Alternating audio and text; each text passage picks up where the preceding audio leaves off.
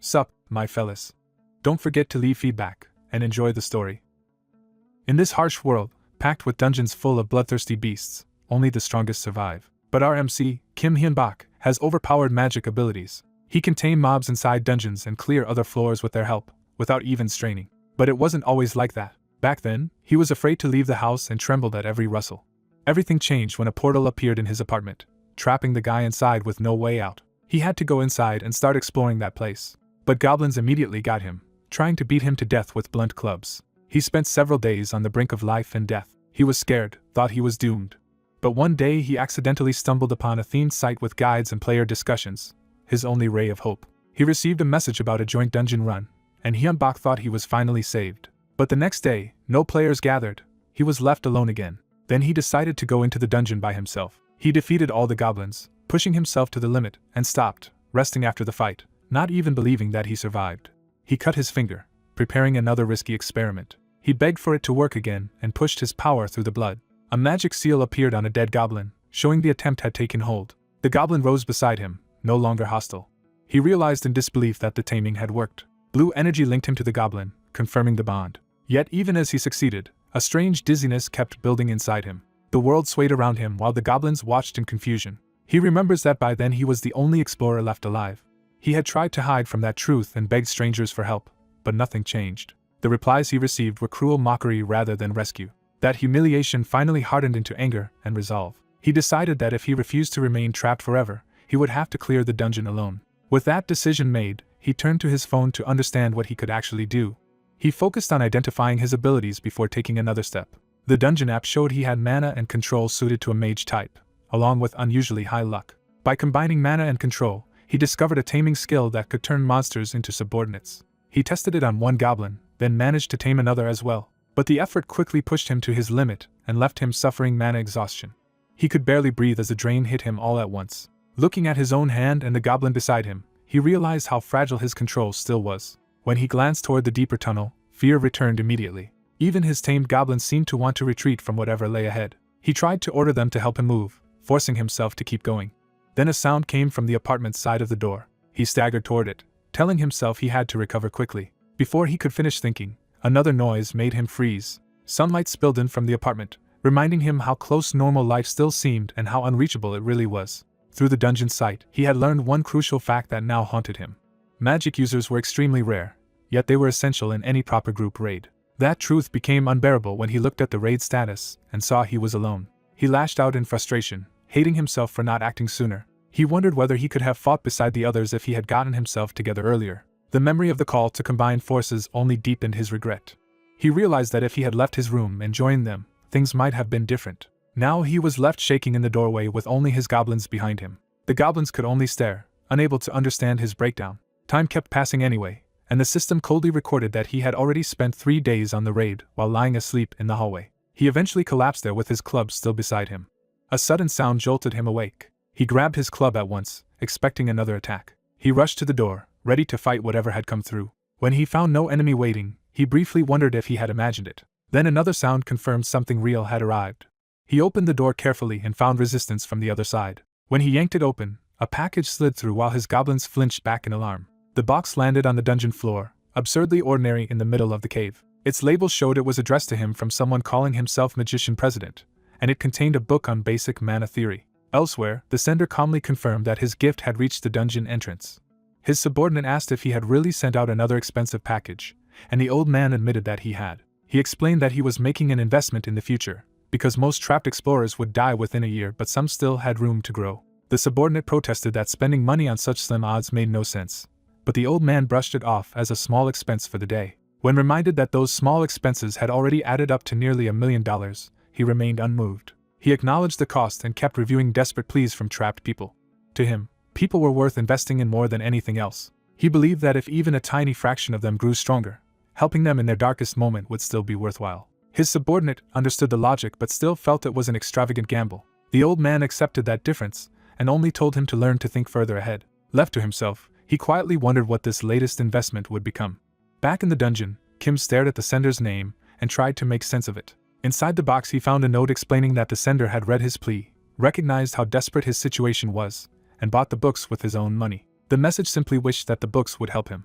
Kim immediately suspects it might be a scam, especially after seeing warnings online about fake copies of the same expensive book. Even so, he starts checking the volume carefully, caught between suspicion and the possibility that someone may have truly reached out to save him.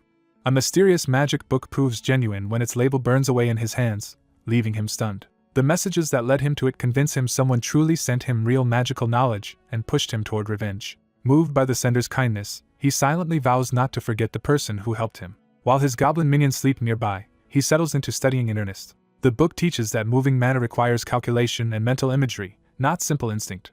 He immediately regrets never studying harder, because the theory gives him a headache. Even so, he manages to cast a first circle spell in 30 minutes, far faster than he could a few days earlier. Encouraged by that progress, he decides more practice will make him faster still. His training is cut short by the dungeon timer warning that he will be penalized if he does not enter soon.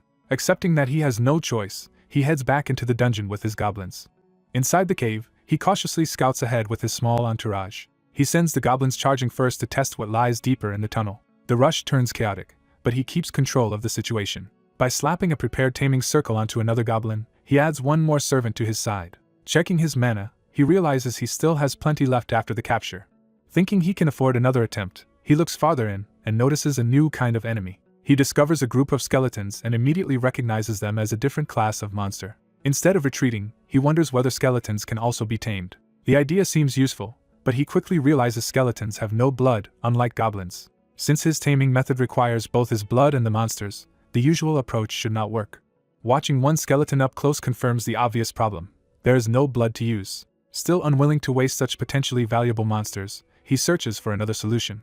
Their status screens reveal why he wants them so badly. Each skeleton possesses specialized talents like swordsmanship, magic, crafting, and even accounting. He realizes skeletons are far more useful than goblins because they come with real skills. Deciding to worry about the method later, he has his goblins help corner the skeletons first.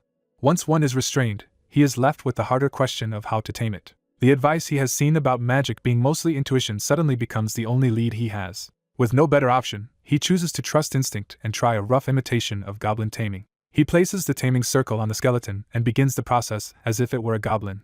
Instead of blood exchange, he slowly feeds mana into the bound skeleton. The skeleton reacts as the mana starts taking hold. The change continues, suggesting the improvised method is actually working. When a blue light appears inside the skeleton, he realizes his gamble succeeded. He celebrates trusting intuition, until the effort suddenly drains him. His status confirms the reason. Maintaining a skeleton costs far more mana than maintaining a goblin.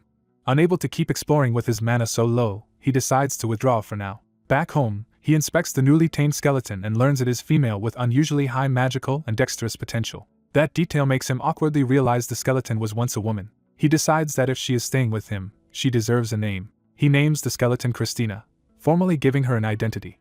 The moment the name is accepted, a deeper change stirs within her. The dungeon system records the naming as a significant event in his ongoing raid. That night, Christina silently watches over him while he sleeps. Something in her awakens further as the blue light in her eyes sharpens. Elsewhere in the dungeon, a human party is shown struggling against overwhelming danger. A knight, rogue, mage, and priest face a sinister threat far beyond them. A monstrous shadow crushes the party, establishing the dungeon as far deadlier than he has yet seen. The priestess is left broken and terrified. Her death begins to strip away her humanity. Only a twitching skeletal hand remains to show what she is becoming. By morning, Christina has changed enough to move and act on her own. He wakes to noise and groggily wonders what is causing such a commotion. Seeing a skeleton in his room shocks him before he remembers he brought her home. He realizes the frightening figure is simply Christina after yesterday's taming. When she keeps rattling around, he nervously asks what is wrong with her. To his horror, the skeleton answers with a cheerful greeting. Christina addresses him as master and proudly reveals that she can speak. She quickly explains that she is only producing sound through mana and cannot sustain it for long. She credits him for this change, saying that being given a name restored part of her past life memories and even her ability to talk. Stunned, he asks her to explain everything more clearly. He can hardly believe that a skeleton under his control can use mana, speak, and feel emotions. Christina insists that the cause of all of it is the name he gave her. When he dismisses that as trivial, she reacts with fierce conviction. To her, a name is not a label but the core of a person's identity. He backs down at once, realizing he touched a painful nerve. Christina apologizes and explains that for beings whose names were taken, the issue is deeply important. She confirms that he understood correctly. Many dungeon creatures are being stripped of their names. She describes them as people who lost their egos and souls and were reduced to the lowest monsters in the dungeon. When he asks whether she knows who stole her name, she admits she does not. Too many of her memories are still missing for her to know the culprit. What she does remember clearly is the terror of existing in that hollow state. As he listens, he begins to feel her fear as if it is passing directly into him. That emotional link makes him realize something truly dreadful must exist deeper in the dungeon. He wonders whether he can ever survive against a horror capable of doing this to people. The thought pushes him into anger and panic. He lashes out at the dungeon itself for dragging him into a nightmare he never chose. What terrifies him most is the idea that even death may not free his soul. Christina responds by taking his hand and promising to do everything in her power to keep him alive. She gently tells him not to be so afraid. Even the goblins gather around as if joining in that reassurance. Their loyalty leaves him momentarily speechless. He finally accepts their support and entrusts himself to them. Once he calms down, he asks Christina to share whatever memories she has recovered. She tries to begin recounting her past, but the memory is still too fragmented to form a clear story. Her own confusion shows that the restored memories remain incomplete. She resorts to gestures and mana-assisted communication to keep explaining. Christina reassures him again that she is only speaking through mana and means no harm. He correctly guesses that the strain on her voice is simply mana exhaustion. Since she cannot keep talking for long, he decides they should wait until her mana recovers. That pause gives him time to look at her with fresh curiosity. He notices modern headphones among his things. Soon he finds the bizarre sight of a skeleton happily using a computer and listening to audio lessons. Checking her status, he sees that naming her greatly improved nearly all of her abilities and added new talents. Although she still lacks a language skill, her magic-related stats and support abilities have risen sharply. Seeing her magic aptitude, he decides she may be the perfect teacher for his own training. He starts imagining a future party where armored skeletons hold the front line while he and Christina cast from the rear. That vision becomes his first real plan for surviving the dungeon. He also realizes that if Christina is going to help this much, she deserves better equipment than a cheap setup. Another day passes, and the raid timer continues counting down while he rests and prepares. When he asks Christina for a favor, she immediately offers herself without hesitation. He confirms that she truly was a magician in her previous life. Having verified that, he finally states what he wants. He asks her to teach him magic, and she gladly agrees. Her knowledge proves extraordinary, giving him practical explanations the book never made easy. She helps him understand the text, teaches him how to gather mana and arrange magic circles, and even adapts modern tools like printers to help.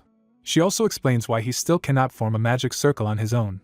His mind has not matured enough for it yet. Within a week, he learns a great deal, though not enough to reach his original goal before re-entering the dungeon. The dungeon penalty forces him to go back in earlier than he wanted. Even so, the bounty money from dungeon kills gives him a small but real means to survive in the outside world. He bitterly jokes that this world is generous enough to pay him while still condemning him to hell. Back in the dungeon, he finds the goblins still as unruly as ever. Christina asks him to tame as many goblins as possible during this expedition. He follows her lead and gathers a sizable group under his control. Once she says the number is sufficient, he asks what she intends to do with them. Christina says she has something she wants to verify first. She makes clear that the test concerns her own condition, not his. She reminds him of the earlier attempt to gather mana before leaving home. Although her magic array worked and she gathered plenty of mana, her own mana reserves never increased at all. When he asks whether that failure is tied to her nature, she confirms it is. Without warning, she seizes a goblin to demonstrate. The goblin is too shocked to resist. Dark energy erupts from Christina as she begins draining the goblin's life force. The goblin rapidly withers under the absorption. He recoils in alarm, but quickly understands what she is showing him. Christina explains that she is undead. Because she is already dead, she craves life more desperately than the living do. That is why ordinary mana gathering does nothing for her. For undead to become stronger, they must absorb the life force of other beings. The truth visibly disturbs her as much as it does him. He realizes this path belongs to monsters, not humans. And because Christina hates that reality more than anyone, her willingness to prove it only hurts more. He sees in that pain the proof that she has truly become a monster against her will. Remembering her vow to do anything for his survival, he stops her self-reproach. He gives her a direct order to grow stronger, even if that means killing. He tells her to place the blame for every atrocity on him, because it will be done under his command. His willingness to bear that burden leaves her shaken. Christina calls him a good person, which only confuses him. He denies any nobility in himself and admits he is simply making peace with whatever he must do to survive. Then, embarrassed by the sentiment, he brusquely orders her to absorb the rest of the goblins. Trying to lighten the mood, he jokes that at least she is not a zombie. Christina pauses, surprised that he does not know the difference. She explains that skeletons are fully dead, while zombies are only partly dead and therefore strengthened differently. Unlike skeletons, zombies must literally chew and eat their victims to gain power, which horrifies him. He blurts out that he is very grateful she is a skeleton after all. After absorbing the goblins, Christina reports that her stats have risen dramatically. But the gains taper off near the end, suggesting goblins are already too weak to help her much further. He concludes they will need stronger prey if she is to keep growing. Before they can discuss it further, one goblin senses enemies nearby and warns them. The goblins surge forward toward the new threat, eager for battle. Christina steps in front of him and asks to handle the danger herself. When the hooded skeleton asks whether Chris can manage alone, the young man is caught off guard by the sudden handoff. Chris tells him to stay back and watch, taking control despite the danger. She unleashes a spell called Magic Arrow, drawing on her remaining power to protect him. A rain of magical arrows surges toward the charging goblins and cuts off their advance. The goblins realize too late that they are walking into a trap. The spell tears through the front ranks and knocks the attackers down in clusters. More arrows pin the rest in place, buying them a brief opening. But the effort drains Chris badly, and Hyunbak immediately tells her to rest while he takes over. He orders his tamed goblins to pursue the fleeing enemies while he holds the line himself. The surviving goblins circle back instead of breaking, forcing him into close combat. A club swings toward him as the melee closes in. The goblins press from multiple sides, trying to overwhelm him with numbers. He counters with brutal swings of his own and starts dropping them one after another. Even as one goblin attacks, another hesitates at how quickly the tide is turning. Hyunbak smashes through the pressure with raw force and a shield bash.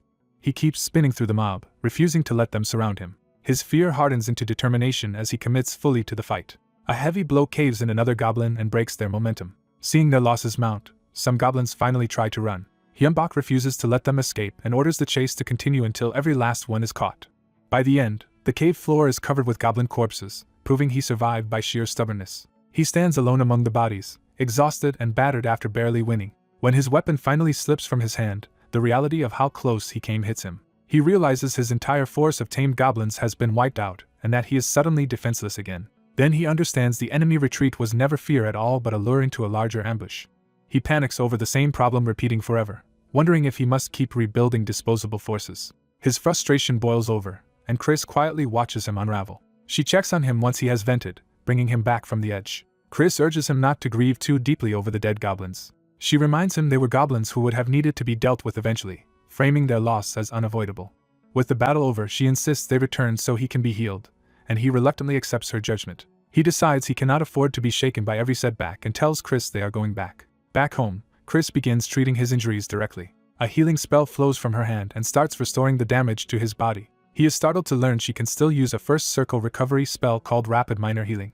Chris explains that becoming undead did not take that magic from her, and Hyunbak is stunned when all his wounds truly close. Once he is safe, Chris shifts to strategy and warns that stronger enemies will make proper protective gear essential. He agrees in principle, but his savings are too limited to solve the problem easily. They calculate that even basic armor would nearly drain him, and anything suitable for clearing the dungeon properly would cost far more. Chris tells him not to worry about money because she has found another way to raise it. Her plan is to post useful spell information on the tip forum, where popular posts can earn money. When he worries about giving away magical knowledge, she assures him the spells are minor enough to share safely. He decides even low-circle magic from a real magician should still be valuable, and resolves to try everything available. He entrusts the posting to Chris, and she eagerly takes on the task. The gamble pays off immediately, and his dungeon account jumps to over 51,000. Hyunbak is stunned when Chris casually calls that amount modest, and starts talking about relocating their base. She explains that moving is possible through the dungeon system if they pay the fee and spend half a day inside before returning. She also reveals that the forum reward will effectively pay him the same amount again the next day because the post ranked first. Chris adds that she even negotiated to have the full reward sent at once instead of over months, deepening the mystery around her connections. He accepts her advice to move somewhere with more people nearby, and she promises to handle the details. 4 days later, the relocation is complete. Hyunbak arrives at a much larger home with 4 rooms, a separate living room and kitchen, and a full-year lease already secured. The place is decent enough, but he quickly senses there is a catch. From the balcony he discovers the catch is absurdly direct. A dungeon sits practically outside his front door. He is baffled by how the move itself worked and starts connecting it to the mysterious admins Chris mentioned. That thought sparks a desperate hope that if the admins can be reached, they might know how he can escape this world entirely. Chris notices his wavering resolve before he can sink too far into it. She snaps him back to reality, and reminds him that surviving here depends on clearing the dungeon, not dreaming about escape. Even after being called out, he cannot let go of the possibility that a way out might still exist. Chris presses harder, asking what he would do if escape only led to something worse and whether he would keep running forever. Her challenge forces him to confront that fleeing has never improved anything. He falls silent, then starts laughing at himself as the truth sinks in. He clenches his fist and turns that frustration into resolve. Staring at the barrier before him, he realizes the thing he wants most is not escape but the power to seize his own freedom. He tries to break through that boundary with his bare hand, convinced freedom is right in front of him. Instead, he only bloodies himself, and Chris watches as he finally chooses a different answer. He swears that no matter what it takes, he will clear the dungeon and survive on his own terms. That decision triggers a violent surge of energy from within him. Mana erupts through his body so suddenly that Chris has to shield herself from the blast. She immediately recognizes that something fundamental has changed in him as his mana begins to move. Hyunbak stares at his glowing hand in disbelief, unable to understand what just happened. Without hesitation, he grabs a weapon, eager to test whether this change is real. His first strike lands with far more force than before, confirming that something inside him has awakened. Soon after, he enters the dungeon again in proper armor, and with a real mace, no longer the same desperate novice. Feeling the difference in his own body, he senses that his power has undeniably risen. The mana continues to circulate through him, and Chris tells him not to interfere with the process. She explains that he overcame his anger and despair and forged a firmer resolve. Because of that mental growth, the mana inside him finally began moving on its own. He is amazed that a change in mindset alone could cause such a transformation. Chris answers that this is exactly how magic works and declares that he can now truly call himself a magician. Hyunbak realizes the turbulent sphere near his heart is a genuine circle, the foundation of a mage. With that first circle formed, Chris tells him he has become much stronger. He briefly credits his own talent, but even he knows better equipment helped a great deal. Chris agrees wholeheartedly and praises the value of being overprepared, especially with their new armor and weaponry. Their banter turns light for a moment as Hyunbak teases her for picking up strange internet slang. Back in the dungeon, they return to the next step of their plan, replacing the goblin force they lost. This time the target is a pair of skeletons whose skills make them far more useful as long-term subordinates. Hyunbak channels mana into a taming spell while Chris oversees the process. The spell succeeds, and the two skeletons become his new servants. He gives them the names Castle and Kai, hoping a name will anchor them more firmly. Even after naming them, Chris keeps them restrained because newly revived undead cannot yet be trusted. When Hyunbak questions the caution, she warns that they may not be calm and rational the way she is. She explains that the memories of dying and existing as undead are horrifying enough to drive most of them unstable. So they lock the two skeletons away and wait for their memories to return. When the time comes, Hyunbak opens the closet to see whether they have recovered. The doors part, and the tension spikes instantly. One of the skeletons lunges out screaming, proving Chris was right to be careful. Hyunbak panics and recoils while the sudden attack nearly turns the test into a disaster. The two skeletons thrash wildly on the floor, still trapped between instinct and reason. Chris restrains one and concludes that it has indeed regained enough memory to react as a person again. Hyunbak notices they seem to understand speech and wonders why they still cannot answer him. Chris explains that ordinary skeletons lack vocal cords and that her ability to speak is an unusual exception. She congratulates them on receiving a second chance at existence. The newly awakened skeletons fall silent, listening rather than attacking. Chris tells them that although they once lost even their names, they recovered fragments of their former lives because their master named them anew. Hyunbak is caught off guard when she starts presenting him as the center of their salvation. Chris bluntly reframes the situation by declaring that their master is their savior. To Hyunbak's disbelief, the claim visibly reaches them and changes their attitude. Chris goes further, saying this world too is under invasion and that Hyunbak now stands in the middle of that crisis. She argues that if he survives, they may avoid losing themselves again and perhaps accomplish what they failed to do in life. Then she demands that they swear their lives to him, and Hyunbak nervously goes along with the ceremony. Chris herself makes the first vow, pledging undying loyalty to him in the name he gave her. With Chris committed, the pressure shifts to the two new skeletons. Chris warns them that refusal will mean immediate destruction, leaving no room for hesitation. Faced with that choice, they finally yield. They begin their oath by invoking their souls and the new names Hyunbak bestowed on them. One adds a condition that they will help him as long as he helps fulfill his revenge, revealing that fragments of his old purpose remain. Even so, both swear loyalty to the master who named them, and the bond takes hold. Hyunbak feels the connection settle and realizes the pact is real. Chris welcomes them as comrades, and they formally place themselves under Castle and Kai's shared command structure. Their personalities emerge immediately, with one still obsessed with revenge while the other speaks with knightly restraint. Chris notes that their strengthened bond now lets them communicate without spending mana, which will make command far easier. Hyunbak asks each of them to explain their goals so he can understand the people now tied to him. Castle admits his memories are incomplete, but one thing remains clear to him. He was once a mercenary, and his surviving purpose is to find the man who killed him and repay blood with blood. Kai remembers belonging to a family that possessed a treasured heirloom. When his older brother entered a dungeon and vanished, that family treasure disappeared with him. Kai, once a knight, says his goal is to recover that lost heirloom and return it. Chris then states her own name plainly. She was a magician before and wants to surpass the magical power she had in her previous life. When the attention turns to him, Hyunbak is suddenly the only one without a grand mission. He introduces himself simply, and says his goal is just to survive. He admits that after already coming close to death once, survival is no small thing to him. The memory of being hunted and helpless still defines him more than any dream of glory. Even in bed, that terror lingers and leaves him shaken, so he asks them honestly to help him live, making survival his only true request. The three undead fall silent as they weigh that answer. Instead of scorning him, they accept his honesty and decide that wanting to live is reason enough to follow. Relieved, Hyunbak welcomes them all as partners and commits to working together. Soon after, Castle throws himself into battle with reckless enthusiasm. He carves through goblins in sweeping arcs, showing why a former mercenary is far deadlier than a tamed monster. His aggression is so intense that even his allies have to keep an eye on him. When Kai drops in to support him, Chris immediately orders him to stop Castle from charging too far ahead. Castle ignores caution and keeps attacking with manic delight. Kai answers with disciplined sword strikes, cutting down enemies while controlling the battlefield around Castle. Chris nearly gets clipped in the chaos and yells at Castle for how close that was. Hyunbak laughs that having a true vanguard is wonderful, and Chris reminds him that this protection should free him to study while they fight. With competent undead companions leading the way, their dungeon exploration speeds up dramatically. That efficiency carries them to the boss room far sooner than Hyunbak expected. Reviewing earlier challengers' information, he confirms the room should contain 1 goblin fighter and 20 goblins. Castle dismisses the warning as trivial and urges the group to hunt the boss immediately, while Kai counters that carelessness is death. They learn the goblin dungeon may contain a boss monster, making it far more dangerous than a routine hunt. Because the old dungeon post might be unreliable and his own death would end everything, Hyunbak decides to retreat and prepare first. Back home, Chris calls for attention as the group regathers around Hyunbak. He checks Chris's updated Explorer data to see how much stronger she has become. Her growth is substantial, and the skeletons marvel at a world where strength can be measured so precisely.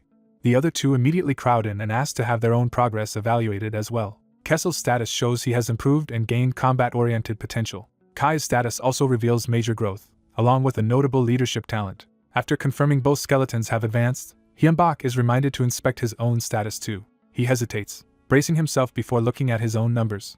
His level turns out to be the highest in the group, with unusual talents that favor magic control and luck. Even so, he judges their strength insufficient and insists they need more preparation before risking the boss. The skeletons agree, and Chris reveals the key item she wants next, mana crystal dust. Hyunbak discovers the material is extremely expensive, far beyond what he expected. Chris still asks for a full kilogram, arguing the current discount makes it a bargain despite the huge total cost.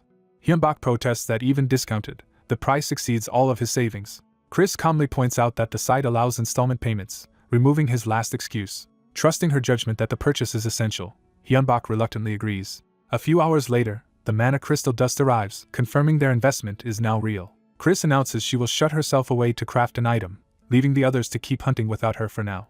Once she disappears into her room, the remaining three decide to spend the time raising their levels. Training resumes immediately as Hyunbak cuts down another skeleton enemy in the dungeon. The kill is clean and routine, showing how much easier these fights have become. After hundreds of kills with no promising recruits appearing, they start wondering whether their earlier luck has run out. Kessel bluntly argues that luck matters more than anything else in life. That makes Hyunbak remember his fortune talent, which may be tied to his unusual streaks of luck. He explains that the talent supposedly activates in desperate situations, and the others find that ominous rather than reassuring. Hyunbak asks why that would be a problem. He is told of a rumor that luck always balances itself, so good fortune invites bad fortune later. By that logic, a talent that grants luck in crises could mean misfortune follows him the rest of the time, perhaps even explaining their poor recruiting luck.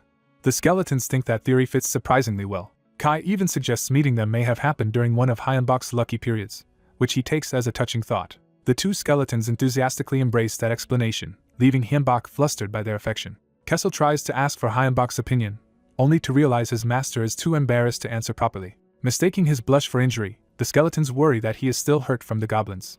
When they finally return home, they find Chris collapsed from overwork near her room. After she recovers enough to greet them, Hyunbak asks whether her preparations are complete. Chris admits they are not, sounding drained and frustrated by the setbacks. She explains that the item itself should have been simple to produce. What enrages her is that she failed 3 times out of 5 despite that simplicity.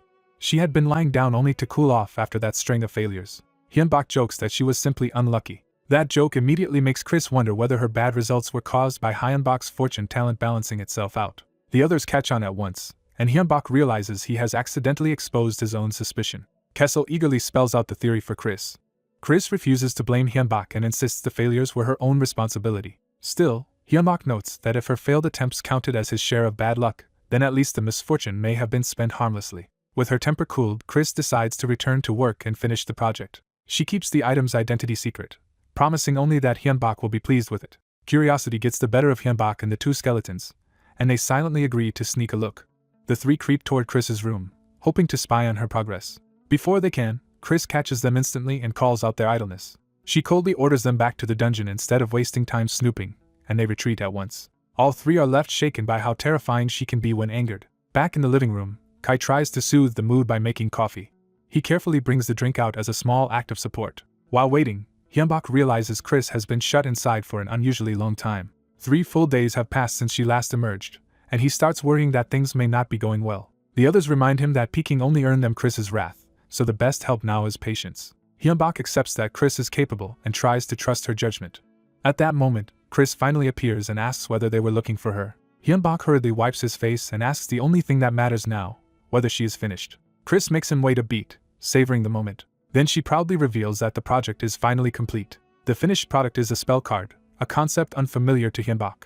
Chris explains that it is a card engraved with a magic array. Once mana is poured into it, and the spell is visualized with an incantation, even someone without natural casting ability can use magic through it. The cards also shorten casting time and let the user wield spells up to 2 circles above their normal level. Hyunbak is impressed by how intricate the card's design is. Chris explains that in her old world spellbooks were standard because cards were too small and difficult to make by hand.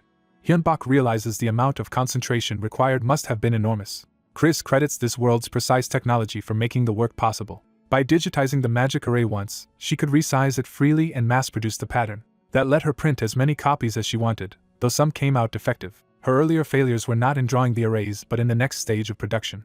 She had to process the printed arrays with mana crystal dust to turn them into real spell cards, a step that still required manual work. In the end she produces 20 cards, mostly first circle with a few second circle ones, and explains she kept the circles low because higher spells consume too much mana. Chris privately laments her own limits, frustrated that she could not make stronger cards yet. Kai and Kessel immediately ask whether she made anything for them too. She apologizes that the materials were only enough for the spell cards, but promises to craft proper equipment for them later. With the cards ready, Hyunbak decides it is time to push everyone to the level cap of the first floor, and then challenge the dungeon again. 16 days later, the party returns to the dungeon entrance fully prepared. All 4 have reached level 12, the highest they can attain on the first floor. Chris confirms the spell cards are packed and ready for battle. Hyunbak rallies the team and places special trust in Kai, whose role will be crucial. Kai accepts that responsibility with fierce determination to repay that trust through victory. Hyunbak opens the dungeon doors, and the team advances inside together. They enter a vast chamber of ruined pillars, immediately sensing the scale of the battlefield. The goblins notice the intruders at once. A goblin fighter lets out the alarm, summoning the whole room to attack. The horde surges forward in a frenzy. Their bloodlust spreads through the crowd as the charge builds. Hyunbak is stunned to see far more goblins than the old information had suggested. He realizes their earlier caution saved them from walking into a massacre unprepared. Kai immediately takes command and orders a full assault before the goblins can overwhelm them. The enemy mass rushes in, committing everything to the first clash. At Kai's signal, Hyunbak and Chris activate their prepared spell cards and unleash Fire Bolt. The 2 casters trigger multiple cards at once, turning their preparation into instant firepower. A barrage of flaming bolts streaks into the charging goblins. The front ranks are engulfed in explosive fire. The blast tears apart the formation, killing many goblins and scattering the rest. Kai recognizes that Hyunbak and Chris have created the opening and shouts that they are providing cover fire. He orders the melee fighters to protect the casters and wipe out the surviving enemies while the goblins are disorganized. As Chris follows with magic arrow support, Hyunbak sees that putting Kai in command was the right decision. Kessel joins the assault with magically enhanced strikes. Kai tears into the goblins at close range, driving the attack with ruthless momentum. Kessel matches that ferocity, cutting through enemies while shouting for total extermination. In the middle of the slaughter, Kessel senses a stronger presence entering the fight. He smashes aside another goblin and turns toward the real threat. Kai shifts position as the battlefield focus changes. The goblin boss finally steps forward, radiating power far beyond the ordinary fighters. Kai charges the boss without hesitation, determined to bring it down himself. Their first collision is violent, proving the boss can meet Kai head-on. Kai presses in with sword and shield, trying to overpower the boss before it can settle into the fight. The boss answers with a devastating red slash, and Kai realizes too late how badly he needs heavier armor. Hyunbak promises that if they survive, he will buy Kai proper plate armor, and Kai takes that promise as fuel to keep going. As Kai and the boss lock into a deadly exchange, Kessel calls for Hyunbak to finish it with magic. Hyunbak and Chris switch to lightning, activating Spark through another spell card. Chris uses her undead body as a conduit to drive the electric attack directly into the melee, turning her nature into an advantage. The boss tries to escape the current, only to find Kessel already on him. Kessel grabs hold and refuses to let the boss break free. He commits completely, pinning the boss in place even as the electricity tears through both of them. When the light fades, the boss collapses at Kessel's feet. Kessel raises his sword in triumph, convinced they have won. Kai urges everyone to use that momentum and finish off the remaining goblins. Hyunbak keeps fighting and encourages the team not to relax yet. Chris reinforces that warning, telling them not to lower their guard until the very end. Even while exhausted, Hyunbak refuses to stand idle and keeps pushing the cleanup. At last, with the room seemingly cleared, he stops and realizes they have actually survived. Relief breaks through his exhaustion, and he celebrates their victory. A system notice confirms the first dungeon has been cleared, rewarding them with money and an F-rank item while warning them not to grow careless. Back at home, Hyunbak drags himself inside after the ordeal. He starts unwrapping his gear, too tired to keep standing in it. The hand wraps fall away as his body finally gives in to exhaustion. The others trail in behind him just as drained, and the victory high gives way to total fatigue. Hyunbak collapses on the floor, admitting he is completely spent. The three skeletons immediately gather around and channel energy into him. As they absorb the boss's power, Chris notes how much stronger they have become and realizes she can now make third circle spell cards. Hyunbak, barely conscious, just wants to lie there and rest a little longer. As he drifts off, something feels wrong. He suddenly notices the boss's corpse still moving, its eyes open and body not fully dead. Startled, he scrambles backward as the supposedly defeated boss twitches back to life. The others rush over in alarm, but Hyunbak insists he is fine while staring at the lingering threat. He bitterly realizes how reckless it was to nearly fall asleep in a dungeon before confirming the kill. Once the danger is truly over, he decides they should leave immediately. Checking the dungeon site, he notices a new option called Rapid Return Service that was not there before. The group suspects this convenient feature may be the reward for clearing the boss. Since it appears harmless, Hyunbak decides the quickest way to verify that is to press it. A door materializes directly in front of them inside the dungeon, taking everyone by surprise. Seeing the exit appear on demand, Hyunbak is amazed at how convenient the new return function is. Hyunbak suddenly senses something impossible and freezes in alarm. His confusion deepens as he realizes the disturbance is not a normal attack or trap. Chris, the skeleton mage, is just as shaken, stunned by a phenomenon that should not exist. She tries to understand whether a dimensional link, materialization, or both have occurred, while Hyunbak can barely process what he is seeing. The other skeletons decide it is wiser not to interrupt Chris while her obsession with magic has taken over. When Hyunbak asks about going home, they tell him returning is impossible for now because they have to wait. They insist that leaving Chris alone until her curiosity is satisfied is the safest option for everyone. Having no better choice, Hyunbak reluctantly settles in to wait. The group stays put while Chris continues examining the mysterious door-like phenomenon. Hyunbak wakes up back in his room to someone asking whether he ordered something from the dungeon's site. He finds the three skeletons in his apartment, and denies having bought anything recently. One of the skeletons goes to check what arrived. A large package has been delivered to Hyunbak from Dungeon Express. As they gather around it, the skeletons warn him to be careful with an unknown sender. The sender turns out to be the magician president, and Hyunbak immediately realizes the package is probably safe. He opens the box at once. The skeletons crowd in with him, eager to see what the president sent. Inside is a set of chain mail and a letter from the magician president, who says he was pleased to see Hyunbak's advice posts become the top tip online. The letter also praises Hyunbak for steadily advancing through the dungeon. Because solo dungeon clearing is so dangerous, the president explains that he is sending equipment to help him survive. Chris recognizes the chain mail as expensive high-grade gear with automatic repair and cleaning enchantments. The letter ends with the president hoping they can meet in person someday. Touched by the gift, Hyunbak sincerely thanks him. Chris points out that the armor would have helped even more if it had arrived before the boss fight, and Hyunbak can only agree. Remembering the books and now the armor, Hyunbak starts wondering how he can repay the president's kindness. When Chris asks if he truly wants to return the favor, Hyunbak says yes because the president helped him when he was at his lowest. Since the president clearly does not need money, Hyunbak searches for some other meaningful gift. Chris suggests giving him a spell card instead. Hyunbak is surprised that such a valuable gift is even an option. Chris explains that spell cards were going to be sold eventually anyway, and giving one to a magician would be both useful and meaningful while also serving as training for Hyunbak. The mention of training instantly kills Hyunbak's enthusiasm.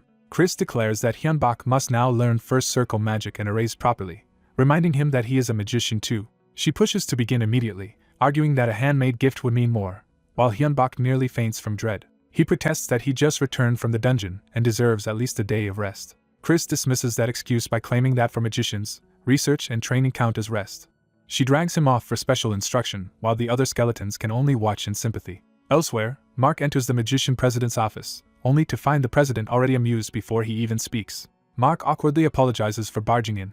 The president's mood is so good that Mark asks whether something fortunate happened. The president reveals that the last surviving challenger from that dungeon is still alive and progressing, so he sent him chain mail.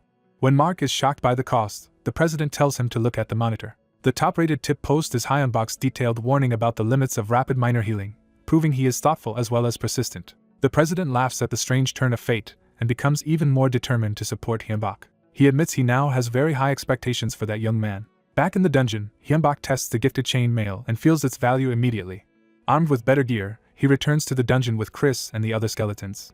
They decide to challenge the second floor next. The party advances cautiously into the deeper level. They light torches as they move into the dark passage. The second floor looks like another cave system, and their tamed goblins lead the way. At first glance, Hyunbok thinks it does not look much different from the first floor. Chris warns him not to get careless just because the layout is familiar, since the monsters should be stronger here. Before they can settle in, a heavier presence announces itself nearby. A large enemy force rushes them, and the skeletons blame Hyunbok for tempting fate with his words.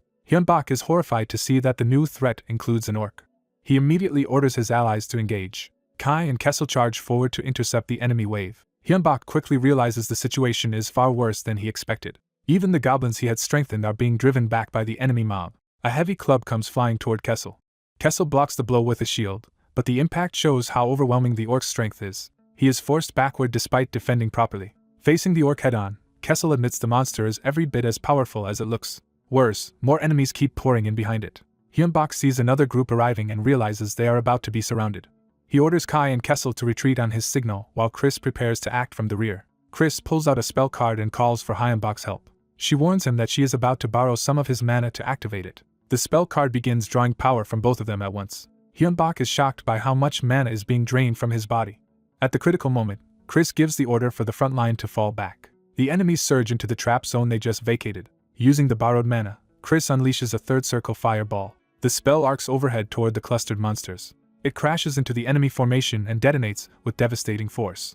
The orc realizes too late that it has been caught in a lethal blast. Kai panics as the explosion's range proves larger than expected. The fireball engulfs the battlefield in a massive explosion. When the blast ends, Hyunbok is amazed by the sheer power of third circle magic. He marvels that the entire enemy group was wiped out in a single strike.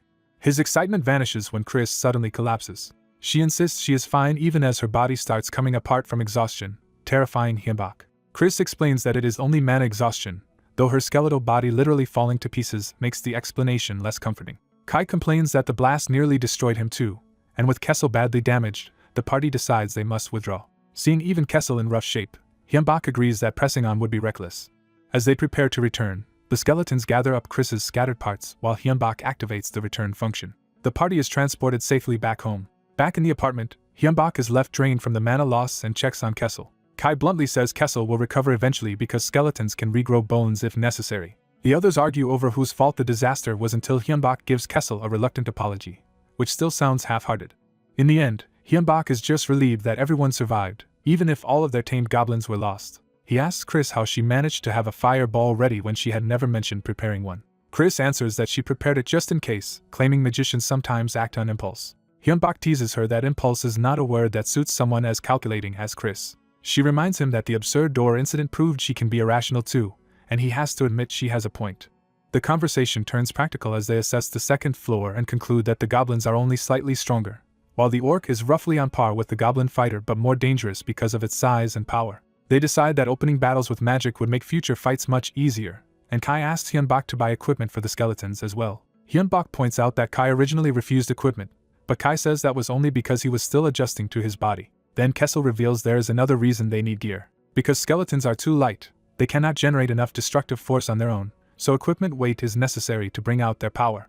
Kai immediately starts boasting that with proper gear he could crush an orc barehanded. Hyunbok proposes another path to strength besides equipment, creating a nucleus. The skeletons are startled that he even remembers the term, while he admits he barely does. Chris scolds him for forgetting previous lessons and threatens even harsher instruction. She explains again that a nucleus is an undead equivalent of a heart, and destroying it means true death. Hyunbok wonders why they would deliberately create such a weakness, which makes Chris despair at how little he retained. Even so, their dungeon timer keeps ticking down while Chris continues lecturing him. Chris broadens the lesson to undead monsters in general. She explains that undead are troublesome because they do not tire or feel pain, making them hard to put down by ordinary means. Their true vulnerability is the nucleus hidden inside them. That is why she had taught Hyunbok to aim for likely nucleus locations such as the head or heart when fighting undead. When Hyunbok notes that the low-level undead he has seen had no nuclei, Chris explains that newly created weak undead do not form them yet. Only some undead develop nuclei over time and experience. But after today's danger, Chris decides they should strengthen themselves rather than merely observe. Hyunbok asks what benefit a nucleus gives if it also creates a fatal weak point. Chris says the advantages are far greater, because a nucleus allows the use of a circle and an aura sphere, the foundations of magic and swordsmanship.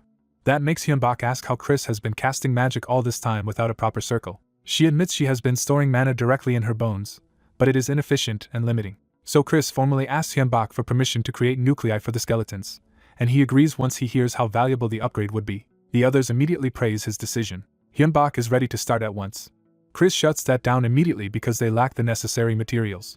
A nucleus must be made from something that can absorb mana, such as a special mineral, a monster heart, or a gem, and only gems are realistically available to them right now. When Hyunbok hears that purity matters and gems are required, he starts worrying about cost. He asks Chris how much money he currently has left. Chris says that after excluding finance funds, Hyunbok has a little under $30,000. To give him a reference point, Chris notes that even a 1-carat diamond ring costs around $4,000. Hyunbok asks how large a gem for a nucleus must be, only to learn it needs to be at least 5 centimeters across, which is far beyond his budget. Seeing his despair, Chris says there is still another way. She rushes off before explaining further. A moment later she returns with a prepared business plan. Chris launches into a formal presentation on how to fund nucleus creation. Hyunbok can only stare, wondering when she had time to prepare all this. Chris begins with the obvious problem. Gems are extremely expensive. Then she reveals the solution she has already devised for raising the money. Their plan is to mass-produce and sell spell cards. Chris argues that buyers gain a life-saving magical trump card while they gain nucleus funds, making the deal attractive for both sides. When Hyunbok worries about production costs, Chris shows that mana crystal dust is expensive but manageable. By using the dust efficiently, they can make about 100 cards per kilogram and still sell each card at a large profit. She presents the written details and urges Hyunbok to sign off on the plan, framing it as a major opportunity. The other skeletons can see that he is already being won over. Hyunbok's last concern is whether the cards are priced too high and might fail to sell. Kai dismisses that fear by reminding him that no price is too high compared with staying alive in a dungeon. Chris adds that dungeon explorers are paid according to danger, so expensive survival tools are justified, and Hyunbok hands over the signed approval. He then asks how they will actually handle sales. Chris reveals she has already negotiated with the dungeon site administrator and secured permission to sell the spell cards there.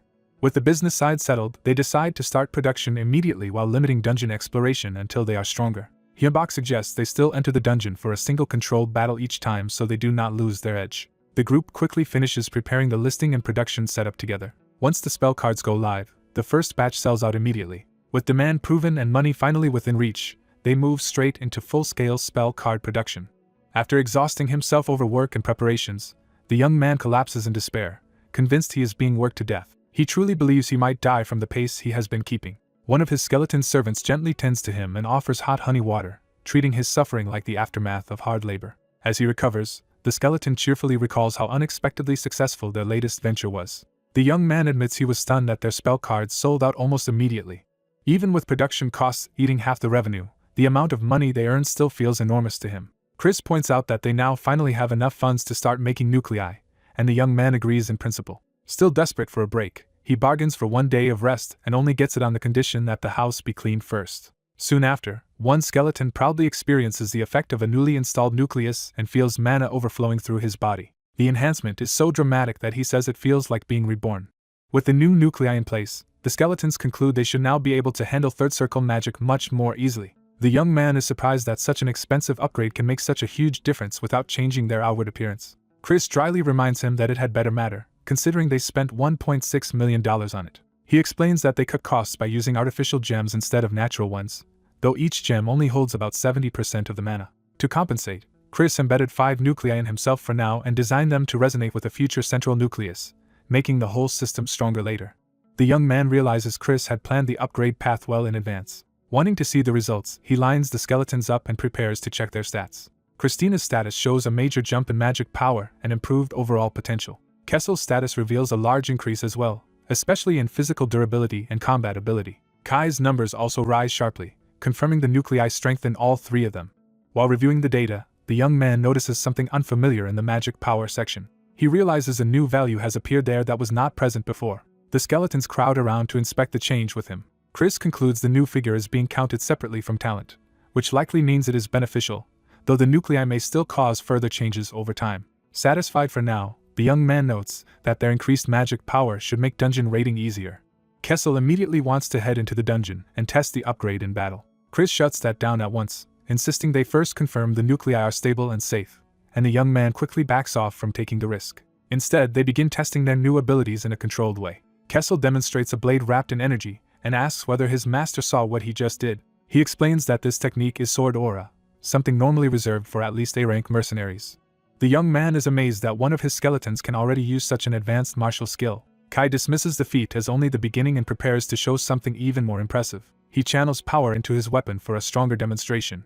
Kai unleashes the sword aura outward as a ranged slash, carving through the rock wall. The young man is thrilled to see that Kai can fire sword aura like a projectile.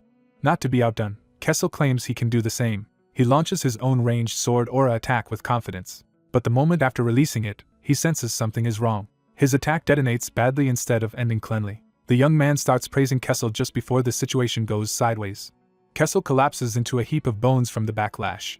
Embarrassed and alarmed, he admits he used too much mana and overdid it. The others remind him they had gathered plenty of mana before entering, so burning through it that fast is a serious warning sign. Chris explains that ranged sword aura consumes huge amounts of mana, unlike ordinary melee use, and Kai quietly lets Kessel take the blame. The young man realizes this is a dangerous complication they had not anticipated during their first dungeon outing in a while. Chris immediately starts thinking of a long-term fix, such as inscribing mana absorption arrays onto their nuclei, but the young man postpones that expensive idea until after more spell card sales. Deciding to retreat before things worsen, he asks for help carrying Kessel back. Chris warns that retreat may already be impossible. A pack of gnolls emerges, led by a larger, more menacing one. The young man instantly recognizes the monsters and panics because Kessel is out of commission. More gnolls pour in, turning the encounter into a dangerous ambush. As the young man starts to lose control, Chris tells him to calm down and prepares a spell. Chris casts Lightning Bolt. The spell rips through the gnolls and stuns the charging pack. Without wasting the opening, Chris begins another spell. He follows up with Ice Breath. The ground freezes over, locking the battlefield into a slick, immobilizing trap. With the enemies slowed and exposed, Chris calls for Kai to strike. Kai meets the gnoll leader head-on before it can reach them. He cuts the leader down in a single decisive blow.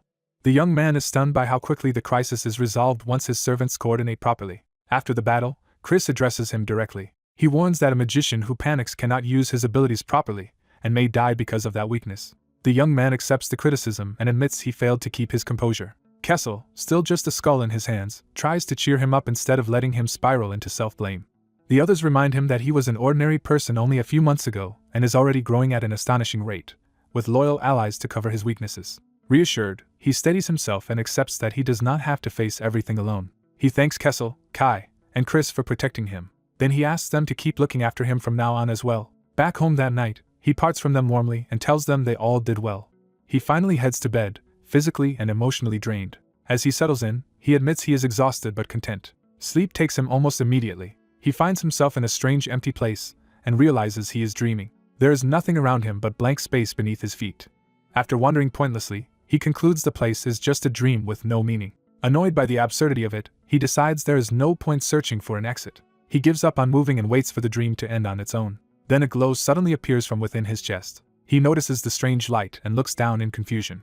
The glow intensifies until he realizes his mana is surging out of control. Mana begins pouring from him in overwhelming waves. He immediately senses that the situation is dangerous. The runaway mana keeps swelling instead of stopping. Terrified, he desperately orders it to stop. He physically tries to force the surge down with his own hands. Even that fails to halt the flow. He grits through the pain as the pressure keeps building. Finally, he reframes the problem and commands the mana as something that belongs to him and must obey him. The force begins responding to his will instead of rampaging freely. Inside him, the mana condenses around his heart in a violent transformation. He braces himself as the process reshapes his internal magic structure. In the middle of the pain, he realizes something fundamental is changing. Far away, faint voices call for him to wake up and snap out of it. Those pleas finally break through, and he jolts awake in terror.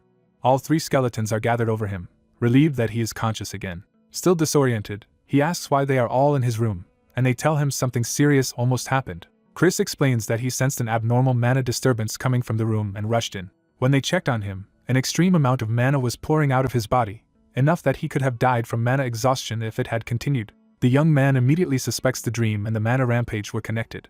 He recounts that in the dream his mana had gone berserk and asks whether Chris was the one who calmed it down. Chris says no, the mana stabilized on its own, though its flow is now much steadier than before. That leaves the young man wondering whether he himself somehow brought it under control. As he thinks back on the dream, a realization begins to form. He studies his own hands as if testing whether something inside him has changed. To confirm it, he casually casts light. The spell activates even when he uses a different spoken word, proving the trigger is no longer tied to the exact incantation. He concludes that mana exists inside his body, and therefore should be his to command. From that insight, he understands that mana is something he can directly control rather than merely borrow through formulas. Chris immediately recognizes the significance of what he is saying. Mana begins swirling around the room in response to the young man's new control. Chris formally congratulates him on becoming a true magician. He reveals that the breakthrough was so profound that the young man skipped the second circle entirely, and reached the third circle at once. The skeletons celebrate the leap as a major milestone, while the young man is still trying to process it. Even as he accepts the congratulations, he cannot understand how he advanced so suddenly.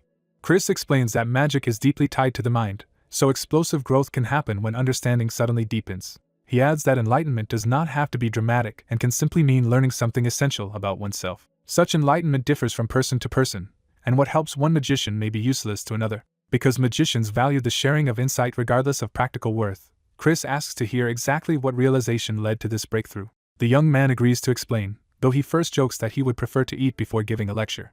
After hearing the explanation, Chris concludes that combining the talent's control and blessing of mana lets him move mana directly, allowing him to cast any spell he has already completed without relying on the formal spell name. The downside is that forcing magic beyond his level still costs far more mana, but within his limits he may now have an edge even against a magician one circle above him. The young man is delighted that he can finally contribute real magical firepower to the group instead of just relying on the skeletons. Chris immediately turns that excitement into a new burden by declaring that he must now learn every spell he possibly can. He explains that this new ability grows stronger the more spells the young man masters.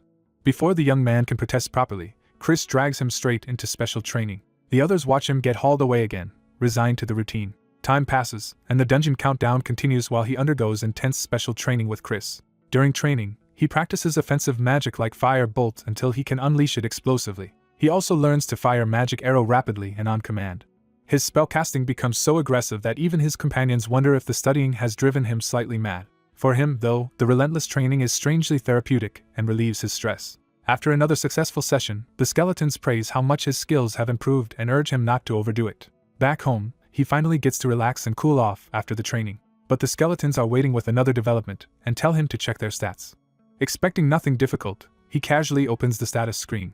What he sees shocks him. All three skeletons have now gained proper classes: Kessel as a skeleton warrior, Kai as a skeleton knight, and Chris as a skeleton mage. Their maximum levels and stats have increased as well, even though their talents remain unchanged. The skeletons are unsurprised, since they had already noticed their bodies changing. Kessel points out that the transformation is visible externally too. To prove it, they stand beside the young man and ask him to compare their sizes. He is stunned to realize they have grown much larger, with stronger and sturdier frames than before. The realization hits him harder when he notices the changes are not limited to just one of them. Chris says his own body has also changed internally, even if the difference is less obvious from the outside. The young man jokes weakly about Chris not getting taller, but still wants to know why all of this happened. When they say the cause is him, he can only stare in confusion. Chris explains that the young man's recent ascent to the third circle influenced all of his summoned skeletons. That means his own growth likely strengthens them as well, suggesting their evolution is tied directly to his advancement. They conclude that while the full extent of the evolution is still unclear, one thing is certain: master and servants have all grown stronger together, so exploring the dungeon should now become much easier. Chris shuts down Hyunbak's hope of resuming the dungeon raid immediately, judging that his magic still needs work. Hyunbak accepts the criticism and realizes he is not ready yet. Chris then reveals that the truth is the opposite of Hyunbak's self-doubt, because his growth as a magician has already become exceptional. The real delay is practical. Their newly enchanted gear will only be finished next week, so the expedition is postponed until then.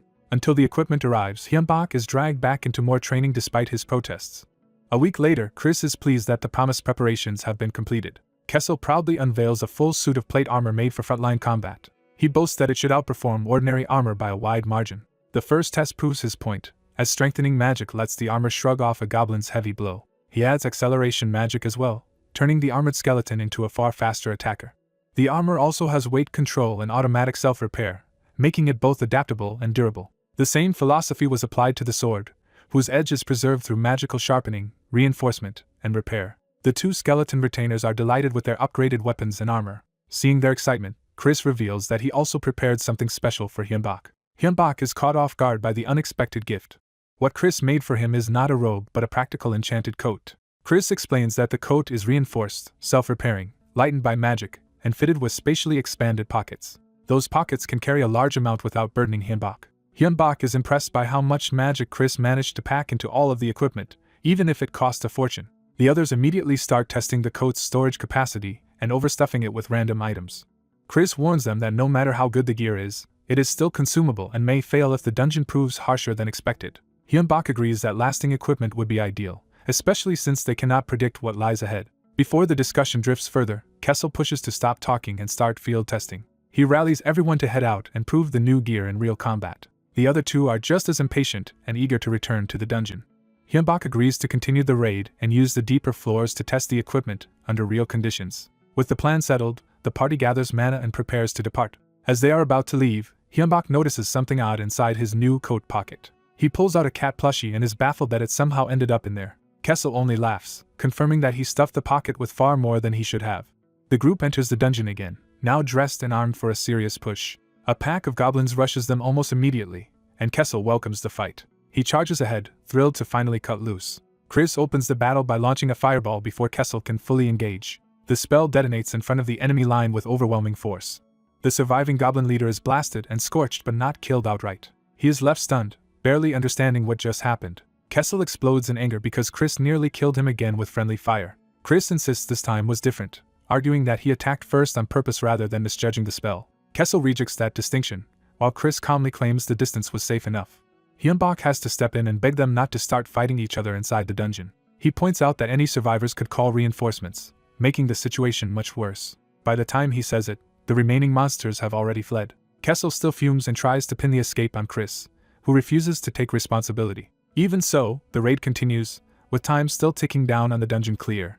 The party advances deeper while one of the skeletons checks the next passage. They discover that the fleeing goblins have gathered a much larger force, including beasts. Among them are wounded survivors from earlier encounters, proving the monsters have consolidated. Kai quietly confirms the enemy concentration from the entrance. He estimates that roughly 50 monsters have massed together in one place. Hyunbak decides that if they are all gathered, it is better to wipe them out in one battle. The monsters notice the party and begin surging toward them. Hyunbak and Chris immediately ready their staves and prepare a coordinated spell response. They unleash fireballs together, blasting into the charging mob.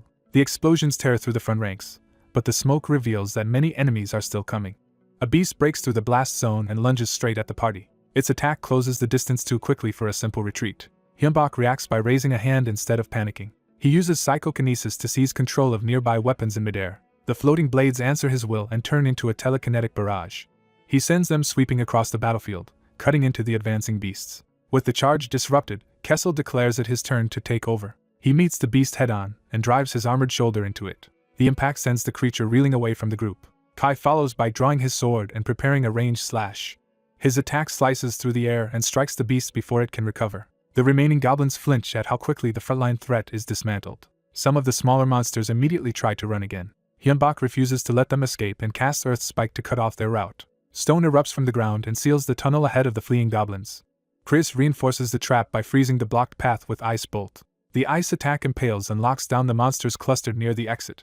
Hyunbak realizes their side has nearly finished its share of the battle and turns his attention to Kessel. Kessel answers that there is no need for help because he has already cleaned up his side as well. Kai confirms that he is done too, leaving the battlefield effectively won. Relieved, Hyunbak asks how everyone's new equipment held up under real combat. Kessel praises the armor enthusiastically and especially enjoys the horn design on it. He proudly notes that those horns have already claimed several enemies. Kai and Chris are equally satisfied, saying the sword and their strengthened bodies performed exactly as hoped. But once the celebration settles, the three skeletons agree there is still one problem. When Hyunbak asks what is wrong, they tell him their count is too low. He initially misunderstands until they clarify that they mean their side's head count. Hyunbak casually suggests that if numbers are the issue, they can simply increase them. Chris clearly has more to say about that idea, but decides the deeper discussion should wait until they return home. Back at the apartment, Chris takes Hyunbak aside for a private conversation. The other two respectfully withdraw, recognizing that this is a matter between master and disciple. Hyunbak is confused by the sudden formality, but Chris insists the matter is serious. Chris frames the talk as one between teacher and student and prepares to discuss Hyunbak's future as a magician. Hyunbak waits in silence, sensing the weight of what is coming. Chris asks him to sit, turning the room into a proper lesson rather than a casual chat. Hyunbak complies and braces himself. Chris reminds him that he has already been taught many kinds of magic and asks whether any felt especially natural. Hyunbak immediately understands the implication behind the question. He remembers how exhausting the broad training has been and why Chris insisted on it. Chris explains that a magician eventually chooses a school of magic, and broad proficiency is necessary before making that irreversible choice. He had pushed Hyunbak so hard because the decision would shape everything that follows. Chris confirms that Hyunbak has reached a point where he must choose his school. He also warns that Hyunbak should not simply copy his teacher's path, because their talents are different and Chris is not formally his instructor. After considering Hyunbak's abilities, Chris suspects the answer is already clear to him. Hyunbak admits he made his decision some time ago after thinking it through carefully. He steels himself before saying it aloud. Hyunbak chooses the school of necromancy. He declares that he will take an oath of mana to become a necromancer. Chris explains that necromancy centers on summoning undead and creating constructs and chimeras. It also deals in poisons, curses, and chemical reagents, making it a dark and specialized discipline. Although powerful enough to rank among the strongest offensive schools, necromancy is widely feared and reviled. Because of that stigma, Chris argues that Hyunbak should wait and learn more before binding himself to it. Hyunbak counters that once a mana oath is made, mana adapts to the chosen school, which is exactly why he wants to commit now. Chris confirms that this would make necromancy easier to learn but would also narrow Hyunbak's future options. He warns that other schools would become harder or even impossible for Hyunbak to use afterward. Hyunbak says he understands the cost, and has still made up his mind. Chris asks him to explain why he is willing to choose such a dangerous path. Hyunbak gives 2 reasons, starting with a strong instinct that necromancy is the path on which he can become truly powerful. He pauses to gather the second reason, which is more personal. That second reason is Chris, Kessel, and Kai themselves. Hyunbak feels that ending up with them was fate rather than coincidence. He believes learning necromancy will let him help them in return. At the same time, he believes staying beside them will help him grow stronger too. Chris notes that intuition and fate are not the sort of reasons a typical magician would give. Hyunbak laughs and reminds him that magicians sometimes have to move on impulse, which is exactly what he is doing. Chris accepts the sincerity of that answer but warns again that the road ahead will be harsh and isolating. Hyunbak acknowledges the danger and refuses to back down. He asks Chris to help him if he ever regrets the choice, loses his way, or comes close to doing something unforgivable. Before he can even finish asking, movement outside the room interrupts the solemn mood. Hyunbak realizes someone has been listening in. Kessel and Kai burst into promise that they will keep him in line and give him honest counsel if he ever strays. Moved by Hyunbak's resolve, Chris finally stops trying to dissuade him and formally accepts his intent. As Hyunbak prepares himself, mana begins gathering around his body in response. He starts the oath by invoking mana and naming himself. He vows that he will walk the chosen path without turning away. He completes the declaration by naming that path as that of a necromancer. Chris senses the oath taking hold and watches closely. A burst of violet power ignites in Hyunbak's chest as the oath reshapes his mana. The dark energy spreads around him while the others witness the transformation. When it ends, Chris formally recognizes Hyunbak as a true necromancer and offers his sincere blessing for his future. Hyunbak immediately asks the practical next question of how to obtain necromancy spellbooks. Chris tells him they can be bought at the dungeon marketplace, so access is not the problem. The real problem is price, because even the first circle tome costs an enormous sum. The second circle tome is even more expensive, making advancement financially brutal. By the third circle, the cost becomes staggering enough to make Hyunbak doubt they can afford the path at all. The skeletons estimate they can probably manage the first 2 tomes, though Hyunbak can already imagine his bank account dying. Chris responds with mock gravity, as if unveiling profound wisdom. His grand philosophy is simply that people leave the world with nothing, so money exists to be spent. Hyunbak can only sigh at how unserious that advice sounds. Later, back in the dungeon, Hyunbak decides to test his new necromancy personally while the others cover him. He reaches for the bones around him as if drawing on a new instinct. Using his first necromantic command, he casts Raise Skeleton and Raise Skeleton Archer. The scattered bones answer his mana and begin assembling into undead servants. A whole line of newly raised skeletons rises before the party, proving that Hyunbak's new school suits him immediately. Even Chris is impressed, while Hyunbak realizes he may be able to summon even more. As they descend, the group realizes their summoned skeletons may vary in strength, and they hope the deeper floors are not guarded by monsters as overwhelming as the first floors. When fresh enemies appear, they decide this is the perfect chance to test the undead army properly. At his command, the skeletons rush forward and meet the charging beasts head-on. Even after taking arrows, the dire wolves still crash into the front line with ferocity. One skeleton grapples a wolf up close, buying the others time to strike. The undead counterattack from behind and tear through the wolf pack with coordinated blows. The fight ends far more easily than expected, leaving the young necromancer surprised by how effective his summons already are. He starts to think his new power is not merely usable but exceptional. His companions point out that with proper weapons, the skeletons could become even deadlier. They check his condition and confirm that maintaining the summons has not yet drained his mana. That leads to a major realization. He can sustain many undead at low cost, though stacking offensive magic on top may still become expensive. Encouraged, he decides to push all the way to the end, while his undead remind him that overconfidence can still get them killed. Time passes in the dungeon raid, and after months of progress he is still exploring, with the failure deadline drawing closer. Elsewhere, someone curses himself for missing another chance to obtain the valuable spell cards. A guild leader learns that none of his members managed to secure any cards either. He checks the trade listings and sees the cards are already being resold at inflated prices. Though disgusted that life-saving items are being scalped for profit, he is still forced to consider buying them. Then a new message arrives and instantly changes his mood. The contents shock him enough to make him freeze for a moment. He immediately orders a package connected to the dungeon entrance to be brought to him at once. Inside the box are stacks of the very spell cards everyone has been scrambling to buy.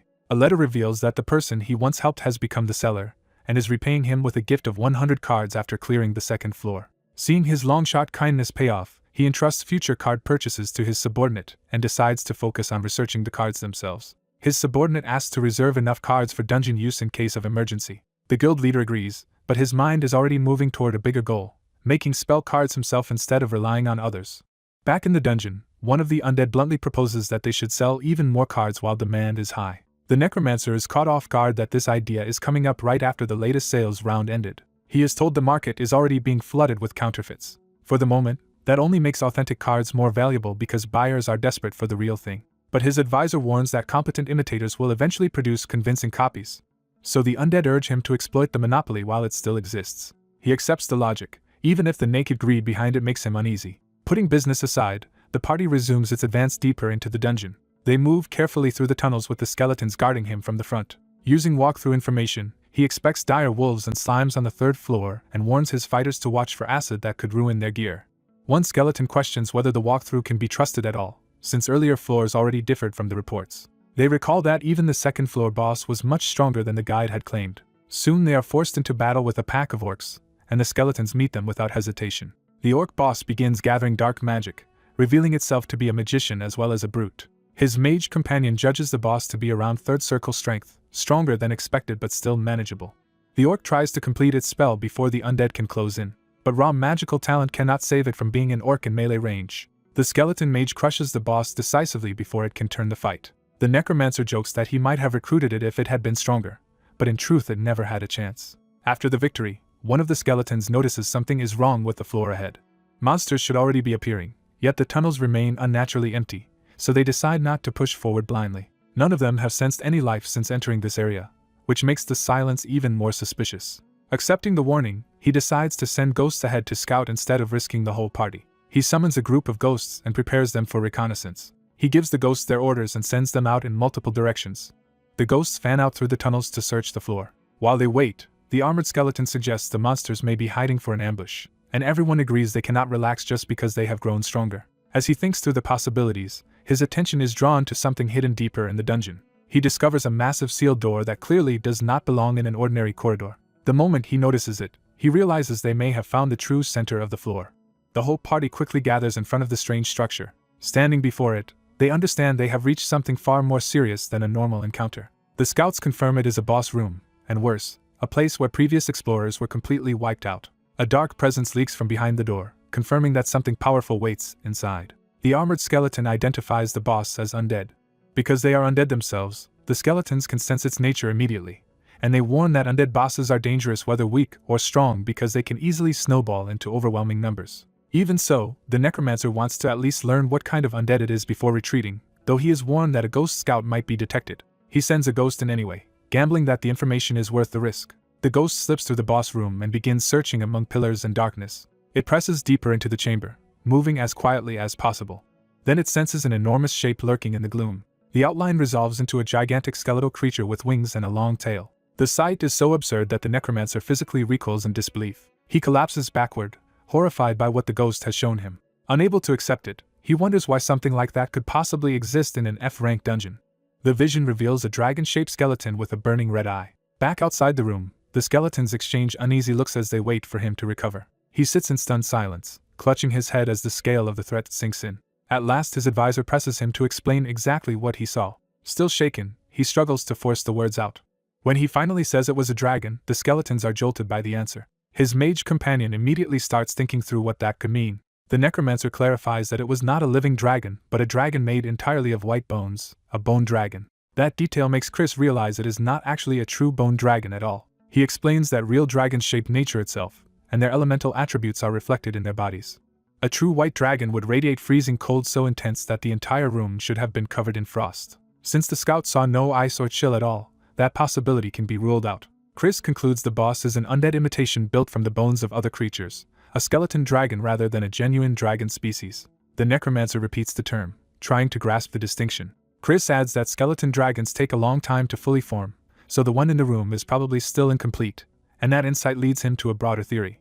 He introduces the law of dungeon capacity, the idea that a dungeon's rank limits the total level and number of monsters it can sustain. Using that framework, he explains that the dungeon cannot exceed its allotted monster load. That would mean the third floor is empty because the unfinished skeleton dragon is consuming the entire floor's capacity, making it as strong as all the missing monsters combined, but still theoretically within the limits of an F-rank dungeon. The necromancer asks if that really means they still have a chance. Chris answers with absolute confidence that he will make sure they win and survive. He vows to do it not only for his master but for all of them. The necromancer realizes Chris is ultimately acting for his own sake too, but that only makes him seem more dependable. He thanks Chris warmly, and the other skeletons immediately protest at being overlooked despite standing beside him the whole time. From then on, they devote themselves to study and preparation instead of rushing the boss room. They continue individual training, and 3 months pass while they sharpen their abilities. When the time finally comes, the necromancer is nervous, but he reminds himself this is the last floor and that failure would let the dungeon spill monsters into the outside world. Knowing there will be no second chance, he rallies the group and leads them in for the decisive battle. He opens the boss room and commits them to the fight. The moment he enters, he senses something is wrong. The skeleton dragon has grown stronger during the months they spent preparing. Worse, the floor is now crawling with lesser skeletons, though he quickly judges that the situation is still within the range they had estimated. Chris calls out to him, ready to act the instant orders are given. The necromancer responds immediately and begins casting without hesitation. He raises a fresh wave of skeleton warriors from the battlefield to reinforce their side. He tries to hand battlefield command to Kai again, but the enemy interrupts before the order is finished.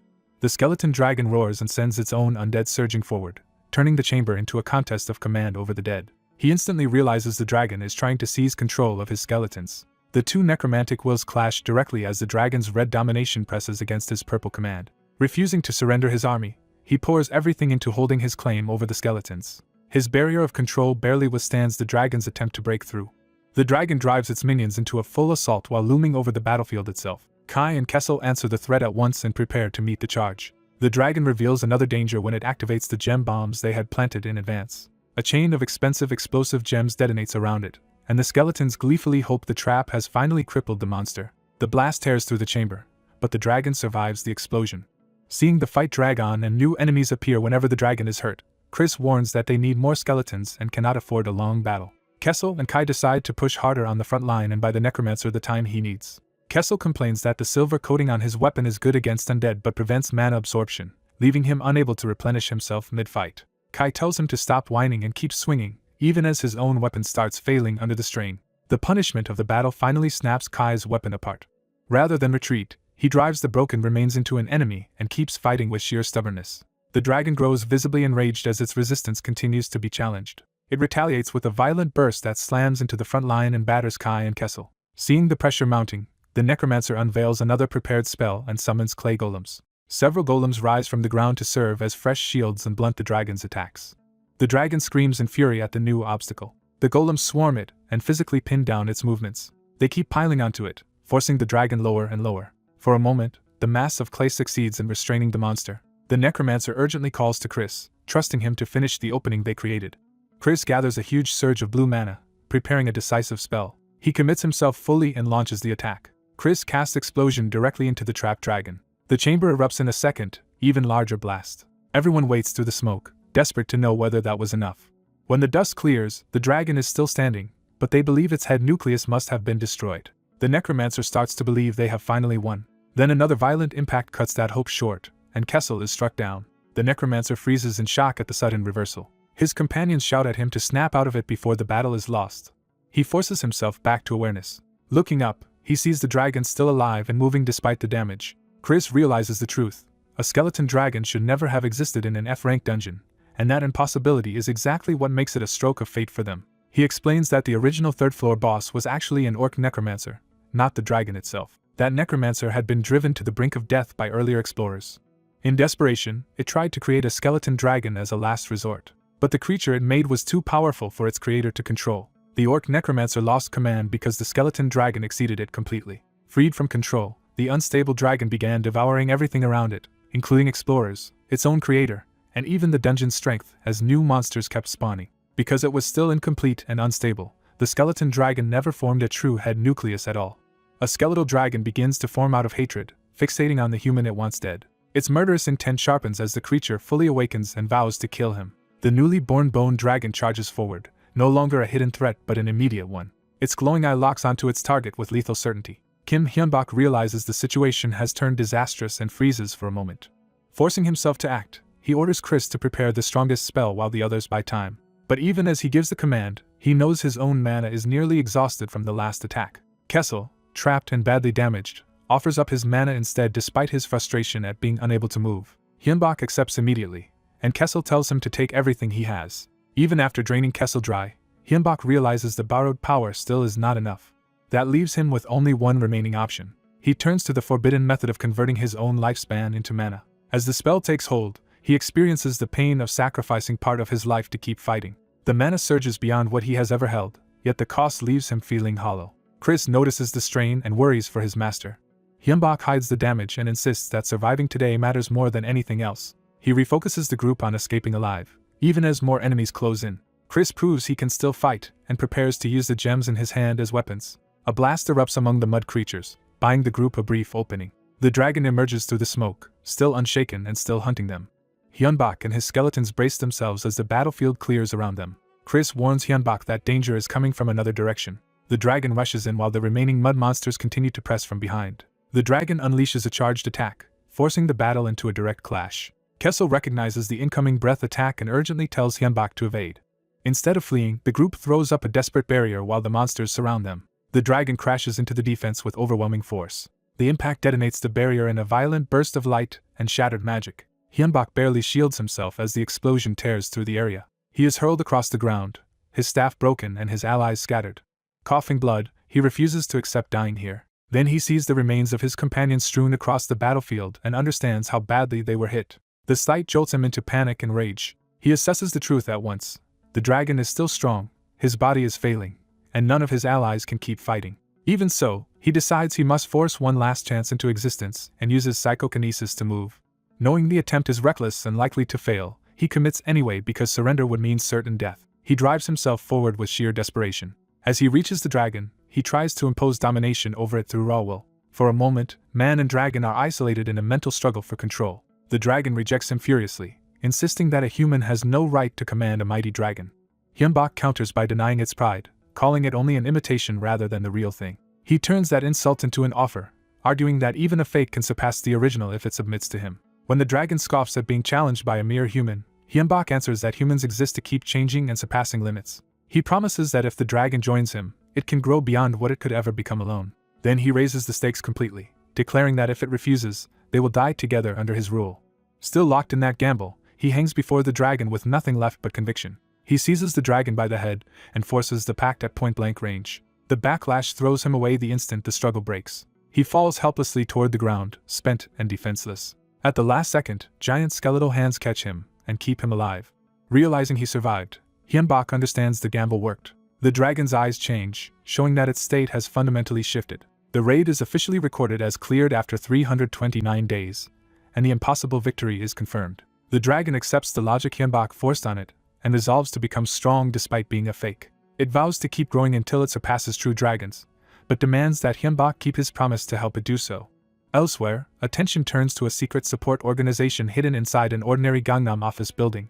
A staff member brings in a report on the cleared F-rank dungeon, treating it as a matter important enough for upper management. The executive immediately understands that an ordinary F-rank clear would not warrant such urgency. He is handed the full report, and told the details are too unusual to summarize quickly. When he sees how extensive the file is, he asks what could possibly have happened. The answer shocks him before he even finishes reading. He slams the report down, calling the contents unbelievable. What stuns him most is not that someone solo cleared a dungeon, but that a skeleton dragon appeared there and was tamed. The report identifies the tamer as Kim Hyunbak, a third-circle necromancer with unusually strong undead and a rare A-rank talent. The executive explodes over how such a valuable talent was neglected until now and orders everyone responsible disciplined while demanding proper support from this point on. Even as he gives the order, he realizes Hyunbak may resent being ignored until after proving his worth. Back in recovery, Hyunbak cannot stop thinking that although he lived, he was still decisively beaten. He replays the moment and knows that if the dragon had used its breath attack directly on him, he would have died. That realization leaves him bitter and angry at his own weakness. Chris reminds him that the outcome matters most. None of them actually died that day. He explains that Chris and Kai shielded Hyunbak from the dragon's necro breath. To survive the blast, they threw their skull nuclei out of the attack's range so their bodies could be destroyed without killing them. After Hyunbak woke up, Chris told him they had moved only one nucleus each as an emergency measure, and that narrow decision saved them. Chris urges him not to let regret poison him now that the danger has passed. Hyunbak accepts that the raid was still a major success, since no one died and he even gained Nidhogg. Nidhogg immediately corrects him, insisting it was not tamed by force but chose to allow the bond. Chris backs Hyunbak anyway, reminding the dragon that receiving a name gave it an ego and a path to grow stronger through its master. He also warns Nidhogg that, whatever its pride, it remains under Hyunbak's control in the end. Nidhogg clicks its tongue at that reminder but does not deny it. Instead, it threatens Hyunbak directly. If he breaks his promise to make it stronger than a real dragon, it will kill him and use him as a stepping stone. Hyunbak accepts the threat calmly, deciding to keep the promise if only to stay alive. Once his condition stabilizes, he starts looking forward to the short period of freedom granted as a reward for clearing the dungeon. Chris confirms that his free time will begin once he can safely leave the house, which should take about 15 days. Kessel and Kai drop by to tease him for already thinking about going outside, and he greets them warmly. They explain they are rotating shifts to watch over him, with Kessel just filling in for the others. Chris leaves to resume making spell cards and equipment, while Hyunbak recovers. Kessel also prepares to leave for his own plans, while Kai fusses over whether Hyunbak is still uncomfortable anywhere. Kai accepts Hyunbak's reassurance and finally relaxes. Time passes, and the day Hyunbak can finally leave arrives. He steps out of the house in ordinary clothes, thrilled to be outside again. He heads down through the building, savoring even the simple act of leaving home. The bright daylight at the exit feels overwhelming after so long indoors. When he reaches the street, the ordinary city itself feels new to him. He is delighted just to sightsee, while his companions excitedly experience the outside world through his senses. For the skeletons and Nidhogg, this unfamiliar world is fascinating, and they ask him to take in as much as possible for them. Hyunbak gladly agrees and spends the day wandering the city. He enjoys simple pleasures from scenic views to crowded night markets, treating normal life like a treasure. By evening, satisfied and holding a warm drink, he decides it is time to head back. His hidden companions protest playfully, clearly not ready for the outing to end. Hyunbak admits he had not planned to return so early either. But watching other people with their families and loved ones reminds him that everyone has somewhere they belong. He decides to go back to his own place, especially since they will soon be busy searching for a new house. On the way home, he takes a taxi through the city at night. The driver assumes he is just a tourist visiting Seoul, and Hyunbak goes along with it. The driver advises him to return early because the times have become dangerous and unsettling. He explains that dozens of people have recently vanished across the country, with only massive blood loss left behind, and Hyunbak immediately suspects monsters. His companions agree that monsters are a likely cause, but remind him that humans can be killers too. That possibility leaves Hyunbak silent and thoughtful. His companions ask what he intends to do if the disappearances really are connected to something dangerous. Hyunbak decides to do nothing unless it directly concerns him, admitting he is only an ordinary person with limited ability, and no desire to risk his life over uncertainty.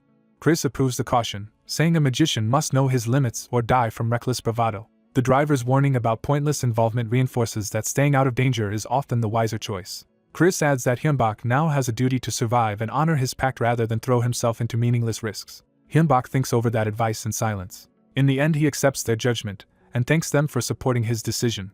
Later, back home, he opens a door inside the house. Behind it lies the dungeon passage still connected to his home. He sighs at how quickly his precious free time disappeared. Chris points out that time always feels short when it is spent well. The group has also spent a week searching for a better place to live, and the move is nearly complete.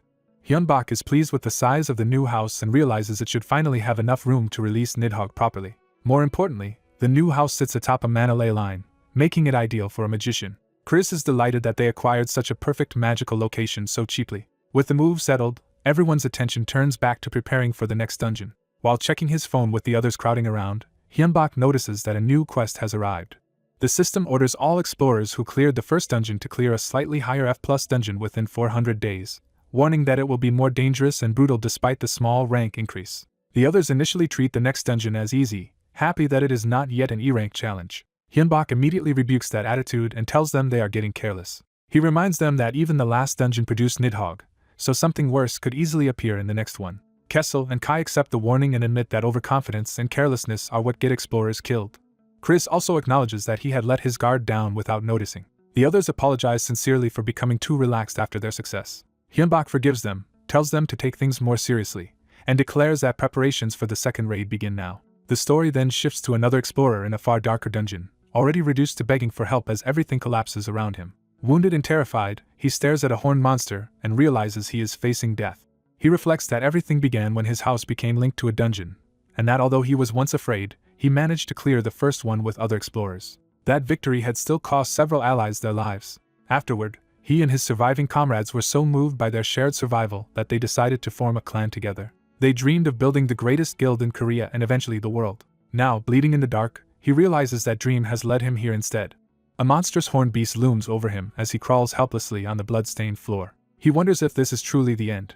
Then a hidden voice offers revenge against the man responsible for his ruin. The horned creature hushes him and reveals that it has already been watching Hyunbak carefully. It offers to take revenge if the wounded explorer will provide everything he knows about Hyunbak. After hearing about a roaming boss monster that can grow, the creature realizes the quest's warning was genuine and decides Hyunbak will be easy to eliminate with the right information. Back in the present, the second dungeon begins brutally as skeletons close in on a horned beast, while battle erupts at once. The beast lashes out in a savage charge, trying to break through the undead assault. Bones scatter under the impact, but the attack fails to stop the tide. The horned monster finds itself surrounded by advancing skeletons, and a new raid opens with the hunters already in control. A horned beast tears through the remaining skeletons as the fight in the cave reaches its end. The creature is hurled down hard, ending its resistance. Someone steps forward into the aftermath. The masked man calmly concludes that the one he was chasing has escaped. The wounded survivor realizes someone else has appeared and freezes in alarm. A warning comes too late as a far more terrifying monster descends behind the masked man. Instead of being caught off guard, the masked man answers with immediate force. The survivor can only stare, unable to understand what he is seeing. Dark magic and bones surge from the fallen beast, beginning a new summoning. The creature's skull ignites with unnatural power. Wings of bone and membrane unfold from the forming body. The survivor recognizes the summon as a dragon and is stunned by the scale of it. The masked man corrects him, explaining that this is not a true bone dragon but a weaker skeleton dragon. Even so, he makes clear that the creature has the potential to surpass a real dragon one day. He presents the helpless survivor as the dragon's first prey and orders Nidhogg to finish him. Then, crouching beside the maimed man, he points out that the victim is in no condition to resist. He offers a miracle in exchange for obedience, promising to restore the man's severed arm if they make a deal. He clarifies that this will not be charity, and asks what the man can offer in return. Driven by terror, the survivor begs for salvation and offers everything he has. The masked man names his price plainly, the man's soul as collateral. Later, the masked man returns to his normal life and clicks through his computer. He sees that the sale of legitimate spell cards has finally begun in earnest. At home, he and his skeletal companions gather around the screen to watch the results. One skeleton grumbles that even with his method and notes, the others still needed a month to reproduce the cards. The young man laughs it off, reminding him that those people have barely been learning magic for a year. His thoughts return to the cave, replaying the moment he offered to restore a severed arm through a soul contract. The injured man had first reacted with disbelief, unable to imagine such healing was possible. The masked negotiator insisted that it could be done, forcing the man to reconsider. Acknowledging the man's distrust, he decided to prove his claim instead of arguing further. He announced that he would settle the matter another way, leaving the victim uneasy. A restoration spell circle bloomed beneath the wounded man as the masked mage began casting. Magic condensed at the stump, rebuilding what had been lost. The injured man watched in shock as impossible healing unfolded before his eyes. His arm returned, and the sight shattered his last certainty about what was possible. Overwhelmed, he asked who this mysterious savior was, and the masked man chose the alias Wanhyo instead of his real name. The survivor repeats the name, trying to grasp who he has just met. With the proof complete, Wanhyo asks again whether the man is ready to sign a contract. This time the answer is immediate, as desperate voices rush to accept his terms. That day, Hyunbak secured 21 soul-backed contracts from survivors he had saved. He bound them to secrecy and demanded all mana crystals from their dungeon clear rewards. In return, he sent them a manual teaching spell card production. They would manufacture and sell the cards, taking only a commission while funneling the real gains back to him. He cheerfully frames the arrangement as effortless passive income, while his undead note that this sounds a lot like building followers after all. He admits he once wanted no followers, but has decided they are necessary protection. He explains that soul contracts are as binding as mana vows, letting him call on those people when needed while keeping the relationship hidden. One skeleton realizes this creates a secret master-servant network known only to the participants. Another excitedly compares him to the hidden masterminds from novels, embarrassing him. He denies the grand comparison while the skeletons keep teasing him anyway. Their joking is interrupted when his phone announces a new quest. Seeing the alert, he realizes the next dungeon has already opened. He hopes this run will proceed normally, without another irregular disaster. The new challenge is E-Rank Dungeon 1313, and despite a warning against complacency, he decides they are prepared even if irregularities appear. Inside the dungeon, the armored skeleton Kessel quickly grows frustrated from inactivity. After 30 minutes without a single monster, the party's impatience rises, especially because Kessel wants to test his new gear. The young man suddenly senses something and cuts the complaints short. He orders everyone to halt, and Kessel immediately perks up at the prospect of prey. The scout reports that the approaching presence is not monsters at all, but human explorers. He pinpoints them as a group of 19 dungeon explorers about 5 minutes away. Their equipment suggests they are experienced frontline fighters, many armed with crossbows. Asked how to respond, the young man reaches for his mask. He decides to meet them first, but orders everyone to stay ready for battle and to communicate only by telepathy from now on. His disguised party moves out to intercept the newcomers. The other group notices them and turns in surprise.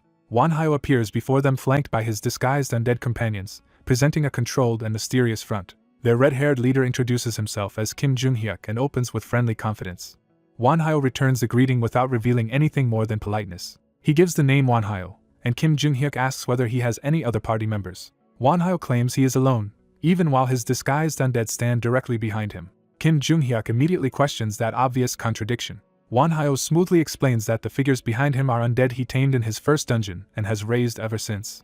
Kim Jung-hyuk reacts with exaggerated admiration at the unusual method. Behind the praise, he is clearly evaluating Manhwa more seriously now that he knows how far skeleton raising has taken him. Kim Jung-hyuk invites Manhwa to join forces, arguing that a magician with summons would benefit from protection in an E-rank dungeon. Manhwa senses there is something off about the man making the offer. Kim Jung-hyuk keeps smiling and presses for a temporary alliance. Manhwa accepts outwardly, deciding to stay close and observe. Kim Jung-hyuk welcomes him enthusiastically, pleased to have him under his wing. Manhwa follows along as Kim Jung-hyuk offers to introduce him to the rest of the group. Kessel privately bristles at the whole exchange, already disliking the red-haired leader. Manhwa is brought before the larger gathering of survivors and fighters. As Kim Jung-hyuk smiles for the crowd, Manhwa judges him to be deeply unpleasant. The quest window updates to show that 16 people have already died, confirming the dungeon's danger. Back in the present, the young man reflects grimly on how many died in a single day. One of his skeletons notes that, given the survivor's actual ability, the death toll is not surprising. The young man agrees that the explorers were weaker than he expected from people who had already cleared 2 dungeons. He had assumed more competence, but their performance fell short. After seeing them struggle with even a modest fight, he concludes they are not worth relying on in battle. Chris points out that the people watching the quest window must be anxious, especially anyone connected to the dead. He adds that frightened survivors will naturally search for someone to cling to. That makes Kim Jung-hyuk's contact information a perfect lifeline for desperate people. Chris reports that Kim Jung-hyuk is already very active on the public forum and asks how they should respond. The young man realizes Chris has somehow taken his phone again, but the theft is beside the point. He agrees Kim Jung-hyuk cannot be ignored, because if he gathers the remaining survivors his influence will grow quickly. Kai bluntly admits that Kim Jung-hyuk bothers him on instinct alone. Kessel immediately backs that feeling with loud enthusiasm. He declares outright that he hates the man. The young man asks what exactly makes them distrust Kim Jung-hyuk so much. Kai can only list everything about him, from his face to his attitude, which amounts to simple dislike. But the orange-hooded skeleton insists there is a more concrete reason centered on Kim Jung-hyuk's own party members. While Kim Jung-hyuk was speaking kindly, those followers stayed unnaturally silent, and their smiles never reached their eyes. To Kai, those expressions looked unmistakably like hatred. Chris cautions that intuition alone is not proof and cannot justify action by itself. Kai refuses to dismiss instinct so easily. The young man mediates, saying intuition matters because people can hate for trivial reasons, but it still does not count as definite evidence. Kai then asks Chris whether she truly believes Kim Jung-hyuk is trustworthy. Chris answers no and says it would be best to eliminate him before he grows stronger, if they can. However, she insists they should only move once they have undeniable proof. She then reveals that such proof already exists, and that Kim Jung-hyuk has given them a clear reason to kill him. The young man braces himself and asks what that reason is. Chris lays out her case for why Kim Jung-hyuk must be eliminated. After hearing her explanation, the young man finds himself forced to agree. He resolves that Kim Jung-hyuk has to die before it is too late. Soon after, Kim Jung-hyuk posts a public message calling all survivors of the dungeon to gather in 3 days and unite for survival. The young man and 2 skeletons read the post as soon as it appears on the dungeon site. Kim Jung-hyuk's message stresses the 16 deaths, claims the dungeon is far harder than expected, and urges everyone to meet so they can form a common plan. The young man notes that the meeting is set for 3 days later. Chris sees that delay as useful rather than threatening. She decides they will use the time to prepare everything needed to eliminate Kim Jung-hyuk properly. The young man recognizes this ruthless thoroughness as exactly what he expects from Chris. Feeling her relentless will through magic, he is reminded why making an enemy of a magician is so dangerous. 3 days later, survivors gather in the dungeon at the coordinates Kim Jung-hyuk provided. Kim Jung-hyuk opens the meeting by confirming that everyone can hear him. Won-hyo and his disguised undead stand among the crowd as Kim Jung-hyuk begins. Kim Jung-hyuk thanks everyone for coming and immediately frames the E-rank dungeon as a crisis far beyond what they faced before. He claims that even though he entered fully prepared, the monsters were stronger than expected, and says only teamwork prevented casualties in his own group. He warns the crowd that the dungeon kills instantly the moment anyone lets down their guard. Then he shifts from fear to hope, arguing that others have cleared E-rank dungeons before, so they can too. He says their individual talents differ, but insists that if they unite he already has a way to bridge those gaps. After building that optimism, he turns to practical concerns and identifies money as the biggest obstacle. He points out that monster hunting is their livelihood, and dividing loot among a large alliance would reduce everyone's profits. He warns that once money and strong personalities collide, internal conflict could spiral out of control. He adds that without a leadership structure, even mediating those disputes would become impossible. With the crowd primed, he proposes creating a guild. He claims he learned that a guild system update is coming soon, making the idea timely and realistic. He further tempts them by saying a guild would increase monster profits by 30%, revealing that he wants more than mere cooperation. He formally repeats the proposal, now steering everyone toward a single organized power. Then he names himself as the future guild master. The declaration ripples through the crowd as people process his ambition. Murmurs spread among the gathered survivors. Kim Jung-hyuk explains that he deserves leadership because he gained a special power by strengthening his talent. The crowd is immediately shaken by the idea that talent growth can produce an entirely new superpower. He reveals his B-rank talent, subordinate control, which lets him command weaker or lower-ranked people, though not fully override their free will. He says the ability can at least stop weaker people's bodies for a moment, but fails on anyone stronger than him. Still, he boasts that relentless effort let him develop the talent far beyond its original limits. He unveils the result, a power that strengthens the talents of those under his rule. That promise shocks the audience, because talent enhancement sounds almost too valuable to be real. He names the power Blessing Under the Shade and says it raises a subordinate's talent by 1 full level if they contract under his banner. To make the offer irresistible, he calls someone forward and says he will demonstrate the effect immediately. He instructs the volunteer to simply agree to a contract with him, and the man complies. Kim Jung-hyuk announces that the volunteer is now his subordinate, and prepares to display his superpower to the entire crowd.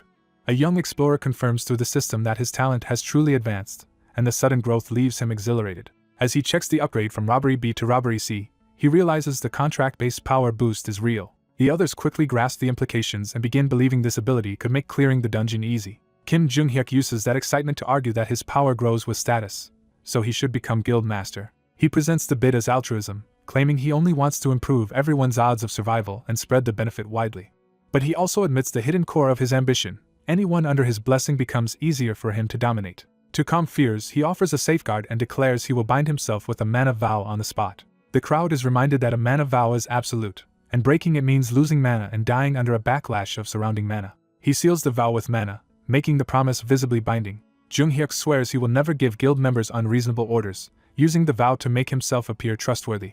That display wins the room, and many begin openly supporting him as a worthy guild master candidate. He thanks them warmly, pleased that his performance has worked. Privately, he decides the matter is settled and believes victory is already his. A sudden interruption cuts through his confidence. A masked magician named Won-hyo arrives with several strange companions and praises the guild proposal, while drawing everyone's attention.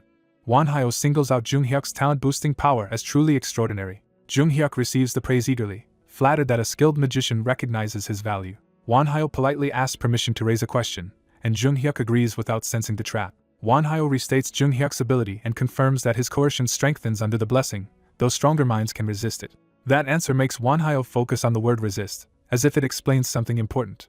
He abruptly accuses Jung-hyuk of having caused the deaths of 16 people. The accusation shocks the gathered explorers and instantly changes the mood.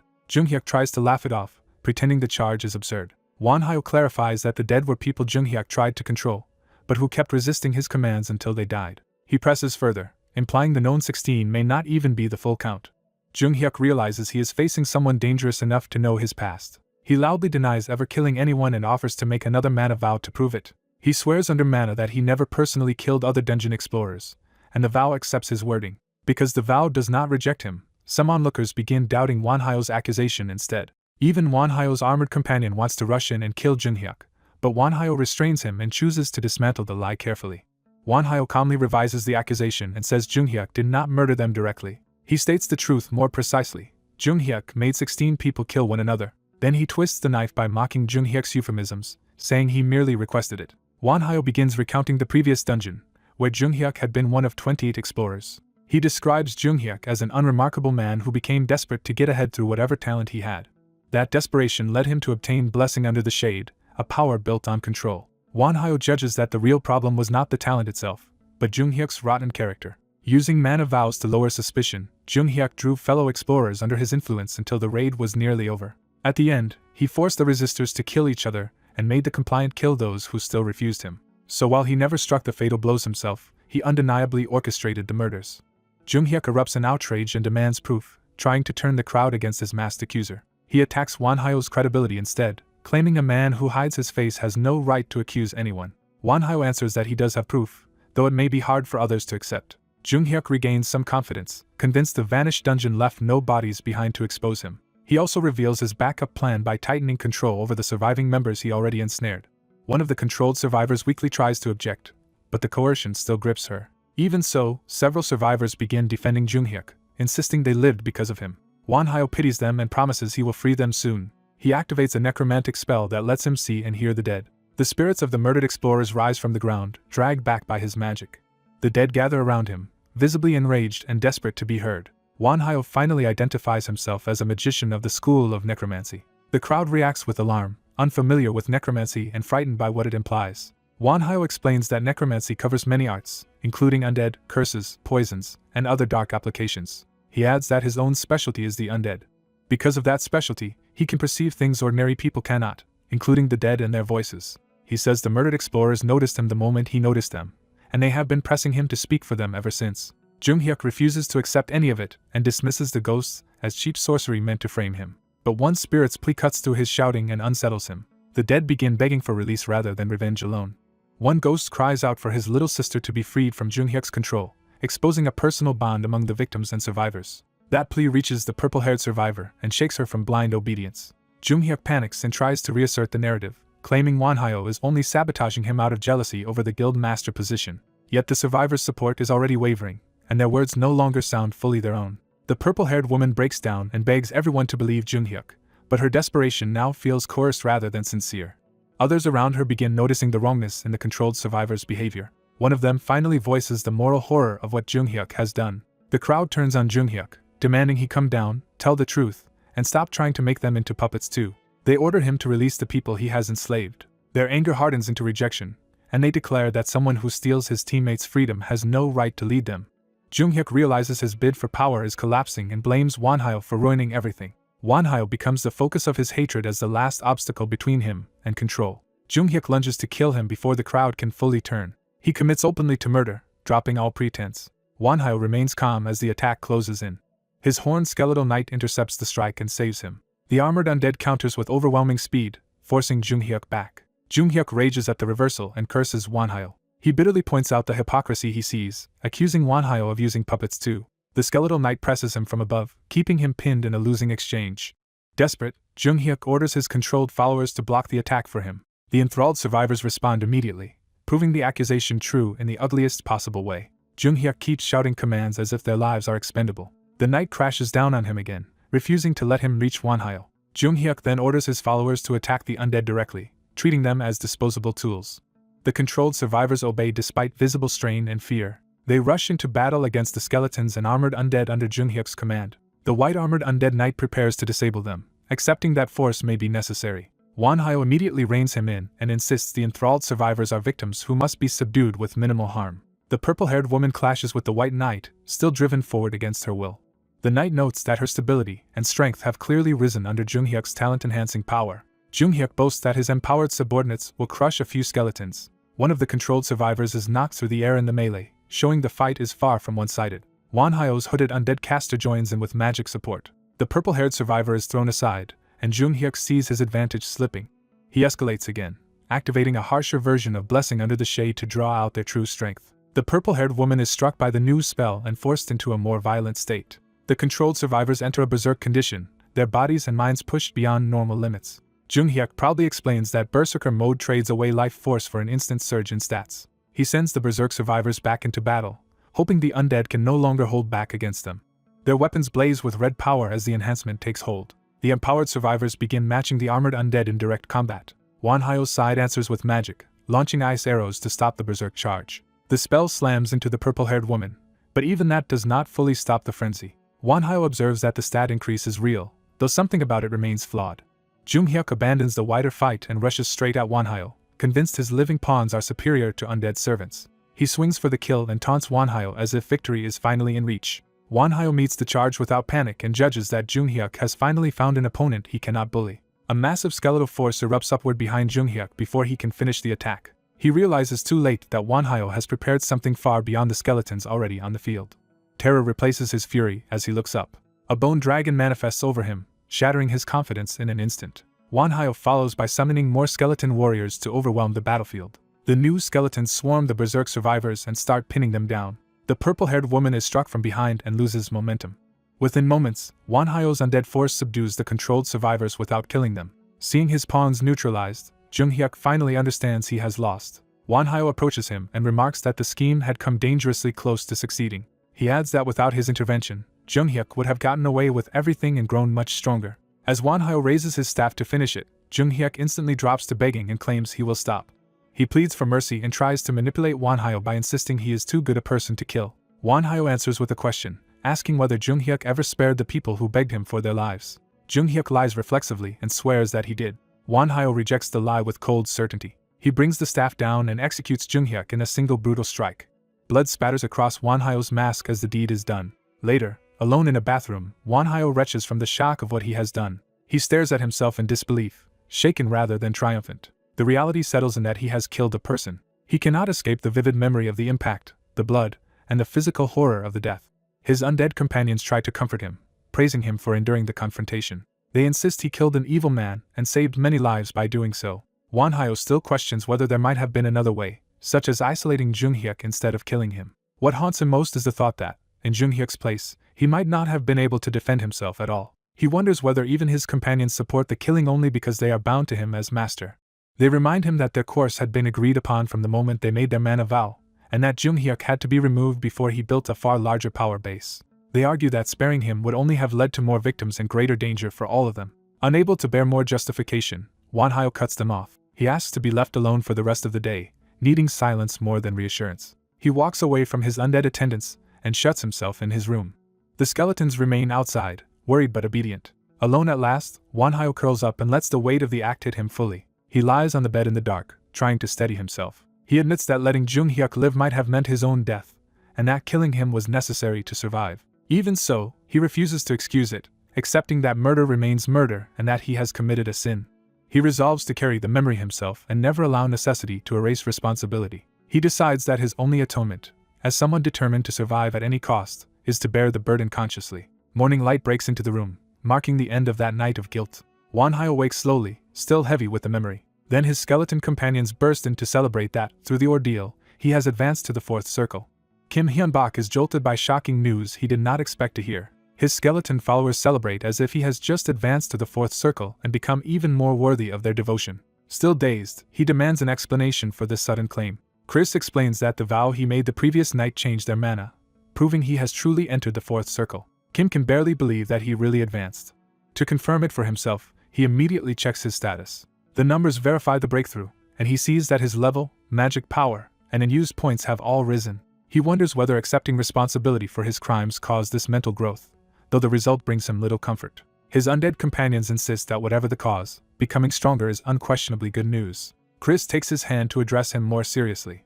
She tells him that reaching the fourth circle so quickly is extraordinarily rare. In her eyes, this is an achievement he should be proud of. Kim accepts their praise and sincerely thanks them. He says he should probably get back to work now that he has advanced, but Chris tells him to rest because too much happened the day before. When she notes that this restraint is unlike him, Kim explains that the dungeon situation has become chaotic. According to the forum, the other explorers formed a guild after his departure, but because of the fallout from Kim Jung-hyuk's exposure, no clear leader emerged and distrust spread among them. Chris adds that the forum is now overflowing with talk about Kim himself. One post paints Wanhyo as a dangerous killer, arguing that the man who exposed a liar and tore out his soul could become a worse threat than the one he punished. Elsewhere, influential people dismissed the story about a necromancer controlling a skeleton dragon as attention-seeking nonsense. They reasoned that a skeleton dragon would be far too powerful for an E-rank dungeon and should require at least a 6th circle necromancer to summon. From that logic, they conclude the rumor cannot be true, but the older executive overturns that assumption and says such a necromancer may very well exist. He points out that many separate dungeon site posts repeat the same details, making the existence of Wanhyo hard to deny. He even considers the possibility that this hidden necromancer is already near the 6th circle. That possibility leaves his subordinate visibly shaken. The executive, however, treats the uncertainty as exciting and orders his man to stay focused on dungeon operations while he handles the rest. Pleased by that answer, he happily leaves the matter in his subordinate's hands. The subordinate formally accepts the assignment from the guild president. Back at home, Kim begins practical training with wooden swords. One of his skeletons attacks, forcing Kim to evade and test his reactions. The skeleton criticizes him for relying only on dodging instead of learning how to put down an opponent. Kim sharpens his focus and starts reading the fight more carefully. He realizes that after reaching the 4th circle, his memory, thought processing, and calculation speed have improved dramatically. That new mental speed lets him predict simple movements before they happen. Using that advantage, he counters decisively and feels as if he has become a completely different person. The skeleton is stunned by how quickly Kim has improved. Kim credits the change to Chris's explanation that mana has blessed his brain rather than simply strengthening his body. Kai backs that up by saying raw strength alone can only take someone so far. The other skeleton takes offense and turns the lesson into a petty argument.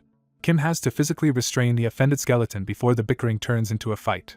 Then he warns Kai not to start acting up too. At that moment, another skeleton reports that 13 more dungeon explorers have died. The news instantly kills the playful mood. Chris explains that the Explorers Guild, called Normals, was hastily formed and is still searching for Kim to recruit him. Kim refuses the idea, and his followers agree that someone already at the 4th circle has no need to cooperate with them. Even so, Kim admits he wants to resume work on the raid soon because the dungeon remains dangerous. Chris abruptly forbids it and makes clear that he is not ready. She reminds him that this is the time to strengthen his foundation, not rush back into the dungeon. Kim says he never truly meant to charge in immediately, then asks why she came out if training and production were already done.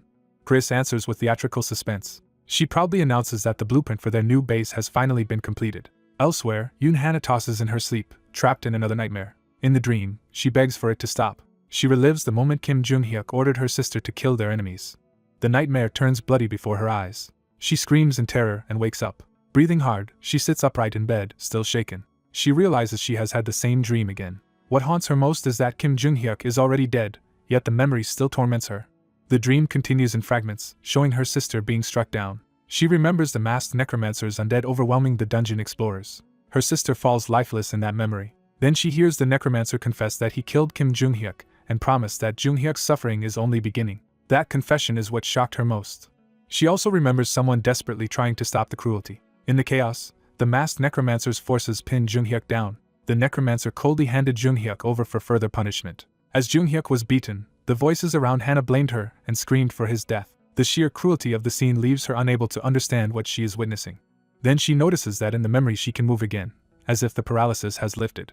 A gentle voice tells her the ordeal is over. Her dead sister appears before her, saying Hana is free now and that the suffering has ended. Hana breaks down at the sight of her sister again. She apologizes over and over, blaming herself for what happened.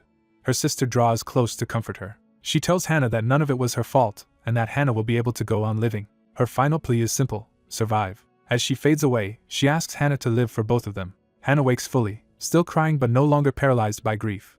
She resolves that she cannot keep hiding at home and must become strong enough to stop such tragedies from happening again. That resolve carries into action as she throws herself into battle against monsters. She charges forward with sword and shield, taking the fight directly to the enemy. Driven by guilt and determination, she refuses to stop. Meanwhile, Kim asks Chris why they need to build a base at all.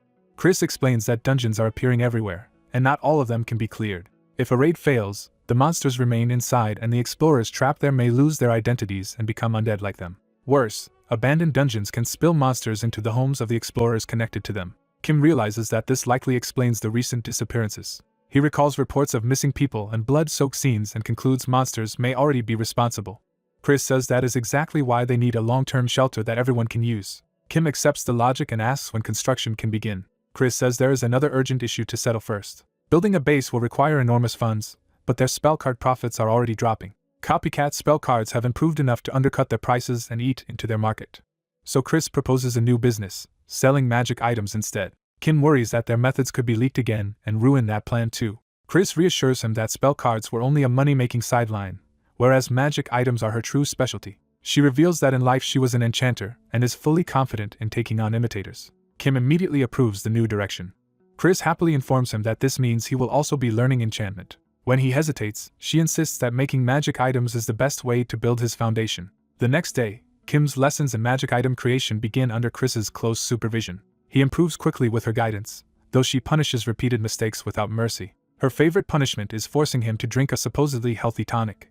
The concoction is so revolting that Kim can barely swallow it, tasting like every disgusting flavor imaginable at once. 3 months pass under this harsh training until Kim finally reaches his limit. When he tries to flee, Chris catches him and reminds him that he has forgotten his tonic. Kim would rather die than drink it again and begs for mercy. Before the torment can continue, another skeleton interrupts with urgent news. The moment they have been waiting for has arrived. The boss room of the E-rank dungeon has finally been found.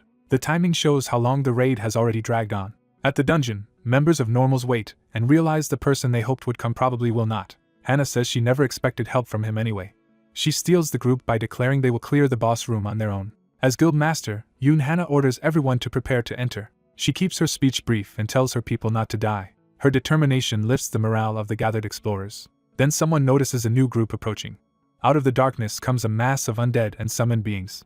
At their center stands the masked necromancer Wanhyo with his elite summons. His army's sheer size immediately overwhelms the atmosphere around the waiting guild. By this point, more than 100 days have passed since Kim began the raid, and the first floor boss confrontation is finally at hand. Wanhyo greets the explorers as if meeting old acquaintances. His calm entrance and enormous force leave the others stunned that one man could command so many summons alone. Normals welcomes him respectfully and thanks him for coming. Hannah introduces herself properly as the current guild master and explains that she was too shaken before to thank him then. She bows deeply and thanks him for avenging her older sister, promising to repay the debt someday. Wanhyo dismisses the gratitude and says he acted only because he had chosen Kim Jung-hyuk as his enemy. Hannah accepts that answer without protest. She then proposes that they work together again to subjugate the boss monster for mutual benefit. When she starts to warn that even someone as strong as him has limits, Wanhyo cuts her off and makes clear he is not the one who should fear the fight. That confidence leaves Hannah briefly speechless. Trying a different angle, she offers him compensation as if this were a formal collaboration. To prove her sincerity, she presents a case filled with cash and mana crystals. Her offer is $100,000, 5 low-grade mana crystals, and an additional bonus if the subjugation succeeds. Wanhyo's followers note that the crystals are worthwhile, though the cash means little to them now. Wanhyo asks what reward she has in mind if the boss is not merely subdued but fully cleared. Hannah answers that he can take whatever item appears after the boss is defeated, no matter what it is. She raises the stakes further by pledging that she and the 5 deputies of normals will make a mana vow to honor any one request from him. Wanhyo considers the offer in silence. He accepts the collaboration, but only within practical limits now and in the future. Relieved, Hannah thanks him and moves on to explain the subjugation plan they prepared. Her strategy is straightforward. Melee fighters will form the shield while ranged fighters become the spear. Because they do not know the boss's exact nature, they chose the simplest and most reliable formation. Wanhyo immediately discards that plan. Using his summons to scout, he reveals that the boss is a werewolf and that at least 100 additional monsters are waiting with it. Hannah realizes that this changes everything and starts to grasp the danger. Wanhyo calmly tells her not to worry because he already has a way to deal with a werewolf boss. After revising their plan and finishing every preparation, the group finally opened the boss room. Inside, the raiders found not a single enemy but an organized monster force backed by the masked necromancer and his undead allies. The sight made them realize the battle would be far tougher than expected. Their fears were confirmed when waves of werewolves, warbulls, giant rats, and other beasts surged forward together. The werewolf boss opened the fight with a savage roar that drove the horde into attack. As the rats rushed first, the purple-haired leader immediately ordered the shield squad to meet them. The front line locked their shields together and formed a solid wall. Following the plan, the rear groups hurled prepared flasks over the shield wall to disrupt the charge. When the rats slammed into the line, the leader escalated and called for the fire teams to strike. Fireballs rained down among the smaller monsters and broke up their advance. The explosions gave the defenders their first real breathing room and proved the strategy could work. One of the warbulls was caught in the blast, but the larger monsters endured it. Even with flames around them, the warbulls kept charging straight through the destruction. Recognizing the bigger threat, the leader urgently asked Wanhyo to handle the warbulls. Wanhyo accepted at once and began drawing on necromantic power. He answered the charge by launching bone spears into the advancing warbulls. At the same time, the shield line was ordered to push forward and keep the monsters contained. The defenders followed with a volley of arrows and spells, thinning the front ranks. Success came so quickly that some of the fighters started believing they could have managed without outside help. That confidence vanished when a huge shadow suddenly moved above them. Something massive crossed the battlefield faster than anyone could react. A towering attack crashed down in a single stroke and split the field apart. The leader was stunned that one blow alone had changed the entire battle. In the opening, the war bulls and other heavy monsters broke through and charged the shaken defenders. The leader forced herself back into command, ordering everyone to hold the line and keep firing together. Another barrage of arrows and fire met the oncoming war bulls, but one of the larger beasts seized a rat and used it as cover. That improvised shield let the monster push through the bombardment. The defenders were horrified to see the enemy using its own dead to block their attacks. A black war bull smashed into the formation, sending fighters flying and breaking the line. With the defense collapsing, the leader abandoned formation fighting and ordered all units into melee, telling them to pair up and survive however they could. Even as they fought, she knew they could not win a drawn-out battle of attrition and began weighing retreat. Manhwa made the decision for them by ordering everyone to fall back while his undead moved in to cover the withdrawal. The leader protested that ordinary skeletons would be wiped out almost instantly against this many monsters. Manhwa refused to accept defeat and prepared a far stronger answer. His skeletons swarmed the war bulls and rats, buying a moment despite the danger. The monsters tore through the first ranks of undead without slowing. Then even more skeletons appeared at once, surrounding the enemy from every side. The sudden scale of Manhwa's summoning left the leader in shock. He followed that display by calling forth an enormous skeletal dragon that dwarfed the battlefield. Manhwa unleashed the dragon's necro breath at the clustered monsters. A torrent of dark power poured from the dragon and swallowed the enemy front. The blast detonated with overwhelming force. The leader could only stare as the attack erased everything in its path. She realized the monsters had not merely been defeated but almost completely annihilated. Yet the dragon's attack had not ended the fight, because the werewolf boss survived inside the devastation. The surviving boss burst through the dark energy instead of dying in it. The dragon's breath had carved a path of destruction, but one enemy still stood at the far end. Seeing that survival firsthand, the leader repeated in disbelief that the others had been erased while the boss endured. Manhwa planted his staff and steadied himself after spending so much power. When the leader checked on him, he admitted he was still standing, though clearly exhausted. Even so, he declared the battle was not over and kept the skeletal dragon ready behind him. As the dust cleared, the surviving monsters regrouped around the werewolf boss. The werewolf boss emerged from the smoke enraged but still battle-ready. It answered the devastation with another furious roar. Then it launched itself toward Manhwa and the others in a direct attempt to break their center. The leader immediately rallied the surviving fighters and ordered everyone back into position for a counterattack. She pushed the shield bearers and crossbowmen forward again and told them to fire freely. The ranged fighters obeyed and loosed another concentrated volley. This time the smaller rats were cut down in numbers. But the warbulls still pressed on through the losses, refusing to retreat. One warbull crashed into the shield wall with enough force to shake the entire formation. The defenders felt firsthand that the larger monsters possessed monstrous strength beyond what they could safely contain. Even some of Manhwa's skeletons were smashed apart under the pressure. Still, the undead and fighters together managed to wound at least one warbull and keep it from overrunning them immediately. Manhwa told the leader to focus on the giant rats while he personally held back the warbulls, despite the risk of exhausting his mana. That warning made her realize just how much he was already sacrificing. Before she could answer, the werewolf boss lunged straight for Manhwa. Manhwa caught the attack just in time and understood how close he had come to being killed. The clash drew blood and showed the boss was still deadly at close range. Manhwa's undead companions moved in to shield him while the werewolf loomed over them. At the same moment, the white-robed caster prepared a lightning spell to support the defense. He called down lightning bolt with a focused burst of blue magic. The spell struck across the battlefield and slammed into the werewolf boss. The impact blasted the boss backward in a burst of electricity. For a moment, it looked as if the hit had seriously damaged the creature, but green regenerative energy immediately spread across its wounds. The healing continued so fast that the damage visibly closed before their eyes. Watching that recovery, Manhwa acknowledged the boss's terrifying vitality. He also made clear that regeneration did not make the creature unbeatable. Manhwa revealed that the earlier necro breath had consumed the skeletal dragon's mana instead of his own, and that he had pretended to be drained in order to lure the werewolf into attacking his side alone. With the trap set, he raised a hand to begin the finishing move. He sent Kai and Kessel forward to end the fight while the boss was isolated. The werewolf answered by charging at them head-on. Kai and the red-caped knight met the rush instead of retreating. The white-armored fighter struck first and carved into the werewolf as it passed. The red knight warned the beast not to lose focus and forced it to keep facing him. He followed with another slash that opened the werewolf further. Even wounded, the boss's flesh began healing almost immediately. It counterattacked savagely and drove the red knight back. The knight realized ordinary cuts were useless because the werewolf healed before he could finish the wound. The white-armored ally shouted the key insight. They had to aim for the throat. He told the red knight to keep the boss occupied long enough for a single decisive strike. The werewolf endured more blows as the two fighters forced it into position. Its footing slipped for an instant under the pressure. Even then, the creature tried to brace itself and recover while its healing continued. The Red Knight warned Kai to stay clear of the next exchange. The werewolf sensed the danger and sharpened its focus on him. The Red Knight unleashed a sweeping green attack that forced the boss to commit to a dodge. The werewolf slipped past the arc and tried to escape the trap. At that exact moment, the hooded caster announced that he had the opening. He invoked a golden binding spell and ordered the target to stop. Chains of light shot out and latched onto the werewolf's body. The restraints wrapped around its limbs and claws before it could break free. The boss was suddenly pinned in place by layered magical bindings.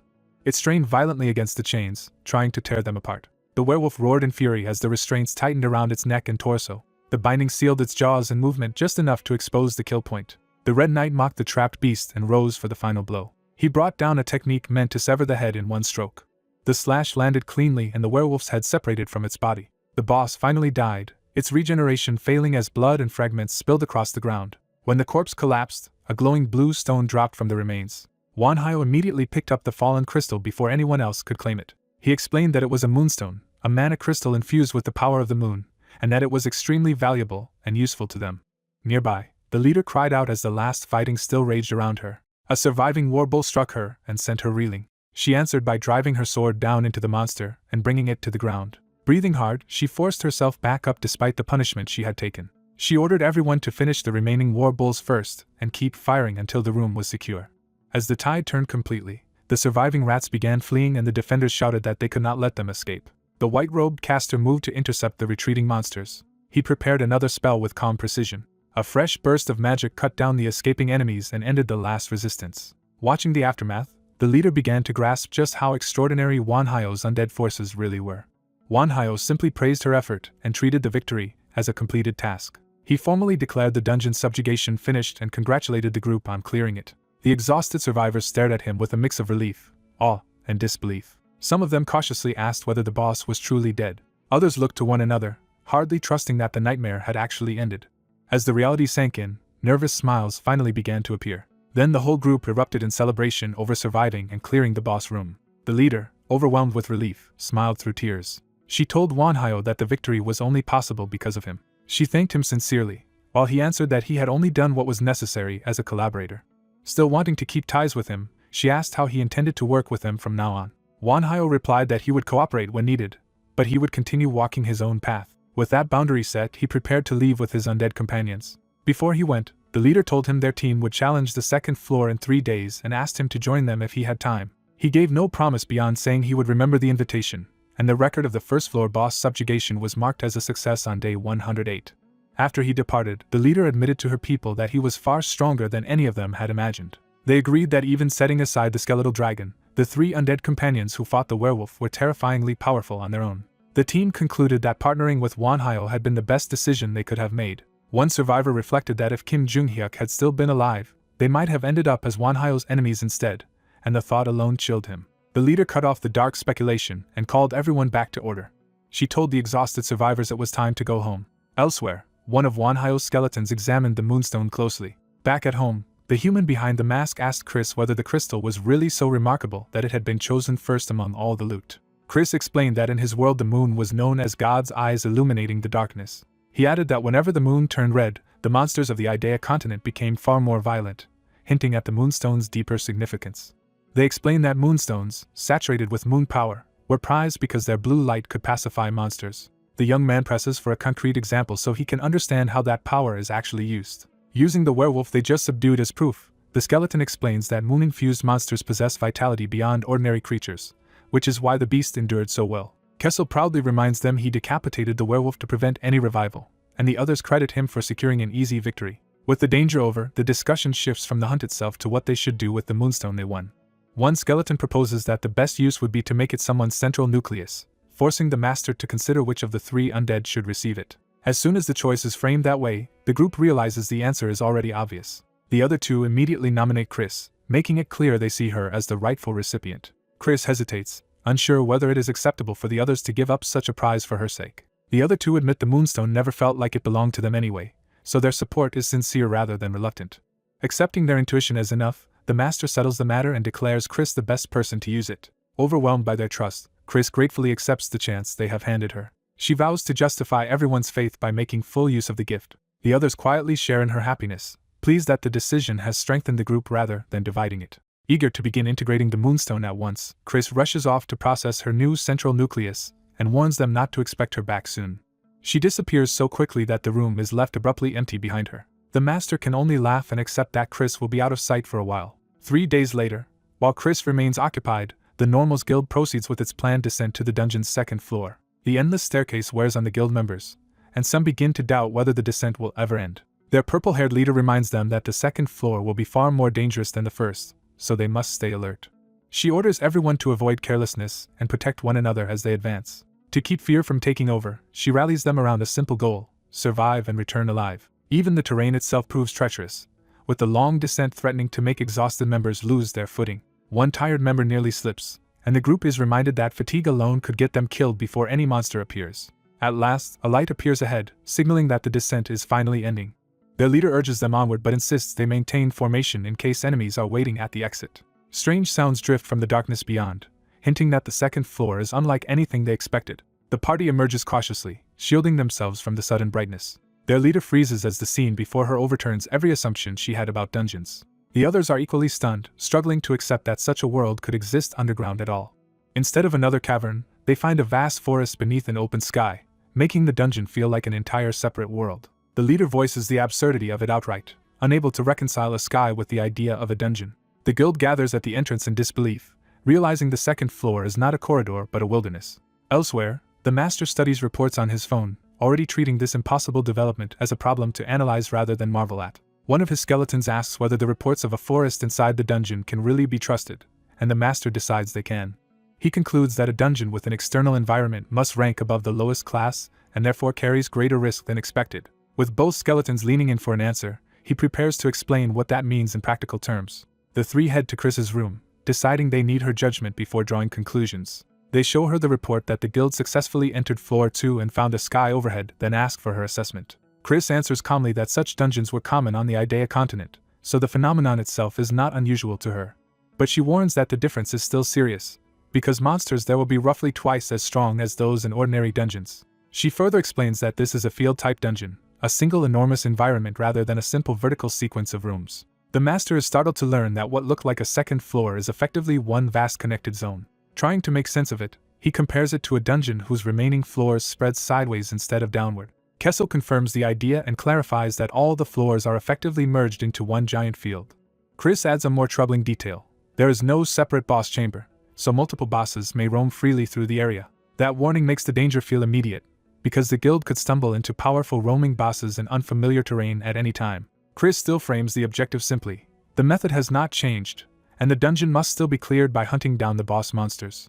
The master repeats her phrase that it is nothing much, though even he knows that is only true from her perspective. Satisfied that he understands enough, Chris returns to focusing on processing her new central nucleus.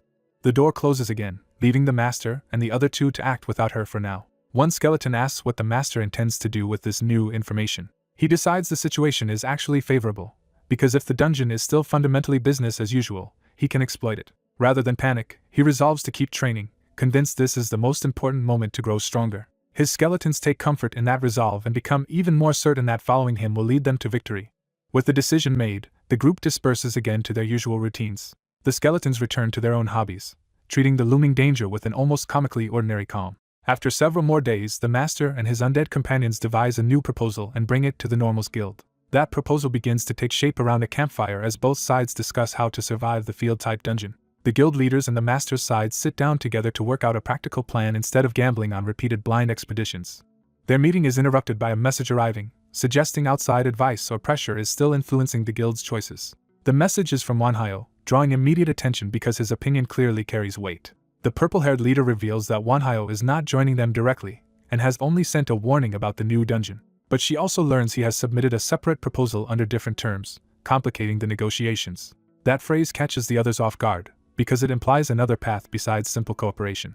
The master's side turns out to be offering labor and expertise, with Kessel already barking orders as if the deal is settled. He drives the workers hard, arguing that sloppy construction will kill everyone later, so they must build properly now. Some guild members grumble that the promised help sounds suspiciously like menial labor, though they admit a stronghold would still be valuable. Kessel keeps the pressure on, convinced the living lack urgency, and need harsh discipline to prepare for real danger. Because the Normals Guild accepts the proposal, construction begins smoothly under the undead's supervision. Manhwa arrives in person as well, saying he came to check progress and gather mana more efficiently inside the dungeon. The purple-haired leader greets him and mentions that Kai will be arriving soon, which immediately draws his interest. Manhwa leaves the site in Kessel's hands so he can go meet Kai himself. The agreement is formalized. In exchange for training the Normal's guild in combat and magic, the Master's side gets a stronghold built on the dungeon's second floor, and the plan advances without resistance. Because Kessel and Kai have the most experience, they take charge of most field orders, with Kessel handling the work inside the stronghold. Kai oversees the outside work and, drawing on his past life as a knight, begins training some guild members specifically as scouts. As the stronghold develops, Kai returns from patrols to report directly to Manhwa, who treats the operation like a military campaign. Manhwa asks what new information the latest scouting run has uncovered. Kai reports that besides the large monkeys already known, they have identified red monkeys and axe beetles in the surrounding area. He explains that axe beetles are flying, man-sized carnivorous insects armed with axe-like horns, making them especially dangerous.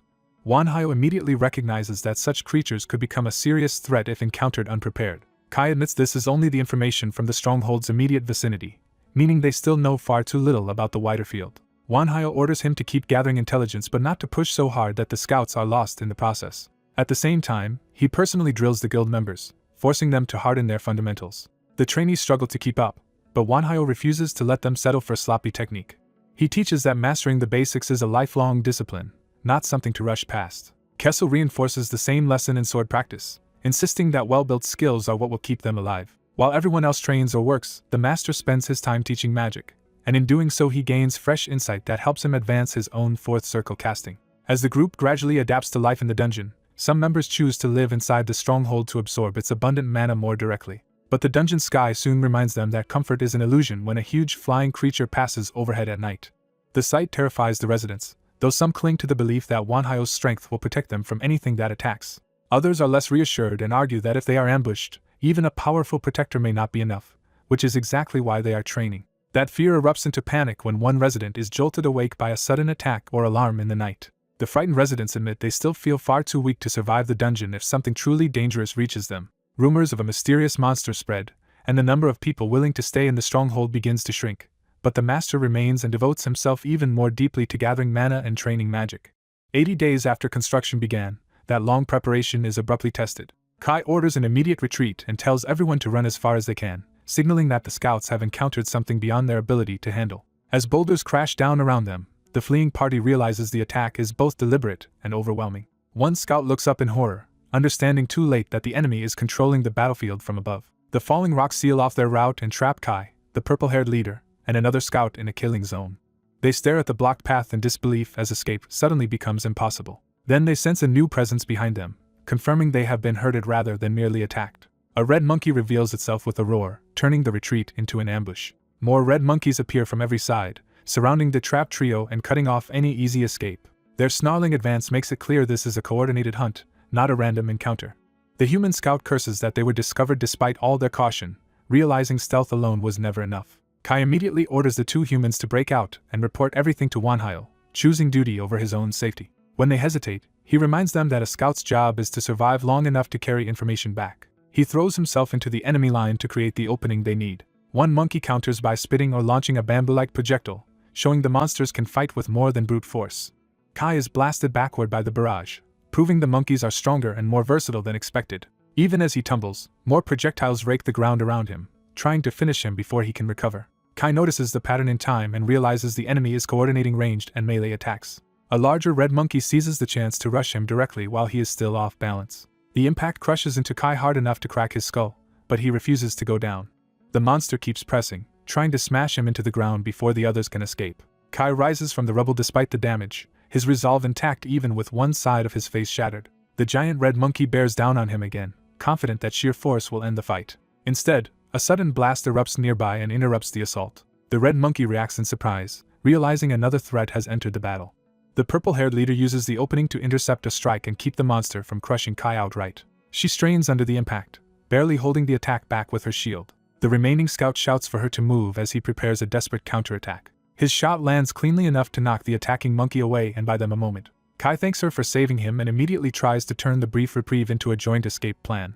The human scout agrees, insisting they have trained too hard to become dead weight now and can still force a way through together. But another projectile tears through the air, showing the enemy is not giving them even a second to regroup.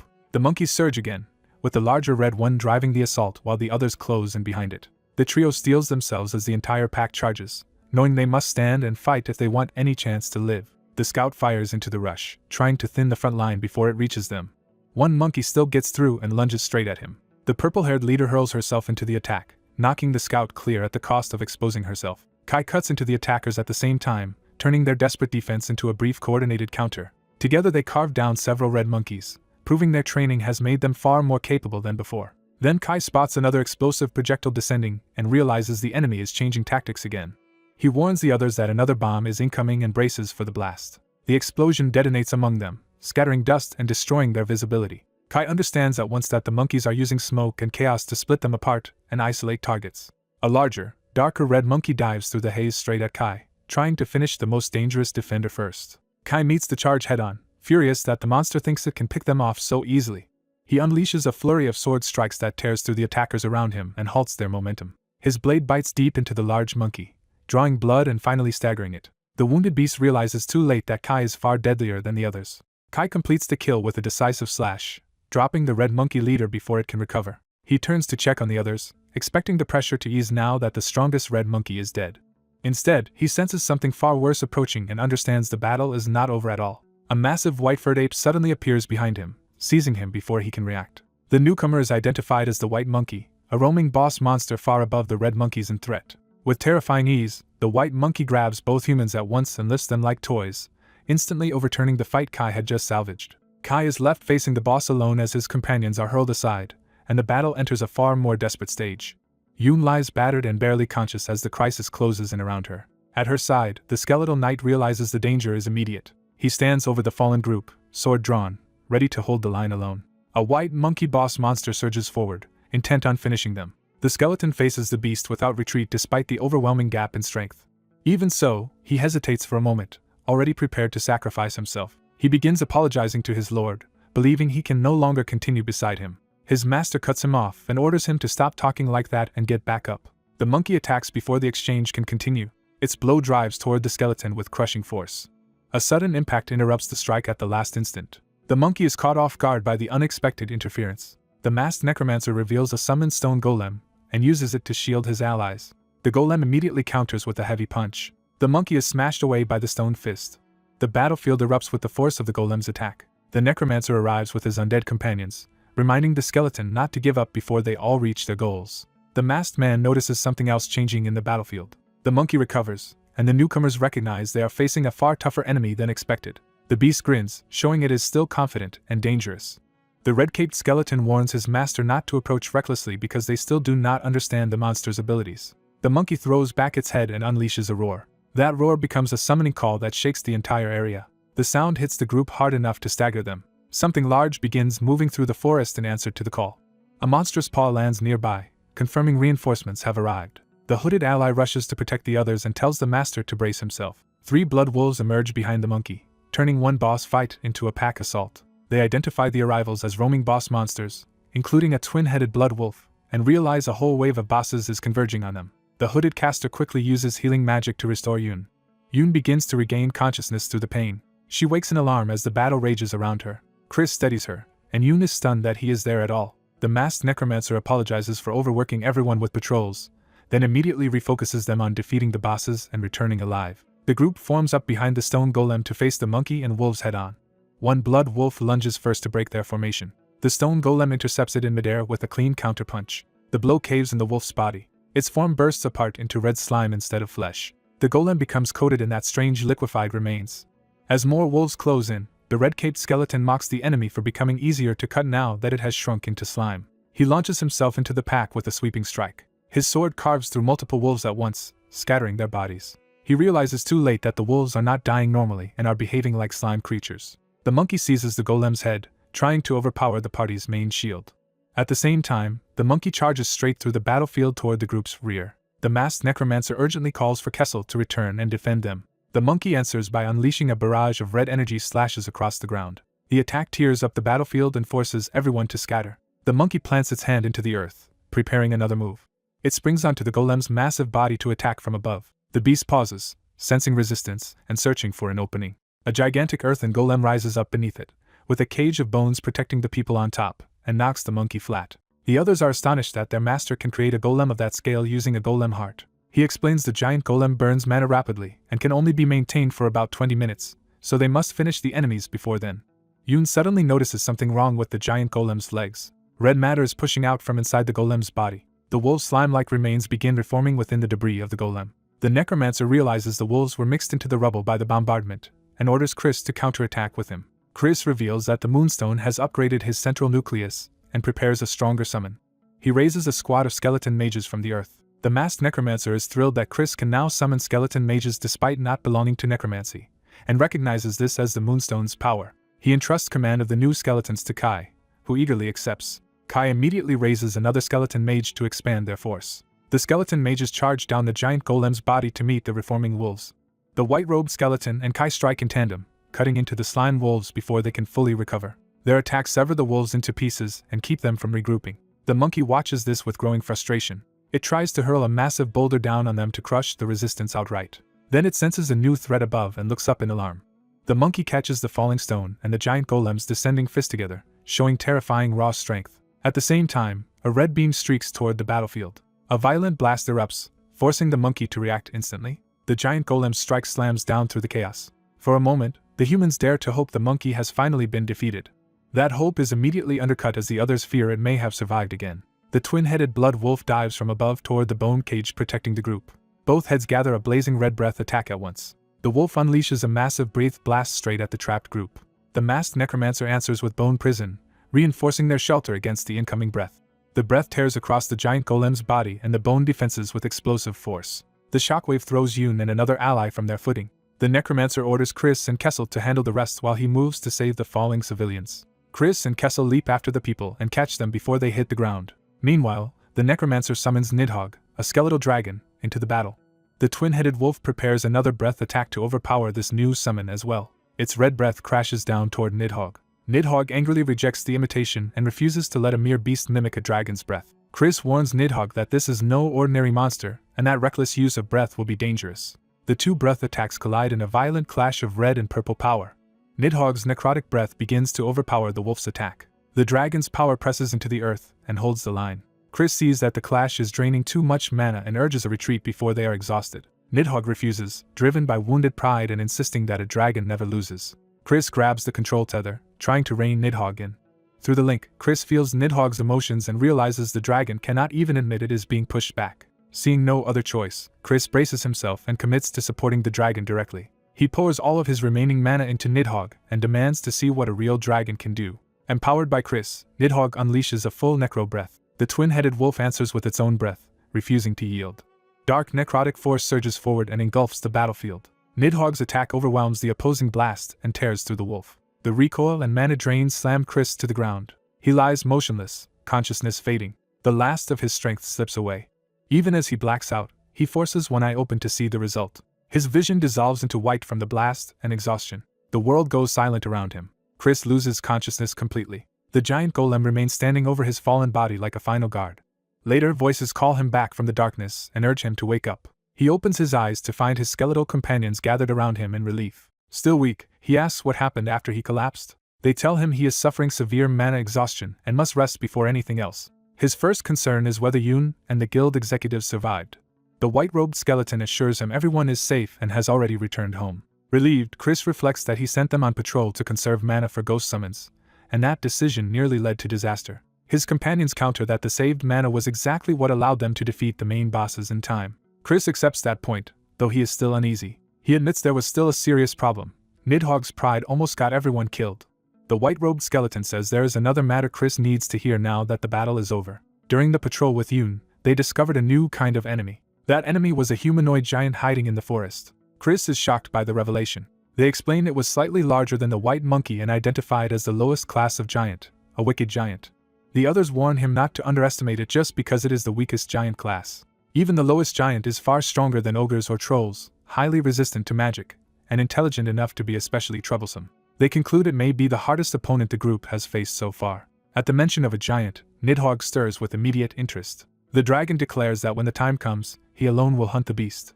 He coldly orders the others to stay back and not interfere like before. Chris catches the insult and questions what Nidhogg means by interference. Nidhogg dismisses him, saying he will handle the giant himself, and that Chris should stop wasting time. The skeletons note that dragons and giants are natural enemies, which explains why Nidhogg reacted so strongly. They warn Chris that he cannot keep letting Nidhogg act entirely on his own. Now that Chris has grown stronger, they tell him he must start taming the dragon's behavior. Chris postpones that problem for the moment, and decides they should all go home and recover first. Elsewhere, a blood wolf report is marked off as completed. A hidden horned figure complains that the twin-headed blood wolf fell too quickly to be entertaining. Looking over multiple defeated creations in South Korea, the figure decides the promised top 20 targets have already been determined. Satisfied, the figure announces the next phase will begin. A roulette-like selection is set into motion to choose the next victim. When the result appears, the figure reacts with interest. The chosen target surprises them because they had wanted to save him for later. Instead, they decide to go after Chris first, calling him the most appetizing-looking prey. As time passes and danger grows less predictable, Hyunbok's group begins full preparations to subjugate the giant. Chris also starts practical preparations, working with materials and equipment. He carefully extracts and refines the red crystal core from the golem heart. Holding the completed core, he confirms the result of his own development work. The others recognize it as the golem heart Chris successfully created for himself. Wanhyo explains that the red core is useful for summoning a golem and sustaining it by absorbing ambient mana, though each golem lasts for a different amount of time. He adds that creating a stable version took many failed attempts, and only now has he finally completed a usable one. The guild leader quietly takes in the value of what he has handed over and weighs what she still needs to say. Wanhyo waits in silence, already sensing that her thoughts have not ended with gratitude. He presses her to speak plainly about whatever remains unresolved between them. She begins by apologizing, admitting that the Normals Guild discussed their arrangement with Wanhyo and made a decision on their own. Their conclusion was that relying on his help would make raids easier now, but would eventually leave the guild unable to function without him. After witnessing the latest field boss battle, she became certain that even with all her training, those enemies were beyond what she alone could face. She admits that none of the normals could have handled such bosses and reaffirms just how overwhelming Wanhyo's strength truly is. Wanhyo listens without interrupting, letting her finish the judgment she has reached. She says that realization forced her to choose a different path for the guild. The Normals Guild will stop raiding this dungeon altogether. The decision catches Wanhyo off guard despite how calmly he receives it. She explains that continuing like this would only create more casualties, so the guild must prioritize its own growth before ambition. Wanhyo starts to respond, testing whether this is truly the end she intends.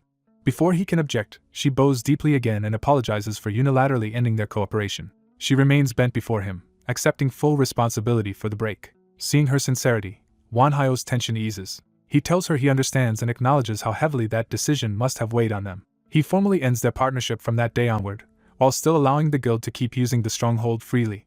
His generosity surprises her, and she asks if he truly means it. Wanhyo confirms that the stronghold was built for that very purpose and offers it without resentment. He parts from them with a sincere wish that they succeed on their own path. Relieved, she thanks him for everything he has done for the guild so far. They seal the separation with a final handshake rather than bitterness.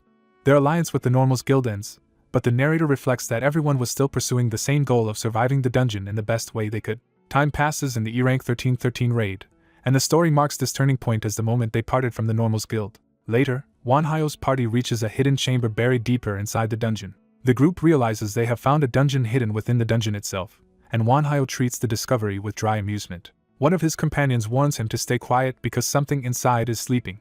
Beyond the rocks, they spot a horned giant resting among lesser monsters, confirming a dangerous nest ahead. Rather than retreat, Wanhyo decides to begin immediately and summons Nidhogg. His companions are startled that he intends to confront the threat with so little hesitation. Wanhyo dismisses the giant as a low-class enemy and refuses help with what he sees as minor opposition. That contempt shocks the armored knight, who cannot believe Wanhyo just called the enemy small fry.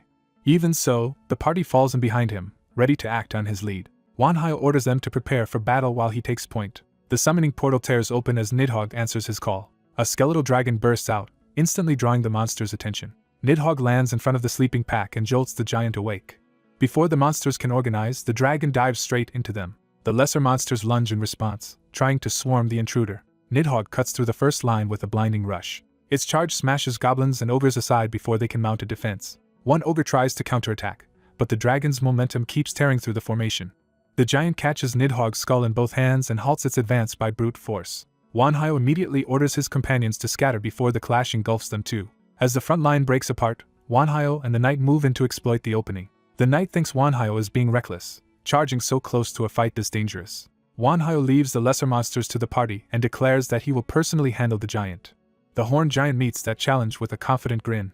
Nidhogg, equally offended, demands to know who the giant thinks he is belittling. The giant hurls the dragon away with raw strength. Nidhogg slams into the cliffside, showing that this opponent is far stronger than the usual fodder. The giant follows up with a sweeping strike that batters the dragon before it can recover.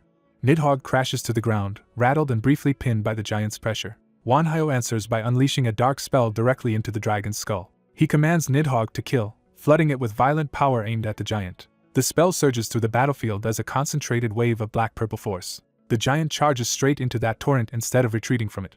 He slams down with enough force to shatter the ground and disrupt the attack. Even Nidhogg's eye flickers under the impact, showing the giant has broken its rhythm. Wanhyo realizes Nidhogg is in real danger and calls to it urgently. His companions are forced to hold off the surrounding monsters themselves while warning him to focus on the immediate threat. The knight agrees that Wanhyo must deal with his own chosen opponent, while the rest of them cover the field. The giant keeps hammering Nidhogg's head, refusing to let the dragon recover. He drives in another crushing blow, splintering bone under his fists. Boasting that no low-ranked monster can push him back, the giant overwhelms Nidhogg at close range. He batters the dragon's body apart with a relentless series of strikes. Laughing, he mocks Nidhogg as nothing more than a weakling. For the first time, the dragon shows genuine shock at being dominated so completely. The giant stands over the broken dragon and keeps repeating the insult, savoring his superiority. Nidhogg protests that it is a dragon, the strongest race, and cannot accept this humiliation. Wanhyo forces it to face the truth and asks whether it finally understands reality. He tells Nidhogg it is not a real dragon at all, only a counterfeit imitation, and the dragon furiously rejects that judgment. Driven by wounded pride, Nidhogg lunges back into the fight in a rage. The giant answers with another devastating punch that explodes against its skull. He keeps pummeling the dragon's face, each hit reinforcing the gap between its self-image and its actual strength. Nidhogg is smashed down again, unable to stop the beating. Wanhyo keeps attacking its delusion instead of comforting it, insisting that ego alone can never turn a fake into the real thing. The dragon's body breaks apart around the giant as the lesson lands harder than the blows. Fragments of Nidhogg scatter across the ground, leaving it nearly destroyed. The giant casually plants a foot beside the collapsed remains, certain the fight is over. He repeats the insult one last time, convinced he has proven Nidhogg worthless. The shattered dragon lies motionless, reduced to a pile of broken bone. From that ruin, Nidhogg turns its anger toward Kim Hyun-bak, accusing him of breaking his promise to make it stronger than a true dragon. It condemns him for failing to fulfill that promise, and leaving it in this pathetic state. Wanhyo answers coldly that he did keep his promise, but Nidhogg itself did nothing except cling to arrogance and refuse its teammates. He says Nidhogg once had the potential to be his strongest card, but as long as it cannot sincerely regard the others as comrades, it will remain a fake and be left behind. Those words continue to echo through the battle as the rest of the party struggles against the surrounding monsters. The knight and priest hold the line together while Wanhyo's lesson reaches the dragon. The robed mage unleashes crackling blue magic to support the others and keep the monsters off them. That spell blasts through the enemies pressing the party, buying them breathing room. As it watches its companions fighting and growing together, Nidhogg finally understands what it lacked. Abandoning pride at last, it asks Wanhyo to teach it how to grow and become truly strong. The plea becomes desperate as the broken dragon begs for the path to real strength. Wanhyo smiles because this surrender of ego is exactly what he had been waiting for. Nidhogg begins pulling its broken body back together under a new resolve. The giant notices the change and loses his earlier confidence. The dragon rises again, larger and steadier, now facing the giant without delusion. Standing on its back, Wanhyo orders Nidhogg to eliminate their enemy. He explains that the spells he used are the very techniques Nidhogg must master, and that learning them all will raise its worth. Nidhogg accepts the teaching without resistance, and Wanhyo is briefly surprised by how readily it submits. That surprise turns into satisfaction as he sees the dragon has truly changed. With renewed trust between master and summon, Wanhyo sends Nidhogg charging at the giant again. The dragon surges forward with enough force to split the cliff face as it closes the distance. It crashes into the giant head-on and drives him back. The fight erupts into the air as Nidhogg launches the giant upward in a violent exchange. Bone shards and debris whirl around them as the dragon gains control of the battle. Nidhogg follows with a named attack, Deathbone Spear, diving like a living lance. The strike slams the giant into the ground with crushing force. Seeing the giant pinned, Nidhogg declares the battle finished. But the giant suddenly catches hold of a blazing weapon or force, revealing he still has one last counter. A massive explosion engulfs the area before anyone can react. The party watches the blast spread across the battlefield, unable to see whether Wanhyo survived. The knight starts to speak as if a long-awaited result has finally come. Then the smoke parts to reveal Wanhyo still standing atop Nidhogg, and the knight acknowledges that the dragon has at last become somewhat worthy of the name. Even the knight is taken aback by how completely the tide has turned. He shouts for Wanhyo to dodge, sensing a new danger before the others do. Manhwa turns calmly, already aware that the threat is not coming from the giant anymore. Nidhogg shifts beneath him as both master and summon brace for something far worse. A violent impact crashes down from above and detonates the ground around them. The party rushes toward the blast, fearing Manhwa has been struck. Instead, they find a glowing pink cocoon-like mass, and the three companions close in warily. From inside, the giant's body is being remade rather than destroyed, and the party realizes the explosion triggered a transformation instead of a death. Manhwa warns everyone that the surrounding energy has changed unnaturally, and the others ask what exactly he senses. He says something is definitely nearby and that whatever has been watching them all this time has finally revealed itself. The party instantly tightens formation around him, ready for an unseen superior presence.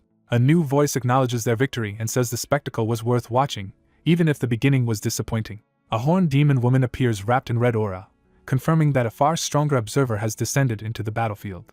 With predatory amusement, she asks where they should begin now that she has arrived in person. Manhwa immediately recognizes the danger and tenses instead of provoking her. He orders everyone not to move, judging that offending this being would be suicidal. The demon notices their restraint and studies them with interest. She mocks their unusual caution, remarking that most intruders would already be questioning her or charging in. Manhwa chooses diplomacy and asks if she would at least give them an explanation. She refuses outright, making it clear that answers are a privilege she does not intend to grant. The knight and mage can only fall silent under the pressure of her presence. Manhwa repeats her own logic back to her, acknowledging that only the strong have the right to take what they want. Pleased, she tells him he understands his place and confirms that strength alone decides what one may claim. Because he humbled the fake dragon and exposed its weakness, she spares the group for now and even says she likes what he did. She explains that she despises arrogant children who overestimate themselves, making clear that Nidhogg's humiliation amused her. Manhwa realizes from the way she singled out Nidhogg that she may be connected to an even greater power than he expected. Still toying with them, she says that since she has descended, she cannot simply leave without doing something. With a casual gesture, she begins to act. A green restorative power washes over Manhwa, the mage, and Nidhogg, healing the damage they had taken. Manhwa feels his body fully restored and his mana overflowing again, and he checks that everyone else has recovered as well. The demon then drops all pretense and invites them to fight her directly. Wary of the trap, Manhwa asks if she means to fight them herself. She smiles and promises to hold back, challenging them to survive against her for just 5 minutes. Kim Hyun-bak realizes the enemy is testing them, but he decides they have no choice except to play along for now. He orders everyone to pour all available mana into one decisive strike from Nidhogg, while Kessel and Kai hold the line. His subordinates immediately accept their roles and prepare to obey. Before they can act, the horned devil woman mocks them and invites them to make the first move. She attacks first anyway, unleashing dark power straight into Nidhogg. Hyun-bak urgently tells Chris to bless Nidhogg with every bit of mana he has. Nidhogg answers with necro breath, hurling a massive blast at her. She dismisses the attack as worthless and stops it with ease. Still unimpressed, she crushes through the assault and drives her power into Nidhogg instead. Nidhogg's body begins breaking apart under her casual counterattack. Hyun-bak is shaken by how effortlessly she overwhelms his strongest weapon. He realizes she only moved a hand once, yet Nidhogg was nearly destroyed. The devil woman starts wondering whether she should simply kill them after all. Hyun-bak forces himself to stay composed despite the terror. Even his allies admit the gap in power is absurd and question why such monsters are here at all.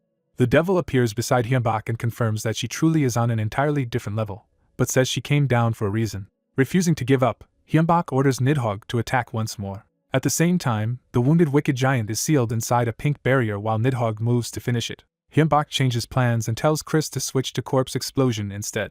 Chris and Hyun-bak immediately begin channeling the new spell together. Nidhogg dives toward the trapped giant as the explosive curse takes hold. The devil watches with interest instead of stopping them. The giant detonates in a huge blast that rocks the battlefield. Hyun-bak and Chris brace themselves against the shockwave and dust. Hyun-bak looks up, desperate to see whether his gamble worked.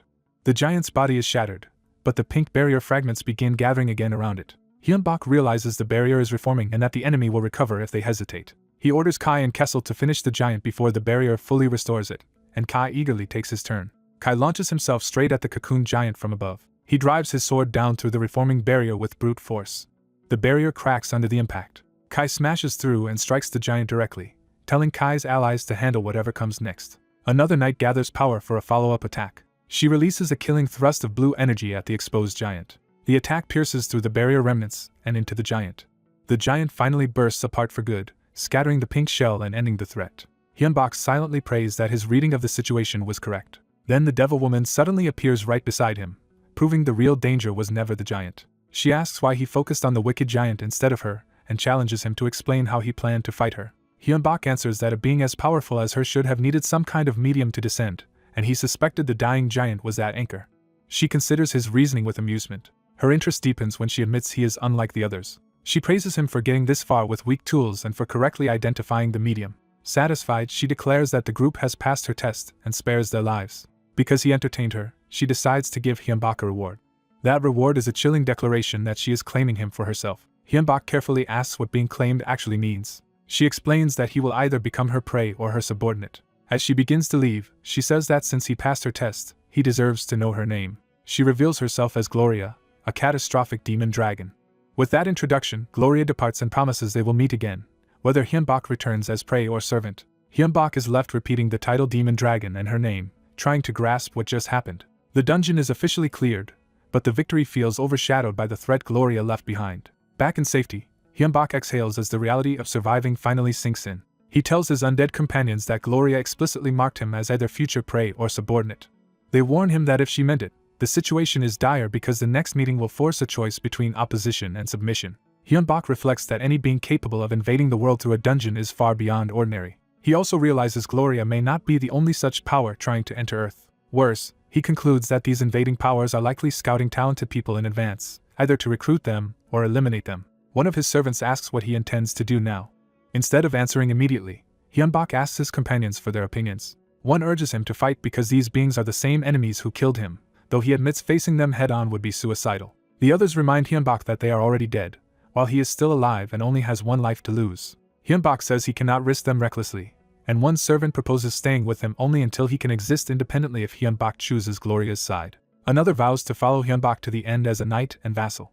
Hyunbak is quietly moved by that loyalty. Even the mage says he will continue following Hyunbak, regardless of Chris's old enemy. He explains that revenge is secondary to his true goal of ascending to a higher level, and Hyunbak offers the best path toward that.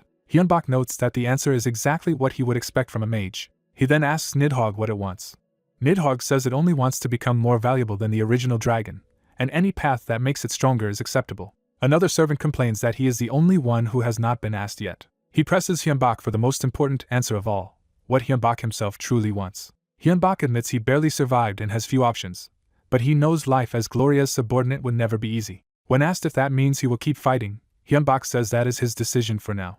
He reasons that Gloria did not finalize him as a subordinate yet, so the choice remains open between fleeing and resisting. What he truly wants, however, is to grow stronger no matter the cost and eventually kill Gloria. His servant is thrilled by that resolve and promises full support. Still, the mage warns that Gloria is overwhelmingly stronger, even if he remains loyal for now. He bluntly admits that if Hyunbak faces Gloria without a chance of winning and his life is in danger, betrayal is possible.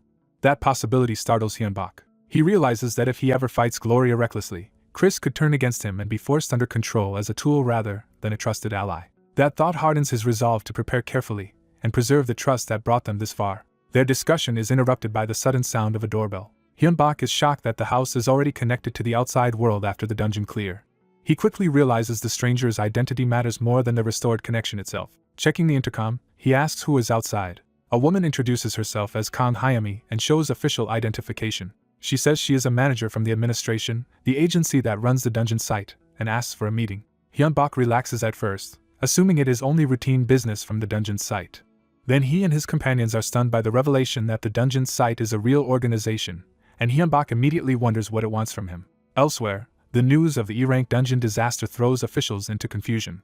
A superior demands to know what kind of monster appeared in an E-rank dungeon after 16 explorers died there. His subordinate reports that a few survived, including a prospect with an A-rank fortune talent. That survivor is identified as Kim Hyunbak.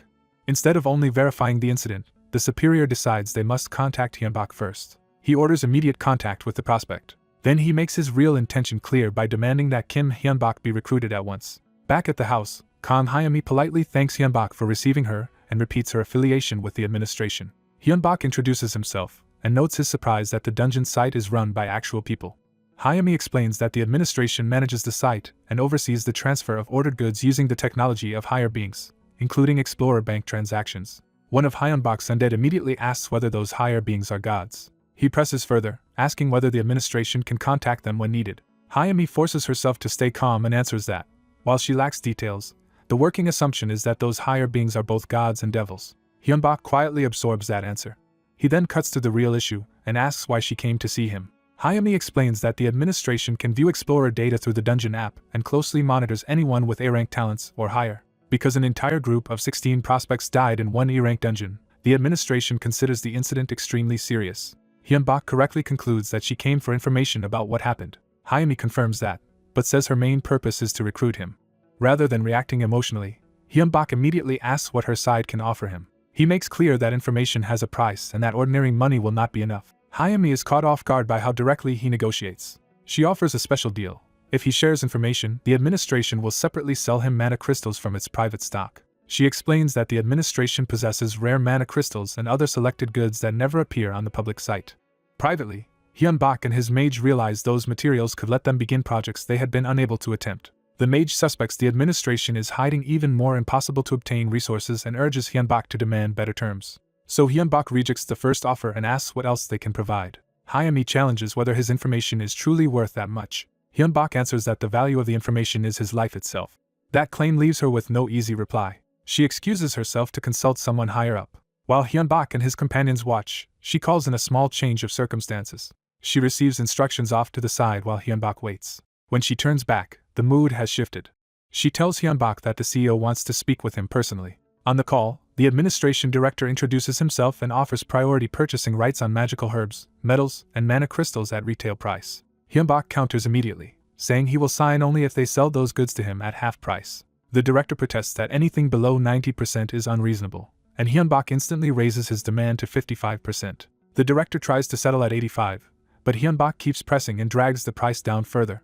He continues the negotiation without hesitation, forcing the other side to chase him. When the director finally offers 75%, Hyunbak accepts the rate but extends the deal to a 3-year term, shocking him. The director objects that such a long discount would cost the administration too much. Hyunbak counters by offering not to leave the country during the contract period, turning his own future value into leverage. He points out that the administration clearly intends to recruit dungeon explorers before they emerge publicly, and if South Korea refuses his terms, other countries or guilds will not.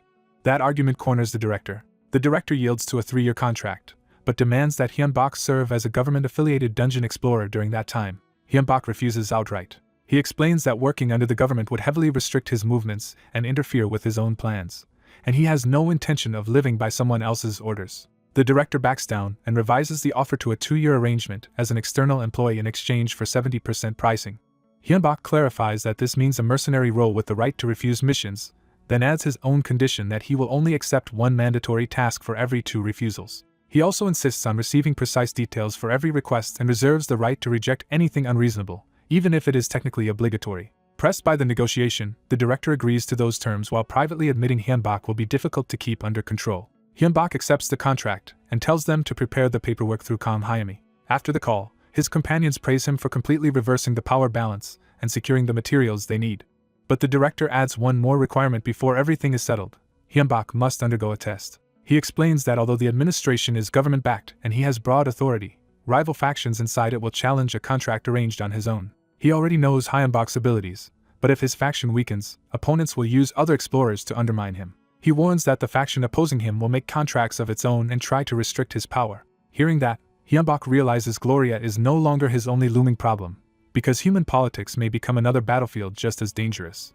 Kim agrees to hear the offer and learns that to secure the contract, he must clear a sealed dungeon that was locked down after a failed raid. He is told those failed dungeons remain linked to the real world, so they are sealed to stop monsters from spilling out. Kim realizes that monsters are already escaping from such places, which is why the administration is desperate to recruit explorers like him. The administration warns that the test site is officially only F rank, but likely far more dangerous than a normal one, and asks whether he will accept. Before answering, Kim consults his undead companions about whether this contract is worth the risk. One advisor warns that getting involved could drag them into pointless political struggles between human factions. Another agrees that even mercenaries cannot always ignore the kingdom's interests. A third argues that they still need to grow stronger than they are now. He adds that the situation may be the greatest crisis they have faced so far. Kim weighs their advice in silence and reaches a decision. His thoughts turn to Gloria, reminding him how dangerous the larger threat truly is. That memory hardens his resolve. Kim accepts the test and asks to be taken to the dungeon immediately. That night, he is flown to the sealed site under heavy military guard. The soldiers waiting there make it clear the army is treating the dungeon as a serious national security matter. Kim arrives with his disguised undead companions and the administration's manager, drawing wary attention. The commanding officer asks if this unimpressive-looking outsider is really the one chosen for the job. Manager Kang Hyami formally identifies Kim Wonhyo as the external explorer assigned to clear the dungeon. The colonel openly doubts that someone like Kim could handle a dungeon overrun with those monsters. Kim offers no defense and lets the administration speak for him. Kang insists that Kim has repeatedly cleared similar dungeons and has already been approved by higher authorities, leaving the final call to the officer in charge. She reminds the colonel that his authority comes from above and that defying those orders would itself be a military offense. Forced to yield, the colonel warns that if anything goes wrong, the army will respond without hesitation. Kim's armored companion bristles at the insult and wonders if they should abandon the test altogether. The calmer knight treats the hostility as little more than military hazing and urges patience. The scale of the army's preparation shows they are ready to suppress the dungeon by force if needed. Armed troops and vehicles stand by as if expecting a battlefield rather than a test. Some soldiers mock Kim's masked group as costumed eccentrics instead of serious fighters. Their ridicule turns personal, dismissing Kim as a show-off playing hero. Kim ignores the taunts and stays focused on the mission. The group is led to the sealed entrance and told to wait, while the army prepares to open it. The colonel gives the order to unseal the dungeon. The massive outer barrier opens to reveal the hidden structure that contains the dungeon gate. Inside, a single door stands as the final seal between the world and the dungeon. The colonel coldly tells Kim that from here on, whatever happens is his problem. As the door opens, strange energy pours out and immediately puts everyone on edge. A pack of goblins surges out the moment the seal is broken. The monsters attack with feral aggression instead of hesitation. The colonel orders the entrance blocked and explosives prepared, prioritizing containment over Kim's safety. But the army quickly discovers the door cannot simply be shut again. The colonel scrambles to form a firing line and orders his men not to let any monster escape. The soldiers open fire and mow down the first wave of goblins.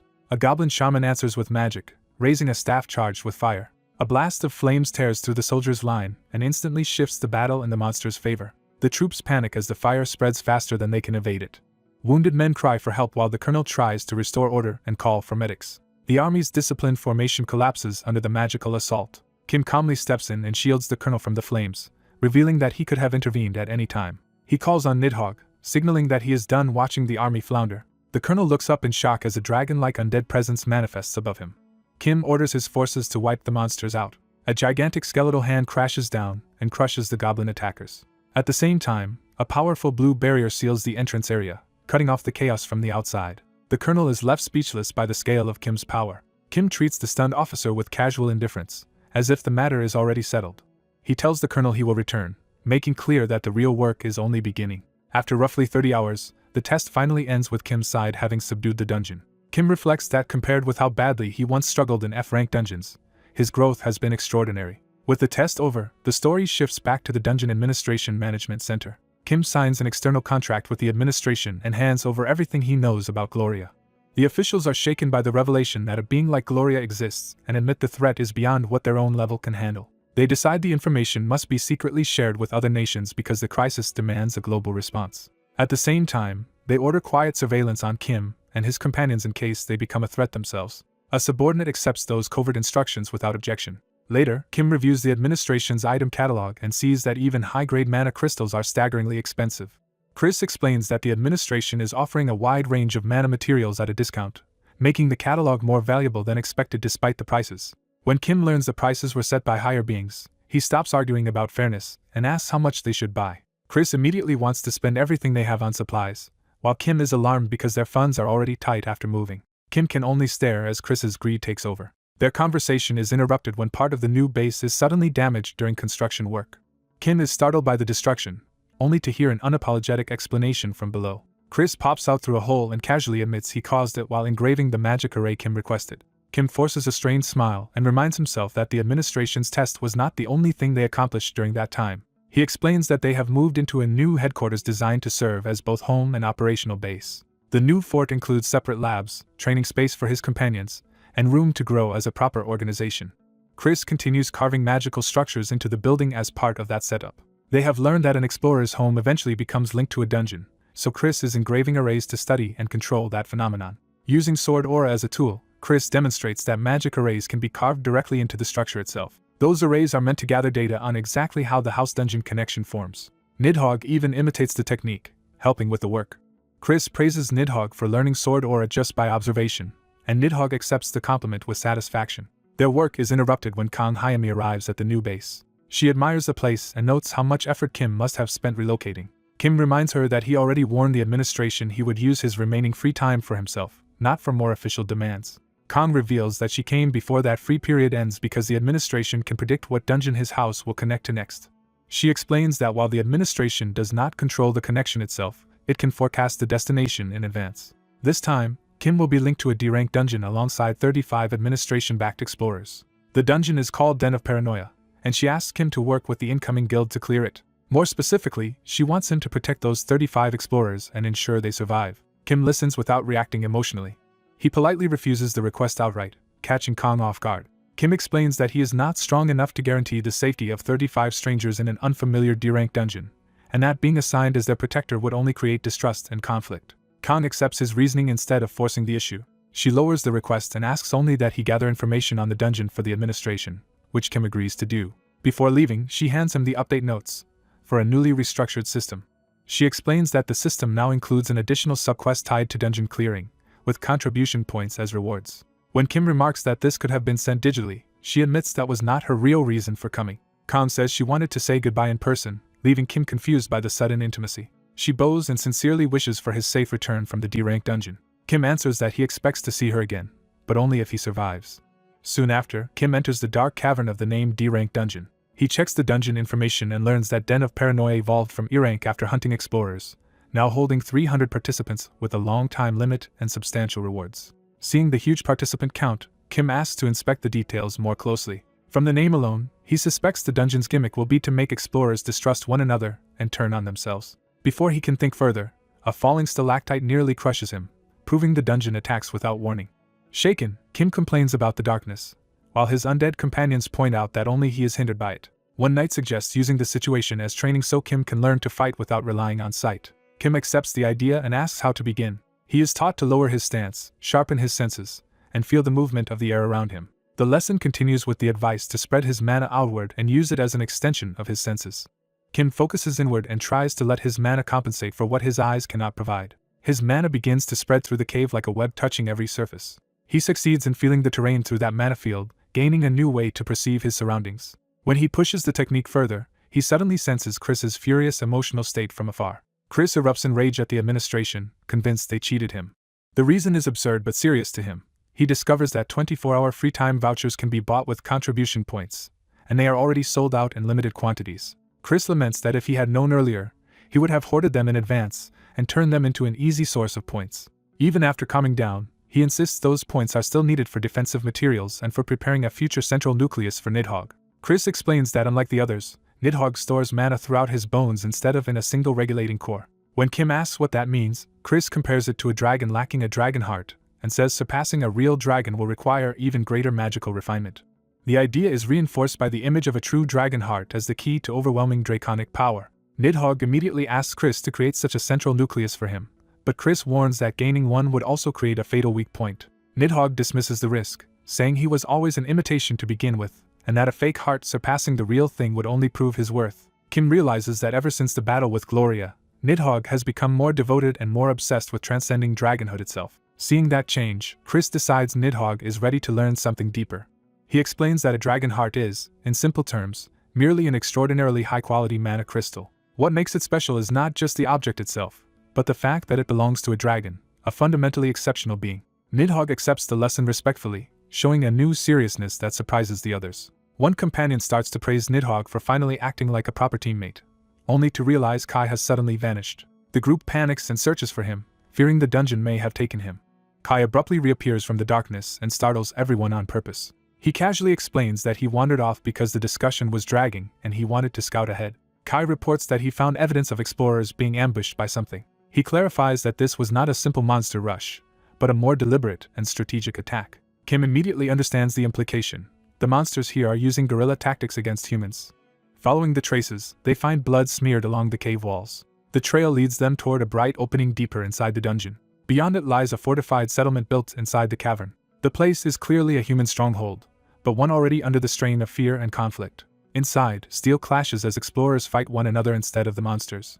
Kim arrives to find multiple guilds in open combat, each side convinced the others betrayed them. One guild master accuses the others of attacking first, and refuses to listen. Another fires back that he was lured there by the first guild's own members, deepening the mutual suspicion. Even as monsters close in, the explorers remain trapped in paranoia and cannot unite. A more level-headed guild master realizes a highly intelligent monster is deliberately sowing chaos among the humans.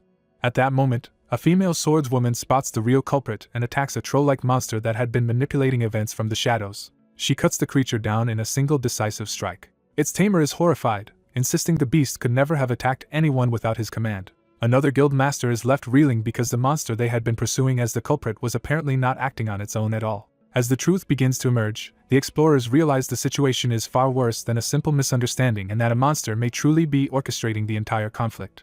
As the guilds gather in one place, an unseen enemy sees the perfect chance to slaughter them all. A sudden tremor throws the crowded village into confusion before anyone understands what is happening. One of the survivors urgently calls for Lisiori to take command. Lisiori immediately moves to higher ground to identify the threat. The vice guild master of the Daehan guild lands on a rooftop and prepares to assess the battlefield. From above, she sees the village and the surrounding cliffs clearly enough to search for the source. What she finds horrifies her badly enough to freeze her for a moment. She snaps into command and orders everyone to form ranks for battle at once. The real danger reveals itself as a wave of green slime surging in from outside the village. The slime horde pours toward the settlement in overwhelming numbers. A young fighter rushes in to cut one down before it reaches the others. His attack backfires when the slime's acidic body melts his sword on contact. Nearby fighters are burned as well, and panic spreads as they realize normal melee is disastrous. The young man quickly warns everyone that the slime's bodies are corrosive and must be killed with fire instead. A demolition-focused guild immediately claims the job and prepares improvised incendiary bombs. They hurl the explosives into the advancing slimes while warning the front line to stay clear. The bombs arm in midair, buying the defenders a desperate moment of hope. The first blast erupts in a pillar of fire among the monsters. More explosions follow, turning the front of the village into a burning kill zone. The blasts also start collapsing nearby wooden structures, forcing the defenders to dodge falling debris. At the same time, a summoned elemental spirit is called forth to support the defense. Its ice magic locks part of the slime wave in place, giving the fighters a way to control the battlefield. Lisiori orders the bombardment to continue relentlessly and demands that every frozen slime be burned. The bombers agree and tell the front line to herd the monsters together for maximum effect. The melee fighters begin driving the surviving slimes into a single cluster. Even the larger monsters are forced back as the defenders compress the horde. The slimes try to flee the trap once they realize they are being cornered. The defenders cut off their escape routes and keep them boxed in. With the trap set, the bombers warn everyone to save themselves and prepare another volley. A massive chain of explosions engulfs the clustered slimes and much of the village around them. Watching the devastation, Lisiori notes the bomb guild's terrifying firepower and starts thinking about how they make it. That thought is interrupted when she senses a new change in the battle. A second wave arrives as masked riders on giant lizards charge toward the village. The young fighter realizes the slime attack may have been designed from the start to destroy the defenders' weapons. The elemental users are ordered to pour all their mana into the summoned spirit for one decisive counterattack. The spirit answers with a barrage of ice spears that tears through the incoming riders. The battered survivors refuse to break and steel themselves to keep fighting. They throw themselves into close combat against the lizard riders despite the odds. One fighter named Tashik helps bring down an enemy rider with a sudden ranged strike. But the defenders quickly realize there are too many enemies left and too few usable weapons to hold out for long. Before the line collapses, a dark portal opens overhead and something new enters the battlefield. A surge of black-purple power crashes down, scattering the enemies below. A skeletal dragon and its rider intervene, telling the defenders to tend the wounded while they take over the fight. With that opening, the surviving guild members launch a renewed charge. The young fighter recognizes the skeleton legion and bone dragon from rumor and realizes who must have arrived. The feared necromancer Wanhyo appears atop the bone dragon, confirming the rumor. His forces immediately strike the enemy line from outside the village. The masked lizard riders finally show alarm at the new threat. Their leader orders an immediate retreat rather than risk annihilation. The defenders watch in disbelief as the monsters actually pull back. Relief sweeps through the village as people celebrate surviving and praise the necromancer who saved them. Instead of relaxing, the survivors begin fortifying the village, salvaging weapons, and treating the injured for the next attack. Someone tries to use the return service to escape the dungeon, but the system still refuses because monsters remain nearby. While others thank Wanhyo for rescuing them, Lisiori notices the same system error and realizes the danger is not over. That fear is confirmed when more survivors report that guild members have been murdered even in places with no visible monsters. The repeated killings convince the group that their security problem is getting worse, not better. Wanhyo deduces that mimic monsters are hiding among the humans, which explains why the return service keeps failing. When asked how to identify them, he admits there is no current method unless they can obtain a mimic corpse to analyze. Even so, the survivors cling to the fact that understanding the cause means escape might still be possible. A bomber proposes a test, sends small groups to isolated safe spots, and use the return service to see whether a mimic is among them. That plan raises a grim problem, because any successful test would leave a mimic behind with only a few people to face it. The group settles on rotating who stays behind and using the village as a recoverable base as long as returns remain possible. They move on to deciding which guilds will leave first, and which will remain exposed. Some of the younger survivors try to treat the decision lightly by suggesting rock paper scissors. Their casual attitude only highlights how little they grasp the stakes. A heavily armored skeleton named Kessel cuts in and rebukes them for treating survival like a game. The young fighter realizes Kessel is about to say something serious and listens. Pressed for his opinion, Manhwa hesitates and lets Kessel speak instead. Kessel bluntly warns the rookies that if they keep raiding this dungeon as they have been, every one of them will die. The survivors bristle at the insult and demand to know whether he is simply calling them weak. Kessel acknowledges their raw strength but says they lack the focus, awareness, intensity, and ferocity needed for a dungeon this cunning. He reminds them that the dungeon master has been outplaying them repeatedly, and that only Manhwa's intervention kept them from total extermination. Lee Seori angrily asks whether his answer is for them to hide and wait to die. Kessel shocks everyone by saying that, for now, that is exactly what they should do. He orders the human survivors to return home and wait, while Manhwa's undead clear the dungeon themselves. Manhwa is startled that Kessel makes such a sweeping decision without asking him first. But Kessel insists this is not empty bravado and asks his master to trust his judgment. He argues that the dungeon can be cleared without sacrificing the survivors, and that if anyone must be risked, it should be their master alone. Kessel even refuses any reward, presenting the plan as a straightforward solution. The young fighter asks Manhwa whether such a thing is really possible. Manhwa pauses, weighing the truth of it. He admits the issue is not whether it can be done, but that he must do it because the alternative is death for everyone. A system notice confirms that Kim Hyun-bak has chosen to attempt an independent clear of the den of paranoia. The village falls into an uneasy quiet as the new plan begins. Back inside, Kessel apologizes to Manhwa for acting on his own authority. He explains that if they had continued the joint raid and accepted more help, resentment against Manhwa would only have grown. From Kessel's view, losing some profit is still better than letting his master become indebted or mistrusted. Another undead companion counters that Manhwa overthinks everything now and needed this lesson. He warns that even good intentions can create misunderstanding when they are pursued too calculatingly. The undead insist that this conflict will ultimately be useful experience for their master. Still, they formally apologize for acting without permission and for backing Kessel's decision. Manhwa accepts that they acted for his sake and lets the offense pass. He forgives them this once but makes clear that acting independently again without telling him will not be tolerated. Kessel agrees in words, yet openly admits he would disobey again if he believed it necessary. His loyalty is absolute because he sees his own growth as tied directly to Manhwa becoming stronger. Manhwa can only accept that answer with quiet resolve. With the matter settled, he orders his undead forces to prepare for the next stage of the raid. Elsewhere in the dungeon, the enemy leader decides that if they can catch one particular man, the rest of the humans will become easy prey. The masked commander chooses to wait for Manhwa to make the first move. That patience breaks when the enemy senses something unexpected approaching.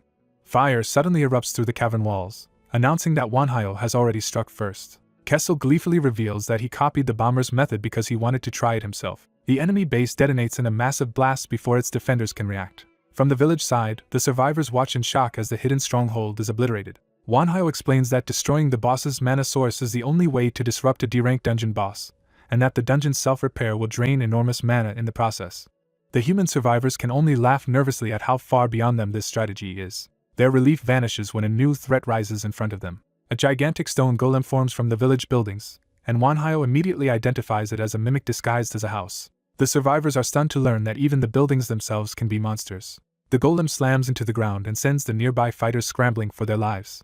Far from panicking, Kessel is almost excited by the appearance of a larger opponent. At the same time, more lizard riders swarm the hidden battlefield where Manhwa's undead are fighting. Kai, the holy-looking skeleton, answers the call to trigger the prepared traps. The enemy riders realize too late that they have ridden directly into the trap zone. The explosives detonate in a wall of fire that tears through the charging monsters. Back at the village, one survivor notices the traps have gone off successfully. Another snaps him back to the immediate fight, and he refocuses on the golem in front of them. In the blasted enemy camp, surviving riders lie broken and furious after the ambush. Their commander, battered but alive, refuses to accept defeat. Manhwa answers by mounting his bone dragon and preparing to finish the enemy leader personally. He unleashes a necro breath blast straight at the commander. The commander survives the attack and mocks it as too weak to kill him. Then he calls his scattered remains back together, revealing a far stranger body than expected. The fallen riders and beasts begin dissolving into red slime instead of staying dead. Kessel realizes they are not simply melting but being drawn somewhere by a hidden force. The red slime streams into the bone dragon's maw as Manhwa channels it inward. The gathered mass condenses into a single monstrous red core. Manhwa recognizes that this confirms his suspicion about the kind of mimic they are facing. He identifies the boss as a slime-type doppelganger, an incomplete mimic lord ruling the den of paranoia. The doppelganger lunges at Wanhyo with the intent to swallow and consume him directly. Wanhyo warns Nidhogg not to underestimate it, because a doppelganger is far too dangerous to belong in a mere D-rank dungeon. The doppelganger surges again, and Wanhyo orders it burn down before it can fully stabilize. Another necro breath crashes into the slime mass in an attempt to erase it. Instead of dying, the creature adapts, reshaping part of itself under the pressure. A giant red fist forms from the slime and smashes into the bone dragon hard enough to stagger it. Wanhyo compares the blow to a far more terrifying opponent he has faced before and dismisses it as insignificant by comparison. Nidhogg answers with a sweeping counterstrike that slices through the slime body, but the absorbed doppelganger matter starts fusing with the dragon's bones, creating a new danger from within. As the dragon begins to lose stability and fall, Wanhyo calls for Kai and Kessel to act. They reveal they were already prepared for this contingency and move at once. Kessel and Kai dive down the cliff face and launch a coordinated attack on the slime below. Their assault turns the doppelganger into a boiling red mass and briefly disrupts its form. Arrows pierce the slime from above, adding ranged pressure to the trap. When the creature gives no immediate counterattack, the undead realize something is wrong. Kessel decides too late that the only smart move was to run, because the attack was a bait.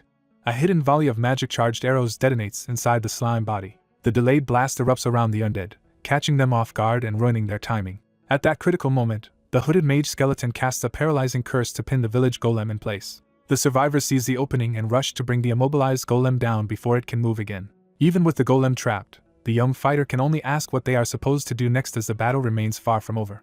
An explosion sends red vestiges rushing toward the group, and they realize the threat is moving straight at them. The scattered red masses rain down around the fighters, leaving everyone scrambling to understand what these things are. As the blobs begin reshaping themselves, the danger becomes clear. They are evolving in real time. The masked necromancer orders everyone to combine their strength at once, while the others demand to know the enemy's nature. He reveals that these are the doppelganger's clones and warns that they must be destroyed before they merge into one body.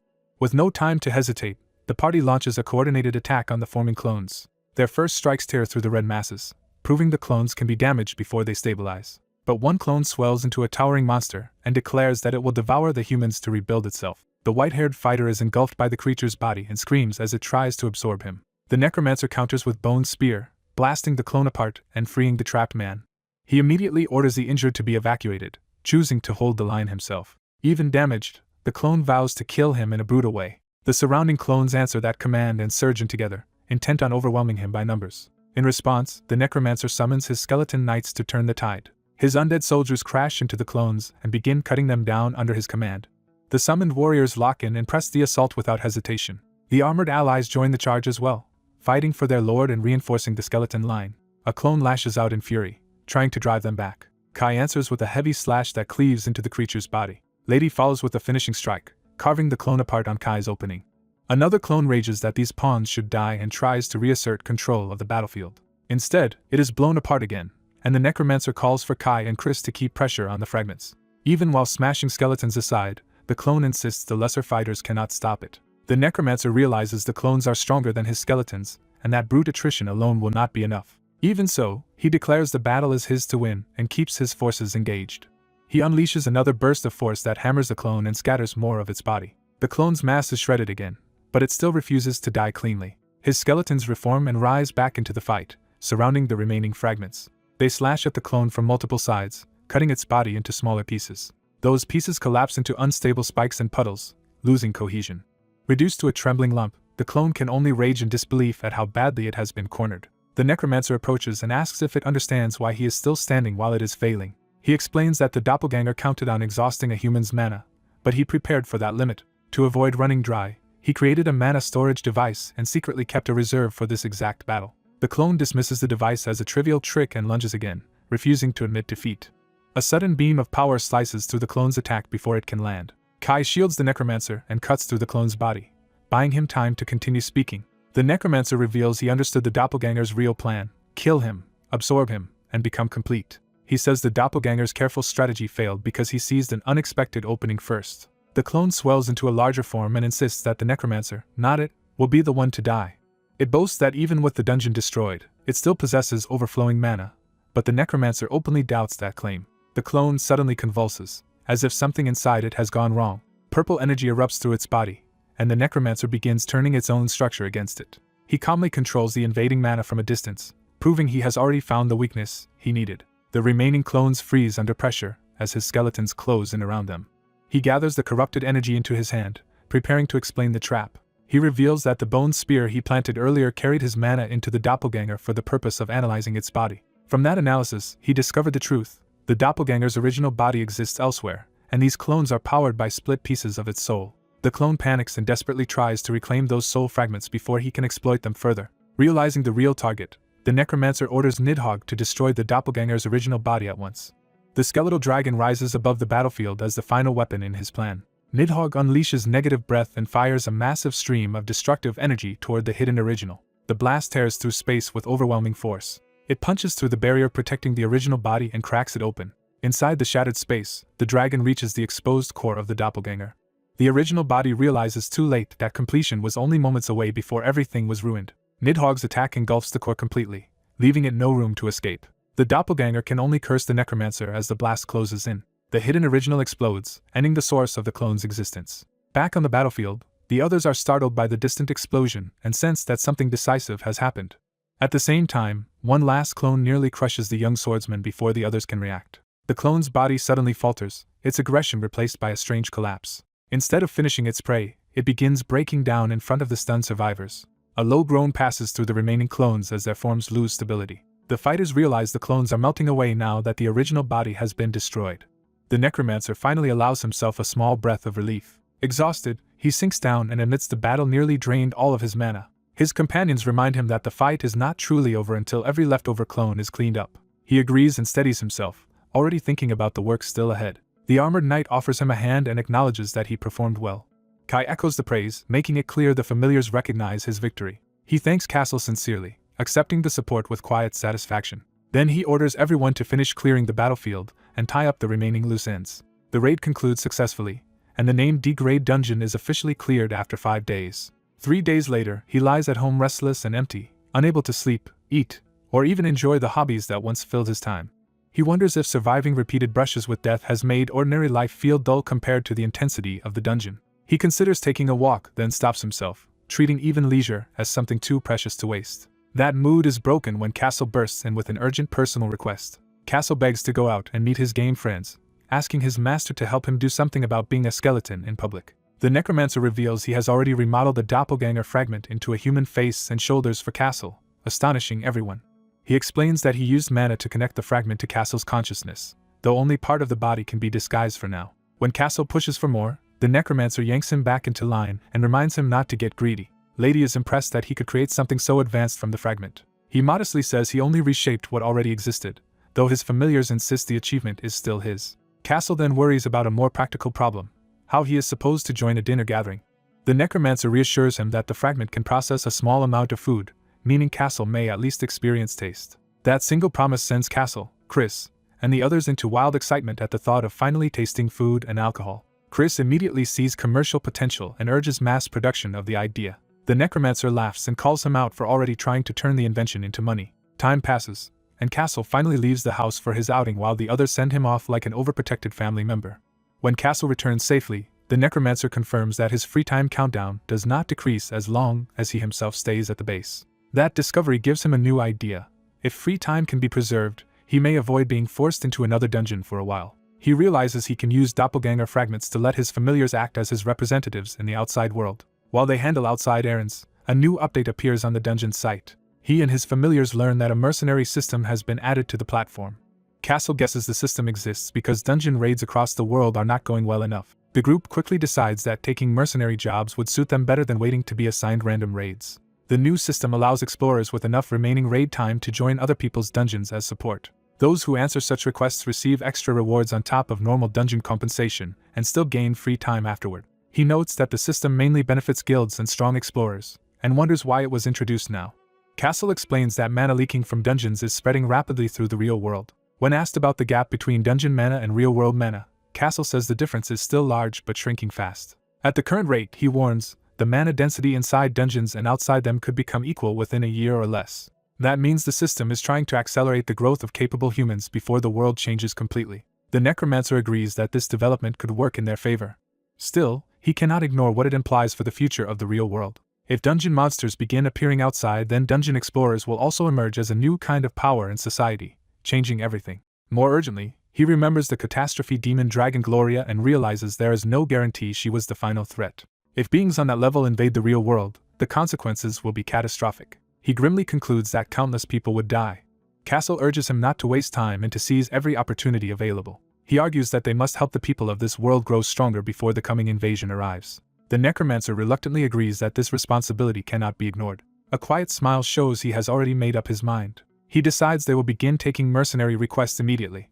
Castle adds that they should also prepare for abuse of the new system, citing the kind of cruelty shown by Kim Jung-hyuk. He warns that stronger explorers will inevitably use mercenary raids to dominate or eliminate weaker ones. The necromancer answers that he is already ready for such people and will not tolerate internal enemies.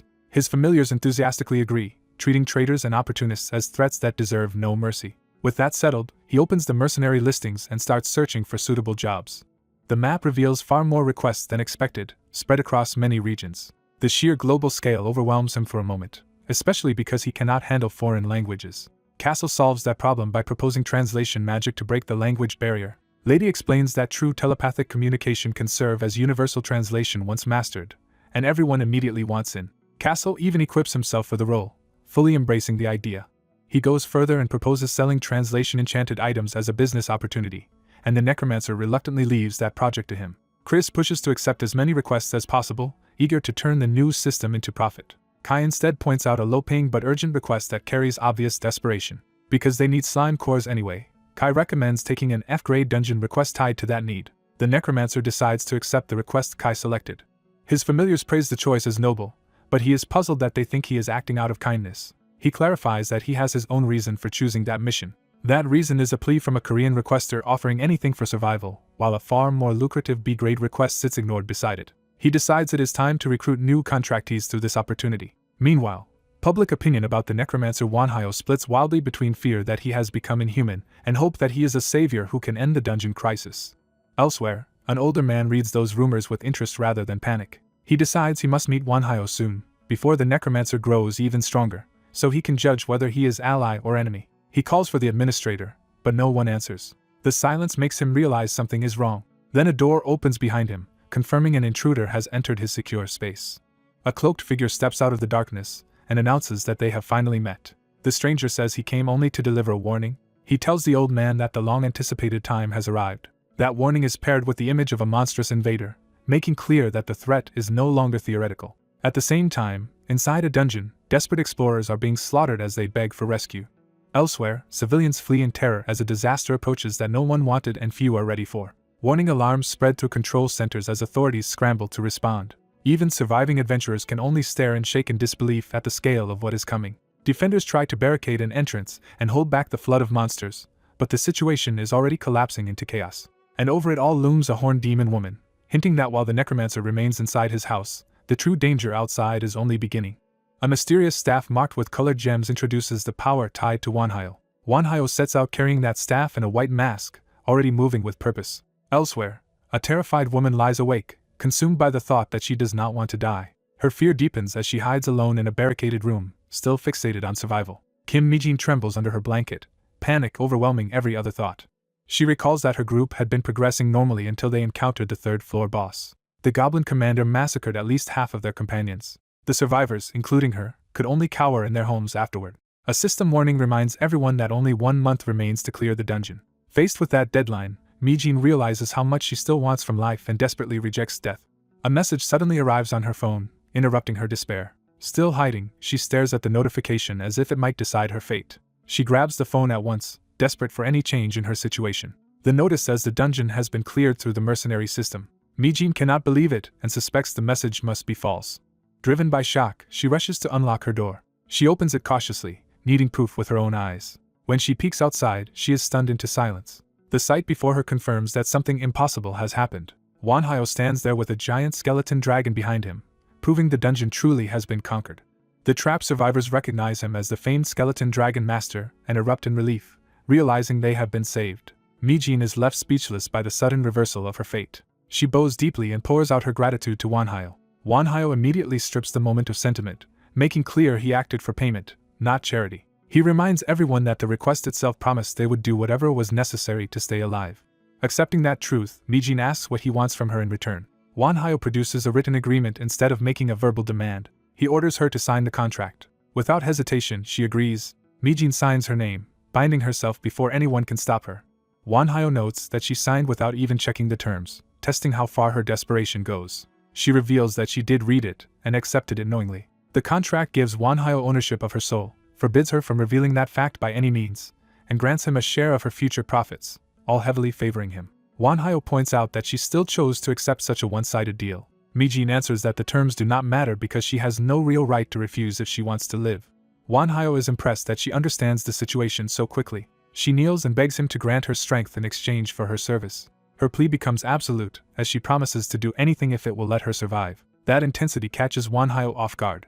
Mijin insists this is the kind of chance that comes only once in a lifetime.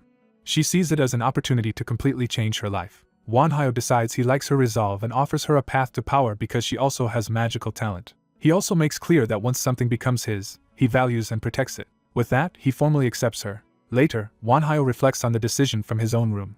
He admits that among the survivors, Mijin was the only one with notable talent. Her status confirms solid magical ability, memory, and calculation, making her a fortunate find. He further realizes she is especially suited to necromancy and curse magic, and that she can eventually help organize the others into useful forces. His skeleton subordinates return after training the rescued newcomers. They report that the close combat trainees are following instructions well and that the dungeon itself makes an excellent training ground. Wanhyo is pleased because a cleared dungeon remains stable as long as someone stays inside, giving him a permanent practice hall. One skeleton notices the file he is reviewing and asks about it. The file is Mijin's, and Wanhyo privately frames her as an investment. Mijin, now dressed properly and composed, greets Wanhyo with open respect. On the final day of training, Wanhyo gives her a necromancy tome and a method for producing spell cards. She vows that she will survive and hopes to meet him again after proving herself. Wanhyo reflects that the people who request his help become absolutely loyal to him. He regards them as supporters who can act as his hands and feet. One skeleton urges him to stop lingering in weak areas and start preparing for a real dungeon. Wanhyo agrees and begins considering their next target. Another skeleton has already prepared a list of mercenary requests, and recommends the final one.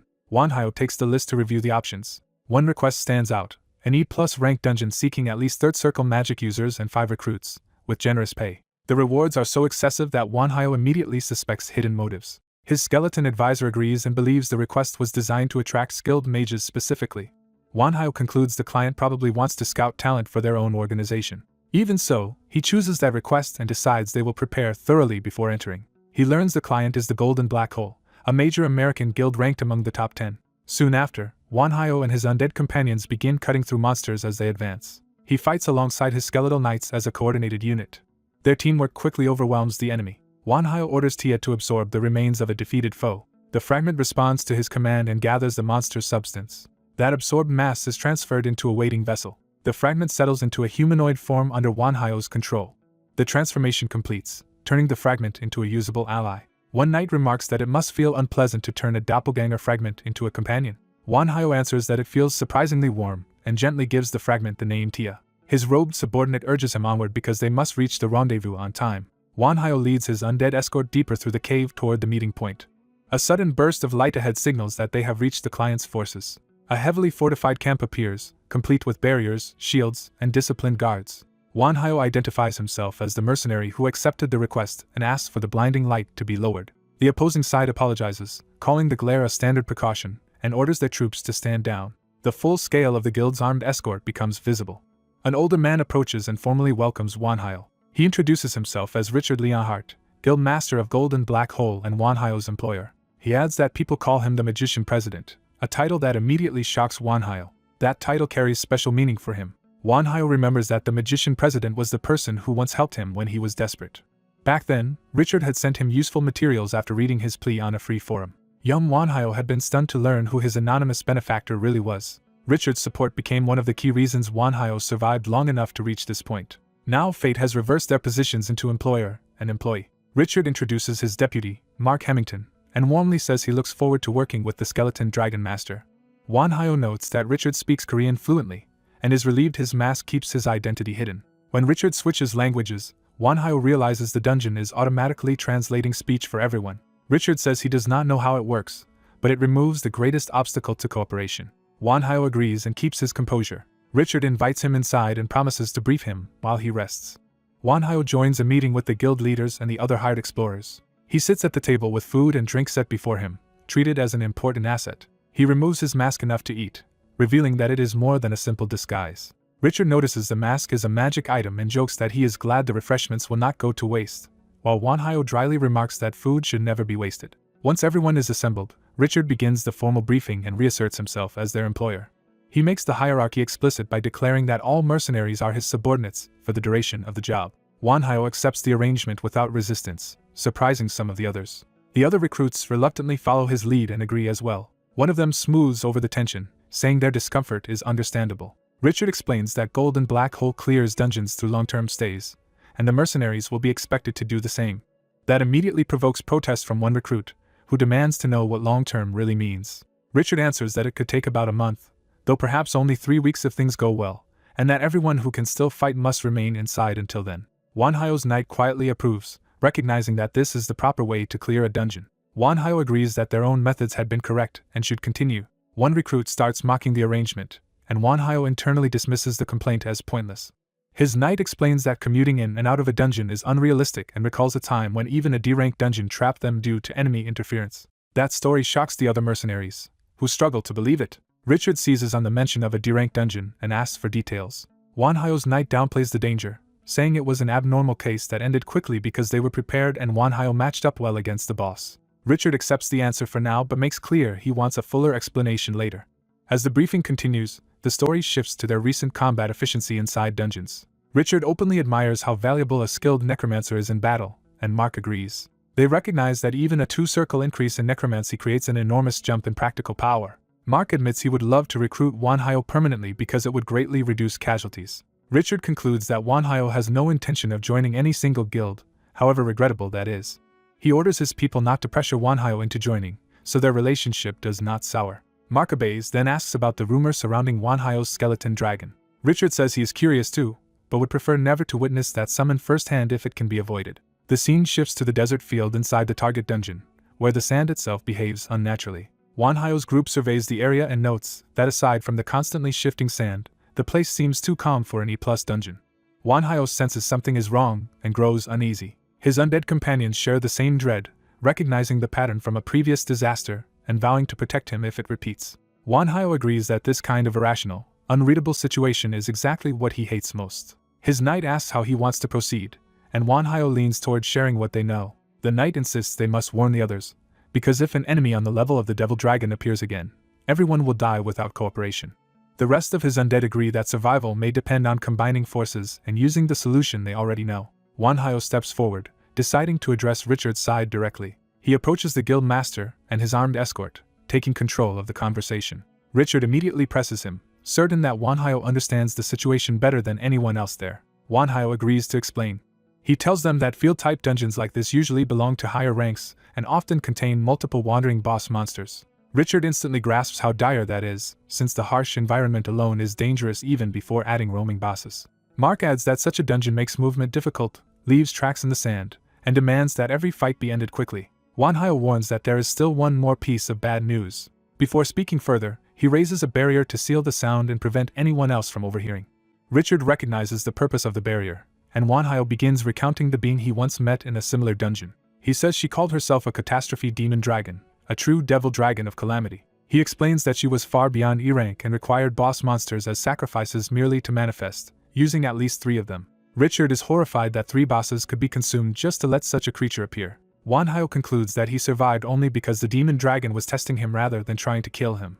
When asked whether the dragon's ordeal had been a test, the young man confirms it, and explains that the monster forced them into despair before offering a fight. He clarifies that the challenge was not simple suicide, because the dragon gave them 5 minutes to endure, 3 chances to strike, and promised not to attack during that span. The older leader immediately infers they did not truly survive by endurance alone and instead found some hidden condition involving the boss monsters. The young man admits that was exactly the answer, because lasting 5 minutes or even 1 direct hit from her had been impossible, so they attacked the boss monsters instead. Once they discovered the correct rule, the dragon declared they had passed and then marked the young man as her claimed prey. From that account, the guild master concludes the devil dragon of calamity is one of the invaders behind Earth's disaster and that she selects humans either to consume or turn into subordinates. Preparing for the worst, he offers the young man separate authority and as many people as he wants, but the young man chooses to operate alone. The guild master accepts that and hands him a rare guild-made communication artifact, warning him to return it because only 8 exist. The young man notes with interest that the guild has already developed magical communication technology. They part with an agreement to stay in contact, and the guild master pointedly says he expects to see the young man alive again. As soon as the meeting ends, the young man decides to move out, and his armored subordinate eagerly urges immediate action. To travel faster, they summon a strange blue object into the sand. The object erupts into a full-sized vehicle. The young man assigns driving duty to Kessel, who probably takes charge of the newly summoned car. The scene shifts from the dungeon to a later discussion in their base. Kessel excitedly argues that what they really need in the dungeon is a mount. He complains that too much time is wasted simply moving through the dungeon, forcing the master to ask what sudden idea he is chasing. Another undead servant agrees and proposes using a summoned creature as transportation. The master rejects relying on Nidhogg because keeping that summon active for travel would consume too much mana. Kessel demonstrates his alternative by showing that a car can function as a dungeon mount, even if his first example is recklessly violent.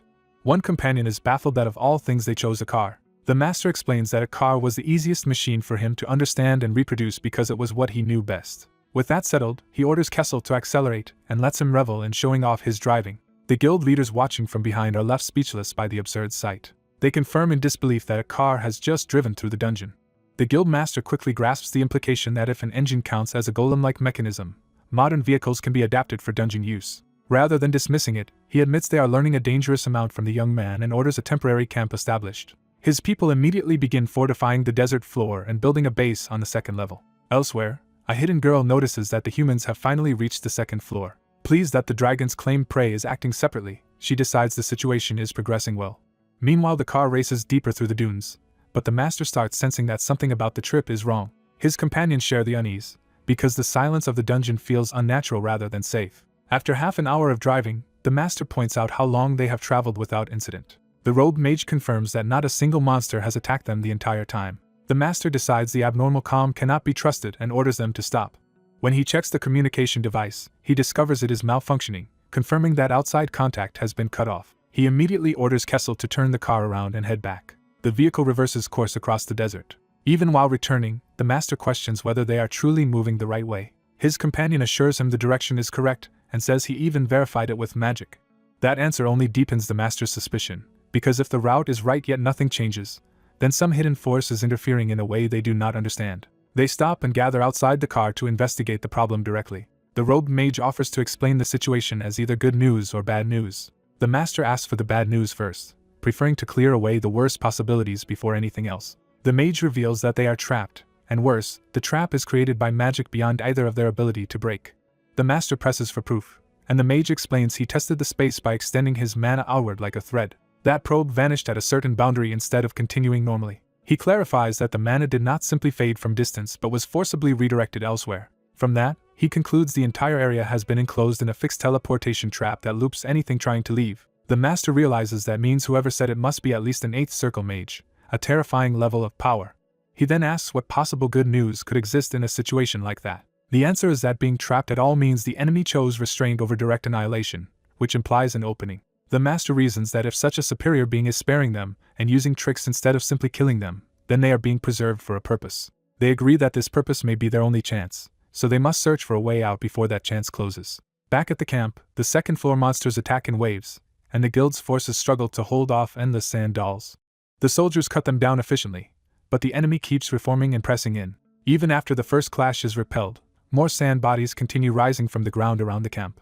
The guild master notes how suddenly the assault began, recognizing that the enemy has chosen its timing carefully. Instead of panicking, he orders triage for the injured and demands that camp construction resume at once. When questioned, he insists the base must be built immediately because survival now depends on preparation, not comfort. The hidden girl appears before the guild leaders and praises the guild master for thinking exactly as she hoped he would. Her sudden presence confirms that the true enemy has been watching them all along. She warns the bald deputy to obey the guild master, because her test is still ongoing and disobedience could get him killed instantly. The deputy starts to lash out at her. The guild master silences him before he can provoke the monster further. The girl cheerfully confirms he understood the danger in time and reminds them how close the deputy came to dying for speaking carelessly. Shaken, the deputy finally grasps that her childish appearance hides overwhelming power. The girl grants them 1 hour of rest and announces that the attack will resume after that break. As examiner, she poses a new question: should the next wave have doubled quality or doubled quantity? The guild master deliberately answers outside her expected options and asks for doubled emotions instead. His unexpected third choice genuinely surprises her. Amused, she accepts the answer as clever enough to pass and even promises to include his chosen variable. She declares that the next enemies will come with twice the emotions and gives them 1 hour to prepare. After setting the terms, she vanishes back into the sand. The guild leaders are left staring at the place she disappeared, fully aware that they are dealing with a monster that treats their lives like a game. The guild master snaps everyone back to action and orders the entire force to use the hour for maximum preparation. Privately, he realizes the worst part is not just the enemy's strength but that she is using other people's lives to measure and judge him. He gathers the exhausted soldiers and tells them to rest while listening carefully to what he has learned. He explains that the girl is likely one of the beings who invaded Earth and created the dungeons, based on what the necromancer Wanhyo previously told him. When he adds that Wanhyo identified his own encounter as a dragon, the soldiers understand that this enemy may be at least that dangerous. The guild master warns that the being testing them is likely dragon class or worse, but he also says there is one important advantage. Because she wants to test them, she will not personally intervene while the trial continues, so for now they only need to survive her chosen battles. He does not soften the truth and tells them plainly that the test will be brutal and some of them may die. He makes everyone focus on that reality so no one mistakes survival for something guaranteed. Then he gives them an order to remember forever. No matter who dies, even if he dies, the survivors must not forget the dead. He tells them to live long enough to carry a message of revenge to the one responsible for this massacre, and vows that he himself would do the same. The soldiers answer with renewed resolve. When the next wave begins, heavier sand soldiers emerge from the dunes. The guild master drives his people to fight with everything they have and survive at any cost. Their preparation pays off, and they win the second battle without any wounded.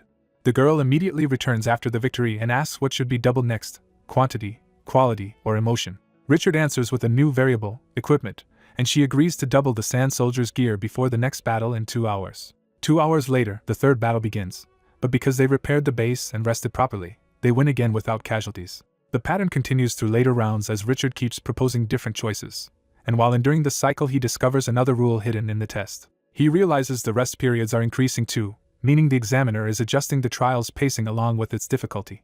Eventually he runs out of new answers after the 18th round, and by the end they have fought the full 20 battles she wanted. By then the soldiers are collapsing from accumulated exhaustion despite still standing. Richard and Mark observe that every aspect of the enemy has improved over time, from equipment and movement to regeneration and emotional aggression. The girl ends another round with a satisfied clap, pleased by how far the trial has progressed. At the 20th choice, she teasingly asks whether they want to keep the current break time again. Instead, Richard makes a shocking request. He wants their personnel reduced. He clarifies that he wants half of their people sent back out of the dungeon if that is within her power. The soldiers are stunned that their leader would ask for fewer hands in the middle of a death test. The girl pauses to consider the request rather than rejecting it outright. She agrees to spare half of them, but cruelly makes the trapped group choose for themselves who will be allowed to leave. She also stretches the next break to 21 days and 8 hours before vanishing, turning the decision into a prolonged burden. Richard immediately decides he will stay behind and orders Mark to return to the outside world. He insists that as guild master he must remain, while Mark, as deputy, must survive and lead what is left. Richard frames the choice as a duty to their guild, their country, and the wider world, not a personal sacrifice. He reassures Mark that succession plans already exist if he dies and formally entrusts the future to him. Mark accepts the order, though only with visible pain. Richard then apologizes to everyone else, because the remaining places will have to be decided by drawing lots. The soldiers begin volunteering to stay in each other's place, pushing those with families or more to live for toward survival. Even the young man's separate allies insist the master should leave while they remain, but he refuses to abandon them. When the gate opens, a blazing passage appears for those chosen to depart. Richard sends Mark through with a final request to take care of everyone who makes it out. He masks the farewell with a smile and claims their chances are not yet zero. Mark can only stare, unable to hide how much the parting hurts. That farewell becomes their last conversation before Mark exits, leaving 62 people behind from the original force. Once the gate closes, Richard tells the remaining survivors that they at least secured healing and medical supplies while it was open, so for now they should rest and postpone construction.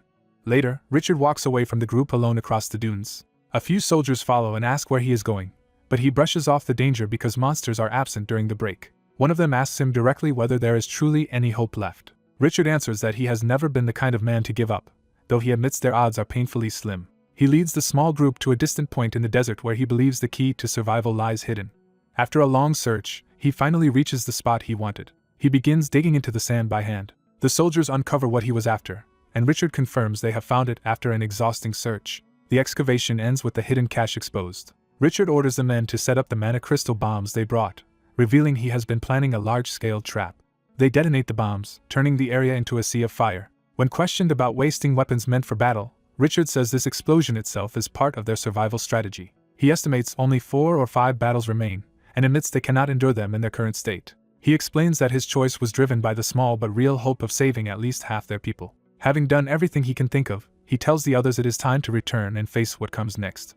During the long final break, the remaining soldiers sit in the cold night, worn down but still listening to their leader. As the next battle approaches, Richard gathers their attention one last time. Before the fighting starts, he asks to speak plainly to them. He apologizes for what he has asked of them and thanks them for staying. Then he repeats the creed he wants them to carry into death if necessary. Never give up, because hope still exists, and they must struggle to the very end. The final wave rises, now composed of heavily armed and armored sand soldiers. Their red-eyed commander makes clear that this is the most dangerous force yet. Richard orders every remaining fighter to attack at once and survive as long as possible. The survivors charge despite knowing the odds are against them. The bombs ignite the battlefield in a massive chain of explosions. The enhanced sand soldiers are caught in the blast and scream in pain, proving that even they can be hurt. From above, the survivors watch the inferno tear through the enemy ranks. Richard wonders whether doubling the enemy's emotions may have been the crucial mistake that made this trap effective. Even so, he sees that the explosion failed to destroy even a third of the final army, and the scale of what remains crushes any easy optimism. As the smoke clears, a large force of surviving sand soldiers advances through the ruins, showing that the real final struggle is only beginning. As smoke rises over the desert battlefield, the defenders brace for another desperate clash. The enemy's sand soldiers launch a fresh volley of spears to break the human line. The barrage slams into the dunes, forcing the defenders to realize they are being overwhelmed from range. With attacks raining down from above, the humans are pinned and losing control of the field. Their commander orders an immediate retreat and announces a second phase, abandoning the current position. Privately, he concludes that only Wanhyo can save them now. Before that hope arrives, explosions tear through the battlefield and deepen the chaos. The sand soldiers keep advancing through the smoke, relentless and unshaken. Another blast throws up dust, buying only a momentary pause. The guild master urges his people not to stop moving, warning that hesitation means death. His fighters throw themselves into close combat to carve out a path through the enemy. He accepts that they cannot match the enemy's numbers, but believes his guild's skill can still create an opening. Masked and grim, he steels himself to lead the escape personally. He decides they will inflict as much damage as possible, abandon the base, and force a breakout. The cost becomes immediate as one of his men is run through in the melee. The guild master recognizes the fallen fighter as Thomas and is shaken by the loss. Thomas uses his last strength to tell the guild master to keep going and thanks him for everything. As Thomas collapses in blood, the guild master can only stare in horror. Driven by grief, he tries to draw the monsters onto himself and offers his own life instead. Around him, more of his people are cut down while Thomas's final thoughts ask the guild master to care for his cat after he is gone. Even as the guild master watches, another comrade is seized and killed before his eyes. A surviving sand soldier emits a warning signal, showing the enemy still has coordinated control. More explosions erupt nearby, threatening to wipe out what remains of the humans. The guild master endures the blast and keeps trying to hold the line. He grimaces under the pressure, barely keeping himself together. Still, he shouts for everyone to endure a little longer because survival is all that matters now. From above, the battlefield reveals the truth. His small force is completely surrounded. One of his men admits that even after preparing for the worst, the scale of the disaster is beyond anything they expected. The exhausted fighters confront their commander, asking whether he truly means to keep sacrificing them. Their silent, strained faces make clear that morale has reached its limit. The guild master finally admits they cannot continue like this. A cruel voice presses the guild deeper, telling him that if he persists, everyone will die because of his choice. At that moment, a blonde girl in a dress approaches him through the battlefield as if entering his thoughts. She tells him he made the compassionate choice of a commander who minimizes losses and tries to save as many people as possible. But she mocks that compassion, saying he is merely a good commander, not one who can actually win. She insists he already knows the path to victory. A true commander must become cold, mechanical, and inhuman. To win, she says, he must reduce his soldiers to numbers, because once defeat begins, every noble move becomes meaningless. She drives the lesson to its bleak conclusion. After losing, only death remains, and she is right. The guild master realizes that by choosing the humane option, he has left his subordinates to die on the battlefield anyway. He accepts that his attempt to save the fewest lives may have become the worst possible decision. The vision urges him to regret being the kind commander who can do nothing but watch his people die. That accusation leaves him trembling on the edge of despair. He starts to order another charge, but someone immediately rejects the command. His surviving men refuse to throw themselves into another suicidal assault. Even as one of them begs him to stop, the enemy cuts the man down. Another soldier is killed before the guild master can do anything to save him. With his dying breath, the man begs the guild master to survive and avenge them. The monster's temptation returns, offering the guild master a power called leadership and mocking his weakness. It promises that its strength can become his if he accepts corruption. For a moment, he is drawn in by the thought that such power could turn the battle around. He begins to justify becoming a monster if that is what it takes to win. The voice pushes harder, telling him not to hesitate but to decide and act. He starts to accept the logic that sacrificing a few could save the many. Then a hand stops him and pleads with him to stop before he crosses the line. Manhwa appears and tells him that becoming a monster may grant power, but it will never let him destroy monsters. Only a hero can do that. At the same time, a surge of purple power tears through the sand soldiers. The enemy ranks are shredded in rapid succession by that new force. Manhwa arrives at last, apologizing for being late as he steps onto the battlefield with his staff. The battered guild master leans on him in relief and offers a heartfelt thanks. Still shaken, the guild master asks how much of his weakness Manhwa overheard. Manhwa answers that he heard enough to know the monster had been ridiculing and tempting him. A horned female ally explains that the being who claimed her despises the monster here, and that hatred allowed her to help Manhwa enter. Manhwa warns that her help may get them through this battle, but lasting safety will require even greater strength. He reflects that strength is never enough when there is much to protect, yet it does not have to belong to one person alone. The surviving humans rally around that idea, recognizing that people form groups precisely because no one can endure alone. The guild master understands that preventing another tragedy will require real power, but not necessarily monstrous power. One of his men snaps him out of his spiral with a blunt slap. The man says he understands the situation, but the guild master needed that hit to wake up. Then the others follow, each taking a turn striking him to pull him back to himself. The guild master stands there stunned, cheeks swollen, too overwhelmed to answer. His blonde subordinate tells him to remain human, because they follow a human guild master, not a monster. The group vows that they will become stronger together, because the guild master's true strength is his people. Those words finally break through his despair. He apologizes to them and thanks them as Manhwa's power continues to hold back the enemy. Manhwa quietly watches the exchange, letting the guild master reclaim himself. Elsewhere, armored allies report that the remaining threats have been handled and only cleanup remains. Manhwa accepts the report and turns back to the greater danger still ahead. He reflects that, unlike Richard's method, he also survives because he has comrades he can trust completely. Suddenly, the ground erupts, signaling that the true monster is making one last move. The blonde monster rages that her plan was nearly complete and blames Manhwa for ruining it. She sneers that prey claimed by a lizard should not dare interfere with her. Manhwa answers simply that what he did was necessary. Furious but constrained by another monster's claim on him, she admits she cannot kill him outright and demands to know what he will choose now that he has won. Manhwa replies that he chooses nothing, leaving her baffled. He explains that there is no need to choose between bad options anymore.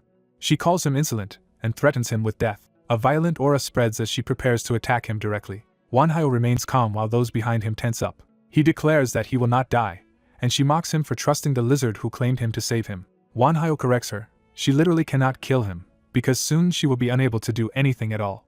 His words strike her with sudden alarm as she senses he has understood her weakness. Her confidence cracks into anger as she realizes he is not bluffing. Both Manhwa and the guild master react to the opening he has found. The monster abandons restraint and reveals a grotesque, muscular true form. Consumed by wounded pride, she screams that she will kill him for looking down on her. She lunges at Manhwa with monstrous speed and claws. The attack closes in on him in an instant. Yet she suddenly passes by without landing a blow, as if her power is slipping away. Manhwa tells her she is too strong to exist on her own and therefore must be sustained by some external source inside the dungeon. He compares her to Gloria, but notes that unlike Gloria, she was strong enough to control sand soldiers as extensions of herself. From that, he deduced that the same power maintaining her existence was also what controlled those soldiers. He concludes that although the girl-shaped monster was weaker than Gloria, she was still a major being with a hidden support system. Because her power worked differently from Gloria's, he says, he was able to find the answer through 3 strokes of luck. The first stroke was that escaping the barrier made him stronger and allowed him to ascend another level. The second was that he is a necromancer, and the third was that her power resembles necromancy. He explains that she subordinates souls into parts of herself and controls them, which is how she could project a portion of her true strength into the dungeon. Since that is close to necromancy, he was able to work out how to defeat her. The key, he says, was to extinguish the subordinated souls so she could no longer use them. As a necromancer, he had exactly such a method, the 5th circle spell Soul Explosion. By detonating the souls inside the sand doll soldiers, he severed her support and reduced her to powerlessness. He adds that even her true form must have been damaged by the backlash, though she still tries to kill him. Manhwa tells her he does not know when she might succeed someday, but he hopes that day never comes. The monster's remaining essence flees across the sand, vowing that next time she will kill him without fail. The battlefield falls quiet as her presence finally disappears. Only a limp remnant is left behind where her power collapsed. Exhausted, Manhwa looks down at the aftermath and catches his breath. The guild master calls out in alarm, worried for him. Then the guild's president arrives through the open gate, seeing the devastation and the end of the crisis. Overcome with relief, the guild master embraces him and admits how grateful he is to still be alive. The release of tension finally breaks him into tears. The president receives that grief in silence, understanding what the battle cost. With the gates stabilized and the wounded being treated, everyone accepts that the raid is finally over. The final tally declares the American E-rank dungeon cleared after 219 days, with 99 survivors and 25 dead. Later, the story shifts to the base camp's medical facility after the battle. Recovering in bed, Manhwa eats steadily, already regaining his strength. A familiar voice notes with approval that he has a healthy appetite. Richard enters the room, injured but alive. He asks how Manhwa feels, and Manhwa answers that everything hurts, though that pain is proof he survived. Richard shares the good news that the dungeon has vanished. Manhwa calmly accepts that he cannot return home immediately and starts considering other ways back to Korea. Richard promises that he will be fully rewarded and looked after, then suggests he stay in the United States. He goes further and offers Manhwa a place in his guild, boasting that it is the best in America and even the world. Manhwa politely refuses, saying he does not want to belong to any guild and would rather found his own if he ever forms one. Richard is not surprised and instead offers to help him relocate to the United States anyway. Manhwa declines again, explaining that he has no intention of leaving Korea for now. It is not simple patriotism, he says, but attachment to everything he has built and prepared there. Richard accepts that answer for the moment, and admits there was something he should have said earlier. He sincerely thanks Manhwa, acknowledging that they survived because of him and promising to repay the debt. Manhwa accepts the gratitude with a joke, reminding Richard to include extra compensation since he exceeded the original request. Richard agrees to reward him generously and leaves him to rest. After he goes, Manhwa reflects that Richard is a decent man, and his undead companion notes how close he came to becoming a monster. The undead companion adds that Richard will surely grow stronger from this ordeal. Manhwa then returns to the enemy they fought and says the monster resembled a legion. His companion agrees and asks whether Kessel understands what that means. Manhwa explains that a legion is one of the highest ranks among ghost-type undead monsters. It is essentially an aggregate ghost, a cluster of many ghost undead centered around a single core spirit. In battle, such a being becomes an army, and this monster resembled one because it controlled many souls as part of itself. But one detail troubles him. Unlike an undead legion, this monster seemed able to grant those souls entirely new bodies. That difference leaves Manhwa deeply uneasy, and he admits he never wants to face such a thing again. Sensing his concern, Nidhogg asks what exactly is bothering him about that monster. The young necromancer wonders if he can grow stronger by controlling souls the way a monster once did. His skeletal dragon approves, urging him to keep experimenting because an imperfect dragon must seize every possible path to power. He decides to use their time in America to roam around collecting souls, expecting far more spirits there than back home. Confident that Richard will handle the paperwork, he commits to staying and acting on the idea. Richard eagerly welcomes the plan and promises to show him the country while they travel together. But Richard is still recovering, and the hospital staff force him to rest before doing anything else. While Richard recuperates, the necromancer and his undead companions move into Richard's magic workshop and gain a proper base of operations. With a safe place secured, he turns to organizing the insights he gained from the recent battle. He recalls that inside the monster's barrier he grasped the first step toward the fifth circle, the concept of coordinates, linking the beginning point to a wider spatial framework. That realization makes him reconsider his own talent for control from the ground up. He concludes that the true starting point of his control is himself. From there he asks whether he has ever truly controlled himself, and realizes that mastering himself should let him break past his limits. Certain this is the right path, he begins forcing his mind and body into absolute self-control. The training nearly kills him several times, but he pushes through the barrier that had been his own body and will. He reaches the fifth circle, yet even that breakthrough still leaves him trapped inside the monster's barrier.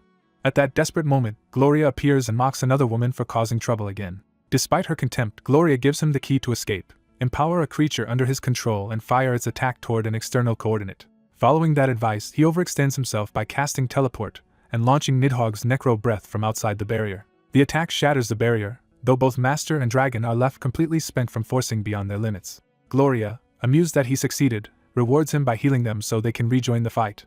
Later, his skeletal companion warns him that the road ahead will be lonely and brutal, and that only greater strength will keep him from being crushed. He accepts that truth plainly, knowing that if he cannot keep growing stronger, he will simply die. Elsewhere, a blonde woman named Gloria screams in fury. A horned woman toys with her, savoring how pitiful and desperate she looks. Gloria protests that the woman broke the rules and refuses to let the offense pass. The horned woman dismisses the complaint, saying she merely rewarded the human she had claimed because his survival interested her. Gloria's anger only deepens as the insult becomes personal. The horned woman openly belittles her as a mere insect that has become far too bold. Still, she spares Gloria's life out of whim rather than mercy. She orders Gloria to remember her place and keep crawling like the bug she is. Humiliated and helpless, Gloria swears vengeance on the horned woman, her allies, and especially the human she chose. Back in America, Richard asks the necromancer what he thinks after touring Washington, D.C. The young man politely calls it a fine tourist city, and Richard is pleased at first. Richard quickly notices that the necromancer's attention is fixed on something far beyond sightseeing. The necromancer reveals that what he truly sees is an abyss hanging over Washington. As a necromancer, he can perceive what ordinary people cannot, and says Richard will understand too if they rise high enough. He takes Richard up in a helicopter to show him directly. Using Deadeye, he sharpens Richard's sight so he can perceive the hidden spiritual world. The sudden revelation leaves Richard stunned. All around the city, vast ghostly forms become visible, turning the skyline into a sea of restless dead. The necromancer explains that a visit to the National Cemetery taught him what happens to people after death. He saw that properly mourned souls depart peacefully, proving that funeral rites truly help the dead move on. By contrast, the spirits filling the city are those of people who were never properly buried. Richard is left speechless by the scale of the hidden disaster. The necromancer then asks the obvious question: if so many spirits flood the city, why has the country remained safe? Richard realizes the answer is mana. He understands that the spirits are not just lingering but feeding on ambient mana and steadily growing stronger. By consuming other spirits, they will eventually become vengeful undead capable of exerting physical force. Shaken by the implication, Richard asks what should be done. The necromancer answers that he already has a method. That warning is soon carried straight into the Oval Office. The president dismisses the report as absurd, mocking the idea that the city's ghosts could attack within a year. His aides treat the threat like a joke and answer it with equally ridiculous suggestions about holy water, crosses, and silver bullets. The president continues the mockery by saying he might as well summon exorcists. Before the laughter can continue, a violent disturbance erupts overhead. The room is blasted open before anyone can even investigate. The president and his staff recoil as the attack reaches them directly. Ghosts pour into the Oval Office, turning the dismissed warning into immediate reality. Security rushes to evacuate the president as panic takes over. The spirits lunge after them, forcing a desperate retreat. Their screams make clear that the threat is no illusion. The president's party realizes they are trapped and outmatched. Then a red spectral warrior appears and opens fire on the invading ghosts. Its attack tears through the spirits and halts their advance. The president braces for death, only to find the attack was not aimed at him. He realizes something has intervened on his behalf. The Minister of National Defense arrives with the necromancer's forces and calmly states that this is exactly why he submitted the report. The president, now terrified, demands an explanation for the chaos. The minister admits the report alone was not enough, so they staged a demonstration. He clarifies that what the president just witnessed is a preview of what the nation will face within a year if nothing changes. As the president tries to regain control, he notices two unfamiliar figures standing behind the minister. Richard is introduced as the guild master of the Golden Black Hole. The minister then presents the young necromancer as the one who carried out the demonstration and as the most exceptional necromancer among dungeon explorers. The president is rattled by the revelation that a necromancer stands at the center of this crisis briefing. The young man cuts through the shock and warns that there is no time to waste because the influence of dungeons is expanding rapidly. He adds that every other major power holder has already been convinced, leaving only the president and vice president unconvinced. He urges them to act quickly if they want any chance to prepare for the calamity coming within a year. To begin, he says they have already selected a smaller town where spirits are present and can be studied under controlled conditions. With magicians and military already positioned, he confirms that he will personally guard the area. Once everything is in place, he declares that he will begin. He summons Nidhogg in full force, bringing the skeletal dragon into the town as the ritual's core. Master and dragon formally begin the operation together. A massive magic circle unfolds beneath him, signaling a ritual on a scale far beyond ordinary necromancy. Columns of power rise through the town and turn the entire area into a ritual field. The hidden spirits react at once, shrieking as they are dragged into the process. They desperately try to seize a living body, but the ritual catches them before they can escape. The ritual's barrier crushes their resistance and forces them into containment. He explains that necromancers are always limited by mana, so he devised this large-scale ritual to overcome that weakness.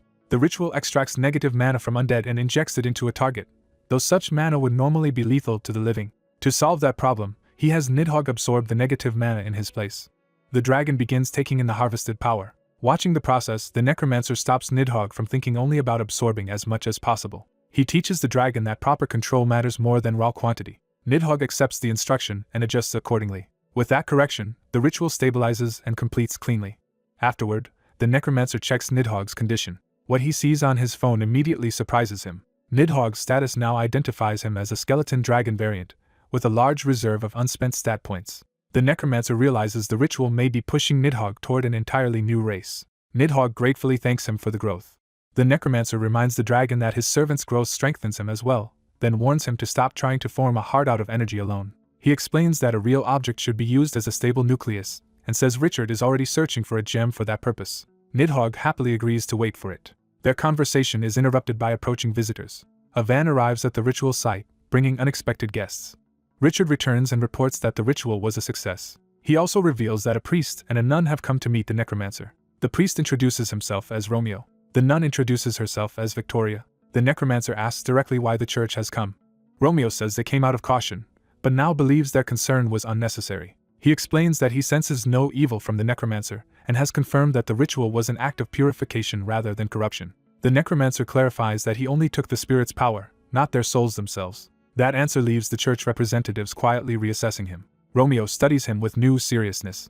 He acknowledges that the necromancer's methods are sacrilegious by church standards, yet admits the outcome is beneficial, then asks if he intends to move on to a major American city next. Romeo warns that when that happens, other members of the faith will be watching, and unlike him, some will be far less flexible. The necromancer immediately understands why the church came in person. He realizes they approached first because they have people strong enough to oppose him, and wanted to avoid a future clash where both sides might try to kill each other. He answers honestly that he will restrain himself, but if his life is threatened, he cannot promise restraint forever.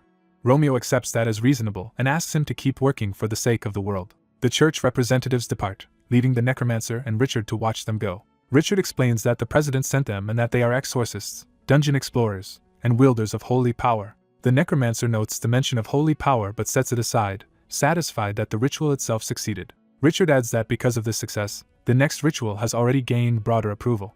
He also brings good news. They have finally secured a gem for Nidhogg. The necromancer immediately asks which gem they obtained. Richard reveals it is the Hope Diamond, infamous as the Diamond of Misfortune.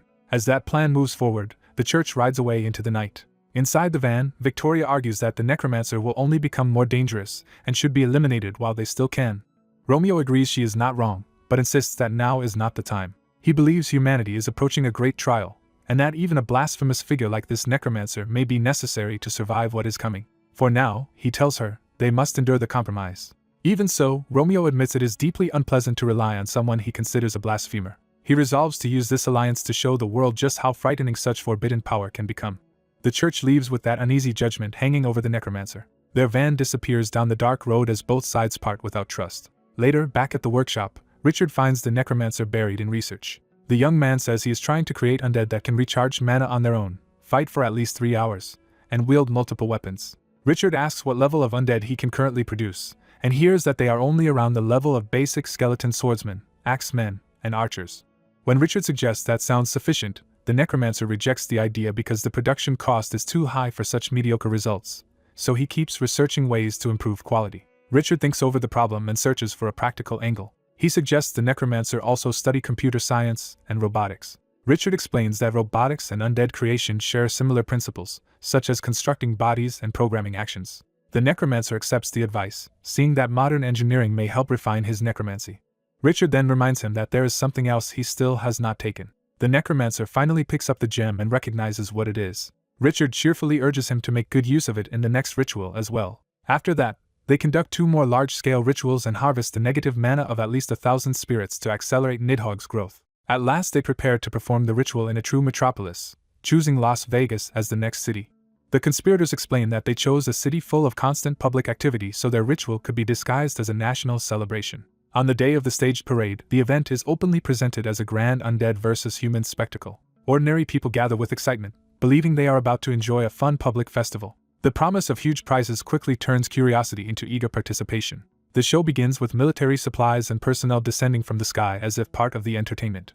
A soldier orders the crowd to arm themselves immediately and move without hesitation. He announces that the military will hand out newly developed weapons designed to capture undead enemies. The crowd starts receiving the strange weapons and reacts with startled excitement. When one man is struck by a beam, he realizes the weapon has no effect on the living. The military uses that demonstration to explain that the devices only weaken the dead and strip undead beings of their power. They add rules to the game, saying depleted weapons must be exchanged and that better performance will earn stronger equipment. The whole operation is framed as a formal contest between humans and undead. The soldiers whip the crowd into a patriotic frenzy and the civilians answer with cheers. Heavy military forces surround the city, showing that the event is backed by overwhelming firepower. Meanwhile, hidden supernatural participants wait in the city as the trap proceeds. From above, a masked man notes that the organizers have turned the operation into a massive spectacle. The gray-haired official admits that controlling the public directly would be difficult, so they are making the people assist in a large-scale spell instead. As the official hands control over to the so-called evil necromancer, another old wizard prepares his own move elsewhere. The crowd remains fooled, treating the unfolding magic as just another thrilling part of the show. When a red dragon appears with a wizard riding it, the audience mistakes the real monster for an expensive attraction. The wizard secretly drives his staff into the dragon, beginning the true ritual. Purple pillars of power rise across the city as the ritual starts feeding on the event. The wizard formally declares the beginning of a rite meant to block evil forces and urges everyone to fight together. In response, swarms of evil spirits pour into the city from the ritual's magic. The dragon and wizard unleash the spirits over the crowd while still pretending this is humanity's chance for victory.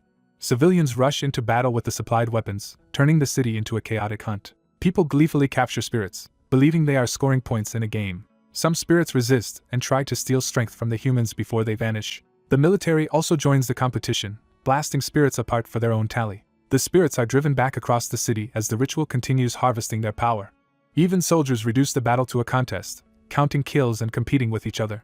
As the weapons absorb more power, they begin mutating into elemental forms that delight the users. The unstable prototypes also start breaking down, but the crowd treats even that as part of the fun. Watching from above, the masked observer realizes the organizers are using the event both to test the battlefield and to field test faulty experimental weapons. The old wizard notices the ritual nearing completion as the city's pillars of power stabilize.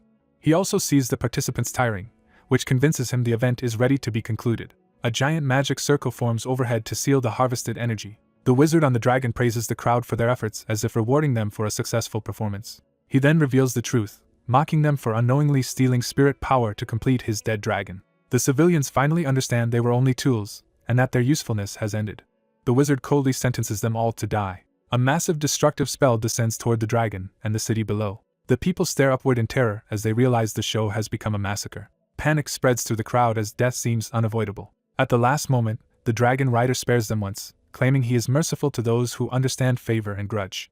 He warns that there will be no second mercy and promises to return to ravage the world later. With that threat delivered, he turns the dragon away from the city. Satisfied that the script has ended as planned, the old wizard prepares to withdraw as well. A sudden burst of holy light interrupts him before he can escape.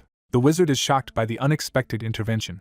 A force of Roman Catholic Knights Templar appears and denounces him as a blasphemer they have been tracking. Their leader identifies the holy arsenal they carry, making clear they came prepared specifically to kill undead and heretics. The old wizard is stunned that the Roman Catholic Knights Templar have arrived at all. The gray-haired official is equally shaken, insisting the church had promised full cooperation with the plan. He demands an explanation from the priestly intermediary, only to learn the betrayal was not authorized through official channels.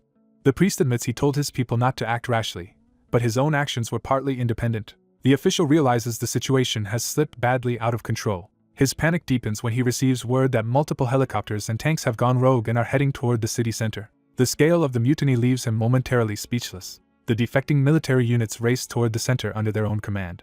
The old wizard concludes that fanatic supporters inside the armed forces have ruined the clean ending he expected. When asked if he can still escape, he admits the rogue aircraft and armor make that difficult. A soldier suddenly tells the official not to worry about the helicopters and tanks. The blonde officer reveals that Judas sold out a superstar, and orders all forces to follow the real plan while leaving the necromancer untouched. He apologizes for staying silent, explaining that he used the event to expose and purge extremists within the army. The official realizes the officer deliberately allowed the chaos to unfold in order to round up the fanatics, and the officer calmly confirms it. The official accepts the explanation once he hears the dangerous weapons of the extremists have been monitored the whole time. He relays the news to the old wizard, saying escape is now possible if he wants it. The old wizard refuses to flee. Instead, he decides to rewrite the ending himself. Facing the Templars, he argues that humans are weak and always seek strength through imperfect means. He says the methods differ, but true strength requires taking responsibility for one's own words and actions. He condemns the Templars for hiding behind God while sacrificing others in God's name. He reminds them that when they act as God's representatives, their deeds are seen as God's deeds. By that logic, he warns, their sins become stains on the very God they claim to serve. His words shake the holy force even as they maintain their formation. The Templars hesitate under the weight of his accusation. Some of their blessed weapons slip from their hands as their resolve falters. Using that opening, the old wizard withdraws into the sky on his dragon. The public display declares the first offensive battle finished, preserving the illusion of a controlled event. The crowd erupts in relief and triumph when they are told the war is not over and humanity has survived the first round. Elsewhere, the masked observer stands beside his own skeletal dragon, having weathered the crisis from afar. He admits the struggle was harder than expected. Then he notices something important about his dragon. He calls Nidhogg by name, and the dragon answers him like a loyal subordinate. Seeing Nidhogg's status, he realizes the dragon's ritual-enhanced power now exceeds his own, which should have broken his control. Nidhogg explains that their original promise still binds him to his master. The man insists that even if he is only a fake dragon maker, a fake can surpass the original, and he orders the dragon to submit to his vision. Nidhogg replies that the old promise has changed because he is no longer merely an imitation dragon, but a true one. He says their bond has become a dragon-sworn pact that obligates both servant and master to elevate each other beyond the real thing. He formally names Chris a dragon master. Nidhogg explains that a dragon master holds absolute authority over a dragon bound by such a pact. Even so, Nidhogg says he has always been a controlled being, so his loyalty remains unchanged. He adds that Chris's fortune is only beginning to rise. The others excitedly imagine what new roles and evolutions their own bonds might bring them. They boast about future titles, though still as devoted followers of their lord. A calmer companion warns them not to get carried away before anything is certain. Chris accepts the uncertainty but feels lucky, recognizing that his own strength grows alongside his followers. 45 days later, a second staged undead versus human event is also completed successfully. By absorbing large amounts of negative mana, Chris, Kessel, and Kai each form new nuclei using rare stones and evolve further. Christina's evolution turns her into a Lich variant with greatly increased magical potential. Kessel evolves into a Death Warrior variant with heavy physical growth. Kai becomes a Death Knight variant, and all three are now variants like Nidhogg. Chris himself also experiences major growth, especially in magic, and gains a large reserve of unassigned potential. After more dungeon work and a third successful event, the group heads to the airport. The gray-haired director asks Chris whether he truly has to return home now that he has adapted so well to life in America. Chris answers that his base is still in Korea, so he must go back. The director accepts that choice and tells him he will always be welcome there, and Chris thanks him sincerely for everything. Their parting is marked by Chris's departure flight. Back home, Chris immediately feels that even the air is different. He senses something unexpected before he can settle in. Kessel appears in a human form, startling Chris with how completely he has changed. Kai appears human as well, confirming that Chris is seeing their true new forms for the first time. They explain that this is not a disguise but a new ability gained from becoming stronger in America. Christina, now also human-looking, reminds Chris that they should get moving. Before leaving, they receive a final gift from the American director addressed to Chris. Inside is a charm and a letter, which Chris immediately recognizes as something unusual. The letter explains that the charm contains Lord Xuanwu's power and was made possible by Chris's help, so it rightfully belongs to him. Chris studies the gift, sensing its significance. After returning to base, his routine continues with training, research, dungeon clearing, and now serious study of charms as well.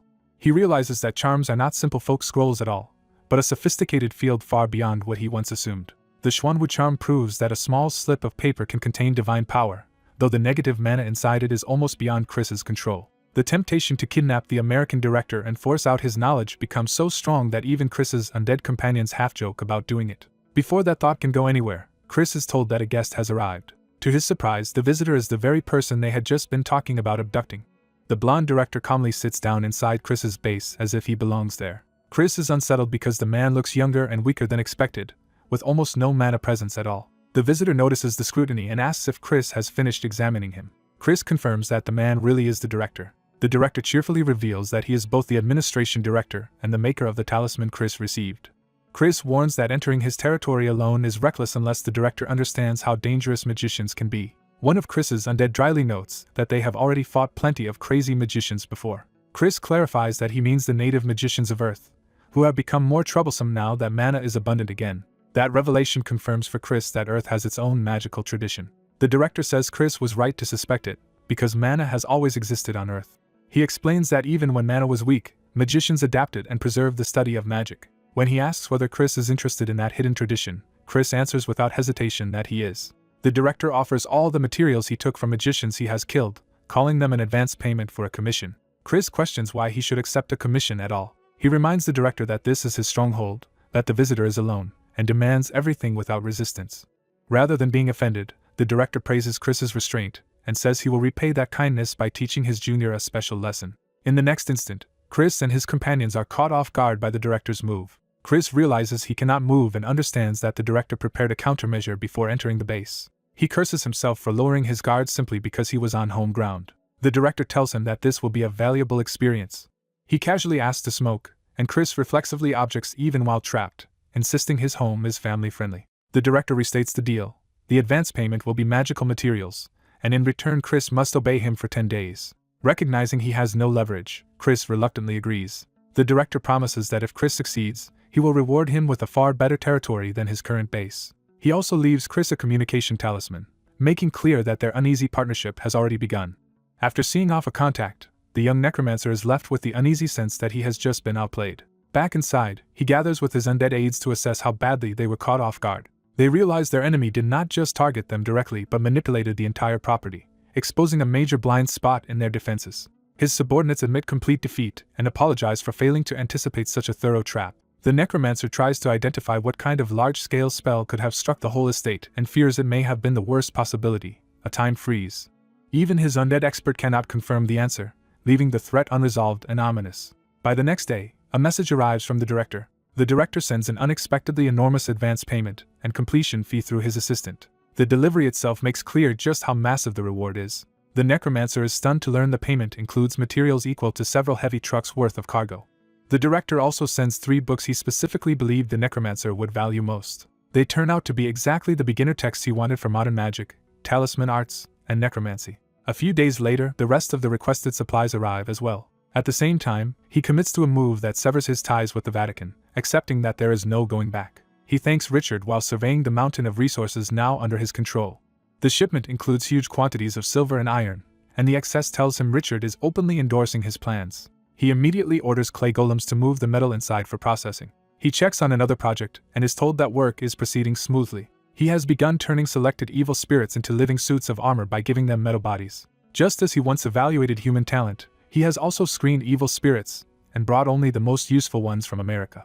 He warns the armored spirits to treat the new materials carefully, establishing them as disciplined workers under his command. He reflects that controlling such spirits required satisfying their desires, though in truth the US government paid that price for him. Whatever the cost, the result is what matters to him. The evil spirits now obey him. He also secures a hidden weapons cache supplied by the US, ranging from firearms to missiles, to arm his undead in emergencies. With modern weapons in undead hands, he intends to extend his combat power beyond the dungeon itself. He goes further by acquiring American weapons blueprints and developing new battlefield tools with Chris. He visits Chris to inspect the progress personally. Chris reports only incremental gains in mana efficiency, firepower, and production costs, but the necromancer is satisfied and promises to help later. Meanwhile, his printing shop begins mass-producing spell cards and scrolls. In exchange for a large supply of mana crystals from the US, he hands over the authentic methods for making those magical items.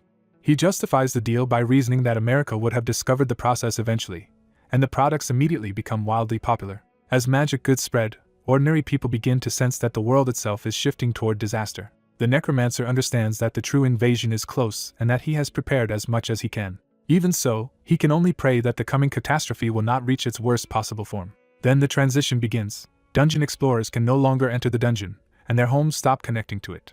With quests suspended and no penalties for staying out, humanity receives what feels like a final grace period to prepare. That grace period ends on January 1st. Elsewhere, an ordinary office worker starts the new year worried only about being late for work. He grumbles about the hour and his job, still trapped in normal concerns. But something about the morning feels wrong. He notices the sun has not risen and begins to suspect that the darkness is unnatural. A sudden shock interrupts his thoughts. Traffic halts in confusion as people try to understand what just happened. The answer comes immediately when a monster attacks a man beside the taxi, turning confusion into terror. Panic spreads through the street as screams erupt from every direction.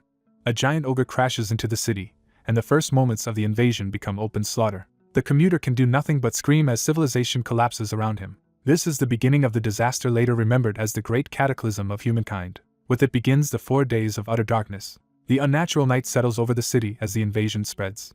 Monsters flood the streets, hunting civilians while desperate cries for help go unanswered. Even in the middle of the massacre, people are already filming and uploading what they see. At that critical moment, the necromancer receives a call from the administration director. The director tells him the time has come, and the necromancer immediately asks where he is needed. He is ordered to head to Seoul and destroy everything hostile in the area. The instruction is clarified into a brutal mandate: kill every visible monster and ignore property damage. He confirms that his role is simple extermination and asks for the deadline. When told to be there by noon, he remarks that the client is absurd but accepts the job without complaint. He sets out at once, ready to unleash himself exactly as requested. On another road, a fleeing woman cries out to her husband as monsters close in. The husband tries to stay brave, telling her to hold on while he promises to protect her. They race away on a motorcycle, but a pack of monstrous hounds gains on them. The wife spots danger from the side just as one beast lunges to swallow them whole. The monster's jaws close in, certain of an easy kill. The couple brace for death, unable to understand how their ordinary lives vanished overnight. The husband is overwhelmed by the absurdity of monsters suddenly overrunning the world in a single morning. As despair takes over, he begs for someone to save them. A burst of golden force answers that plea. Thrown into confusion, the husband briefly thinks he may already be dead. Then he realizes something real has intervened.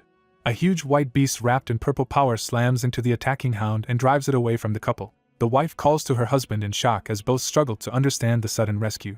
A heavy armored figure steps into the road. The couple stare as a black and gold knight appears between them and the monsters. The knight calmly notes that the military line lies beyond the fog and tells them to keep moving. The white beast remains poised to continue the fight under the knight's control. The summoned grizzly-like creature faces the enemy pack without wavering. The knight acknowledges the beast's effort, revealing that these monsters are his own forces. Realizing they have been given a chance, the couple decide to run for safety immediately. They flee together, still shaken but now protected. The glow of the military barricade comes into view ahead of them. They reach the army line alive and break down in relief, laughing and crying at once because they survived. At a secret bunker on the outskirts of Seoul, the nation's leadership gathers to respond to the catastrophe. The president demands an immediate report on the situation. The defense minister explains that forces sent to the outskirts are still only trying to break in, showing how badly the front is failing. When asked about casualties, he estimates that at least 60% of civilians in each city may already be dead. That horrifying number is interrupted by a sudden clap that seizes everyone's attention. The officials turn toward the disturbance. Park Man-hye, the youngest son of the Changdae Group's CEO, mocks them for doing nothing but hiding and listening to reports. His father tries to stop him before he goes too far. Instead, Park instantly kills his own father in front of everyone. The bunker falls into stunned silence as the body drops. Park openly celebrates the murder, venting years of resentment, and showing that the disaster has freed his cruelty. The others recoil as they realize he has just killed his own father without hesitation. Shock turns to fear, but no one can stop him. He seizes another man by the throat, orders him silent, and promises to kill him later as well. The defense minister recognizes that Park's strength is superhuman and concludes he must have sided with the enemy. Park accepts the label of traitor without shame and insists he merely chose the winning side. Drunk on his new power, he boasts that his advance payment from the invaders has made him uniquely special. He declares that even hunters are useless now and that Earth cannot defeat the beings behind the invasion. The minister presses him to explain what he means. Park says that when he received his power, he saw clearly just how overwhelming the invaders truly are. In his eyes, Earth was never anything more than their game board, and humanity is only being offered mercy. He extends that mercy as an ultimatum: submit to the invaders, serve them, and hand over the world. To prove he means it, he says refusal will be answered with immediate death and kills another dissenter on the spot. Terror breaks the room, and several people instantly beg to join the invaders rather than die. The president confronts Park and demands to know whether he understands the enormity of his betrayal. Park dismisses him with contempt, mocking the president as an obsolete old man. He moves to kill the president too. A soldier intercepts the strike before it lands. The newcomer physically stops Park's empowered blow, stunning everyone in the bunker. Park realizes the man is using simple physical enhancement, yet his grip is strong enough to numb his hand. The soldier is identified as Sergeant Major Hyung, and he tells the president to leave the matter to him. The president demands to know who this unexpected protector is. The sergeant major tightens his hold, making clear that Park has finally met resistance. Park cries out as his confidence cracks for the first time. The sergeant major introduces himself modestly as an ordinary Korean Army sergeant major with some dungeon experience. Then he prepares to act. He declares that he will punish the traitors of mankind. With overwhelming force, he smashes Park away before the traitor can react. Park is driven hard into the floor, losing all control of the room. Another soldier reminds the sergeant major that Park's head should be preserved if possible, and he sheepishly admits he forgot in the heat of the moment. He then turns to the rest of the collaborators and tells them they will bear responsibility for siding with the enemy. The surviving officials and traitors alike are left frozen between fear and hope. As the first day of the 4 days of utter darkness unfolds, humanity learns not only that the enemy has arrived, but that some humans have already joined them. The blood on the bunker floor becomes proof that treachery is now part of the war. Outside, the military fights desperately, firing without restraint because hesitation means death for entire units. A giant monster charges the line, forcing the soldiers to prepare their heaviest weapon. Even the troops hesitate as the scale of the threat becomes clear. The giant seizes a civilian's car like a toy while the trapped driver begs to be saved. The soldiers realize with horror that a human life is being used as a shield. Their commander orders every tank to focus fire anyway and accepts full responsibility for the decision. The tanks lock on as the giant advances straight toward them. Just before the order to fire is completed, another voice cuts in and stops the shot. The black-armored knight arrives alone, radiating power as he steps between the army and the monster. Without hesitation, he launches himself into the fight. He slams into the giant and tears the car free from its grasp. Catching the vehicle overhead, he remarks almost casually on its weight. He then drives the giant back with a crushing kick while keeping the car safe. Seeing the opening, the commander prepares to resume fire. Instead, the knight shields the area from the barrage while still holding the car, preventing friendly fire from killing the civilian. Impressed, the commander asks who this impossible ally is. The knight answers simply that he is reinforcement. When the commander asks if he came alone, the knight says others are waiting behind them. He explains that the forces approaching from the rear are allies and must not be attacked.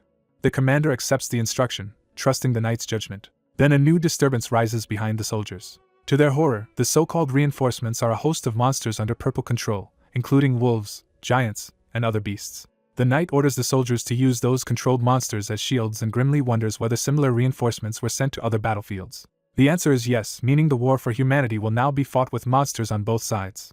A soldier realizes something is wrong as the battlefield shifts in an unexpected way. The troops are urgently ordered to reform around the golems, treating the monsters as a coordinated threat rather than a chaotic swarm. Observers note that the monsters are moving like a herd and converging on a single destination. When they see some monsters carrying human corpses, they conclude that a mage is controlling the horde. The necromancer is jolted by that deduction and senses a more dangerous layer to the situation. He spots a bizarre summoning array and immediately recognizes it as a major threat. He realizes the circle is active, its target unspecified, and that whatever is coming cannot be stopped by simply destroying the array now. His hooded servant steadies him and asks what he intends to do next. He decides to retreat, fearing his own presence could influence the ritual and draw forth an even higher being. Elsewhere in the city, a desperate prayer rises from someone with no one left to rely on. A young woman hides among trash bags, no longer caring who answers as long as someone saves her. Terrified and trapped, she begs for rescue. She thinks bitterly about how an ordinary workday turned into a nightmare overnight. A monster wolf catches her scent and closes in on her hiding place. The beast peers through the gap, confirming she has been found. She realizes the hiding place has failed and braces for death. The predator fixes on her with killing intent. It lunges, and her fear finally breaks into a scream. The attack drives her out into the open, straight into greater danger. With death closing in, she cries out one last time to be saved. Surrounded by monsters on all sides, she can no longer see any path to survival. Shock gives way to a numb stillness as she reaches the end of her hope. She lowers herself and pleads sincerely for help from anything that will answer. A mysterious voice responds, inviting her to state her wish if she truly wants salvation. A red glow gathers beneath her as the monsters hesitate around an unseen presence. The voice tempts her, asking whether she will really surrender her life so easily. When she asks who is speaking, the answer comes that it is one of the defeated evils cast down by the gods. The being claims demons are not passive like gods but enemies of heaven capable of acting directly in the world. It offers to grant her desire in place of the god who did nothing for her. She accepts without hesitation, deciding that even a devil is worth trusting if it means living. Her agreement seals the pact, and the unseen speaker praises her choice. Dark power erupts around her as the contract takes effect. The wolves are instantly torn apart by newly summoned demonic guardians. Shaking with fear, she is told she should agree faster next time if she wants to survive. A blonde demon appears and introduces himself as both a demon and the protector who will guard her from now on. She struggles to process the idea that her savior is now her guardian. Without warning, he lifts her into his arms and takes control of the situation completely. He tells her they should leave for somewhere safe while she recovers. Still overwhelmed, she can only accept his lead. The demon carries her away as if her safety now belongs to him. Pleased by her response, he judges her more impressive than he expected. Back near the summoning site, the demon notices the necromancer and is intrigued to find such a capable practitioner in the modern age. The necromancer arrives beside his skeletal dragon, ready for a confrontation. He casually explains that hunting monsters has provided him with plenty of useful materials. Then he senses another powerful presence and turns wary. He sees the blonde stranger carrying the unconscious woman and immediately understands this is no ordinary being. Even before his servant warns him, he has already concluded the newcomer is not human. The stranger politely introduces himself to the necromancer as a fellow rare talent and asks to talk. The necromancer agrees on the condition that the stranger is not hostile. The stranger reveals his name as Andromalius.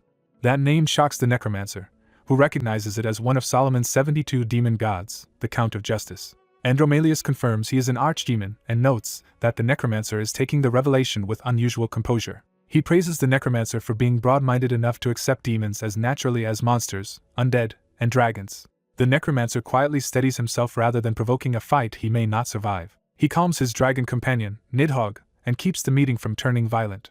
Privately, he admits that even a lower-ranked archdemon is beyond what he can defeat right now. Andromalius observes that Nidhogg is newly born and is impressed that the necromancer raised it so quickly. When asked how he knows that, Andromalius explains that demons can perceive the timing of a life's birth and death. He abruptly shifts to fussing over the unconscious woman's dirty clothes, revealing a possessive concern for her condition. The necromancer realizes she is some kind of treasured existence to demons, and Andromalius confirms she is extraordinarily rare. The necromancer senses there is more to her importance than Andromalius is saying. Andromalius proposes they continue this conversation over tea, as if this were a social visit instead of a crisis. Once seated, the necromancer asks how an archdemon can remain in the human world and whether the woman is his contractor. Andromalius says she is not his formal contractor because she only asked for help at the moment of death, yet that alone was enough to call him. The necromancer realizes she summoned and bound an archdemon simply by pleading for salvation, then demands to know why this is being revealed to him. Andromalius answers that the reason is obvious to him. He wants to build a good relationship with the necromancer despite the difference in their stations. He insists the necromancer should not belittle himself, because his talent is valuable and attractive. Andromalius explains that he acted on advice from Visago. The necromancer presses him on what that means. Andromalius recounts Visago's prophecy that the first skilled person he met above ground would bring him great benefit, and that person turned out to be the necromancer. The necromancer outwardly accepts the compliment, while inwardly taking comfort that Visago's knowledge implies he survives the near future. He then asks the more important question of what the demons intend to do next. Andromalius says the demons plan to work for humanity for now, and the necromancer accepts that answer surprisingly easily. He explains that after meeting even greater enemy executives, he no longer sees demons as the ultimate threat and can believe they would side with humans. That answer catches Andromalius's full attention. He eagerly asks for details about those enemy beings, convinced Visago's advice has proven correct. The necromancer tells him about Gloria and the strange being he encountered in the desert. Andromalius identifies the desert foe as an agglomeration of souls and values the information, especially the fact that one enemy is a dragon. In gratitude, he decides to reward the necromancer.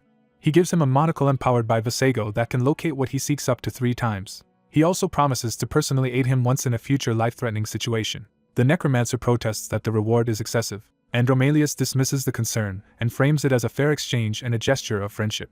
The necromancer accepts and promises to remember the favor. Their talk continues, with each side trading knowledge about the modern world, demon affairs, and black magic. Andromalius explains that demons were cut off from the surface for centuries and only recently regained influence after dungeons appeared. The necromancer concludes that this is why the woman is so precious, since she lets demons manifest without paying the usual price. He adds that black mages were once extremely rare in modern times and asks how many there are now. Andromalius says their numbers have already exploded past 10,000 and will keep growing because desperate times make power irresistible. He offers another gift, a black magic tome covering the 1st through 6th circles. The necromancer eagerly asks to study it later, and Andromalius readily agrees. A glowing talisman suddenly activates, interrupting the meeting. The message praises the necromancer for reaching soul and asks what he should do next, making him realize the talisman is functioning like a communicator. It directs him to come to a marked location where the sender will be waiting. The message also warns the general of hell that the beings above have begun moving and urges him to take care of himself. Andromalius recognizes the sender's neutrality and the necromancer is startled that this person knows him as well. Andromalius explains that the sender has long been a special existence able to communicate with both heaven and hell. With business settled, Andromalius prepares to leave. Before going, he turns back with one last question. He bluntly asks the necromancer whether he is married. Relieved to hear the answer is no, Andromalius departs in high spirits, clearly pleased for reasons he does not explain. The necromancer is left feeling as though he has just been toyed with in the most absurd way possible. The scene shifts as the night deepens and the next move begins. The necromancer arrives at the designated meeting place and is formally welcomed by a gaunt man waiting there. Seeing the man's worn face, he immediately notices that something is seriously wrong with him. He asks after the man's condition, and the man brushes it off while the necromancer insists he is genuinely concerned. The man is surprised by that concern, having expected hostility instead. He explains that he has burned away his own life force trying to look into the future and offers the necromancer something in return. He gives him more talismans like the one from before, saying the group will need them. Then he orders the necromancer to rest for 2 days and go to Yahello afterward. When asked why the delay matters, he says the reason will become clear tomorrow and insists that going later is the better choice. His body suddenly rebels, and he coughs up blood from the strain of his foresight. Even so, he insists he will recover in time. The necromancer asks why he is sacrificing himself to this extent.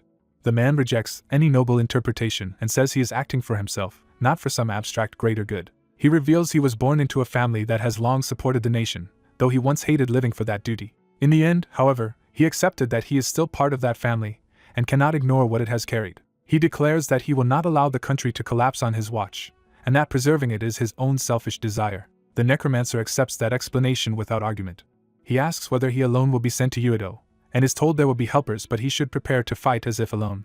The exhausted seer leaves to handle his own urgent tasks. As the necromancer departs, he reflects that they are ultimately returning to the summoning site they abandoned. Meanwhile, soldiers are ordered to pile monster corpses into makeshift barricades. Almost immediately, the order is reversed and the troops are told to withdraw in panic. At the military camp, rumors begin spreading among the soldiers. Some talk greedily about selling monster corpses for money and hiding a few for themselves. They reassure each other that corruption is already happening at the top, only to be cut off by sudden terror. On the second day of the 4 days of utter darkness, the next disaster begins. The piled corpses reanimate, and the day of the living dead starts with the dead monsters rising again.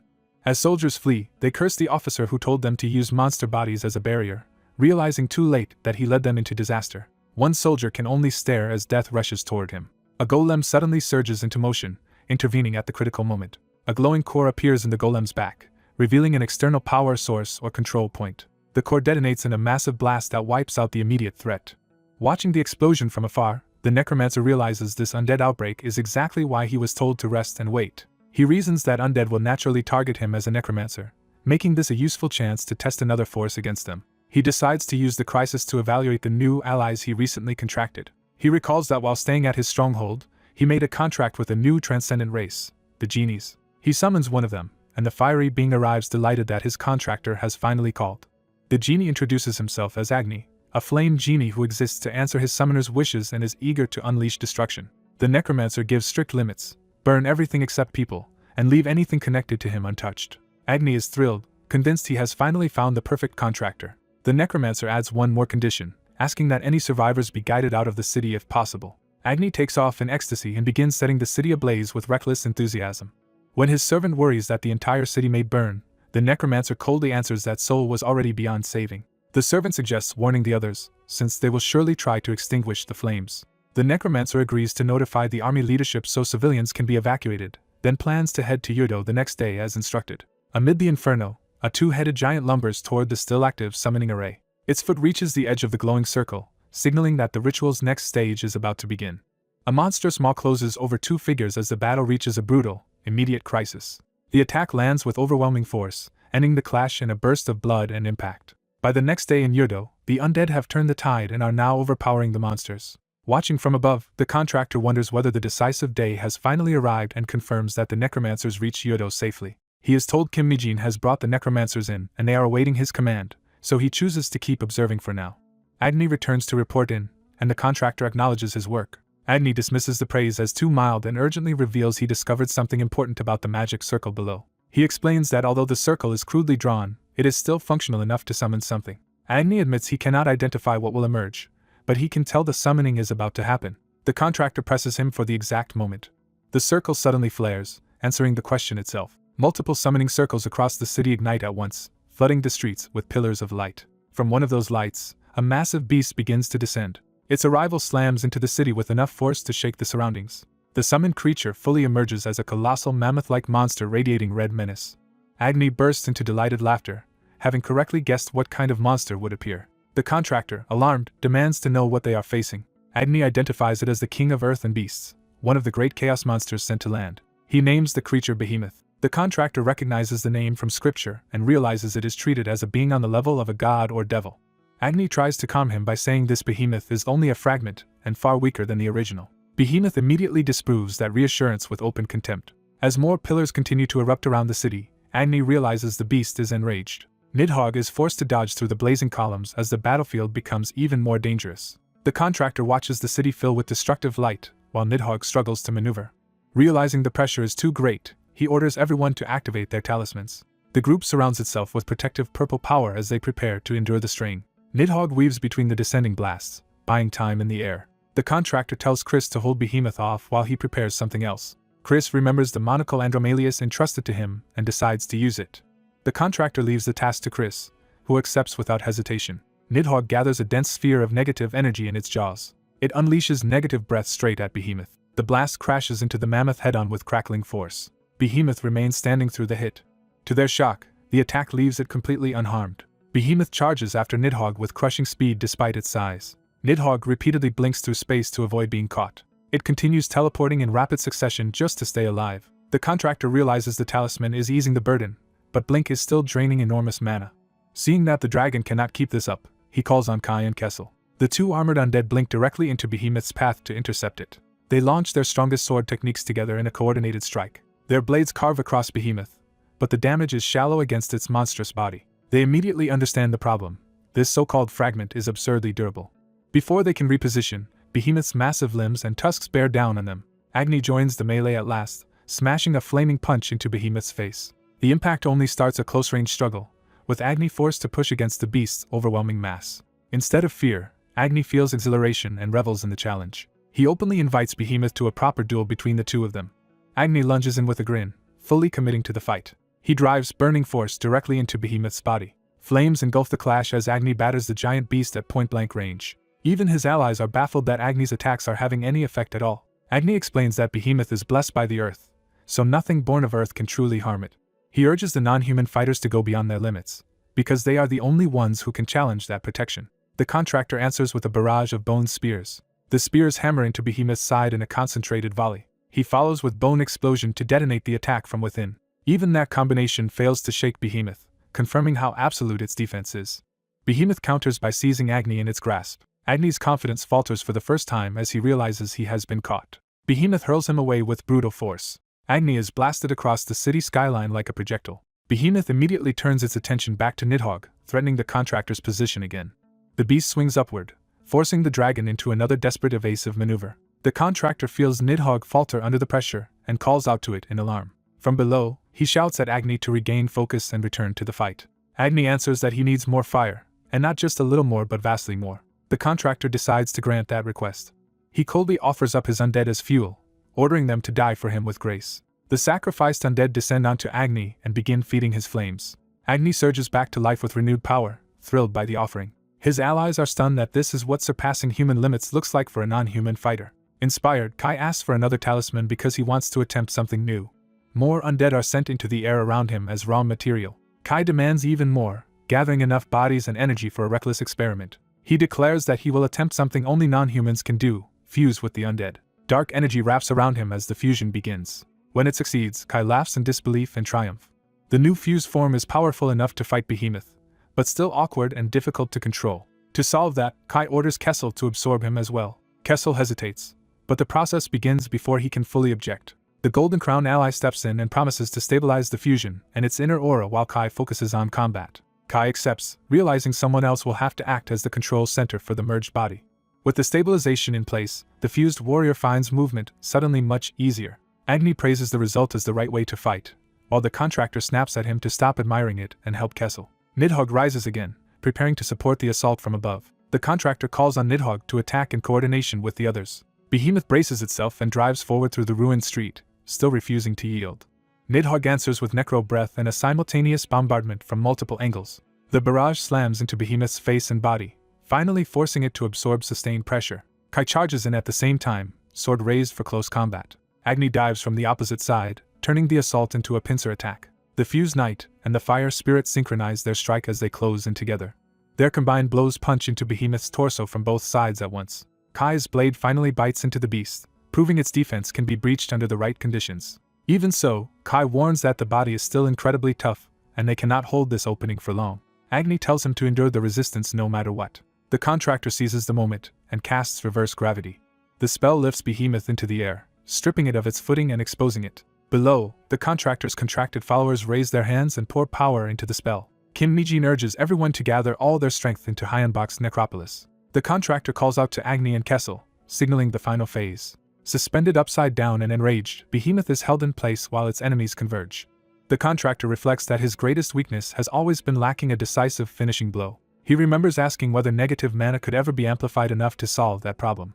Hyunbok had answered that his bestowal spell could do it by giving curse and death attributes to a suitable medium. The contractor realizes the needed ingredients are already in his hands: Visego's monocle and the negative mana stored in Lord Xuanwu's talisman. Added to that is the mana of everyone bound to him by contract, all feeding into the same attack.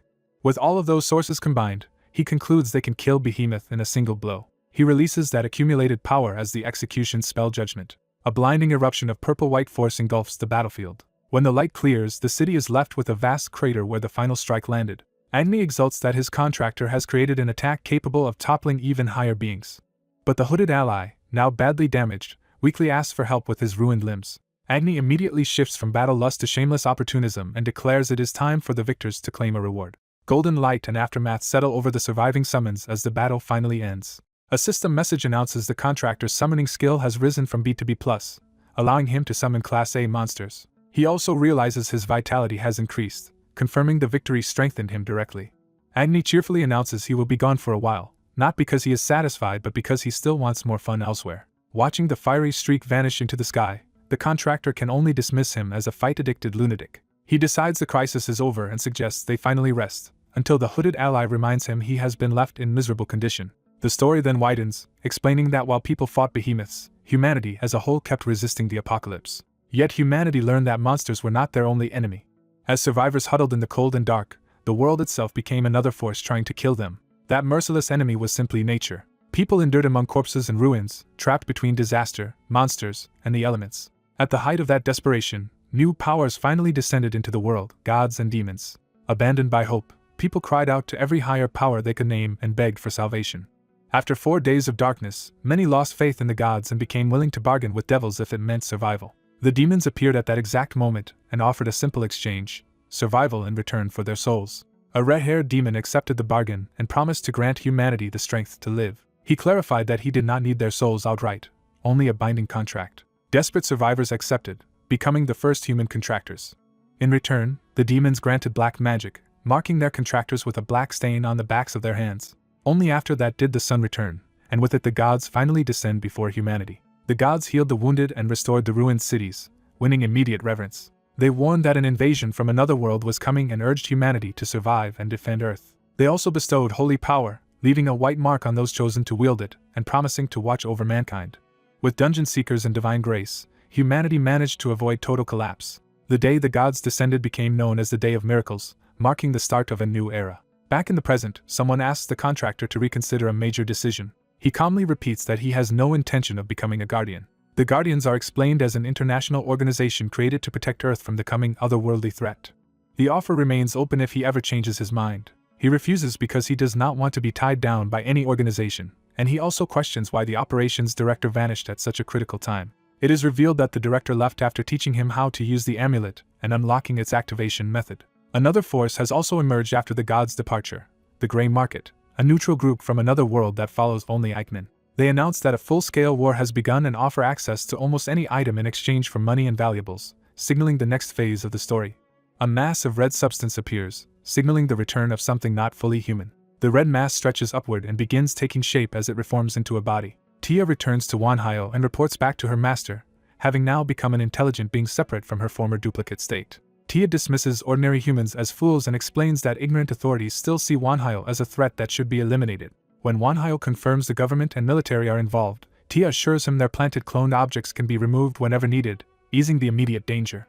With that settled, Wanhyo decides it is time for everyone to return to the home they now share. The story shifts back to Wanhyo's new residence, which has become the center of his growing faction. The group arrives through a portal, and Tia immediately relaxes, delighted to be back in the safety of their home. Wanhyo asks Chris to inspect the surroundings while telling Kei to rest, showing he is still cautious even after returning.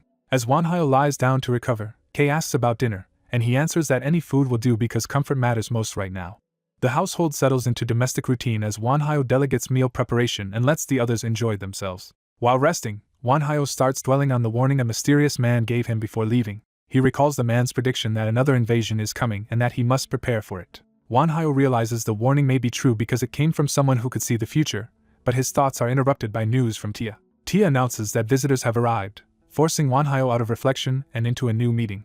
A blonde demon greets Wanhyo warmly, making it clear they already know each other well. Wanhyo recognizes him as Andromalius, confirming the guest is an archdemon from his past dealings. Andromalius tells Wanhyo to drop the formal distance between them because their relationship has changed, and he wants familiarity restored. He introduces another noble demon named Seer, expanding the circle of powerful demons now connected to Wanhyo. Seer, eager to make a good impression, offers Wanhyo a housewarming gift after hearing Andromalius praise him. The gift turns out to be a Baphomet horn, which Seer specifically chose because he believes it will be useful to Wanhyo. Andromalius adds a mithril cape meant for healing, making the visit both diplomatic and practical. Manhwa is genuinely surprised by the generosity, and wonders if he is really being handed all of this for free. Before he can settle into gratitude, he notices there is still someone else with the visitors. A black-haired woman reluctantly steps out from behind Andromalius when he tells her to stop hiding. Manhwa realizes she is the famed demon treasure, a woman of great value among demons. The woman demands to know why she was brought there, showing she was not fully informed. Andromalius reveals he came for another purpose entirely and asks Manhwa to look after Baek's son Su for a while. He goes further and unexpectedly asks Manhwa to become her teacher. Manhwa is caught off guard by the idea of being asked to teach someone like her. Baek's son Su is equally unsettled, clearly not expecting to be handed over this way. When Manhwa asks why, Andromalius presses the matter instead of backing down. He explains that they must soon travel through the Asian Union and the fractured Chinese states because many forces are searching for them. The Asian Union is introduced as the alliance formed after China split into several countries, making the political landscape unstable. Andromalius says the war has driven many people to seek deals with demons, increasing danger and attention around them. Because Dantalion must stay in Korea to handle yokai-related problems, Andromalius cannot personally watch over Baek's son Su. So he formally asks Manhwa, as someone he trusts, to take responsibility for her. Manhwa correctly interprets the request as teaching her to control her power while also protecting her, and Andromalius confirms it. Manhwa agrees in principle but makes it clear that he will only do it under several conditions. His first condition is blunt honesty. Baek's son Su may get hurt, because mastering her power will require harsh training. Andromalius accepts that immediately, though Baek's son Su is alarmed by how casually he agrees. He reminds her that strength never comes for free and asks whether she is willing to abandon her chance to grow stronger. Faced with that challenge, Baek's son Su swallows her fear and accepts the pain that may come. Manhwa's second condition is that he be allowed to examine her directly, since understanding her condition is necessary for training. Baek's son Su agrees because she also wants answers about the changes happening inside her. Manhwa's third condition is stranger and more unsettling. He wants samples of her hair, blood, and flesh for magical study. That demand shocks Baek's son Su, who had not expected to be treated like a magical resource. Manhwa warns her that magicians are greedy and that anyone with manrich traits like hers will always be hunted. His warning lands hard, and she begins to understand how dangerous her existence has become. Andromalius thanks Manhwa for the advice and accepts even that disturbing condition, prioritizing her survival over comfort. Manhwa's final condition is financial. They must cover every expense incurred during her training, aside from his commissions. Andromalius agrees without hesitation and even offers an upfront payment, showing how serious he is about the arrangement. Manhwa is ready to refuse out of principle, but the speed and scale of the payment shake his resolve. In the end, the sheer amount offered is too much to turn down, and the deal is sealed. 3 days pass after the contract, and the new arrangement begins to take effect. Manhwa prepares to meet Baek's son Su again, with Chris close by as support. He finds her lounging comfortably and eating junk food, so transformed in attitude that he can barely believe she is the same person. Manhwa calls out how at ease she has become under his roof. Baek's son Su insists that she is anxious too, even if she no longer looks as tense as before. She notes that Manhwa stayed away for 3 days and asks whether the preparations Chris mentioned are finally complete.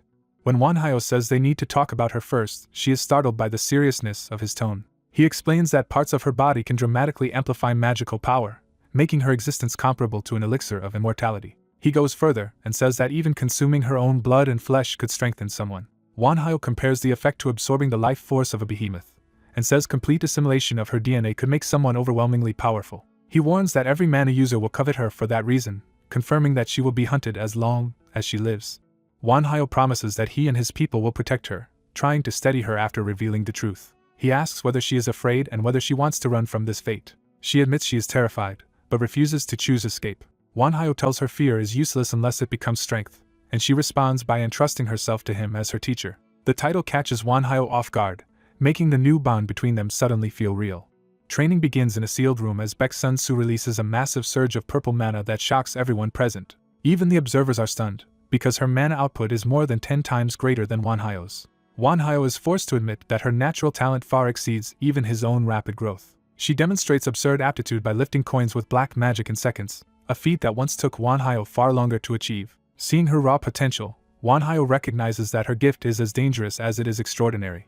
Unable to hide his frustration at the unfair gap in talent, he abruptly calls for a break. Chris checks on him, but Manhwa is in no mood to pretend he is fine. He vents bitterly that the world is unfair, because he struggled desperately for power while she was born with overwhelming ability. Chris coldly suggests that if her existence torments him so much, he could simply get rid of her. Manhwa rejects that thought immediately, insisting she has done nothing wrong and that giving in to jealousy would make him contemptible.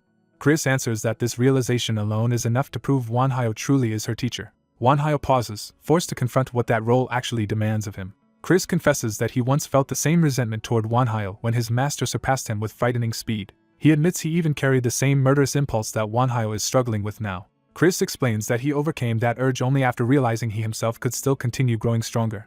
He praises Manhwa for enduring the pain of envy without being consumed by it. Chris urges him to use those ugly feelings as fuel for growth instead of shame. Back in training, Baek Sun-soo continues trying to shape and control the violent mana overflowing from her body. When Manhwa asks if she is ready to give up, she stubbornly refuses and vows to find the right magic for herself. Manhwa corrects her focus, saying she is not there to chase magic for its own sake but to gain the power to protect herself.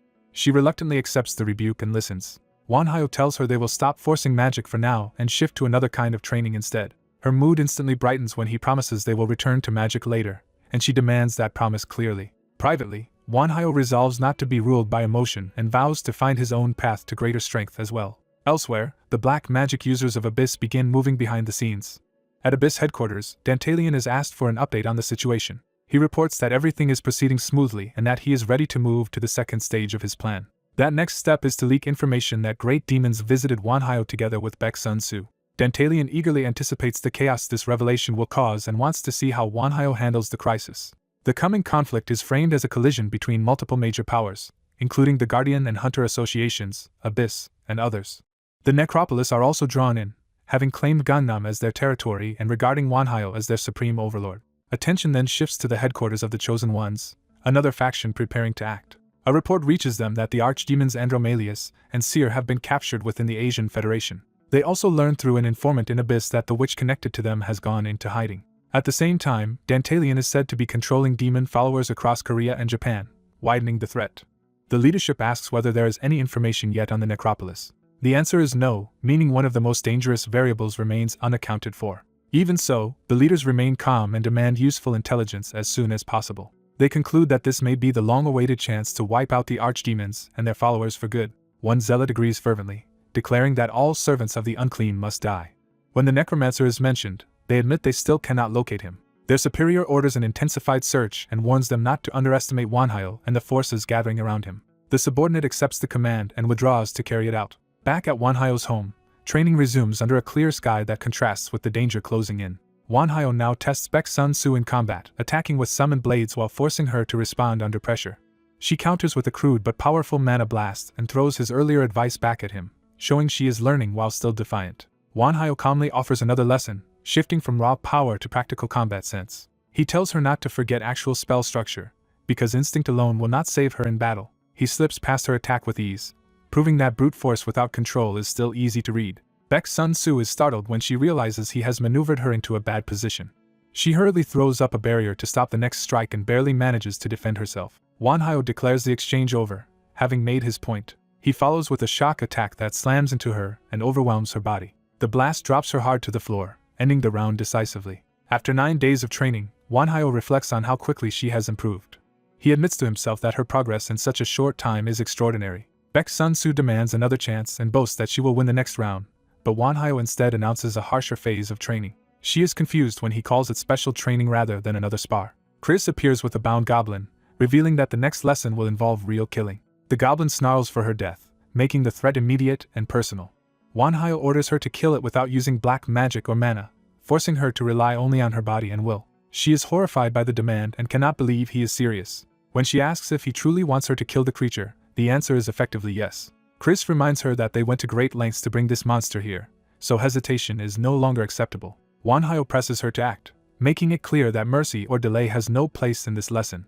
Breathing hard, Baek Sun-soo stands frozen between fear and obedience. The goblin lunges at her with murderous intent, forcing the decision on her. In the instant before impact, she seizes the weapon and turns the situation around. Her hand closes around the blade, committing her to violence. She drives the knife into the goblin in a burst of panic and rage, screaming for it to die. Once she starts, she keeps stabbing over and over, unable to stop after crossing the line. The goblin chokes and collapses under the relentless assault. Baek Sun-soo stands over the corpse drenched in blood, stunned by what she has just done. She can only stare and breathe, trying to process the fact that she has killed with her own hands. Manhwa coldly moves on to the next lesson, while Chris is disturbed that he is pushing her this far. Manhwa confirms it, and announces that the next fight will begin in 10 seconds. He starts the countdown to a new round before she has even recovered emotionally. Still bloodied and shaken, Baek's Sun-soo charges anyway, driven by anger and confusion. She rushes at Wonhyo screaming for him to die, turning her trauma directly against her teacher. As she unleashes a furious blast, she calls him trash and demands to know why he forced her to become a killer. Her teacher forces Sun-soo to face the horror of killing and tells her this brutal training is necessary if she wants to survive. He insists that people like them were never allowed innocence, and must live as killers in a world that already despises necromancers and demon contractors. He reminds her that divine magic users see the woman who summoned the archdemons, Sun-soo-peak, as a threat that must be erased. The pressure of that truth finally breaks through to her. Sun-soo erupts in despair, crying that she never wanted any of this and only wanted help so she could keep living.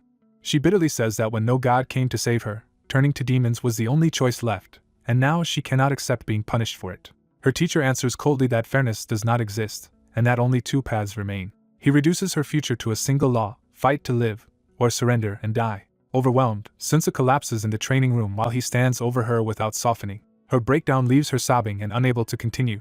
After exhausting herself, she falls asleep, and her teacher quietly acknowledges how much strain she has been under. He ends the day's training, while his undead aide silently agrees. A small subordinate named Castle suddenly appears to report in. Castle warns that suspicious people have been lurking nearby and that they no longer seem like ordinary civilians. She explains that mana users and divine magic users have started gathering, and predicts an ambush within a few days. She even overheard a commander ordering troops to mobilize, confirming that fanatics have infiltrated the military. Pleased with the intelligence, he orders Castle to keep watching them, and she eagerly accepts the task. He then asks Chris for an update on equipment being prepared for Sun-soo. Satisfied that the final adjustments are nearly done, he decides it is time to test what her training has produced. Outside, the city remains unaware that forces are already closing in around their base. When Sun-soo wakes, her first response is to demand food, as if trying to bury her fear under appetite. She keeps piling on requests for more and more food, and her teacher realizes she is stress eating. In the middle of that binge, she reaches a decision. Sun-soo declares that she will live, and if the world insists on kill or be killed, then she will choose to kill. Her teacher is relieved she accepted the lesson so quickly and tells her to rest because the real fight is coming soon. Night falls over the city as the promised confrontation approaches. Later, he checks with Chris and learns that the decomposition process on Sun-soo's power was successful. Chris explains that demon contractors normally fuse mana and black magic into one inseparable force, but Sun-soo is different. Her body can separate those energies at will, as if emptying a cup and dividing its contents. Her teacher agrees with the conclusion, though he sees her less as a vessel and more as a blank canvas whose fate was still undecided. He admits he has been watching closely to see whether she would be ruined like other demon contractors once they were stained by that power. He reflects that if someone with her extraordinary potential had been found by the devout instead, she might have become a saint. He recalls that this is already his third encounter with Sun-soo, after first finding her lost and later seeing her broken in his custody. When he learned there had been two others like her, he sought answers from an ancient spirit. He confirms to Chris that the spirit was Agni and that he questioned him about Sun-soo.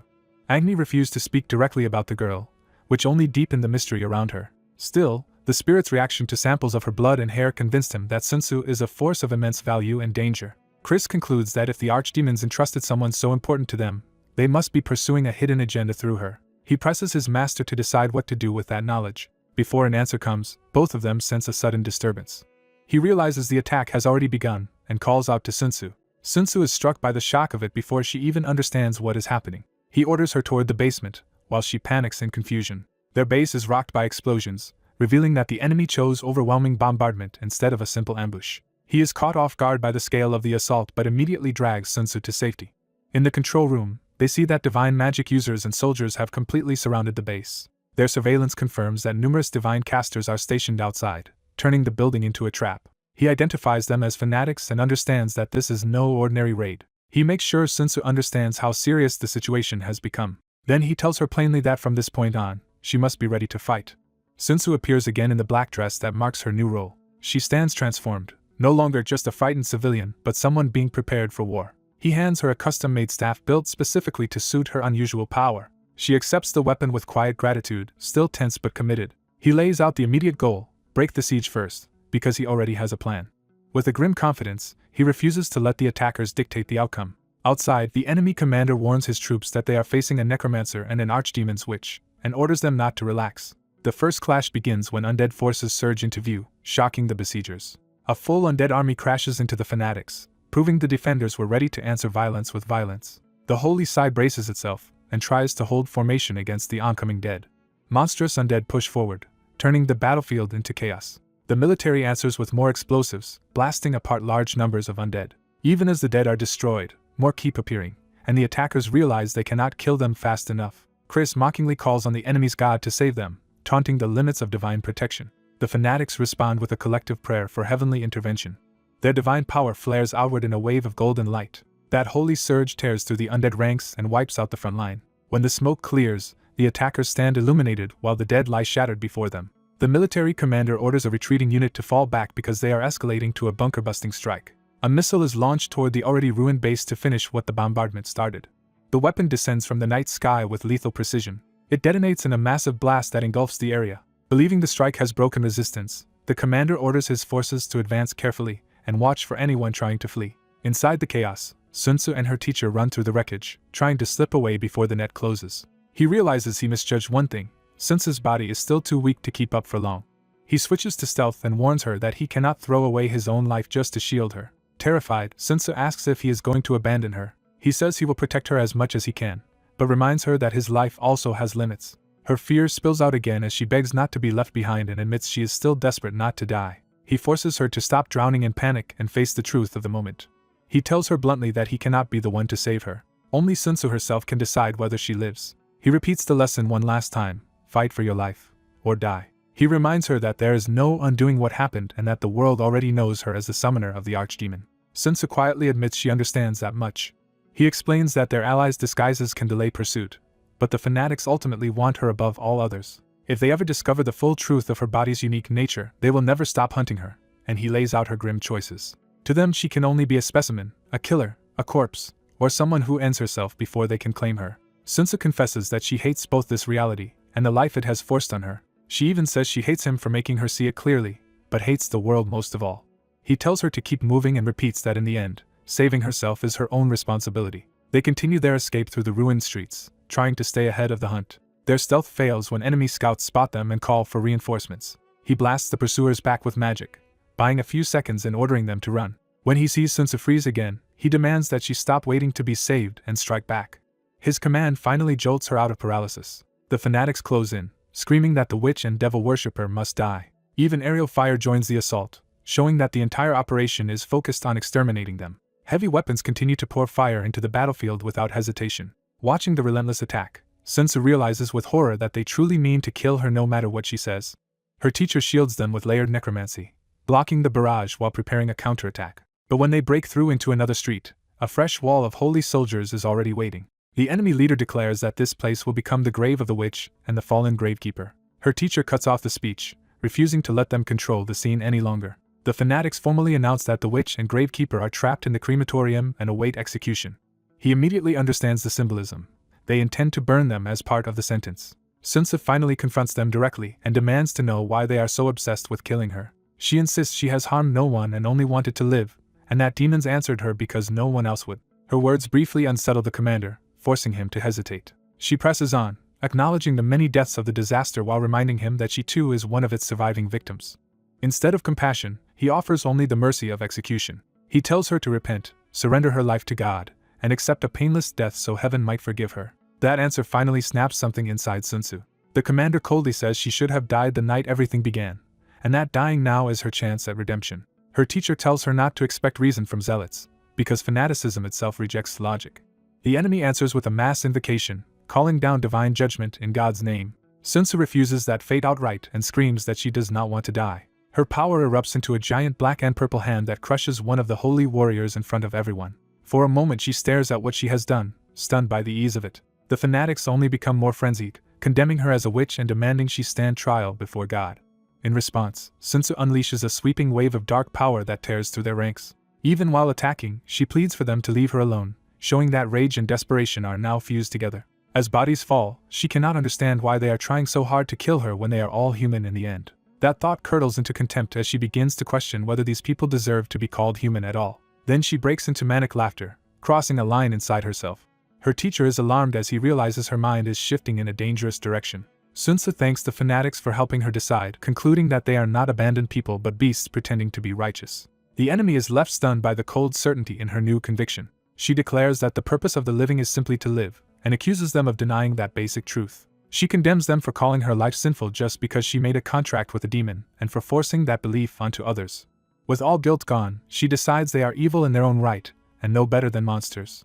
Acting on that judgment, she releases a far deadlier storm of dark magic that rips through the holy ranks. The attack mutilates and kills multiple enemies at once, turning the street into a slaughter. Even divine defenses fail as her power cuts through armor and flesh alike. The commander denounces her for finally revealing herself as a true witch.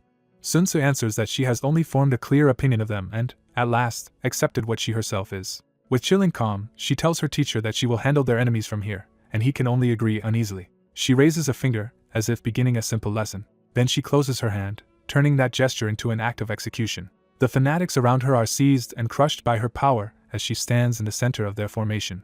Her teacher recognizes the move with alarm. He realizes she is using the devastating technique he taught her for overwhelming weaker opponents. The intensity in her eyes shows she has fully embraced it. She points toward the remaining enemies and decides to end the battle completely. But before she can finish them, the commander drops to the ground in sudden prayer.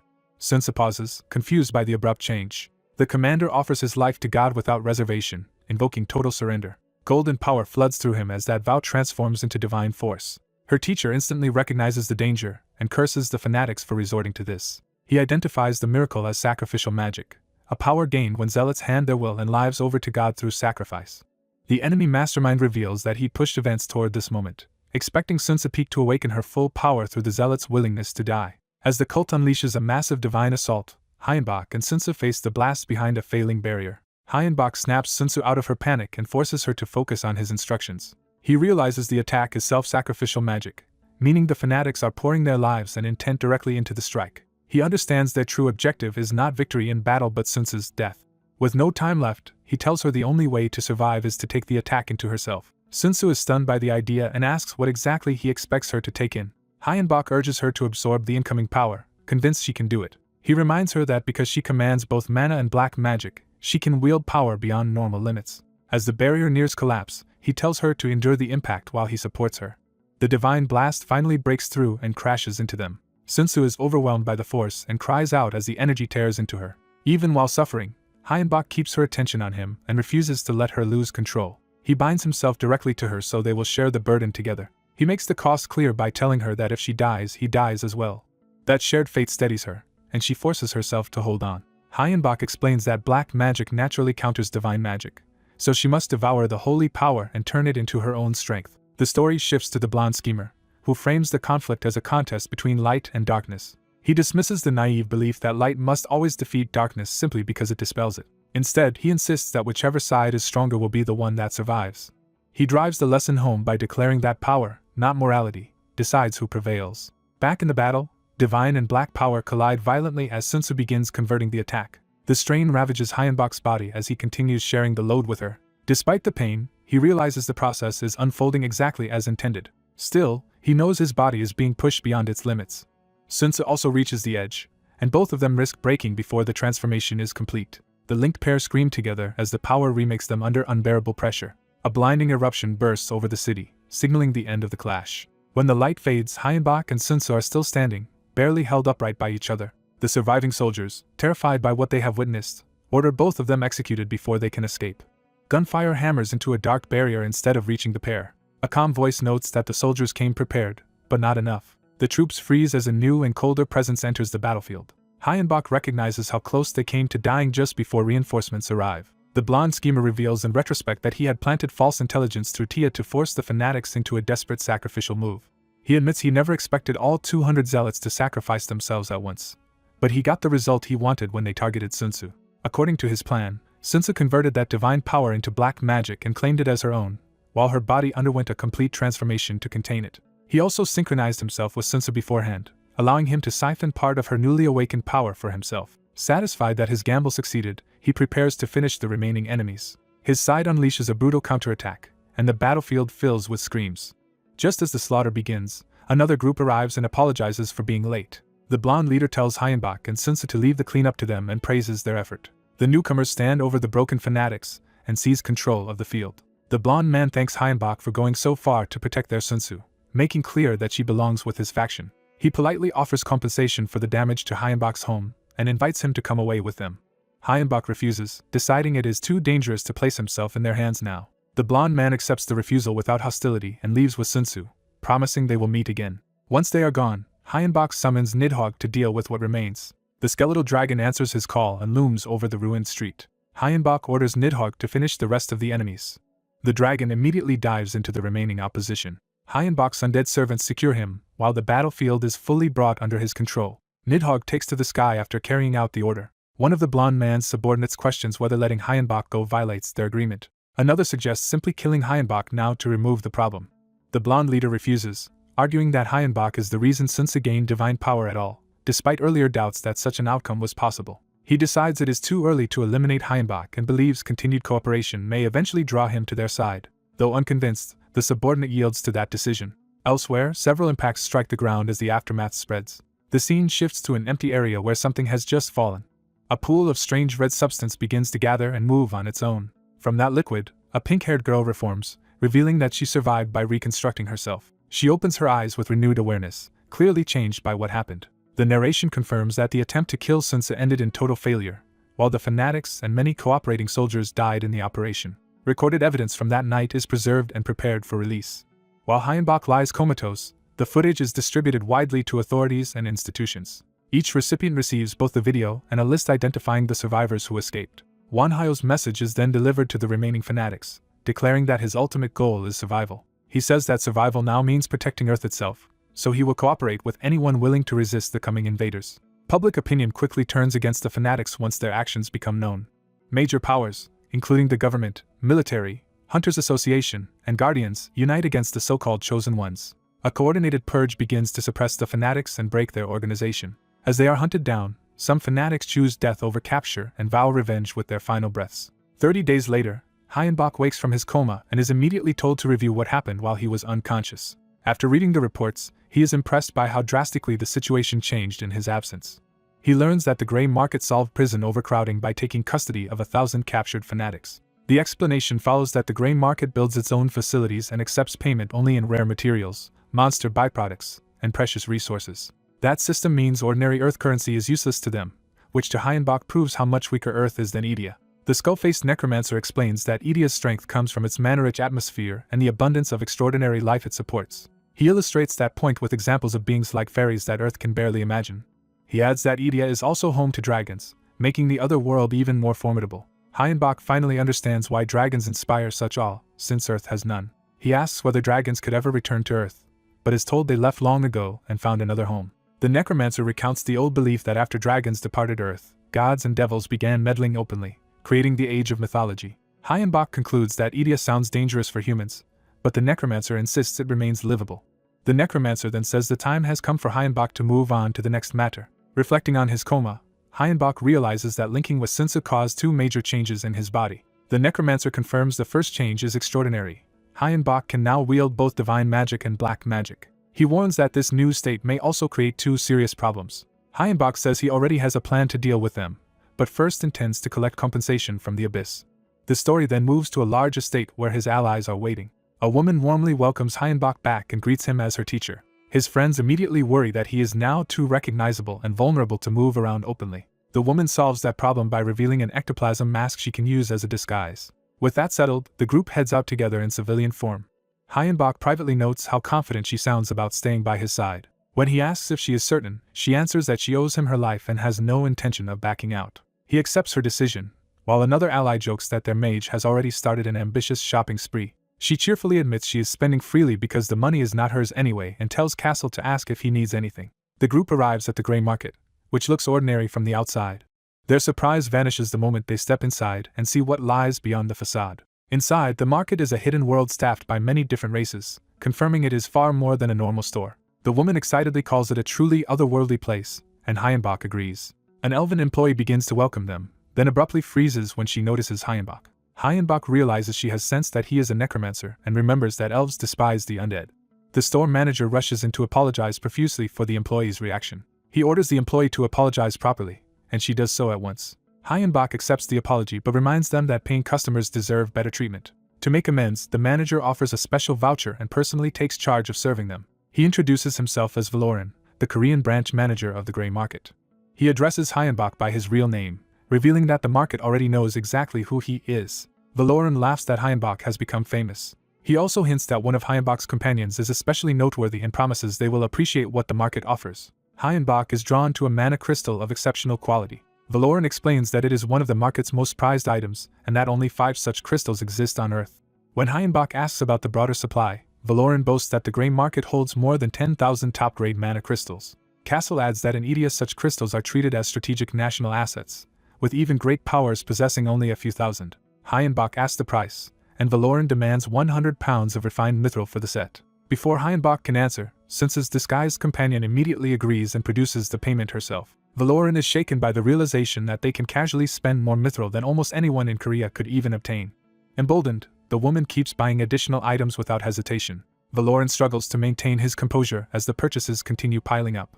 Hyenbach calmly remarks that the market's goods justify the cost. Privately, he suspects Valoran intentionally tried to hide the best merchandise from them, and decides not to let the manager control the exchange. Once the shopping ends, Valoran thanks them and offers a final gift in appreciation. He hands over sealed letters and advises Hyenbach to read them later in private. Outside, the group laughs about how badly each purchase seemed to wound Valoran's pride. Curious, Hyenbach opens one of the letters anyway. The woman beside him instantly goes pale at what she sees. Hyenbach notices her reaction and asks what is wrong. The letter warns that the invasion will begin tomorrow and that its first stage will resemble Earth's earlier 4 days of darkness. Hyenbach grimly accepts that the invasion is now imminent. He immediately orders Chris, Castle, and Kai to head straight back to base. Before leaving, the woman asks one last time whether he will join the other faction after all. Hyenbach refuses again, saying he still does not trust them and intends to act on his own terms. She accepts the answer with regret and parts from him, promising they will meet again. As she departs, Hyenbach's undead dragon carries him and his servants away from the market. He reflects that the gray market has provided intelligence before, which makes him suspect they have deeper motives in this crisis. He arrives at his destination with his undead attendants. That destination is the ruined, monster-infested land of North Korea. Studying the ground, Hyenbach explains that mana runs through ley lines and that their intersections create points of energy. He recalls learning from former President Young Guk-woon that by reading terrain and energy flow, one can locate dragon veins and dragon blood. After finding such a dragon vein, he built his hidden base directly above it. Now deep underground, he checks whether everything remained stable during his absence. The necromancer reports that nothing unusual happened except for his own condition. Hyenbach asks what he means by that condition. The answer comes as Nidhogg emerges and warns that Hyenbach is about to be surprised. Nidhogg reveals that scales have begun growing across his undead body, just as the dragon vein was expected to affect him. The dragon proudly confirms that the experiment worked exactly as hoped. Hyenbach recognizes the significance at once. An undead body is developing dragon scales, and Nidhogg's power has already increased. Wanhyo is startled when the dead dragon asks to see its own strength. The dragon confirms that its evolution has raised its stats dramatically and left it with a huge reserve of unused growth points. Wanhyo is impressed and immediately asks what else has changed. The dragon says it can now sleep, leaving Wanhyo baffled that an undead creature could even do that. It explains that sleep brings disturbing visions it cannot remember after waking, hinting at buried memories or instincts. Wanhyo notes the strangeness but turns back to the larger crisis, reminding everyone that the war will resume once the dungeons connect again. The dragon postpones examining Wanhyo further, and warns him not to peel away the scales spreading across his body until the transformation finishes. Chris obeys that warning, and Wanhyo shifts their attention to activating the magic circle. He begins the ritual to draw power from the dragon's new state. A surge of mana erupts from the circle as Wanhyo and his cloaked ally channel the spell. The released energy condenses into a massive sphere of liquid mana. Wanhyo calls Chris over, ready to claim the reward of the ritual. The mana sphere stabilizes in front of them like a suspended reservoir. Its surface churns violently, but the spell holds it together. Exhausted by the casting, Wanhyo still recognizes the sphere as a priceless resource.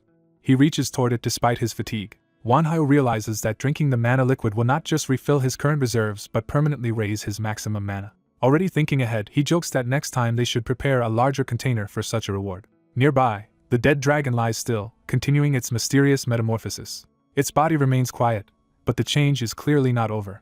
The dragon itself wonders what kind of transformation is overtaking it. The scene shifts to a calm morning, briefly contrasting with the chaos to come. A gray market device boots up, signaling a new development in the global campaign.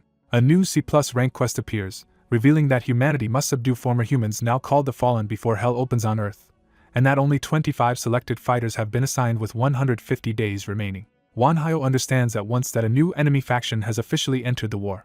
He frames the Fallen as corrupted ex-humans who have betrayed their own kind, making this conflict morally and strategically different from ordinary monster hunts. One of his armored undead followers reacts to that label, sensing the implication behind calling transformed humans traitors. Wanhyo warns his group that this battle will depend on strategy more than brute force and orders everyone to prepare. The quest status updates to show Hyunbok Kim has joined the expedition and is now preparing for battle. Wanhyo reflects that dungeon entrances can now appear as ordinary doors, but the old rules no longer apply.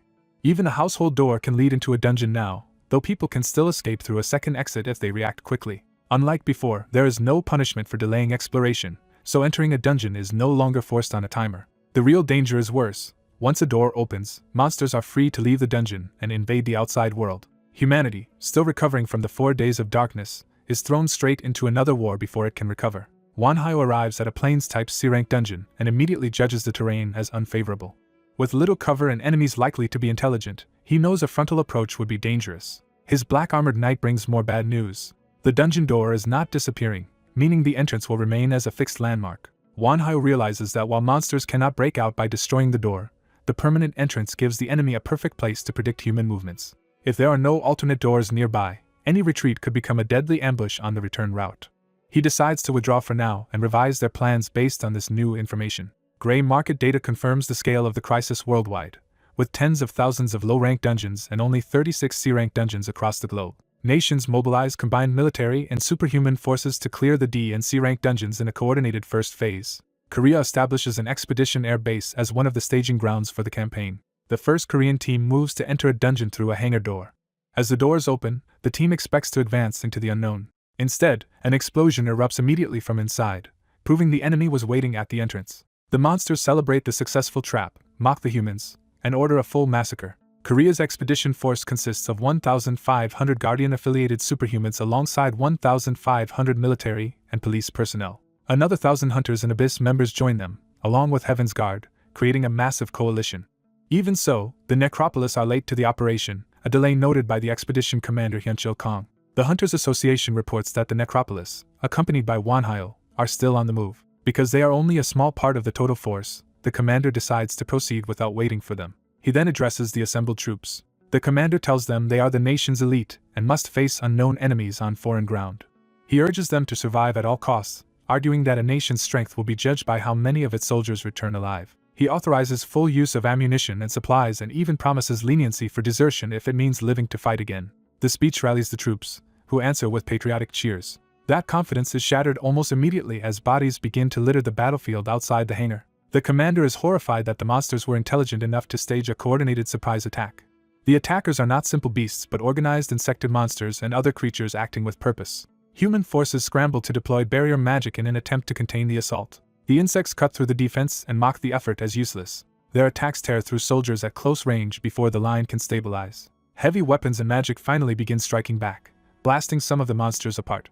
Even while fighting back, the soldiers realize they are badly outmatched and caught off guard. A larger insected creature descends under a purple aura, escalating the panic. Its arrival brings a new wave of oppressive energy over the battlefield. The allied troops freeze for a moment under the pressure of the enemy's power. At that moment, Wanhyo's dead dragon arrives overhead carrying him and his undead companions. The commander recognizes both the dead dragon and Wanhyo, the overlord of the Necropolis, and realizes reinforcements have finally come. Wanhyo's undead army appears in formation, confronting the monsters from the opposite side. The Necropolis bring a disciplined host of skeletons, undead giants, and other horrors to the field. Mijin Kim arrives as well, apologizing for being late. The Necropolis formally present themselves to the battered defenders. Their members gather behind Mijin, ready to intervene. Wanhyo's undead lieutenants refuse to be sidelined and demand to join the fight as he orders all units forward. From above, Wanhyo surveys the battlefield and takes command of the counterattack. He casts Ground Hill, reshaping the terrain with large-scale earth magic. The spell lifts and shelters wounded soldiers, giving medics a chance to reach them. Priests and healers rush to move the injured before the restoration magic fades. The quest timer drops to 135 days, and the expedition's personnel count falls sharply to 4,537 after only 15 days. The cost of the ambush becomes clear. 463 people died in just 10 minutes. Twice that number were wounded, leaving the camp shaken and overwhelmed. At a war council, the acting general publicly thanks Wanhyo and Mijin Kim for saving the survivors. Mijin downplays the praise and apologizes for their delayed arrival. The general immediately presses them to explain that delay. Mijin hesitates, unsure how much to reveal. Wanhyo answers for her, admitting that he ordered the Necropolis to wait for further instructions instead of joining the first assault. The general realizes Wanhyo deliberately held back to observe events unfold. Wanhyo says he did not know the exact enemy composition, but he expected an ambush at the door. The general is furious that such a critical warning was withheld when it might have prevented the slaughter. Wanhyo remains cold and calls the omission a necessary evil. The general condemns that logic as treason, accusing Wanhyo of withholding life-saving intelligence during a government operation. Wanhyo rejects the accusation and insists he simply did what was required to force everyone to understand the seriousness of the war. He challenges the room by asking whether any of them have endured days trapped in a dungeon. He pushes further, asking whether any of them have ever been driven to eat monster flesh to survive, and the room falls uneasy. Wanhyo argues that war destroys ordinary morality and that leaders must first accept that brutal reality. He warns that if they cling to normal logic, the greater disaster ahead will dwarf their current losses. The general still insists that Wanhyo should have tried to persuade them instead of sacrificing lives to make his point.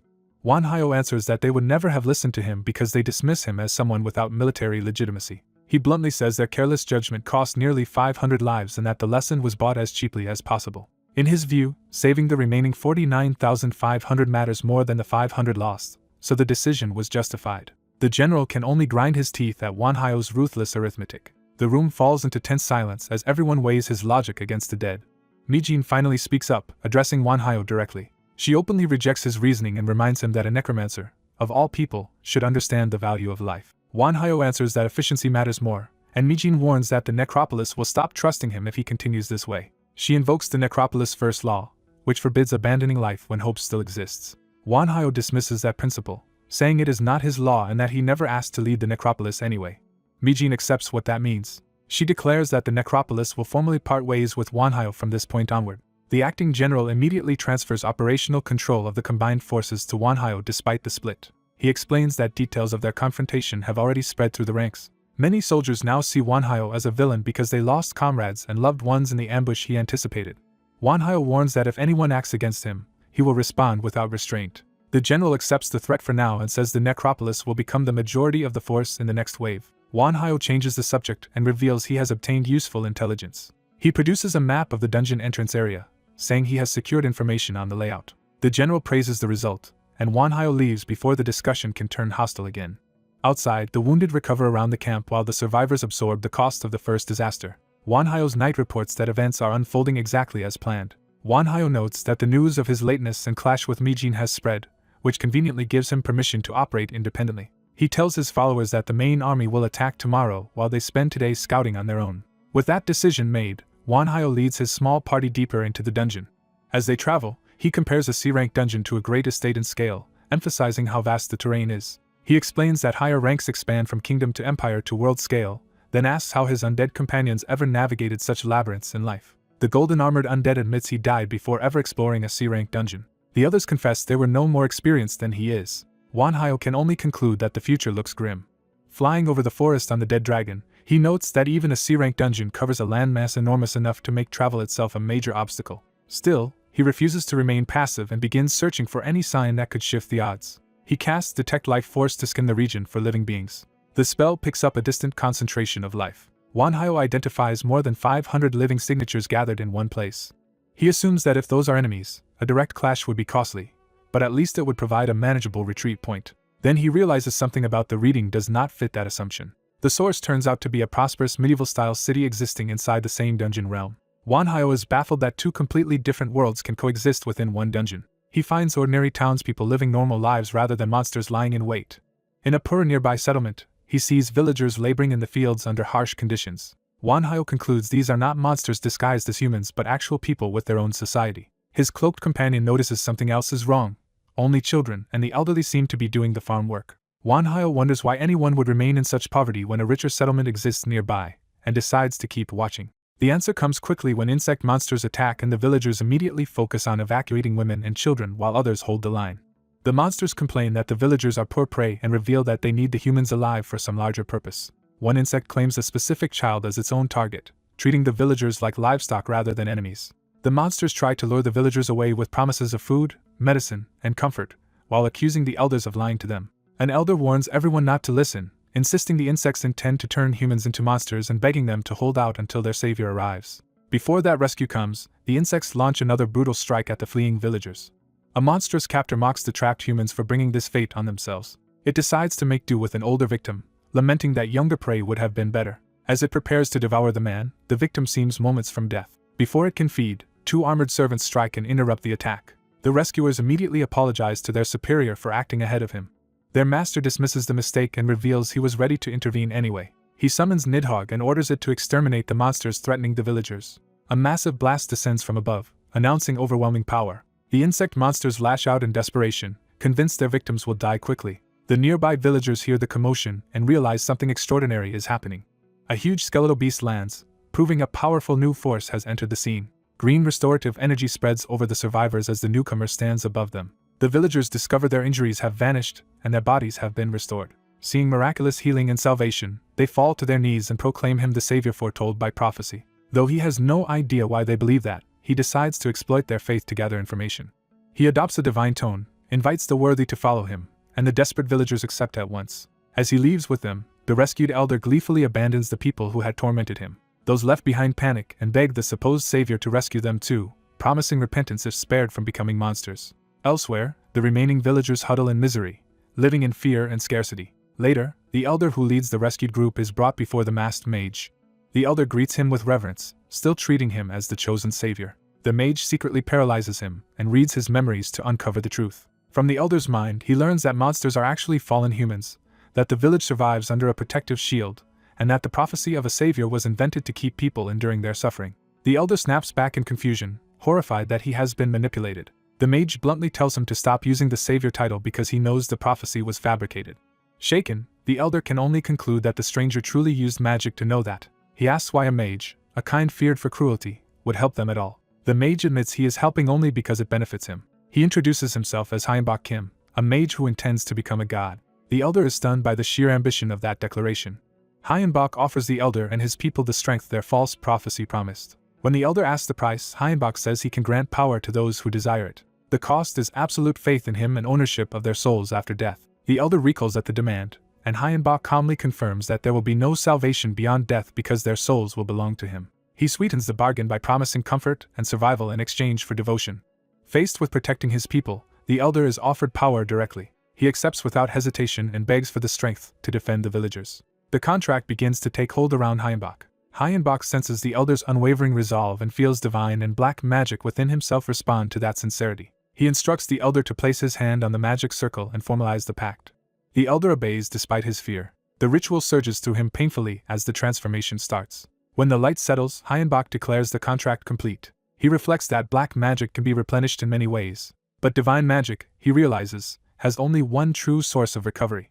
That source is faith, the fuel of gods, which grows stronger as believers deepen their devotion. Thinking of Buddhist teachings that enlightenment and godhood are one path, he meditates on the possibility of becoming divine himself. A revelation strikes him that nothing truly prevents him from becoming a godlike being. He recognizes the trapped villager's prophecy, desperation, and longing for salvation as the perfect chance to build that path. Back in the present, his hooded subordinate checks whether the contract changed anything in him. The subordinate senses something and tells him to wait. A new current of power gathers in Hyunbok's hand. The subordinate confirms that a bond has formed and that more such links may now be possible. He identifies the elder as the first strong bond created by the contract. He also senses weaker bonds beginning to form as the townspeople start believing in Hyunbok. Amazed, the subordinate realizes he is witnessing a human on the road to godhood, though the network of faith is still fragile. Hyunbok concludes he needs many more followers to strengthen himself. He justifies the term by deciding that those who receive his power deserve a distinct status. The subordinate notes that the elder, Alan, has already become exceptionally devoted. Alan's fanaticism is understandable, since the contract not only restored his youth but transformed him completely. He has advanced to a two-circle mage and can now wield mana, divine magic, and black magic. Hyunbok explains that this impossible leap happened because the village's curse was broken through the contract. He then recalls what he learned of the dungeon's history when Alan was first captured. Originally there was only one village, where food, wine, and medicine were abundant, but consuming that bounty slowly turned people into monsters. Those who indulged eventually became the very creatures haunting the place. When the clergy discovered the truth, they fled and founded a second village apart from the first. Yet for 32 years no one has truly escaped the dungeon, and the transformed monsters remained trapped within it. As time passed, monster attacks increased along with the number of former humans who had changed. Hyunbok realizes the dungeon satisfies every condition for a rare mutated curse. The curse required an enclosed village, survival food, conscious choice, weak spirits, erosion of humanity, and enough time for corruption to mature. He notes that no one in the dungeon ever developed mana naturally, which now makes sense under that curse.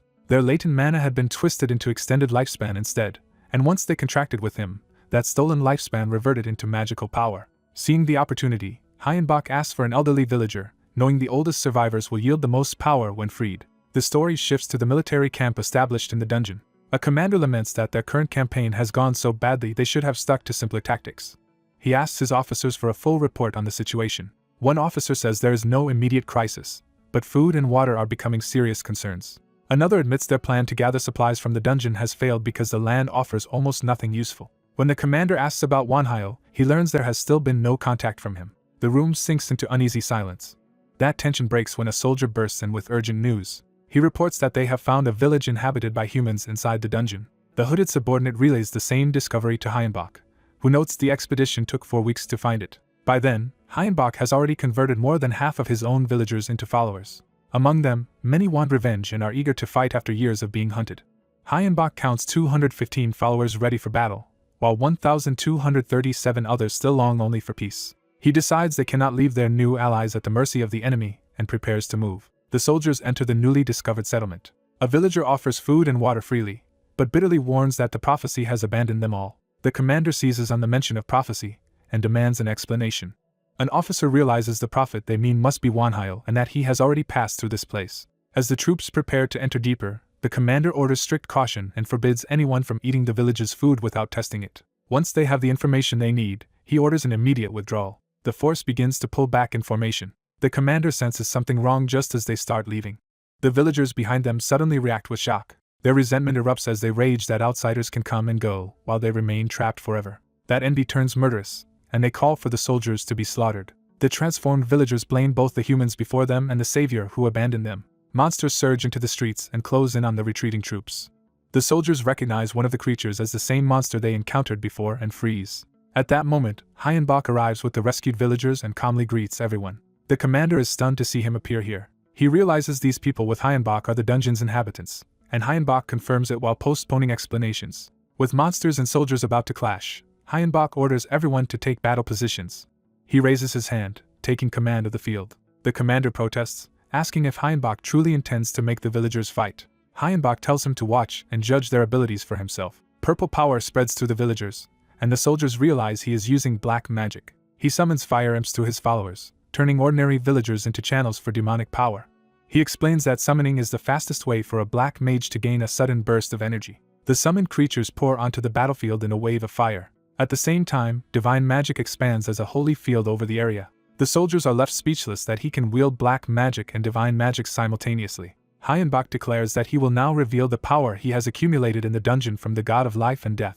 He unleashes Chaos Strike, fusing both forces into one devastating attack. The combined blast detonates with overwhelming force. When the light clears, the enemy line has been obliterated and the battlefield is left shattered. The commander thanks him for the rescue but immediately demands to know what kind of power that was. Instead of answering directly, Hyenbach hands over a new map showing the dungeon's terrain, the village, and the monster's hideout. The commander accepts it, unsettled but grateful. He then presses the real question of how Hyenbach can use black magic and divine magic together. He also asks who this god of life and death really is. Hyenbach explains that this god rules both life and death, and that he can use every kind of power because he was chosen as that god's disciple. He adds that his villagers can do the same because he has turned them into living temples for that god. Privately, Hyenbach knows the commander has little choice but to believe after witnessing all three powers firsthand. The commander follows the logic and asks whether he too could become such a vessel. Hyenbach confirms that he can. The commander immediately asks if the same transformation is possible for him as well. The request catches Hyenbach off guard despite all his planning. He hides his surprise behind the mask and realizes how valuable this unexpected opening could be. Seeing the commander and his armed followers before him, he recognizes a chance he never anticipated. He says there are conditions to receiving such power. The first condition is belief in Hyenbach's god and obedience to that god's path. The second is surrendering one's soul to that god after death. That grim price unsettles the soldiers, and murmurs of doubt spread through the ranks. When one man bluntly asks whether this god is really just the devil, Hyenbach sidesteps the accusation and insists that survival is what matters most. The commander decides the terms are still acceptable if they lead to power and asks to be made a living temple. Hyenbach agrees but says trust must be proven first through a contract. He downplays the pact as a simple formality even though it binds far more than trust. The commander signs in blood. Hyenbach formally invokes the oath, naming Hyunchul Kong and demanding faith in life and his soul in death in exchange for strength. Hyunchul accepts eagerly, offering his soul if it means gaining divine power. The contract's power floods into him at once. Hyenbok seals the pact and claims Hyenchel's eternal faith. Though shaken by the transformation, Hyencel steadies himself and marvels at the power now inside him. Hyenbok notes to himself that he only granted temporary power, but that is enough. The contract's unavoidable side effect takes hold as Hyenchel's mind turns toward devotion. Hyenbok reflects that all his contractees instinctively begin to see him as a higher being, letting him pass himself off as a god. With that revelation in hand, he prepares to push the deception even further. A masked necromancer makes his exit in overwhelming fashion, departing atop an undead dragon while taking 1,000 people with him. A terrified soldier begs him not to leave, desperate to stop whatever has just happened. The necromancer dismisses them and promises they will meet again before flying off. Those left behind can only stare upward as their enemy escapes with his prize. The dragon carries the stolen captives away at high speed, putting immediate pursuit out of reach.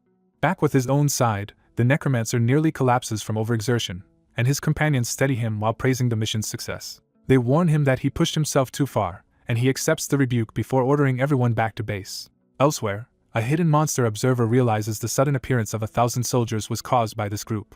Unable to report the discovery in person, the creature decides to send the message another way. It launches a fleshy messenger toward a crack in the ground.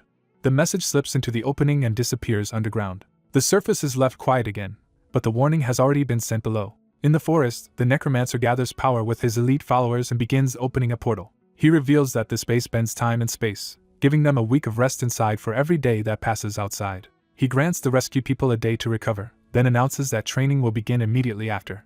Once the orders are given, he finally allows himself to sit and breathe. Alone, he counts the remaining days of the expedition and worries that they still have not found the enemy's base. He gets up with renewed purpose and heads to investigate another lead. He seeks out Chris for an update on a separate project. Chris shows him a colossal humanoid robot still under construction, calling it a work in progress. The necromancer immediately sees its military value and is thrilled that Chris may finally realize his lifelong dream. He reflects on Richard's original vision, recognizing that completing the machine would create a revolutionary weapon. Before they go further, the Lich asks whether he has checked his own status lately. His updated stats reveal that divine magic and black magic have been added, along with strange bonus values tied to them. He realizes his powers have expanded and starts wondering what the bracketed numbers represent. The Lich explains that those numbers reflect the count of his followers. That confirms his suspicion that his strength rises with the size of his following, but also falls when followers are lost. The Lich compares him to a true god whose power is directly sustained by his believers, then suddenly senses something alarming. Deep underground, a furious blonde commander berates his subordinates for losing track of 1,000 bodies. He rages that they cannot even explain how the enemy appeared so suddenly, treating their incompetence as intolerable.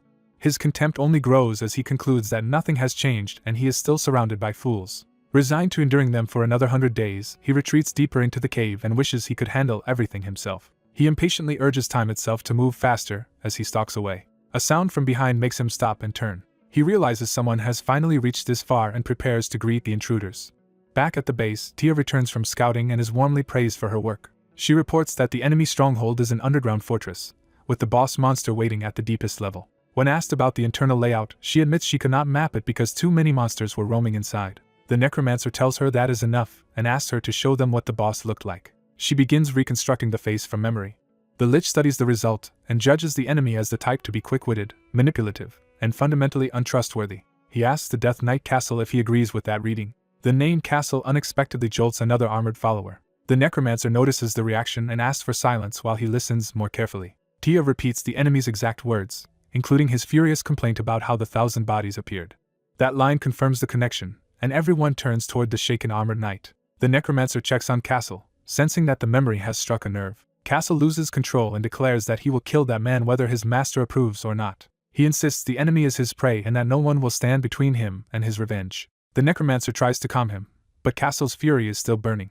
Seeing how unstable he is, the necromancer forbids Castle from fighting until he regains his composure. Castle answers with a shocking threat, saying he would even kill his own master to win back his freedom if forced. The necromancer responds coldly, warning that even madness does not excuse crossing certain lines. The Lich steps in and orders both armored knights to stop before they do something irreparable. Castle regains enough control to apologize, admitting he completely lost himself for a moment.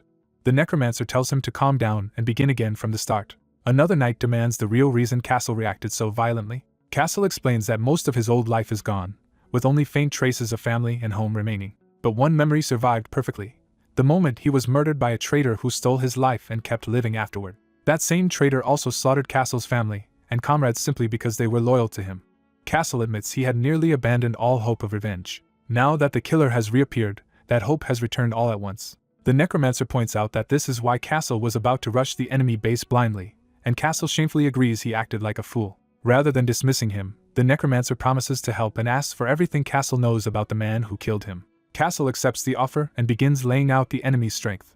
He is first asked how many troops the enemy has gathered. Castle reports more than 15,000 soldiers, several times larger than the human expedition force. He adds that the real danger is the necromancer riding the undead dragon, backed by a death knight and a lich. Most troubling of all, that necromancer is already a six-circle mage and the greatest threat on the field. Before he can continue, a subordinate bursts in with urgent news and warns everyone to prepare.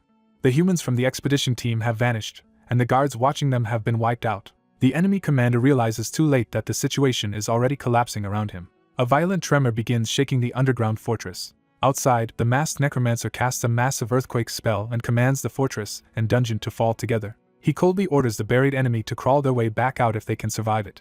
As the ground breaks apart, he remarks that magic can force nature itself to obey. He names the spell as 8-Circle Great Magic Earthquake. The earth fractures in widening rings as the underground structure starts to collapse. Dust and debris erupt across the battlefield, while the buried base caves in.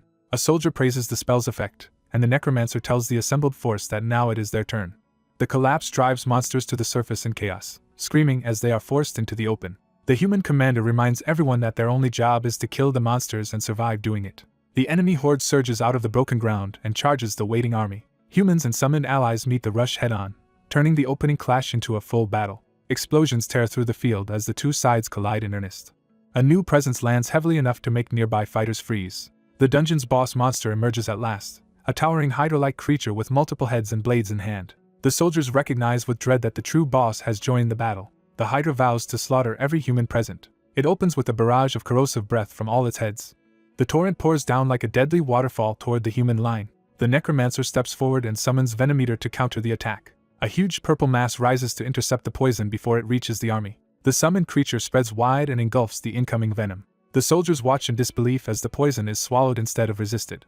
The entire toxic wave is absorbed harmlessly around the necromancer. Within the poison, his summoned creatures move freely, turning the enemy's own attack into cover. Another threat appears as a blazing fire spirit arrives on the field. The necromancer calls Agni to join the battle. Agni answers by devouring flame and manifesting in full power.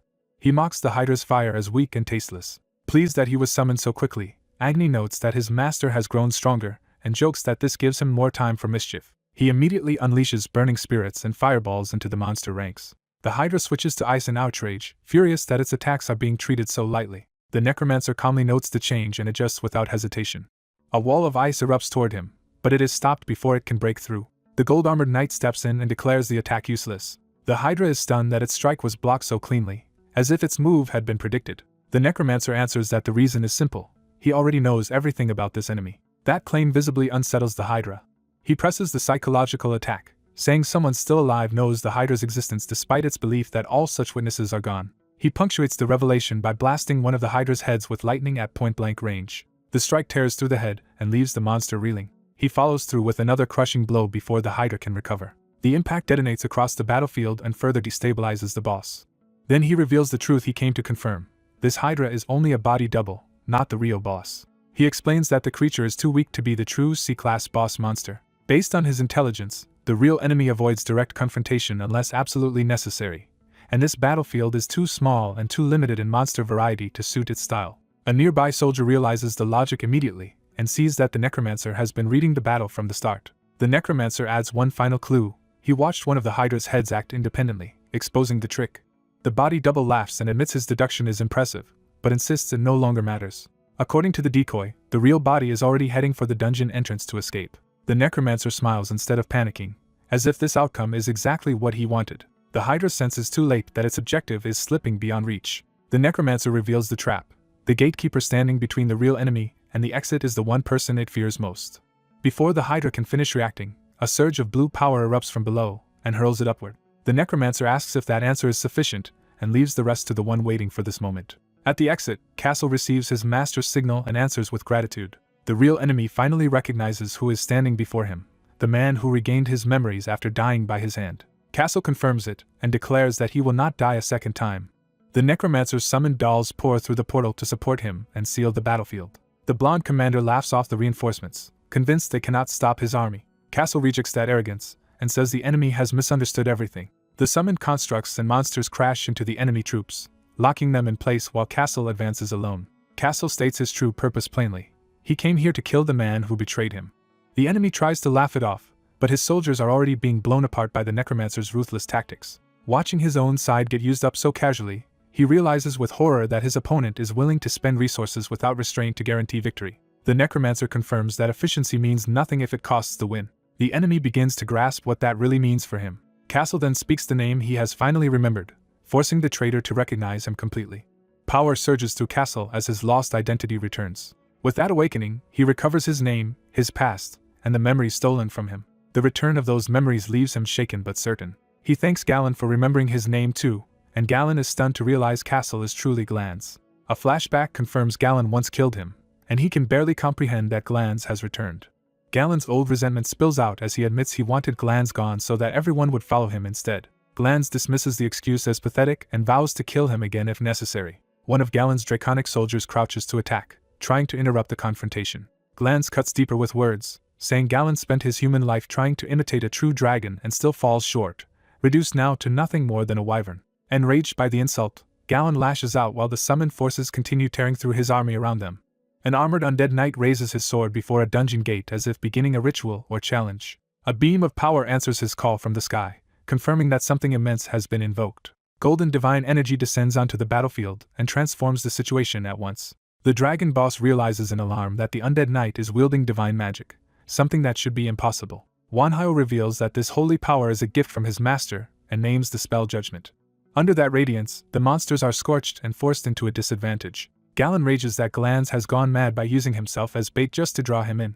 The dragon lunges in close, trying to crush the knight before the holy power can finish him. Even as lesser creatures beg for mercy, Galen attacks savagely, and the battlefield descends into chaos. Glanz coldly notes that Galen has only become more monstrous over time. Galen cannot understand how an undead like Glanz can endure divine power that should destroy him. The holy magic keeps detonating across Galen's body, forcing him to suffer what he thought impossible. Glanz answers with absolute faith in Yahello, explaining that his master made the impossible real by allowing an undead to use divine magic. Galen refuses to yield and charges, vowing to kill Glanz no matter the cost. He unleashes another explosive strike, trying to overwhelm the knight through brute force. Glanz meets the attack head-on and holds his ground instead of being crushed. Galen thinks he has finally cornered Glanz and starts to savor victory, but Glanz deflects the assault with precise counters, turning Galen's momentum against him. Galen grows frustrated that Glanz still refuses to break under pressure. Glanz mocks him as a disappointing boss monster and demands that he fight like one. Humiliated, Galen insists the battle is not over and reaches for another source of power. A sinister red force rises around the forest, signaling that Galen is drawing on something beyond himself. Glanz immediately identifies it as Galen feeding on the life force of the dungeon's villagers, exactly the kind of cruelty he expected. Galen prepares a desperate counterattack empowered by stolen lives. The next clash shatters Glanz's body, leaving only his helmeted head intact. Even reduced to that state, Glanz refuses to accept defeat. Purple cursed energy erupts from the severed head, revealing that this apparent loss was part of the plan. Galen attacks again, but the detached head keeps moving and fighting independently. Glanz's curse lashes out in violent bursts, striking back from an angle Galen did not anticipate. The barrage continues, battering the dragon while the head remains active. Though cracked and damaged, Glanz endures long enough for the trap to take hold. Galen notices too late that the cursed head has positioned itself exactly where it needs to be. Believing he has won, Galen boasts that victory is finally his. He taunts Glanz to savor defeat and die a second time. Then the curse suddenly detonates against Galen's body instead of fading away. The dragon panics as multiple cursed explosions spread through him and his body begins to fail. Glanz declares checkmate, revealing that Galen has already lost. A flashback explains that Yahello had trusted Glanz to handle Galen alone while he secretly prepared one decisive intervention. Yahello had cast the curse of birth and death on Galen, a curse that explodes when new life force touches the life force already inside him. Because Galen was sustaining himself by absorbing villagers' life force, Yahello knew the curse would eventually kill him. Back in the present, Galen realizes the truth only as the curse consumes him. Reduced to a terrified humanoid form, he begs Glanz to save him and calls him captain. Glanz agrees with chilling calm, offering forgiveness instead of rescue. Galen mistakes that answer for mercy and clings to hope. Glanz clarifies that the forgiveness is for Galen's former self, not for the monster he became. He finishes Galen with a final curse blast. As Galen dies, Glanz remarks that even a severed head can still fight if used properly. The battle ends and Glanz dismisses Galen with contempt. Yet his thoughts immediately turn away from victory and back to his master. He apologizes to Wanhyo, believing he has failed him despite winning. Wanhyo is shaken by the sight of Glanz's condition and refuses to let him give up. He remembers the people who urged Castle to survive no matter what, and that memory steels his resolve. A spark of determination returns to the broken undead head. Castle decides he cannot die here and forces himself to keep going. The cursed energy around him surges again as he struggles to survive. That power erupts outward in a violent transformation. The explosion completes a rebirth rather than a death. Elsewhere, Nidhogg rushes through the sky carrying reinforcements toward the battlefield. Wanhyo and his companions feel the disturbance and fear the worst for their ally. Wanhyo senses that something extraordinary is happening to Castle. He confirms that Castle's presence has changed, but not vanished. Realizing Castle is alive, Wanhyo tells Nidhogg there is no longer any need to hurry. They arrive to find a red-haired human standing where the undead knight once fought. The group can hardly believe that this man is really Castle. Wanhyo confirms that despite the new appearance, Castle is indeed the same loyal servant. The others are stunned that an undead has somehow become human. Wanhyo is fascinated and immediately starts thinking of the implications. Castle wakes fully and complains that the first thing he hears is talk of experimenting on him. He thanks Wanhyo for answering his cry and reminds him that a servant is not allowed to die without permission. Castle protests that being treated as a test subject would violate his human rights, only to be reminded that he was undead until moments ago. The dungeon The Fallen Humans, Descent into Hell is officially declared cleared. A wider narration explains that although many C+ dungeons had been explored worldwide, humanity was paying a devastating price. South Korea's successful clear becomes global news and sends shockwaves through the world. At the press conference, Hyunchul Kong becomes the face of that historic achievement. He publicly reveals that the necromancer Wanhyo was chosen by God and possesses divine magic, black magic, and mana together. As the world learns more about dungeon natives, governments begin loosening restrictions on movement between dungeons and human society. Following Korea's example, the United States also clears a C-rank dungeon, marking another historic breakthrough.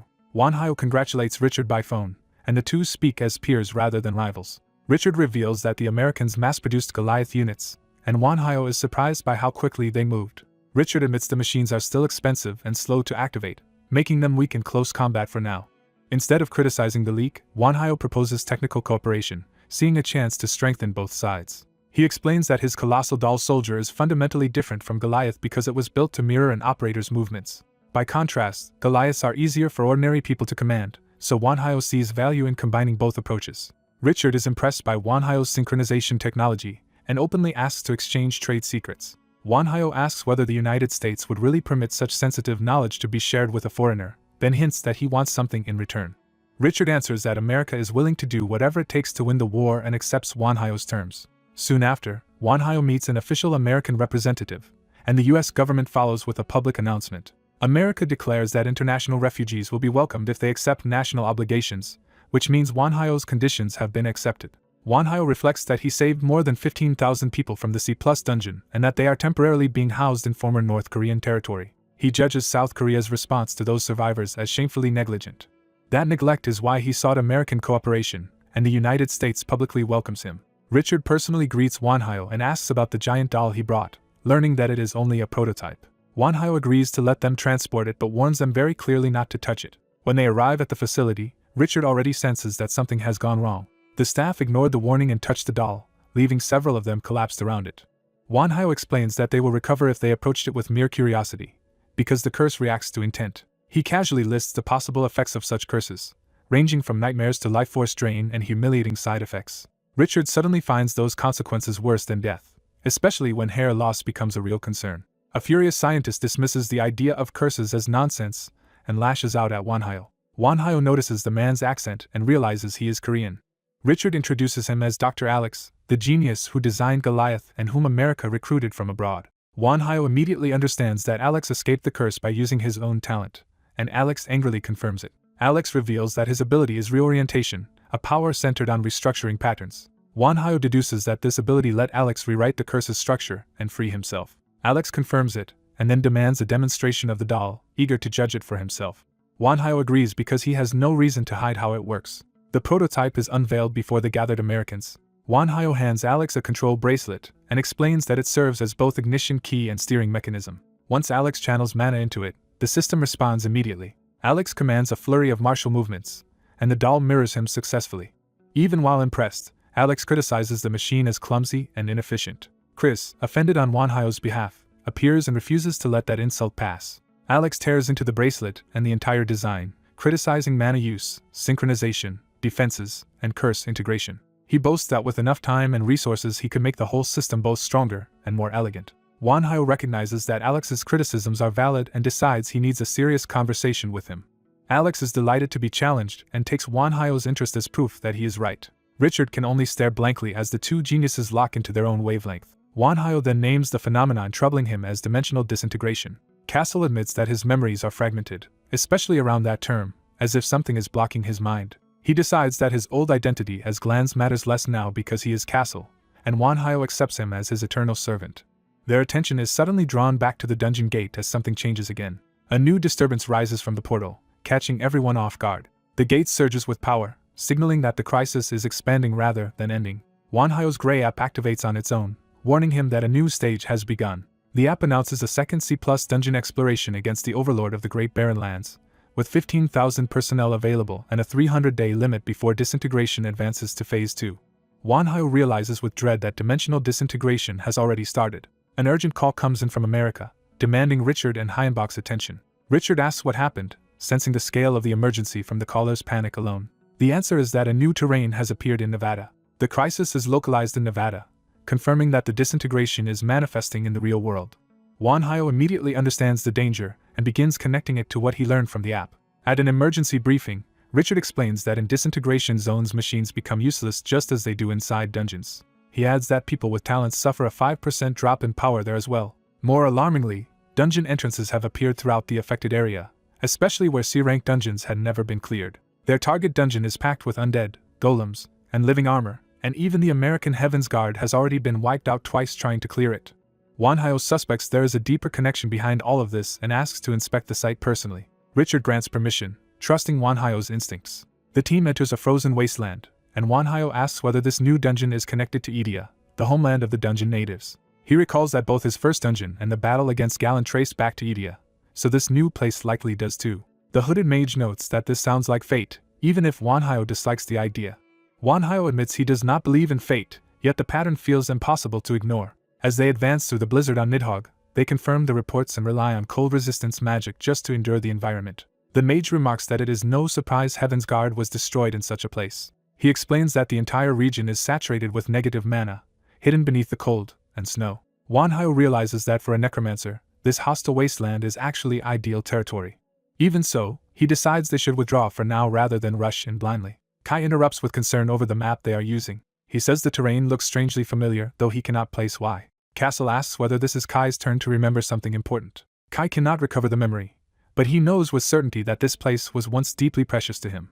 An older official tries to make sense of the crisis by concluding that the dungeon may belong to another world, or at least be an imitation of one. He decides that this possibility makes Kai's lost memories even more important, and urges the group to recover them while there is still time. Kai accepts the burden without protest. Soon after, the official stands before a gathered force at the dungeon gate to launch the operation. He warns everyone that the mission will be brutal, reminding them that this dungeon has already killed more than 10,000 people, yet insists they cannot back down. He presses the point that failure to clear the dungeon will only deepen the disaster. He turns that fear into resolve, declaring that more loved ones will die if they fail and demanding that everyone fight to survive and keep resisting. His speech is met with a surge of morale as the assembled fighters are strengthened by a golden effect. The official recognizes the new ability Richard gained after fighting Njit and identifies it as Link. He explains that Link lets Richard establish a mental connection with nearby allies, making battlefield coordination vastly easier. Noticing one person left out, he realizes the masked mage has refused the connection. The masked mage explains that accepting Link could interfere with his own talent, so the official reluctantly lets him remain independent and wishes him luck. With preparations finished, the official orders the raid to begin. The strike force enters the dungeon and emerges into a frozen, snow-covered realm. They are immediately met by a horde of monstrous undead and abominations rushing to tear them apart.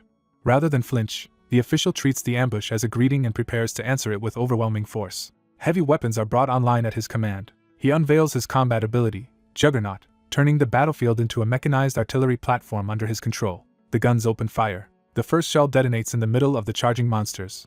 The official coldly remarks that the enemy's warm welcome will be repaid in full. At the same time, the masked mage raises his staff and gathers divine power overhead. He invokes Inferno. A pillar of holy fire crashes down and obliterates a swath of enemies. The nearby soldiers are stunned that his reputation did not prepare them for power on this scale. One observer realizes they are witnessing the destructive force of a seven-circle mage and sees him as a living weapon. A lich ally adds wind magic, calling for a storm to grind the enemy apart. The flames are whipped into a blazing tornado that devours the battlefield. Even while impressed by the lich's spellcraft, the official barks at the others not to stand around admiring it and to keep killing. The bombardment and magic together tear through the enemy ranks in a chain of explosions. From above, a mounted black-armored commander and his spectral retinue watch the slaughter and admit the invaders are stronger than expected. He notes with interest that the seven-circle mage commands not only black magic but divine magic as well. Seeing such a rare vessel, he becomes convinced that with that mage's status, body, and soul, he can finally truly live again. He decides the long wait has been worth it. After the opening clash, the official asks whether Kai's liege has learned anything from the terrain, and hears that the place feels painfully familiar to him. The masked mage concludes that the frozen land was likely Kai's hometown, and the answer confirms it. That realization hits hard enough to make the masked mage visibly falter. He reveals the real source of his alarm. He has just lost his connection to Kai. At that same moment, Kai breaks away at high speed. As memories return, Kai realizes he had once been the lord of a powerful aristocratic family, and that this land had been his domain. The familiar homeland fills him with nostalgia, but also confusion over how it became a mere rank C dungeon. Remembering that many dungeon bosses had betrayed their own worlds, he begins to fear that someone from his own family may have done the same. He refuses to accept that suspicion without proof, even as it torments him. Following his instincts, Kai finds a hidden section of cliff marked by his family's crest. He reasons that if this truly is his homeland, the family's secret safe should be here and should open only to his bloodline, yet he is shaken that he has found it at all. The hidden chamber opens to reveal a cache of treasure and heirlooms untouched inside. Kai steps into the vault, confronted by the remains of his family's wealth. The sight overwhelms him with pain. He cannot understand how his homeland and its sacred refuge were reduced to this. Then he hears his name spoken from behind. A kneeling armored figure addresses him with the old title of Lord. Kai offers forgiveness for the apparent betrayal if the man still truly recognizes him, then immediately orders a retreat. Before he can leave, a mounted black knight blocks the exit and denies him that freedom. The knight accuses Kai of violating the sanctity of the family's secret safe. Kai answers the accusation with a sudden sword strike. The black knight's mounted guards intercept the blow. Kai faces them alone without hesitation. He cuts through the first wave with practiced precision. His swordsmanship remains sharp enough to overwhelm armored foes instantly. He then launches himself toward the mounted commander and the hovering casters behind him. Their blades meet in a violent clash. The duel escalates into an aerial exchange as both riders and retainers close in. The Black Knight is shocked that Kai still knows the family's swordsmanship. Kai, hearing that style from his enemy, demands to know why his own brother would do this. That accusation cracks the Black Knight's composure. He recoils and asks if Kai truly just called him brother. When his helmet comes away, he reveals himself as Kairos, the youngest of Count Kiona's 3 sons. Kai is left reeling by the revelation. Kairos confirms the truth and names himself openly as the family's secret weapon and the youngest Kiona son. He fully identifies himself as Kairos Kiona. His older brother can only stare, having believed Kairos died long ago. Kairos explains that he did die once, but fortune let him return to the Lord who gave him a name, and in doing so he recovered some of his lost memories. He is equally stunned that his brother survived as well. The brother immediately demands to know how Kairos became the master of this dungeon. Kairos answers the question with silence and a tightening ring of soldiers. Instead of explaining, he orders his men to seize the intruders, ignoring his brother's plea. The encirclement closes, and his brother can only shout after him in frustration. Richard warns that words are useless now because Kairos is no longer listening. The masked mage raises his staff to intervene. He begins a divine spell meant to grant life and purge darkness. Holy radiance spreads over the battlefield and pins the undead forces in place. He completes the spell with rising sun. The blast of sacred light tears through the enemy formation and clears a path. Kai's brother stands in the aftermath, still focused on Kairos rather than the battle around him. He demands to know what cause could justify sacrificing the family's loyal subjects, and admits he cannot understand his brother at all. Kairos tries to calm him by insisting those people will not truly die. To prove he still controls the field, he has his servants bind himself in place as part of a larger plan. The masked mage realizes Kairos is doing something dangerous and calls out to him. Kairos announces that he must give up on taking the invaders prisoner, and instead prepares to move to a harsher measure. His brother desperately calls to him again. Kairos says his brother must come with him and promises that once he hears the full truth, he will understand. Before he can be stopped, a mass teleport spell carries Kairos and his forces away. The others curse the escape and realize Kai has been taken from them. The Lich immediately reports that Kai's position is moving and waits for orders. The tracking points toward the Overlord's estate. As they regroup, the Lich asks how their master thinks Kai will respond to what awaits him there. The masked mage chooses hope, saying he wants to believe Kai will come through for them. Richard is less trusting, reminding him that he once died because he believed in the wrong person. The Lich agrees with the concern and advises preparing for the worst in case Kai turns against them. The masked mage accepts that precaution but privately begs Kai to stay safe and not betray them. Elsewhere, Kairos recalls that he never wanted to lose Kai as a comrade. That memory leads into the ruined city at the heart of the dungeon. Inside the estate, Kai recognizes the sword at his brother's side as their family heirloom. Kairos confirms it and unexpectedly offers the heirloom back to its rightful owner. Kai refuses to take comfort in the gesture, saying he no longer feels worthy to bear the family sword.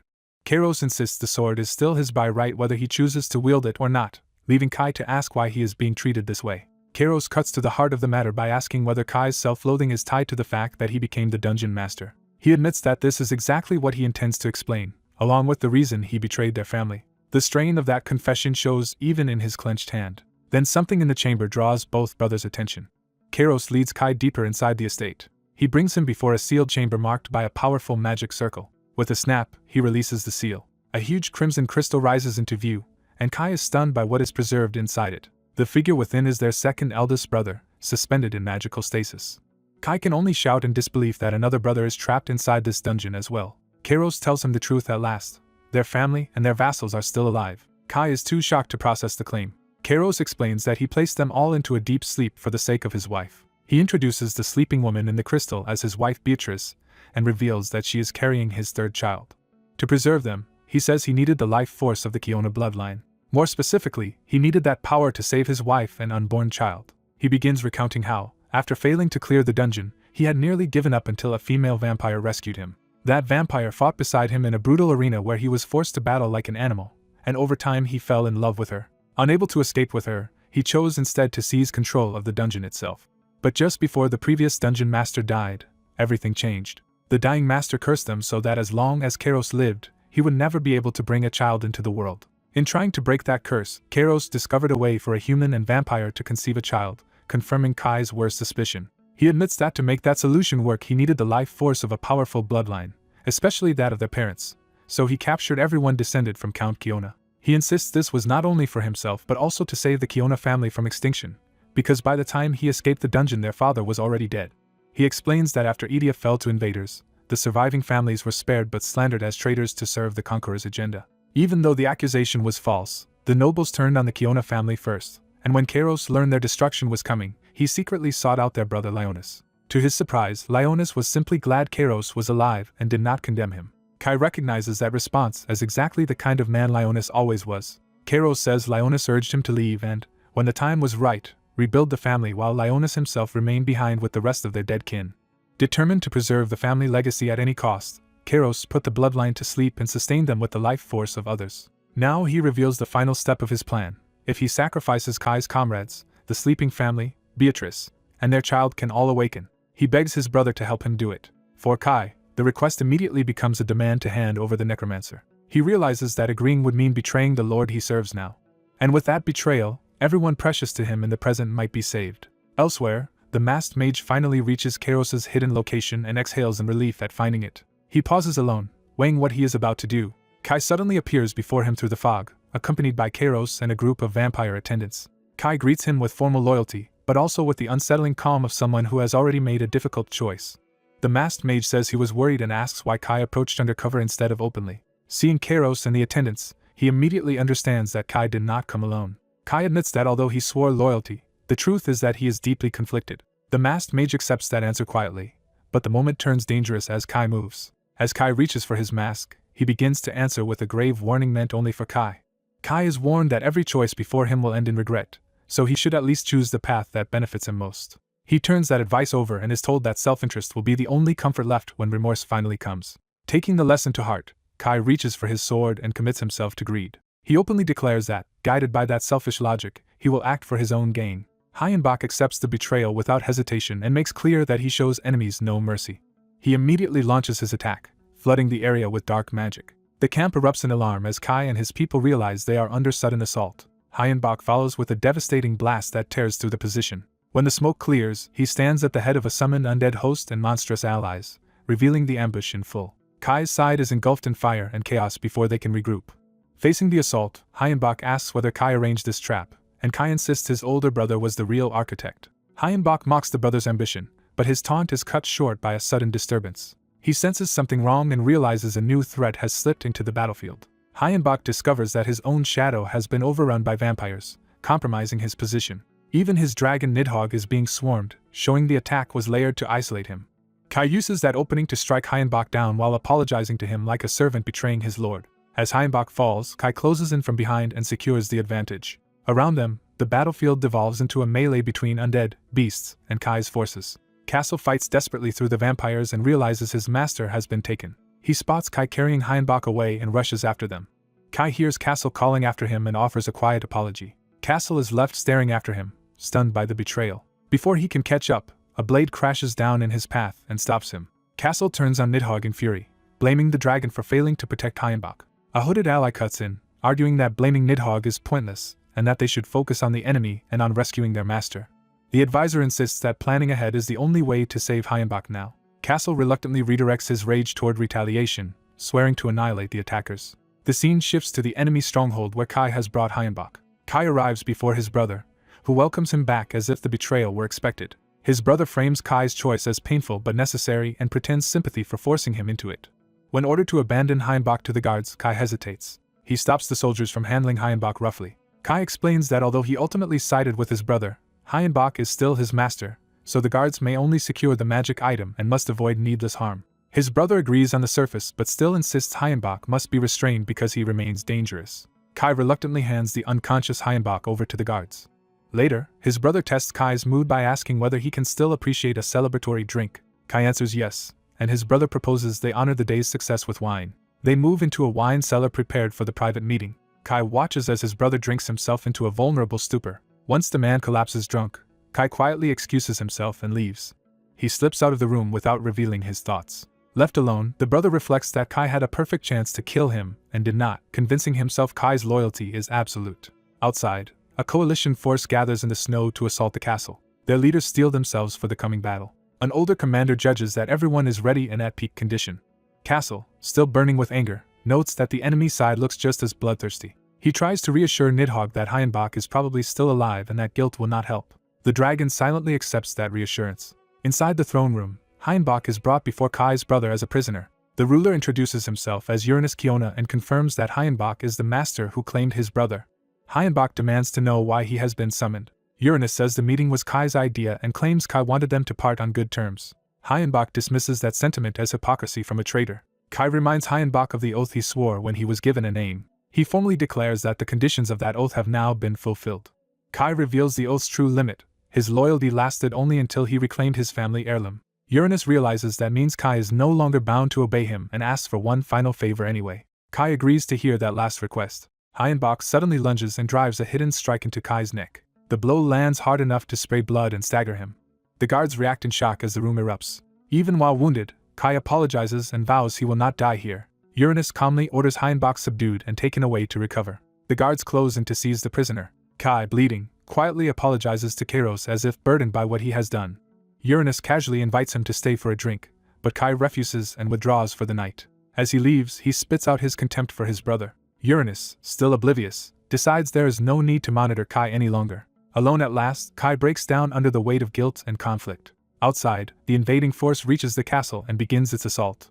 Flying undead and spectral cavalry descend as the attackers arrive at the walls. The coalition charges forward under their commander's orders. They throw themselves into the attack despite the danger. A swarm of dragons rises over the fortress to meet them. The sky fills with winged monsters and falling ice as the defenders answer the siege. The attackers unleash the castle breaker, sending a storm of projectiles into the walls. Explosions rip through the defenses and blast open the stronghold. Watching remotely, Uranus is impressed that 20,000 soldiers have breached the inner walls in only 20 minutes. He assures Hayenbach that the end is near, while Hayenbach impatiently demands results. Uranus reveals his true aim. He intends to use Hayenbach, his body, soul, and followers as sacrifices for himself. He begins a ritual circle in the throne room to claim that power. Across the battlefield, red pillars of energy rise from the ruined castle as the ritual activates. The invading mages realize in horror that their mana is being drained away. Even while the energy siphon spreads through the army, the commanders urge everyone to endure. They insist that if they hold on a little longer, the battle can still turn. Uranus mocks that hope and sneers that luck will not save them. Hayenbach answers that perhaps it will, and abruptly moves. A blue shockwave tears through the breached hall, signaling reinforcements, or a counterattack. Uranus whirls on Hayenbach, furious that his plan is being disrupted. Hayenbach reveals the trap. Uranus thought he was draining the living, but he had actually been made to absorb the dead. Enraged, Uranus raises his sword to kill him. Kai intercepts the strike and blocks his brother's blade. Uranus is stunned to see Kai standing against him. He demands to know why Kai refused to remain at his side. Kai answers by repeating the lesson that started it all. He chose what served him best. He admits that he allowed himself one selfish moment to reclaim what he wanted. Now he tells his brother to betray the enemy and stand with Earth instead. Uranus is shaken that Kai would even suggest such a thing. Kai presses harder, pointing out that all Uranus truly needs to save his wife is mana and life force. When Uranus asks how Kai learned that secret, Kai reveals there was an informant. A pink-haired girl appears and boasts that she gave them everything they needed, even testing the magic item to measure Uranus's aptitude. Kai argues that Earth can provide all the life force Uranus seeks, and that he already knows this world well enough to choose it. But Uranus refuses, saying he cannot betray the beings behind him. He confesses that those higher powers are so overwhelming that he is nothing more than an insect before them, and betraying them would mean death. Kai addresses him as brother and tries to make him face that fear. He explains that they once encountered 2 members of that terrifying order before. At the mention of the catastrophe demon dragon Gloria, Uranus immediately understands who Kai means. Kai recalls the other being as an unnamed ruler of the desolate realm who harvests the souls of the dead into her own army. Uranus realizes Kai is speaking of the king of the desolate realm, and admits he fears such monsters too. Kai answers that this is exactly why he intends to confront them directly, and make them pay for what they did to him. Uranus can only call that resolve foolish. He insists Kai is still too weak to challenge such beings. Then he decides to shatter Kai's delusion by force. A blast tears open the hall as outside forces break through at last. The coalition enters the throne room, arriving just in time to interrupt the confrontation. Their commander offers Uranus one final chance to abandon this path and return with them to their homeland. Uranus rejects the appeal outright. The commander leaves the final cleanup to the others and withdraws, trusting them to finish the matter. Hayenbach rises again in a surge of dark power and orders his forces to guard the flanks. Uranus scoffs at the idea of facing both Kai and Hayenbach, but Hayenbach coolly says Kai no longer needs his help. Hayenbach begins empowering Kai and tells him it is time to perform. Uranus dismisses the boost as insufficient and knocks Kai aside. Kai answers that Uranus may be in for a surprise and re-engages. As Kai and Uranus clash, Hayenbach stays back and focuses on strengthening Kai further. He commits himself entirely to making Kai strong enough to win. The brothers exchange a furious storm of sword strikes across the hall. Kai drives down with a heavy blow that forces Uranus to defend. Uranus is pushed back and begins to lose control of the exchange. Kai lands another hit and makes him grunt in pain. Sensing momentum, Kai presses harder with a savage roar. Uranus, frustrated, calls the performance disappointing. He lashes out with a contemptuous strike, mocking Kai for asking him to switch sides while still failing to dominate the fight. Kai is driven back by the blow but refuses to yield. Uranus follows with another crushing attack that sends Kai sprawling. With his blade at Kai's throat, Uranus offers one last ultimatum to stand with the victor. Kai refuses, declaring that he has come too far to stop now and will win no matter the cost. For a moment Uranus falls silent, weighing that answer. He coldly says no one will remember Kai's heroism once he is dead and prepares to finish him. Before he can, Hayenbach's magic lashes out and disrupts the killing blow. Kai rises again and reminds Uranus that being undead makes him far harder to put down. He taunts his brother for underestimating him. Uranus answers with brute force, hammering Kai with another vicious strike. Kai is knocked away, but the exchange creates just enough opening for a counter. Uranus remembers that Kai was once raised from death and adjusts his thinking. He decides to stop holding back. Kai meets that escalation with a grim, knowing smile. Uranus reveals a monstrous transformation, exposing the inhuman power he has been hiding. He promises to show Kai a fraction of the monster's strength, and apologizes for failing to kill him sooner as a brother should. At that instant, Kai drives his sword clean through Uranus from behind, shocking him mid-speech. The betrayal finishes in a spray of blood as Uranus's body finally gives way. A black-armored knight realizes too late that the red abomination before him is far more dangerous than expected. The creature surges up in a towering mass of flesh and blood, forcing him to face its overwhelming presence head-on. Its body whips across the floor like a living tide, gathering force for another attack. As it roars and floods the hall with blood-red matter, the knight is left standing against a monster that is consuming the battlefield itself. The creature slams into him with brutal force and nearly crushes him in the exchange. Reeling from the hit, he realizes he is dealing with something beyond ordinary combat. He answers with sweeping sword strikes, trying to keep the monster at range before it can engulf him. The blows land, but the creature barely seems hindered, confirming how absurdly durable it is. Watching its resilience, he understands this is only a fraction of the enemy's true power, which makes the situation even worse. The monster erupts again in pain and fury, spreading more of its body across the chamber. It swells into an even larger mass and looms over him like a living sea of flesh. The knight is driven back and nearly swallowed by the expanding body. Desperate, he refuses to accept dying here and forces himself to keep fighting. He throws up an ice barrier at the last second, buying himself a narrow moment of survival. Breathing hard behind the frozen wall, he tries to steady himself before the next assault. He admits to Kai that they cannot win by fighting normally, but his tone suggests he has already found another path. He confirms that the only reason he can still speak so calmly is because he has a plan. When the monster asks whether Kai trusts him, Kai answers without hesitation that he does. The red mass churns ominously as the plan is set in motion. The knight tells Kai to let the creature consume him, then seize control from within, because that is their only chance to kill it. Kai recognizes the plan as a gamble, but he understands there is no safer alternative left. He commits to it, and even casts aside his weapon, accepting that this fight must be won another way. The monster lashes out again, tearing through the space with violent force. Its strike smashes through the knight's defenses and leaves him exposed. The creature howls triumphantly, believing it has broken its prey. Blue blasts from the rear ranks hammer into the monster, trying to stop it before it can finish the job. The supporting forces are ordered to keep the creature away from Kai at all costs, but the monster ignores the warning and lunges straight toward the group, forcing them to scatter. Its attention shifts toward a smaller protected cluster, sensing a more valuable target. A hooded mage and his allies raise a purple barrier around the vulnerable people just before impact. The monster crashes into the shield with full force, but the barrier holds for the moment. Inside the barrier, the red-haired guard warns his master that he cannot maintain this defense much longer. As the shield strains under repeated blows, the hooded mage orders Chris to take over the next phase. The mage admits the resistance is harder than expected, but commands his side to endure a little longer. Another heavy strike batters the barrier and pushes it closer to collapse. The defenders realize they are reaching their limit and may not survive another sustained assault. The monster keeps raging outside, trying to break through by sheer violence. Its body reshapes into clawed extensions, preparing to tear the shield apart. The hooded mage calmly announces that the operation is nearing completion, because Kai's will has been strengthened enough to finish the job. He explains that Kai is a master death knight, far beyond the souls the creature has absorbed before. Because Kai is linked to the mage's followers and to Richard, the mage is certain Kai will stay conscious inside the monster and destroy it from within. Purple cracks spread through the creature as Kai begins tearing it apart from the inside. The monster screams in agony as its control starts to fail. Seeing the creature collapse, the mage declares victory. The red body starts to unravel and lose cohesion, as if its life is being ripped away from the core. It bursts apart in a final spray, signaling the end of the abomination. The masked necromancer praises Kai for carrying out the impossible. Kai stands stunned, still processing that he survived and won. Then he notices his brother nearby and rushes to him in alarm. His brother is already crumbling away, and even as Kai begs for help, death is visibly overtaking him. Kai is told it is too late, and he is horrified by the thought that his own actions may have caused this. His dying brother reassures him and calls him by his full name, Kairos, trying to calm him one last time. He explains that immortality and invincibility were never blessings but a curse with a terrible price. Every victory strengthened that curse and preserved him, because his soul's fate depended on never being defeated. Now that he has finally lost, extinction has come for him. Kai refuses to accept losing him, insisting he cannot be happy without his brother beside him. As his body continues to disintegrate, the brother asks for one final favor. He tells Kai to devour him and absorb both his flesh and soul. He wants Kai to inherit his strength and carry it forward as his own. He adds that in this way, part of him may remain in the world long enough to witness his daughter's future through Kai.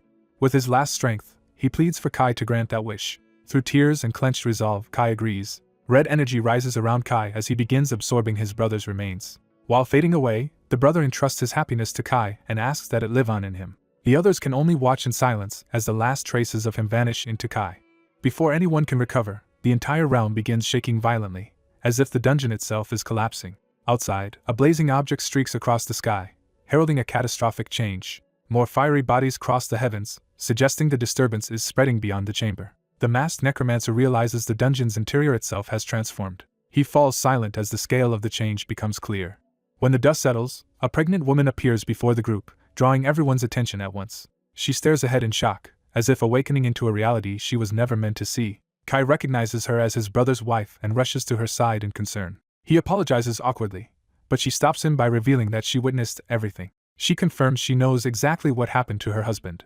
Kai helps her stand, still unsure how to face her grief. He asks if she is all right, while the necromancer moves closer to examine her condition. Without warning, she lashes out and seemingly kills the necromancer with a sudden strike. Kai is splattered by the attack and left stunned by how fast she turned violent. She mocks the fallen man and reveals that she had been waiting for a chance to remove him. She calls him a hindrance, making it clear her loyalties were never what they seemed. When Kai assumes this is about her unborn child, she coldly rejects even that bond. She declares she has no need for such a child at all. She admits Uranus had been useful to her, and that killing him was a mistake, then vows Kai will die for it. Her body convulses as something inside her begins to move violently. Terrified, she realizes the child she tried to suppress is forcing its way out. She insists this was never supposed to happen and that the child should have remained unborn forever. At that moment, the necromancer reappears alive, exposing that her earlier kill was only an illusion. He reveals he was never truly caught and that he had prepared for deception from the start. He thanks Tia, a pink-haired ally, for helping him expose the truth and says he had long suspected someone so powerful should have overcome the curse of unbirthing if she truly wanted to. He concludes that Uranus had only been a tool in her scheme to drain his strength and raise her own standing. She attacks him in fury, but he remains composed under the assault. Drawing on his necromancy, he senses the child's soul and realizes it is desperate to be born. He strikes her with soul-based magic to force the birth she tried to prevent. She collapses, unable to stop what is happening inside her any longer. The necromancer reaches into the darkness around her and carefully lifts out the newborn. He greets the infant warmly, welcoming the child into the world. At the same time, the dungeon structure outside begins collapsing on a massive scale. The survivors realize the whole place is coming apart and order an immediate evacuation. A skeletal dragon carries them out as the dungeon city crumbles behind them. Kai senses another threat even as they escape the collapse. A dragon emerges amid the ruin, shocking the group with a new enemy. The dragon announces murderous intent toward all of them. Kai asks what comes next, and the necromancer tells him to leave this final battle to him. Kai warns that facing a dragon alone will be difficult, but the necromancer is already moving. He answers that he is not alone and summons a host of elite spectral warriors to his side. The red-haired ally recognizes them as the elite ghosts Kai has gathered. The necromancer identifies them as the independent undead army, phantom undead of many talents. He names that force legion as it descends around Kai like a personal army. Empowered and resolute, Kai vows to show the demonists no mercy even in death. The dragon unleashes a devastating purple blast to annihilate them all. Legion meets the attack head-on, turning the battlefield into a clash of spectral blue and violent purple power. Kai presses the counterattack and declares that this ends now. The spectral army pierces through the dragon's assault and tears into its body. The dragon panics and begs not to die, revealing fear beneath all its threats. Kai refuses to grant it a pointless death and instead chooses a harsher fate. He orders Legion to devour the dragon alive, and its screams are swallowed with it. Kai condemns the demoness to suffer to her last breath, and says her death will only become the seed of what comes next. Her final resistance is erased in a blinding burst of blue power. When the light fades, the necromancer and his companions stand over the remains in silence. With the dragon overhead and the battlefield cleared, the expedition is officially declared complete. 15 days later, the story shifts to a hospital where the survivors are recovering. An older man checks on the necromancer's condition after his injuries. Though heavily bandaged, he says he is recovering. The older man reminds him how badly he was hurt, and asks what he plans to do next.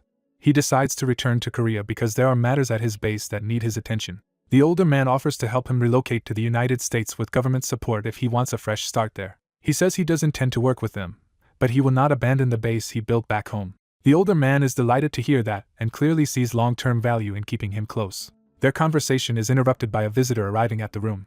A silver-haired man enters with a little blonde girl and formally introduces Iris Kiona to Kai. The child is told to greet the Lord, and she does so with bright, eager respect. It is revealed that in just 15 days Iris has grown physically and mentally to the level of a 5-year-old, as if making up for the years she spent trapped in her mother's womb. As evening comes, she is gently told it is bedtime and obediently agrees. The silver-haired man leads Iris away, leaving Kai and the older man watching them go. The older man pities the child's fate, and Kai quietly promises to raise her as his own. Kai reflects on the wider world and learns that there are 36 known rank C dungeons globally, with only a few cleared so far. He had thought slow progress was natural given the danger, until new information changed that view. He discovers that 12 more rank C dungeons have already been cleared elsewhere, especially across Europe. Asia has also produced multiple successful clears, showing that powerful groups are emerging all over the world.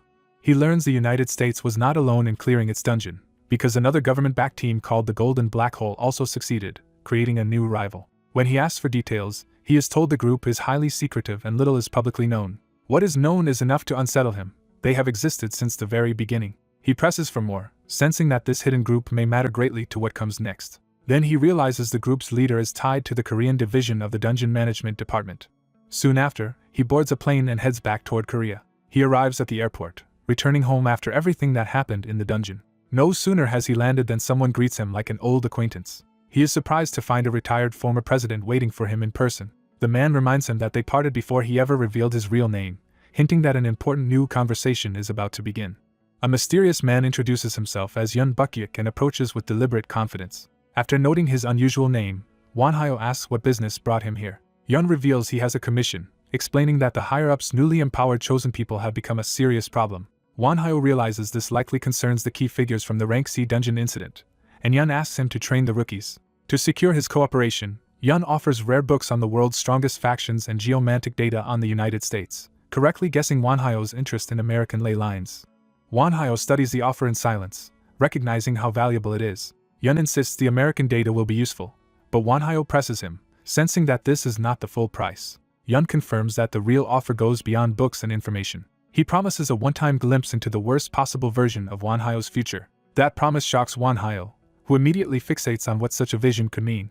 Yun admits using that power would cost him a significant portion of his lifespan, and Manhwa is startled that he would still put it on the table. Yun says the sacrifice is necessary for both of them, making clear that he sees this deal as urgent and mutually important. Before the conversation can continue, Yun notices hostile pursuers approaching and calmly predicts they will meet again. He vanishes in a burst of talismans, leaving Manhwa alone with the encounter unresolved. Manhwa summons Nidhogg and decides it is time for his own side to withdraw as well. The arriving men try to stop him, but they are already too late. Manhwa departs overhead, leaving the onlookers staring after him. The story shifts to a later scene at a new location. Manhwa gathers his companions, including Iris, for the training he has decided to begin. He tells Iris to start, while the others react with a mix of support and concern. Manhwa reassures Kai that Iris is stronger than he thinks, and Iris eagerly agrees with him. Kai reluctantly admits that learning to control her powers is in Iris's best interest, even if he still worries. With Kai's consent finally secured, Iris happily accepts the chance to train. The group stands before a massive vessel of swirling water as Iris prepares to use her ability. Iris places her hand against the water and concentrates. Her power surges outward, violently reshaping the water into a portal-like phenomenon. The others watch closely as the transformation stabilizes. Manhwa is visibly surprised by the scale of what Iris produces. Iris gleefully welcomes everyone into the dungeon she has just manifested. One of Manhwa's allies marvels at her talent, and asks how he knew she could do something this extraordinary. Manhwa explains that Kai first witnessed Iris's strange disappearing act when she was only 20 days old. From that early incident, they learned that Iris can manifest dungeons, create random entrances, alter their size, and reshape their terrain. Manhwa realizes that with Iris's gift, an entire dungeon can be converted into a secure base for their faction. Iris excitedly offers to expand the dungeon further, and Manhwa agrees while warning her to monitor her mana carefully. The dungeon's frozen city begins to grow under her control. She then changes the environment again, replacing the icy setting with a dense forest. Manhwa notes that the forest now functions like a labyrinth and asks whether she has considered what monsters should inhabit it. Iris laughs proudly, pleased that her work is being taken seriously. Kai then asks Manhwa for permission to take Iris sightseeing in Seoul once they return to Korea. Manhwa agrees, seeing it as a good chance for Iris to experience the city. Iris lights up with gratitude at being promised that outing. Later, while waiting in a quiet street, Manhwa wonders whether Kai and Iris are enjoying themselves. Over coffee with his companions, he reflects on how drastically the world has changed. A familiar voice interrupts and addresses him by his former military contact's rank. The man reveals he already knew Manhwa was there and corrects him that he is no longer a colonel but now a general. The general says he has heard about Manhwa's achievements in the United States. Manhwa downplays his role, crediting his comrades and American government support for the success. The general responds with envy, hinting that such foreign backing has political consequences. He explains that Manhwa's growing reputation, loyal following, and recent promotion have placed him under intense scrutiny. After acknowledging how much pressure that creates, the general formally asks whether Manhwa would consider serving his country. Manhwa refuses immediately, and the general admits he expected that answer. One of Manhwa's allies presses the general, pointing out that he was clearly sent to recruit them. The general insists he does not support his superior's manipulative approach and refuses to hide behind patriotism. Manhwa notes that honesty makes the situation less unpleasant and softens slightly toward him. As a practical gesture, Manhwa gives the general a pouch enchanted with spatial expansion magic and suggests it will be useful if studied properly. The general accepts the gift gratefully and promises to repay the favor someday. As he leaves, a sharply dressed woman arrives, replacing him in the conversation. She directly asks whether Manhwa is the disciple of the god of life and death, the necromancer Manhwa. Manhwa confirms the identity, but waits for her true purpose. The woman introduces herself as Helena Scarlet, 9th-ranked mage of the Magic Association and a member of the Scarlet Witches under the Crimson Lord. The mention of the Magic Association catches Manhwa off guard, since he did not expect them to approach him personally. Helena presents a formal invitation to a grand banquet hosted by the Magic Association's supreme ranks, the 6 members of the High Road. She explains that it will be held at Buckingham Palace in 1 week and that the new generation of heroes is expected to attend. Manhwa's ally immediately recognizes the significance of that phrase and the scale of the gathering. Wanhyo recalls Yun's warning that the higher-up's recent picks had become troublesome, and begins to see a larger pattern forming. He politely accepts the invitation and says he would be glad to attend. Helena departs once her message has been delivered. After she leaves, one ally concludes that the banquet is the perfect chance to crush the troublesome rookies, though he is even more interested in meeting the other mages. Wanhyo cuts off the bloodthirsty enthusiasm and tells his group it is time to head back. The narrative explains that England is hosting the banquet to honor the teams who successfully cleared Rank C dungeons around the world. Buckingham Palace becomes the chosen stage for the gathering. At the event, Iris is thrilled by the idea of attending her first real party. Wanhyo warns her not to expect a carefree celebration from this particular gathering. He tells her to stay close because he expects the situation to become chaotic. Even so, the group reassures Iris that she looks wonderful and acknowledges how much effort she put into preparing. Encouraged, Iris hurries forward with the others into the palace. Inside, Wanhyo is greeted by Hyunam, a former teacher figure he has not seen in a long time. She confirms that she was invited too, proof that the mages are taking their side seriously. Another familiar figure, Andromalius, greets Wanhyo warmly and praises how much stronger he has become. Andromalius quickly excuses himself but asks Wanhyo to escort Sunsu for old time's sake. As they walk together, Hyunam asks about Wanhyo's recent feat of clearing 2 Rank C dungeons, and he admits he barely expected to survive. Hyunam is baffled by that claim because her own Rank C dungeon felt surprisingly easy. She explains that her dungeon in China was filled with giant creatures and a storm giant boss, yet aside from the boss she found the whole ordeal manageable. Wanhyo is stunned because his expedition involved none of the monster hordes or traps she describes. Hyunam adds that navigation was trivial in her case, since there was only one path leading directly to the boss's castle. Wanhyo realizes their Rank C dungeon experiences were completely different, and begins to suspect something is deeply off. He turns to Richard for confirmation, asking whether traps, ambushes, and monsters are not supposed to be standard in every dungeon. Richard can only say that Wanhyo's experience was personal, while Wanhyo wonders if the dungeon his team cleared was some kind of anomaly. Richard dismisses that possibility and suggests Hyunam was probably just lucky, and Wanhyo outwardly lets the matter drop. Their discussion is interrupted when the host's arrival is announced. Alistair Crowley introduces himself grandly as Alistair of Space, the first-ranked member of the Magic Association. He tells the guests that the other members of the High Road will appear one by one over the course of the event. He demonstrates his power with a sudden spatial display that stuns the crowd. Wanhyo and Richard both recognize from that display that the Magic Association is an overwhelming force. The spectacle frightens Iris so badly that Kai scoops her up protectively. Richard remarks that even a child as unusual as Iris was shaken by the demonstration, and Kai agrees completely. Alistair approaches and lightly excuses the overwhelming display as too much for a young child to process. The group is caught off guard by how directly he addresses them. As an apology, Alistair deliberately offers a drop of his own blood. He lets the blood touch Iris, making the gesture intensely personal and risky. Iris immediately becomes dizzy and euphoric from the contact. Alistair casually explains that Iris has become intoxicated by his blood, while Kai responds with stiff courtesy rather than gratitude. Wanhyo instantly realizes Alistair identified Iris as a damper on sight, and Alistair jokes away the significance of what he just proved. He withdraws with a smile, leading the group to process the implication that he saw through Iris immediately. Alistair vanishes just as abruptly as he appeared. Wanhyo is left impressed and unsettled by the sheer level of power on display. Iris, still affected, lets out another dazed hiccup while Kai keeps holding her. The tension breaks into uneasy laughter among the surrounding guests. Wanhyo decides they have seen enough for one day and starts leading his group out. The banquet is revealed to be a 6-day affair, with a different member of the High Road appearing each day.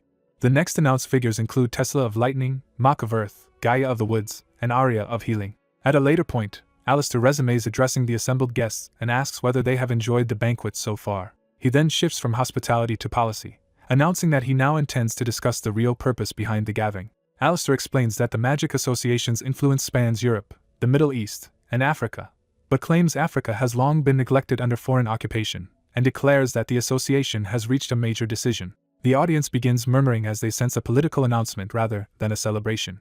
Alistair admits the problem is difficult because the human realm is protected by many dungeons that act as frontline defenses against invading forces. He says the association has therefore decided those dungeons must be cleared first to ensure the success of its campaign in Africa, and asks for active cooperation. He pressures the gathered heroes by warning them not to let rivals surge ahead, then reveals that the association has prepared a gift for humanity's strongest fighters. That gift is unveiled as the association's newest creation, a set of magical armor. The crowd erupts in excitement at the promise of such a prize.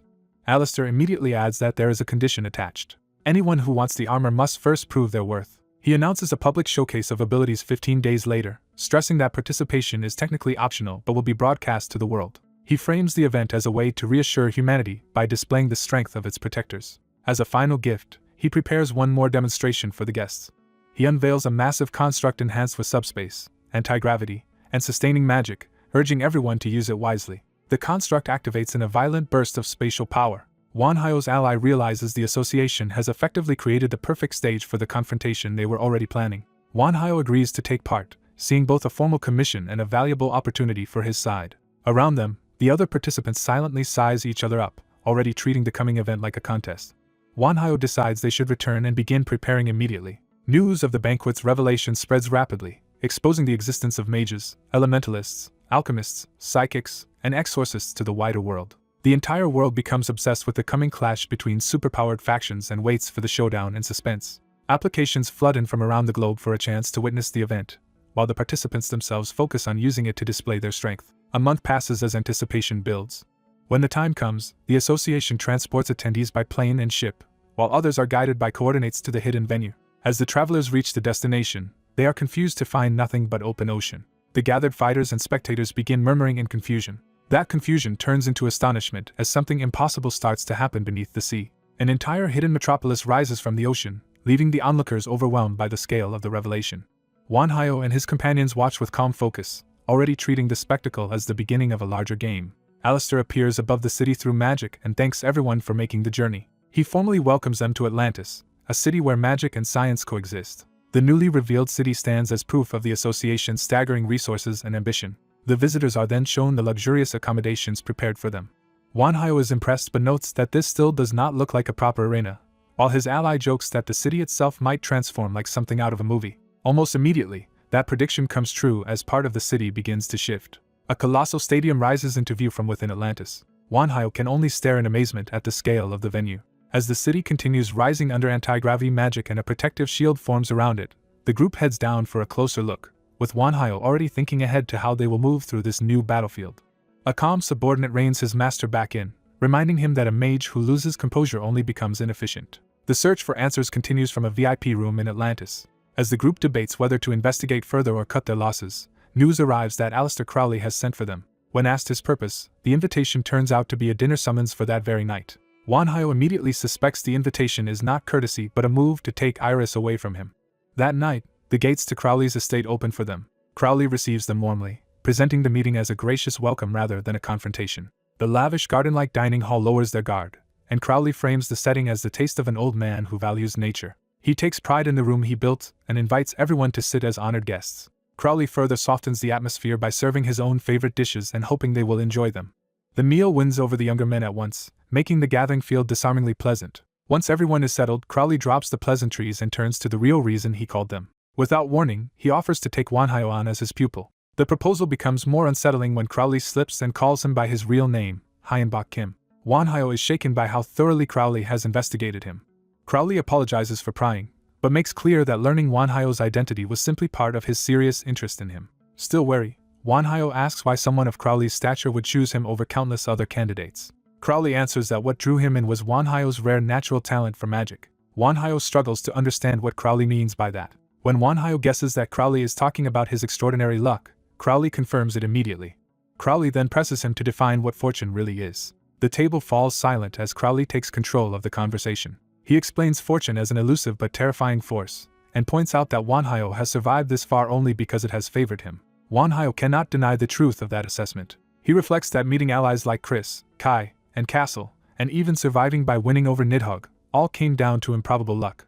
His memories of near death make Crowley's words impossible to dismiss. Crowley argues that every time danger closed in, fortune intervened to keep Wanhyo alive. He goes further and declares Wanhyo to be fortune made flesh. Then he reveals just how rare that kind of power is, leaving Wanhyo stunned. According to the Magic Association, among billions of people only 1,021 possess fortune-related magical talents at all.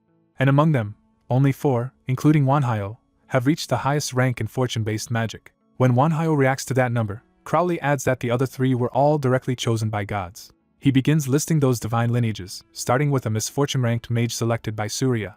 Another belongs to the luck rank and was chosen by the supreme deity of humanity's most powerful faith, eventually becoming a saint. A third, ranked ill-fated, was chosen by a Valkyrie tied to Odin's line. Even after laying out that exalted company, Crowley insists his offer is neither coercion nor threat and that Manhwa is free to refuse. Manhwa answers that if Crowley truly wants to win people over, force is the worst possible method. Crowley accepts that and says his interest is not only in Manhwa's gift, but in guiding a promising junior, giving him time to decide. With that, the meeting ends as abruptly as it began. Left alone with his thoughts, Manhwa starts weighing the offer in earnest. He reminds himself that Crowley is no ordinary mage, but the top-ranked figure in the Magic Association. Becoming Crowley's student would mean unmatched training and the full backing of the association. The temptation is strong enough that he hesitates. Even so, he concludes that he has to reject the offer. He admits the benefits would be enormous, including access to the association's knowledge and influence. But he identifies two reasons for refusing, beginning with his certainty that he is already on the right path. Uranus's earlier display taught him that the enemies ahead are far stronger than he once believed. Remembering Kai's warning, he realizes true power only comes from brutal growth under real pressure. He also recalls that shortcuts exist, but they distort the path to genuine strength. What he seeks now is the power to change, control, and shape the world itself. That ambition hardens into a vow that one day he will surpass the terrifying power he has witnessed. So rather than detour into Crowley's tutelage, he resolves to stay focused and keep advancing on his own course. His second reason is simpler and more personal. He refuses to let the association claim ownership over everything he has built. When he finally gives his answer, Crowley reveals he had expected this rejection all along. Crowley accepts the refusal with grace and thanks Manhwa for being straightforward. Instead of pressing further, he offers a gift he had prepared in case Manhwa accepted. The gift is a foundational text on the school of necromancy. Manhwa's disappointment vanishes the moment he sees it, and he gratefully accepts. Crowley is pleased that the gift hit its mark and casually invites them to stay for dinner anyway. The mood lightens again as the invitation is accepted and Crowley promises the meal will be worth it. Soon after, attention shifts to the Magic Association's Battle Championship, where the rules are introduced. The tournament will include individual matches, team battles, and power exhibitions, with almost no restrictions once a match begins. Competitors are required to agree to harsh terms before participating. Those terms make it explicit that the organizers bear no responsibility even if contestants are maimed or killed. The only safeguard is a damage cover system meant to absorb harm during combat. If a fighter exceeds that system's threshold, they are automatically retired and lose the match. Rather than being intimidated, Manhwa's side treats the tournament as a chance to dominate every category. Castle vows to fight with everything he has and warns that he will show no mercy even to allies in the individual rounds. The announcement for the opening preliminary groups sends the first contestants toward the arena. Castle takes the call as his cue and heads out with obvious excitement. Manhwa reminds him that the individual preliminaries are a chaotic free-for-all where anything can happen. Castle answers that thriving in chaos is exactly what he does best. The first individual preliminary begins before a roaring crowd. Almost immediately, the arena erupts into smoke, noise, and violence. Castle throws himself into the melee, eager to wipe out the field in one charge. Commentary hypes him as Manhwa's holy knight, though his blood-soaked fighting style is anything but holy. Watching from the lounge, Manhwa dryly notes that Castle being called holy is news to him. A companion explains that Castle gained that title automatically when Manhwa became an apostle, though his public image has drifted into something more modern and unruly. Castle's reputation now resembles that of a reckless tech-age celebrity more than a sacred warrior. In the arena, that reputation proves justified as he stands over a field of broken opponents. Castle revels in the carnage with a grin. Manhwa praises the swift victory, and Castle dismisses it as effortless. Their attention then turns to the next group about to begin. A new contestant named Hercules enters boasting that anyone who challenges him will suffer for it. His name alone is meant to intimidate the field. Manhwa's side is told that Hercules is protected by divine power. More specifically, he has been blessed by the gods in a way that makes him effectively immune to attacks. Manhwa compares his performance to Castle's and notes that this round may not end nearly as quickly. As more groups cycle through, the announcement finally calls Group 9. Manhwa realizes it is his turn and rises to enter the arena, while his companions see him off. They wish him luck, and he reassures them that he will return safely. When he steps into the stadium, the announcer introduces him as the Skeleton Dragon Master and Apostle of the God of Life and Death. The other contestants immediately size him up as the greatest threat in the group. The moment the match begins, the entire field converges on him at once. They try to erase him before he can act, unleashing a barrage of attacks from every direction. Manhwa calmly answers by raising a bone prison that blocks the assault. The attackers are rattled when his defense holds far better than expected and begin complaining that the match is unfair. Manhwa ignores them and starts another spell while they rush him. He follows with a spreading necromantic smog. Then he escalates instantly, summoning a full-bone army and a corpse parade around himself.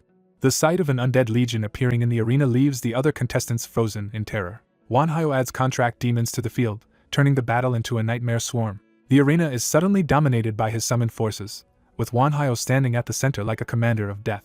Spectators can hardly believe that he has conjured an undead army 1,000 strong in an instant. The announcer hails the overwhelming display as the work of challenger Wanhyo alone.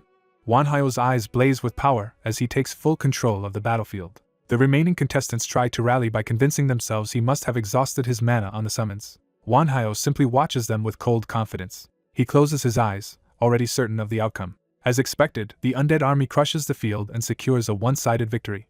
By the end of the day, 30 groups have fought through the individual preliminaries. The tournament becomes a public spectacle as the matches are broadcast to the wider world every few hours. Wanhyo worries that while publicity has benefits, it also hands valuable intelligence to their enemies. He can only wonder what those enemies will do with the information they are gathering. Before long, someone unexpected enters the lounge. A blue-haired woman remarks that mixed-range battles naturally punish long-range fighters, as if she has been studying the tournament herself. Wanhyo turns in surprise at the unfamiliar voice. The newcomer greets him like an old acquaintance returning after a long absence. The entire group recognizes her at once and reacts in shock. Even with a changed appearance, her predatory aura is unmistakable.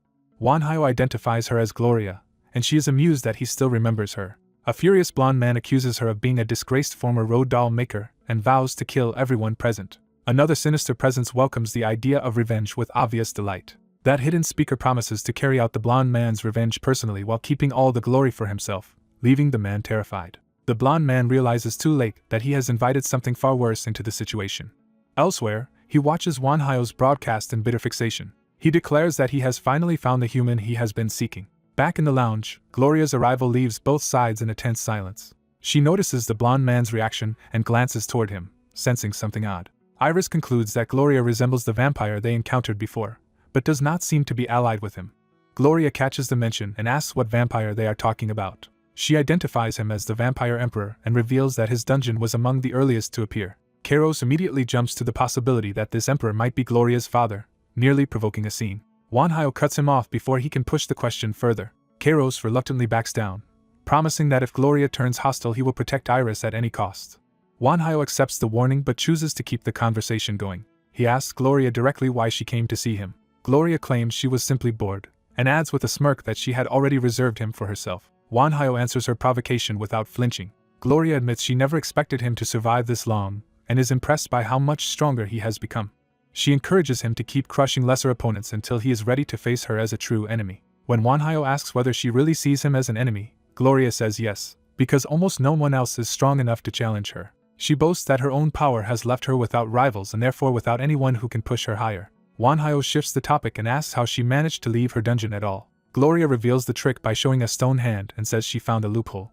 She explains that her true body remains trapped in the dungeon, so she linked her mind to a golem and came out through that vessel. Wanhyo realizes there is no point attacking her current body, since harming the golem would barely inconvenience her real self. A waitress interrupts the standoff by asking for their order. Gloria immediately decides to order nearly everything on the menu, bullying the server into accepting it. As the tension turns absurdly domestic, Gloria admits that the one thing she truly likes about this world is its variety of food.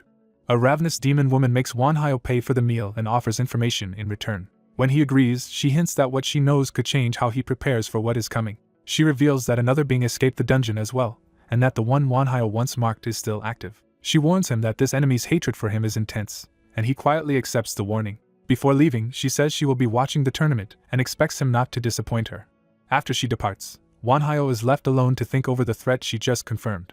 He realizes he will have to postpone his promised outing with Iris because more urgent matters have surfaced. Iris is stunned by the sudden cancellation and the seriousness behind it. The scene shifts to Alistair's office, where Wanhyo reports what he has learned. Alistair is taken aback to hear that the enemy has a commander operating nearby. Wanhyo identifies her as Gloria, the catastrophe demon dragon, and says she is leading the enemy forces.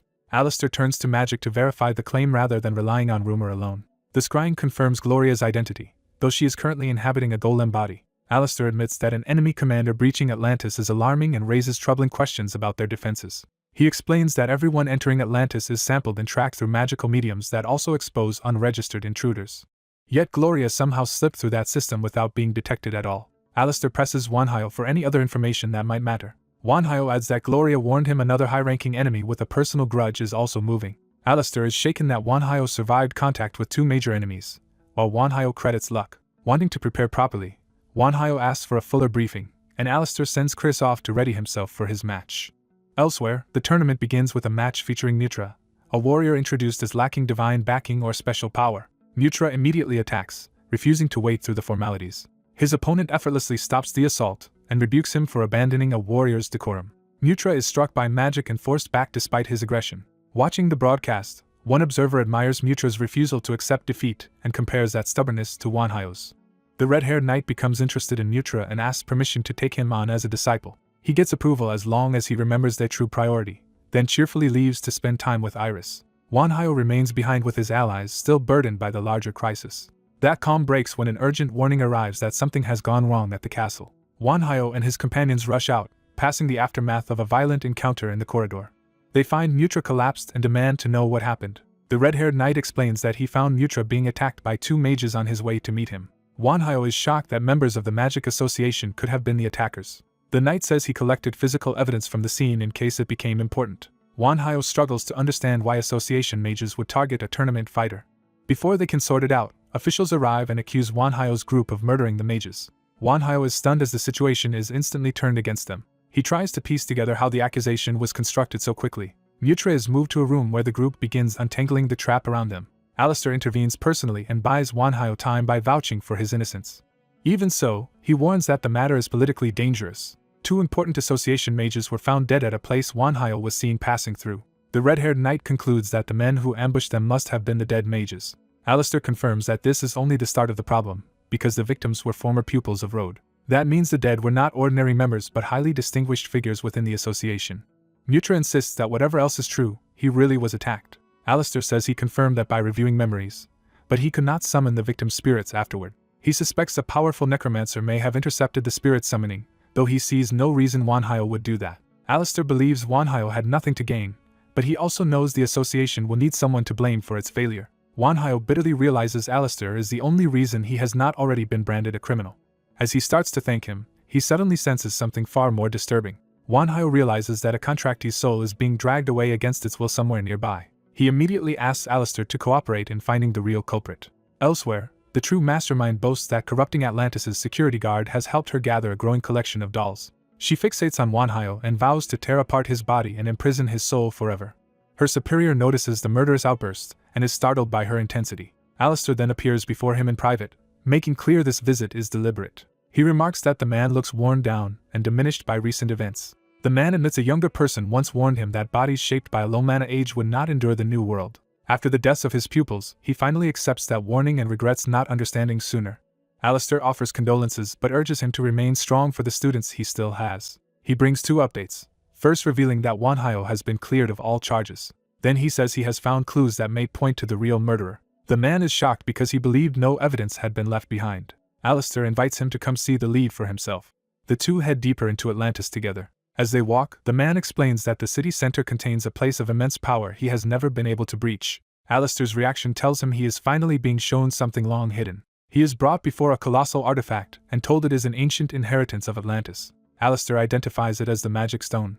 He explains that the stone converts many forms of power into mana and steadily feeds Atlantis, serving as the city's core. Outwardly the visitor follows along, but inwardly he covets the stone for himself. They arrive before a large gathering assembled beneath the artifact, with the victims' bodies laid out at the center. The crowd includes many powerful figures, all waiting for the investigation to begin. Wanhyo stands among them with his allies, ready to force the hidden enemy into the open. Alistair thanks everyone for gathering and takes command of the proceedings. He announces that Atlantis has indeed been infiltrated and that the trespasser is believed to be a high-ranking enemy commander. The hidden culprit is surprised by how much they know, but decides it no longer matters as long as she gets the stone. Alistair introduces the former roadmaster, whose murdered pupils give him a personal stake in the case. He explains that the victims' souls were sealed and that the culprit may have absorbed them. That revelation rattles the disguised mastermind, who cannot understand how they reached it. Alistair unveils a magic circle designed to draw the victims' spirits back out. He adds that extracting those spirits should also injure the one holding them, and assigns Wanhyo to perform the ritual. The disguised enemy is caught off guard that Wanhyo has been placed at the center of the trap. Watching the gathered elites, she mocks their method as crude despite all their power. Privately, she decides that if Wanhyo is exposed in the process, she will simply seize his soul too. Alistair gives the order to begin. The assembly braces itself for whatever the ritual might reveal. Mages and attendants channel power into the circle in coordinated support. The victims' bodies rise within the spell as the extraction starts. Wanhyo warns everyone to be ready for retaliation. He enters the circle and focuses himself for the dangerous spiritual confrontation. The hidden enemy decides to let them think they are succeeding so she can strike when their guard drops. Wanhyo senses the hostile will moving against him. The enemy commits to the attack, trying to seize him inside the mental realm. She reaches for Wanhyo's spirit and declares that she will turn him into her doll. But the soul she grabs is not helpless, and her confidence turns into shock. Wanhyo reveals that he has kept his distance on purpose and has been reading her moves. Forced to act directly, she lunges at him herself. The onlookers sense that something extraordinary is happening beyond the visible ritual. Inside the mental realm, Wanhyo finds himself in a desolate wasteland shaped by his enemy's mind. He recognizes it as a barren inner world built for domination and isolation. The enemy appears before him, delighted that she has dragged him into her territory. She boasts that because he is inside her head, this world makes her invincible. She unleashes an army of dolls and enslaved creatures to overwhelm him at once. Wanhyo stays calm and asks her name instead of reacting with fear. She grandly identifies herself as Enjit, a commander obsessed with dolls and eternal ownership of souls. Wanhyo dismisses her theatrics and answers by summoning his own forces. His undead and monstrous servants crash into her army, turning the battlefield into chaos. The clash immediately becomes brutal as both sides tear through each other. Enjit drives her dolls forward with murderous commands, trying to erase him through sheer pressure. Wanhyo realizes her soldiers are dangerous because they are strengthened by the enslaved souls bound into them. One of his stronger undead smashes through a doll, proving her forces can be broken. Wanhyo arms himself and prepares to intervene directly rather than only command from behind. He gathers power and studies the flow of the battle for an opening. His presence hardens as he takes control of the field around him. He tells the trapped souls that once the battle ends, he will free them from Enjit. He orders them to fight for that chance at liberation. The enslaved souls respond and begin turning their strength toward his cause. Enjit rages that the dolls belong to her alone and cannot bear losing control. Wanhyo explains that in a battle of minds, victory belongs to the stronger will. He realizes that if he can seize the souls before Enjit reclaims them, he can overturn the whole realm. As one of his undead tears into a doll, he sees that chance opening. Enjit senses the shift and decides she must end the struggle immediately. She drives more dolls up from the ground to bury him under numbers. Then she raises a towering giant from the wasteland to crush his resistance outright. The giant looms over the battlefield as the centerpiece of her power. Through it, Enjit declares that Wanhyo and his side are doomed. Wanhyo answers that the situation is sealed, but not in the way she thinks. The giant detonates in a violent burst of sand and force. The explosion tears open the mental landscape itself. When the dust clears, Wanhyo stands with a larger host behind him, and Enjit realizes he has changed the battlefield. Wanhyo remains composed, already certain the advantage is his. He explains that in the mental realm, whoever holds the advantage controls the world, and that control has shifted to him. The shattered wasteland transforms into a realm shaped by Wanhyo's own consciousness. Back in the real world, the red-haired knight sees that the plan is unfolding as intended. Enjit's human vessel suddenly finds herself in an unfamiliar place and realizes death did not free her. Wanhyo identifies the figures around her as souls Enjit had stolen and bound. She erupts in fury, demanding to know what he has done to her. Wanhyo tells her he has released both the souls of her victims and the many souls she kept enslaved. He explains that he used himself as bait and exploited her connection to the murdered pupils. Then Kai infiltrated her soul and hijacked the spirits she possessed, crippling her control from within. Wanhyo's allies reveal that Kai alone could do this because he is a legion made of many souls. Wanhyo asks Kai how many of Enjit's stolen souls he managed to recover. Kai answers that even this is only a fraction, but he has already taken back 300 million souls. Enjit explodes with hatred and vows revenge despite the scale of her loss. For the first time, Wanhyo is visibly shaken by just how vast her crimes were. Back in Atlantis, a burst of light signals Wanhyo's return from the mental struggle. Alistair wakes him and says there is no time to rest because the enemy is now lashing out in the real world. As a monstrous hand tears into Atlantis, Alistair warns that Enjit is trying to force her way across into their world while screaming for Wanhyo. A monstrous severed hand still rampages inside Atlantis while human fighters struggle to contain the aftermath. As some prepare to intervene, the old man decides their help is unnecessary. Instead, a blue-haired enemy woman calmly steps forward as if she already owns the battlefield. Her arrival shocks the survivors, who recognize Gloria and immediately suspect betrayal. Gloria makes it clear she has not defected on a whim but is acting under direct orders. That explanation only deepens the others' alarm. Gloria coldly blames their suffering on their own weakness and unleashes a punishing attack to teach them their place. Her power detonates through the hall with overwhelming force. Afterward, she tells them to remember this pain and use it to prepare for the next time they must fight. Before leaving, she warns that humanity only won this round because the enemy allowed it, and that complacency will lead to defeat. With that warning delivered, she vanishes from the scene. The battle is over, but Wanhyo is left unsettled by what her message implies. He realizes their enemies may have been holding back all along. Soon the world is told that the enemy commander who invaded Atlantis has been defeated, though the witnesses remain haunted by what they saw. Even so, the crisis ends better than expected, because the souls stolen by Njit are restored to their original bodies and revived. The only bitter note is that Wanhyo's side is blamed for the deaths and loses the next round by default without even entering the team battles. The red-haired swordsman fumes that they would have crushed the team event if they had been allowed to compete. Wanhyo reassures him that he can still go all out in the coming power struggle, then asks his master whether they truly intend to enter with only their tiny group. The master admits the participant cap is 500, but insists their 5 are worth far more than their numbers suggest. The red-haired fighter agrees, adding that Kai's control over hundreds of souls also counts as part of their strength. Wanhyo reflects that he had hoped to keep Iris out of danger, but she is already listening in. Iris angrily rejects being treated like a helpless child and threatens to run away if they keep overprotecting her. Wanhyo relents internally, deciding her involvement is acceptable as long as she stays away from the front lines. The master still warns that raw power is not enough against overwhelming numbers and strongly recommends recruiting more allies, but Wanhyo reveals winning is not his only goal. That answer makes the others realize he entered the tournament for something beyond simple victory. The master understands that Wanhyo wants to test their limits while the match's safety rules still protect them. Satisfied with that explanation, the master leaves to make preparations. The others also excuse themselves one by one, determined to get ready in their own ways. Left alone at last, Wanhyo sits in silence and begins to meditate. He settles his breathing and clears his mind. Then he closes his eyes completely and sinks deeper into concentration. Time passes in stillness. When he opens his eyes again, he finds an unexpected guest waiting with a drink and joking about how long he has been meditating. Wanhyo recognizes the visitor as young Bukyuk. Bukyuk praises the Magic Association's lavish hospitality while making it obvious he has come for business, not pleasure. He teases Wanhyo for arriving late, and Wanhyo answers that he has been occupied. Wanhyo immediately asks whether Bukyuk brought the contract. Bukyuk proudly presents a contract he wrote himself and boasts that even he cannot find a loophole in it. The terms are simple. If Bukyuk humiliates the rookies, he gets to see the bleakest part of his future, and the targets are 4 major factions. Wanhyo notices one faction is missing and asks why the cult of sky demons was excluded. Bukyuk explains that the cult only respects veterans and has no interest in bullying rookies, so Wanhyo only needs him to put the other 4 groups in their place. They finalize the deal, and Bukyuk says he will come to collect his reward at the end of the year once the commission is complete. Not long after, the Magic Association announces a dramatic change. The power struggle will be a 5-way battle royale with all teams fighting at once. As the competitors enter the arena, the crowd's excitement surges. The first team introduced is the Warriors League, represented by the schools of Ancient Dragon and Phoenix.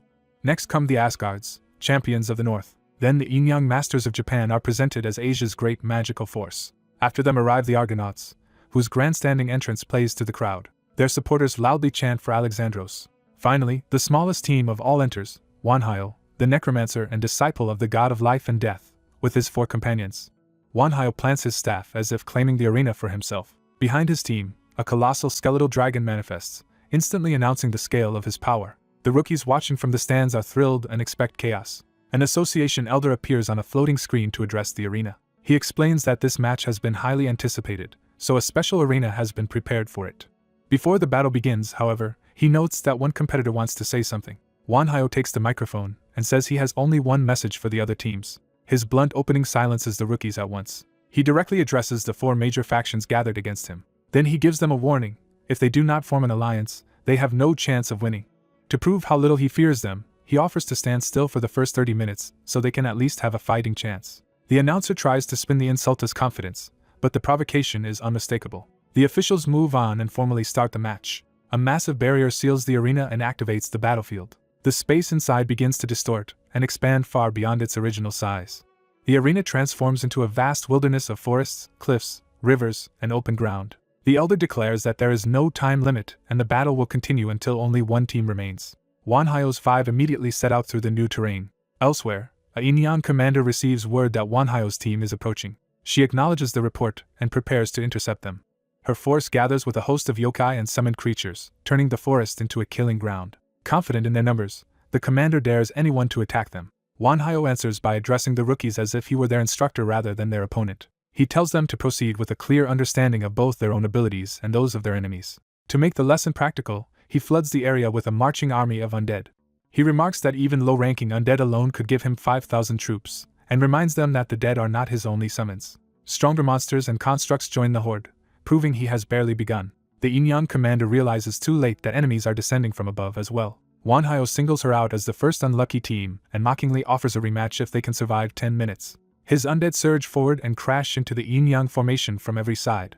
Their frontline fighters cut down some of the attackers, but the pressure only grows. The defenders quickly realize the undead are endless and impossible to exhaust. Wanhyo's own companions hold position behind the horde, noting that his summons and subordinates leave no opening to reach him. The Inyang side keeps fighting, but they are being steadily overwhelmed. Their commander finally breaks composure and shouts in frustration.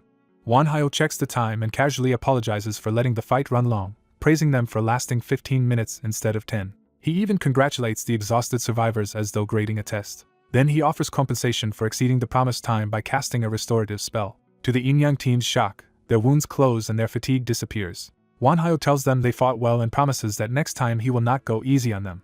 His skeletal dragon lifts away, signaling his withdrawal from the encounter. The Inyang commander immediately orders Suzuki to respond. She commands her team to search the area and find another target instead. Meanwhile, Wanhyo's suggestion of an alliance reaches the Asgards and Argonauts, and Magni reacts with disbelief. Alexandros mocks the idea, calling it cowardice for veteran teams to seek protection from a group of 5.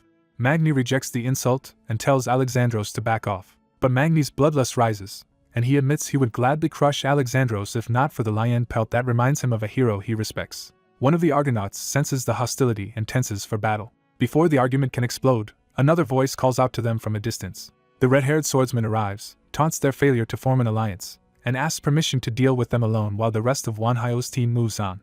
Magni immediately realizes what that means and is stunned. He cannot believe one subordinate intends to challenge both factions by himself. The swordsman lands before them without hesitation. At once, thorny vines erupt from the ground and try to bind him in place. Magni declares that the match no longer matters because he intends to kill this fool outright. The swordsman answers by igniting himself in flame and burning through the trap. He dismisses the attack as weak and taunts Magni for needing better roots and sharper thorns. Magni swings in close, but the swordsman slips under the blow. The red-haired fighter laughs that Magni and Alexandros together might have been dangerous, but separately they are manageable. He unveils triple threat fury, splitting himself into 3 simultaneous forms of smoke, fire, and solid steel. The 3 versions dive on the enemy line, eager to turn the fight into a game. The assault leaves the Asgard Argonaut force scorched and scattered across a burning battlefield. Defeated and singed, Magni reluctantly calls out to Alexandros. Swallowing his pride, he asks whether the alliance offer still stands, and Alexandros accepts. The Asgards and Argonauts formally join forces. Their new alliance advances together until a lone skeleton blocks their path. The skeleton delivers Wanhyo's final warning that anyone who goes farther will be treated as an enemy, while promising a reward to whoever reaches him. Magni is enraged by the taunt and vows to blow Wanhyo's head off if he sees him again. Atlanta steps in with a calmer assessment. She reveals that the route ahead is packed with magical and mechanical traps and offers to clear a safe path. One of the Argonauts kneels and begins a divine invocation. He calls on Poseidon and requests permission to use the sacred vessel blessed by Hera. His prayer summons Argo, the ship of the gods. The divine ship materializes above the desert, and the Argonauts order it forward at full speed. The alliance rushes after the airborne vessel, using it as their spearhead through the trap field. Wanhyo's gun-armed skeletons spot the incoming ship and prepare to respond. They open fire in disciplined volleys. The bullets tear into the advancing alliance, dropping fighters before they can close the distance. The survivors are thrown back to the recovery area and realize they were eliminated almost before the battle truly began. Wanhyo escalates further by sending titanic constructs after the divine ship. The Argonauts recognize them as the titans of the deities and charge anyway, determined to reenact the old myths of heroes slaying giants. They hurl themselves into the clash despite the overwhelming size of their opponents. Elsewhere, Wanhyo catches his breath while keeping control of the battlefield. He notes that the Alliance's original 1,000-man force has already been reduced to roughly 900. Though tired, he judges the exchange of victory for his side. Then he raises the stakes again, proposing that if the enemy can knock him down, his team will surrender on the spot. To make himself easy to find, he stands alone atop a rising wave of sand. On the ship, Sharon is told it is his turn to act, and he accepts without hesitation. Sharon leaps from the vessel with his pole, descending toward the desert below. He lands and sends a rolling surge of sand across the battlefield. As monsters converge on him, Sharon cuts through them while threatening to erase them completely. A small orb draws the monsters in, baiting them into a trap. The red-haired swordsman bursts in laughing, refusing to be left out of the fight. He finds himself facing Magni and Alexandros together again. Still arrogant, he insists the rookies cannot beat him and assumes they should have learned that by now. But Magni and Alexandros charge together, determined to prove this time will be different. Their combined assault collides in a violent explosion of fire and blue power. Back with Wanhyo's side, the hooded master rebukes the others for taking their freedom too far. At that same moment, enemy assassins launch a surprise attack toward him. Without even turning, the master uses blink and makes the strike miss in an instant. A sudden disturbance makes the gathered group realize something has gone wrong. Dark power surges up before them, confirming the threat is already manifesting. A blonde girl is seized by that darkness, and someone immediately suspects foul play. Elsewhere, a female archer drops into battle as arrows rain down around a ship. A hooded mage calmly avoids the barrage with effortless precision.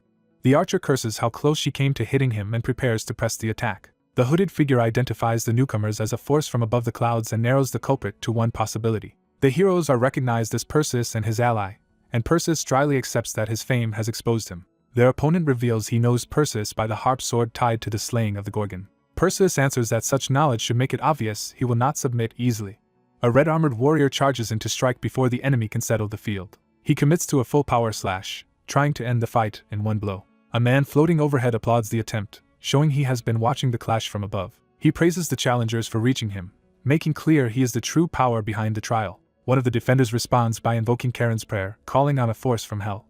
The summoning brings forth Cerberus, who is offended at being called for something beneath its dignity. Once told the enemy serves one who meddles with life and death, Cerberus decides the matter deserves serious attention. Before the beast can act, it is abruptly trapped in ice. The enemy explains he has frozen the summon for the rest of the battle, instantly neutralizing that advantage. With the defender's strongest summon removed, he invites them to finish things if they still can.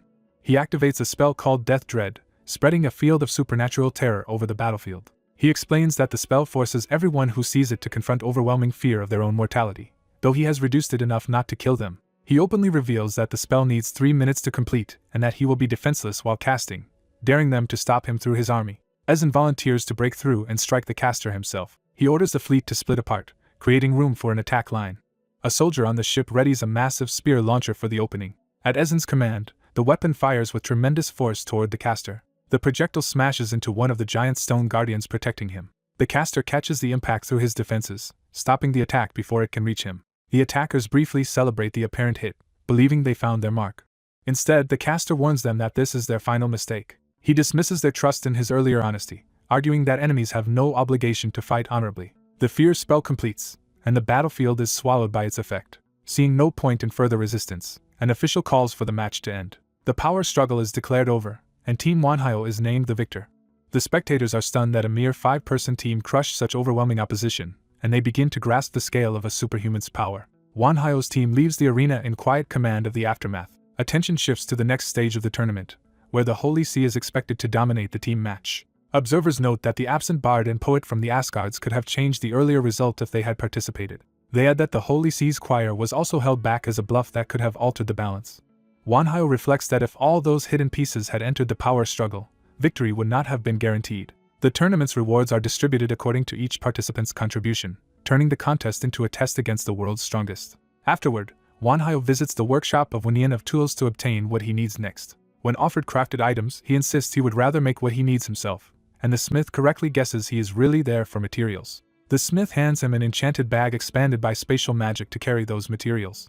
Then he addresses Manhwa by his real name, Hyenbok, startling him. The smith invites him to sit and talk, making clear he knows far more than he should. Over coffee and cake, he asks whether Hyenbok knows about dragon veins. Hyenbok admits he does not understand what the smith is referring to. The smith explains that in the West such places are hidden sanctuaries of immense power, with Stonehenge being one example. He says a dragon vein is priceless, and wants to know how Hyenbok has been using the one he found. Hyenbok lies that he merely stores its mana in a device and draws on it when needed. The smith laughs, unconvinced that someone with such a treasure would use it so simply. Hyenbok avoids going deeper, promising only that they can discuss it another time if needed. After leaving, Hyenbok concludes the old craftsman was probing for information.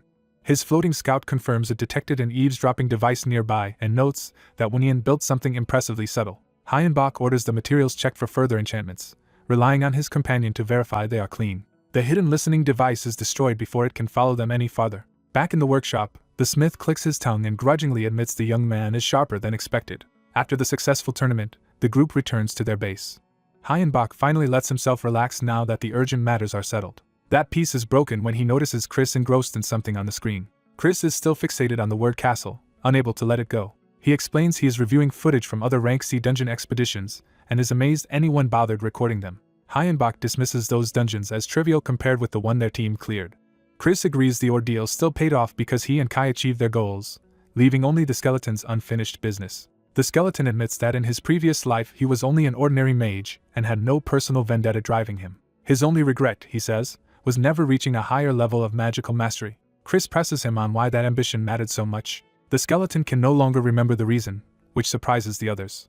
He can only trust that there must have been a meaningful cause behind that lost desire. Chris suggests the skeleton may simply have found his true calling now, and promises they will eventually uncover the root of his urge to ascend. The skeleton accepts that answer for the moment. Their conversation is interrupted by an urgent report that a visitor has arrived. The visitor is identified as a representative of Straggler, the dwindling alliance of non-human creatures. Hyenbach immediately suspects the visit concerns Iris. He voices the fear that they may have come to claim her. The messenger confirms that suspicion and adds that the visitor has revealed ties to the Noblesse organization. Chris recognizes Noblesse as vampires pretending to be aristocrats, and concludes the matter is exactly what it seems. The skeleton agrees and warns that Iris is almost certainly their target.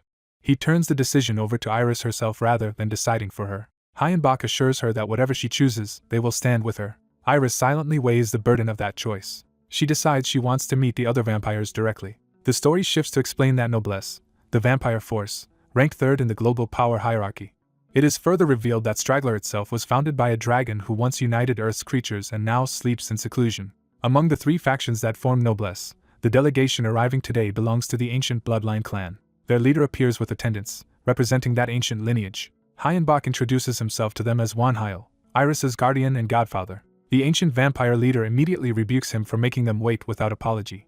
Wanhyo answers that they are unwelcome guests, and only gained entry because Iris wished it. He calls Iris forward to face them directly. The old vampire softens at once when he sees her, apologizing for his outburst and revealing intense excitement. Wanhyo cuts through the theatrics and demands to know what they want from Iris. Iris answers for them herself, stating that they came seeking her blood. That blunt admission nearly triggers violence from her protectors. The old vampire hurriedly clarifies that they need only a portion of her vital fluid because their true goal is survival. He introduces himself as Galleon, the sole awakened survivor of the ancient bloodline, and explains that dwindling mana has pushed his kind toward extinction. As the world's mana faded, even the mana in human blood thinned generation after generation, leaving vampires weaker and weaker. He pauses before revealing the desperate hope that remains to them. Their recent discovery is that a transfusion from a high-ranking vampire of another lineage could restore their lost strength and former glory. Kai rejects the plea outright, insisting Iris owes them nothing and should not be sacrificed for their survival. Chris goes further, saying their bloodline would be better off ending with Galleon than demanding anything from Iris. Iris stops the argument, believing the vampires would not have come this far if they had any other option. Wanhyo decides they should at least hear the full proposal before judging it. Galleon offers another path. One of his own people can be sacrificed in Iris's place. He kneels and begs Iris to devour him and make him her kin instead. Wanhyo asks Iris whether such a transformation is even possible. Iris explains that devouring a stronger vampire would place a crushing burden on her and force her into a long sleep, though a weaker target would be easier. Galleon insists there is no time for caution and that only the strongest of his bloodline will suffice if they are to avoid extinction. Kai protests that Iris should not have to give herself up for anyone, but Iris answers that the matter is more complicated than that. She reveals that devouring another vampire would let her absorb their memories and experience and become stronger, but the price would be a deep slumber. Kai argues that asking this of someone already forced into centuries of sleep is intolerable. Wanhyo refuses to decide for her and leaves the choice entirely in Iris's hands. Iris realizes from his tone that he already understands what she intends to do. She thanks her godfather for trusting her judgment and apologizes to Kai for the pain her choice will cause him. Then she bites Galleon, taking his blood and beginning the transformation. Kai can only watch in shock and anguish as it happens. Afterward, Iris commands her first new subordinate to rescue the rest of his former clan and obey Wanhyo while she sleeps. She enters a suspended state inside a chamber, beginning the long slumber that will accompany her growth. Her newly made kin remains behind, and Chris questions why he is not rushing off to save his people. He explains that Iris gave him more than one order, and he intends to fulfill them all. Chris remarks that changing kin has made him seem like an entirely different person, and the transformed vampire agrees that the rebirth is profound. Wanhyo accepts him as one of theirs and immediately orders him to save his former kindred and assume control of Noblesse. The new subordinate gratefully accepts that first command and departs under Wanhyo's authority. Chris questions whether sending him alone against Noblesse is really wise. Wanhyo answers by asking how strong Galleon truly is and notes that he stands on the level of the Magic Association's top figures. He adds that when Iris wakes, this ordeal will have tempered her into someone far stronger and more formidable. Wanhyo expects her to awaken around the time the operation to restore Africa begins. But before that there is other work to do. He accepts a new Rank C dungeon expedition request, signaling that the team is moving straight back into action. Across the world, humanity launches simultaneous campaigns to eliminate the last remaining Rank C dungeons, leaving only 6 in Africa untouched. Wanhyo joins the Golden Black Hole Guild for one such expedition and finds the dungeon disappointingly weak. Others agree that ordinary rank C dungeons are trivial by comparison, and within 4 months everyone outside Africa is cleared. Later, Wanhyo receives another visitor and politely invites him to sit. The newcomer apologizes for arriving without warning. He quickly states that the SNU wants Wanhyo's cooperation. Wanhyo asks what kind of cooperation they mean. The man explains that his SNU faction seeks to make body modification through genetic engineering a reality. But they have concluded that changing the body alone is insufficient, and now need a necromancer to alter the soul as well. He presents records of their genetic experiments and failed body modification attempts, including catastrophic side effects like brain death and loss of consciousness or speech. Wanhyo is interested but refuses to become publicly entangled in such a dangerous and visible project. He declines direct involvement, to the envoy's disappointment. Still, Wanhyo offers to help recover the patients they have already damaged. The envoy eagerly accepts that narrower form of assistance. Wanhyo decides this limited cooperation is the best way to keep good relations with the SNU without provoking the other powers. Attention turns to Operation Restore Africa, a campaign named as a restoration because the continent has effectively fallen outside humanity's control. To reclaim it, humanity prepares to enter the African dungeons directly, with Atlantis already sailing toward the continent as the operation's base. 4 days after the global rank C clearances, the war to restore Africa begins in earnest. Human forces clash at sea with monstrous creatures from the dungeons, turning the campaign into a full-scale war. The opening battle erupts in explosions as aircraft and warships engage flying and aquatic monsters on every side. A hostile dragon dives straight into the battle. A young archer answers immediately, loosing an arrow at the incoming beast. Her shot only grazes the dragon as it sweeps past the ship, leaving the threat unresolved. Elsewhere, a necromancer calls for hidden prey to emerge and be devoured. He declares himself a seeker who studies life by passing through death and begins a summoning ritual. Standing inside a magic circle, he commands the dead who long for life to rise. Undead horrors gather around him as he announces that the war has begun. The scene shifts to the African continent, where the Allied expedition has established a major encampment. The coalition is so broad and varied that Supreme Commander General Hyun Woo-kang is expected to struggle to keep everyone aligned. Wanhyo notices a blonde woman beside him and feels guilty that she has been dragged into action so soon after awakening.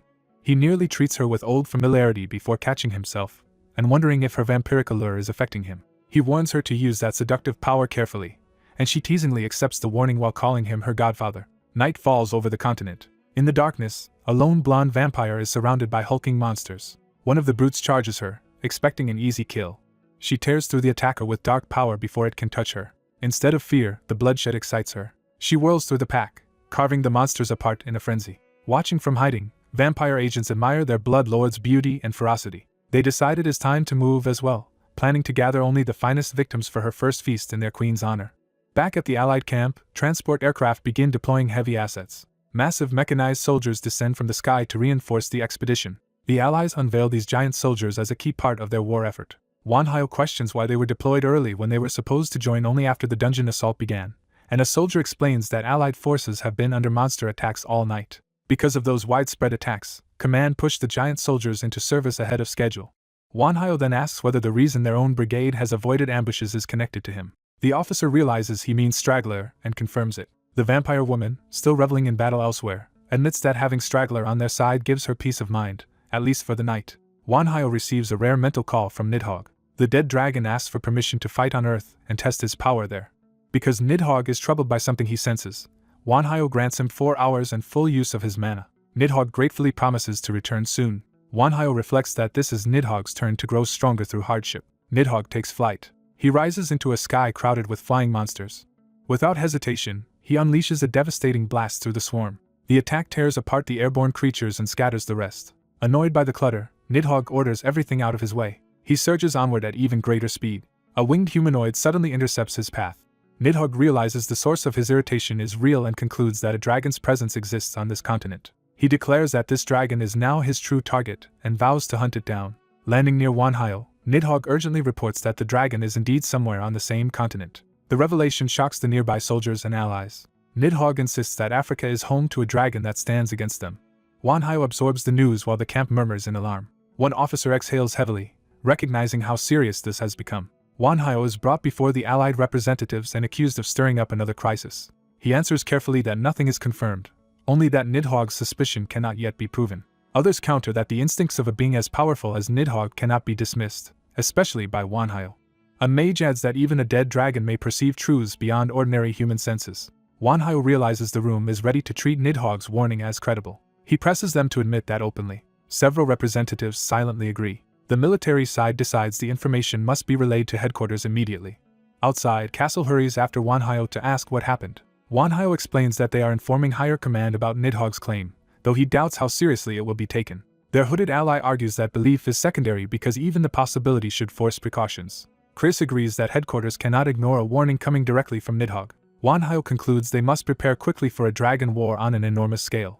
He reflects on what dragons are: ancient magical beings with immense mana, limitless memory, and bodies built for overwhelming force. Castle, hearing that, wonders how anyone is supposed to fight such a monster, and loses his appetite for battle. Wanhyo admits he feels the same, but reminds himself he swore an oath to Nidhogg. He promised to turn the dead dragon into a worthy imitation of the real thing, and now he finally has the chance to keep that promise. Wanhyo adds that if a dragon is present, then its attendants must be nearby as well. He identifies those attendants as the guardians who protect a dragon's lair. Far away, a white-haired guardian named Sierra asks the Great Eyes whether their master truly opened his eyes. Eyes confirms the awakening was brief, which means the new enemies are formidable enough to draw the master's notice. Eyes begins to say that the master is drawn to the strong in every world. Sierra cuts that thought off, insisting their master has no such desire and that any such impulse is only a passing weakness. She vows to persist in her duty as the first guardian personally chosen to defend the domain. Eyes answers that this unwavering devotion is exactly why they follow her as the first guardian. Sierra states her sole directive is to destroy the master's enemies and secure victory. Meanwhile, the Allied forces fortify their Egyptian base with 3 defensive barriers and enough infrastructure to sustain a prolonged campaign. Watching the construction, Castle remarks that the Allies are clearly trying to profit from war through advanced technology. Wanhyo replies bluntly that money wins wars. Castle agrees, noting just how much money is being poured into the operation. Their conversation is interrupted by a sudden disturbance. Realizing something is wrong, they rush toward the source. They arrive to find a convenience store entrance glowing with unnatural light, while soldiers and Allied members gather around it. Someone identifies the phenomenon as a dungeon that has connected itself to the convenience store. Worse, another newly discovered dungeon has been classified as rank F, beyond the previously known maximum of rank E. Wanhyo orders the troops to await headquarters instructions but authorizes decisive action in any emergency and accepts responsibility for the consequences. Nidhogg carries Wanhyo and his companions into the air above the base. From above, Wanhyo notices multiple pillars of light appearing across the city and suspects the sudden outbreak may actually help them. Their hooded ally explains that dungeon entrances in Africa once had to be hunted down, but if one has linked itself here, then the others across the continent may now be connected as well. Wanhyo sees the strategic implication immediately. He decides they should return to headquarters first and reassess. At the representatives' meeting, the same warning about dragons sparks debate, with some wanting caution and others insisting the expedition continue. The final compromise is to proceed with the expedition while keeping Wanhyo's unit in reserve. Castle argues that no other force could respond as effectively as their own in a sudden strike. Wanhyo agrees, pointing out that their unit alone rivals the combined strength of the rest of the Allied forces. Castle wants to vent his frustration by charging out, but Wanhyo orders him to hold position and wait for the signal. Castle urges the group to stay together for safety and asks if that caution comes from Wanhyo's instincts. Wanhyo confirms that it does. Night deepens over the camp. The dungeon entrance suddenly flares brighter. Its light erupts violently as something begins to emerge. A wave of monsters pours out of the portal. The invading horde includes ogres, werbeasts, goblins, and other creatures in overwhelming numbers. They flood through the connected structure like a living stampede. Wanhyo immediately orders Pattern 2 and begins activating magic defenses. A massive purple summoning circle opens in response. An undead army materializes, led by towering skeletal giants, to meet the invasion head-on. As explosions rip through the streets, soldiers are ordered to ignore collapsing buildings and answer with full force. When an urgent report arrives from Barrier 3, the commander insists the operation is still on track and tells them to continue. At Barrier 3, Wanhyo asks whether the enemy is advancing toward their position. A blinding light answers before anyone can respond. Wanhyo recognizes the attack as dragon breath. He quickly realizes the attackers are not true dragons but dragonkin monsters. He identifies the pair as a drake and a draken. Wanhyo throws up a reflect shield and catches the incoming blast before it can wipe out the barrier. He follows by opening another dark portal to reinforce the defense. The smoke clears, but the threat is far from over. Castle hopes the danger ended with that exchange, yet Wanhyo can already tell it did not. Stone golems march forward through the haze, proving the assault is only escalating. Wanhyo orders their strength raised and prepares to deliver punishment in return. At the same time, priests invoke a god who rules life and death alike, asking for divine protection. Their prayer manifests as a golden magic circle over the golems. Holy power crashes down and smashes many of the stone monsters to pieces. The hooded ally praises the unexpected power created by combining human will with divine magic. Wanhyo barely has time to acknowledge the compliment. Sierra suddenly lunges into the battlefield, forcing Castle to intercept her. Castle gleefully claims the duel for himself before Wanhyo can react. Sierra sizes him up and admits his scars make him exactly her type. Castle flirts back with a threat, promising her a date that may cost her a hand. Before they can clash properly, two skeletal commanders descend onto the battlements. Sierra is stunned to see Duran and Henry appear here. They tell her the original plan has failed and order an immediate retreat. They explain that the enemy side now fields both a vampire and a full legion, making the situation untenable. Aiz backs the order and commands everyone to fall back. The Great Eye then darts toward Wanhyo, drawing his full attention. Wanhyo is unsettled by the Eye's sudden movement and scrutiny. A barrage of projectiles rains down around the defenders, forcing everyone to brace. Castle curses the interruption, frustrated that Sierra slipped away before he could finish the fight.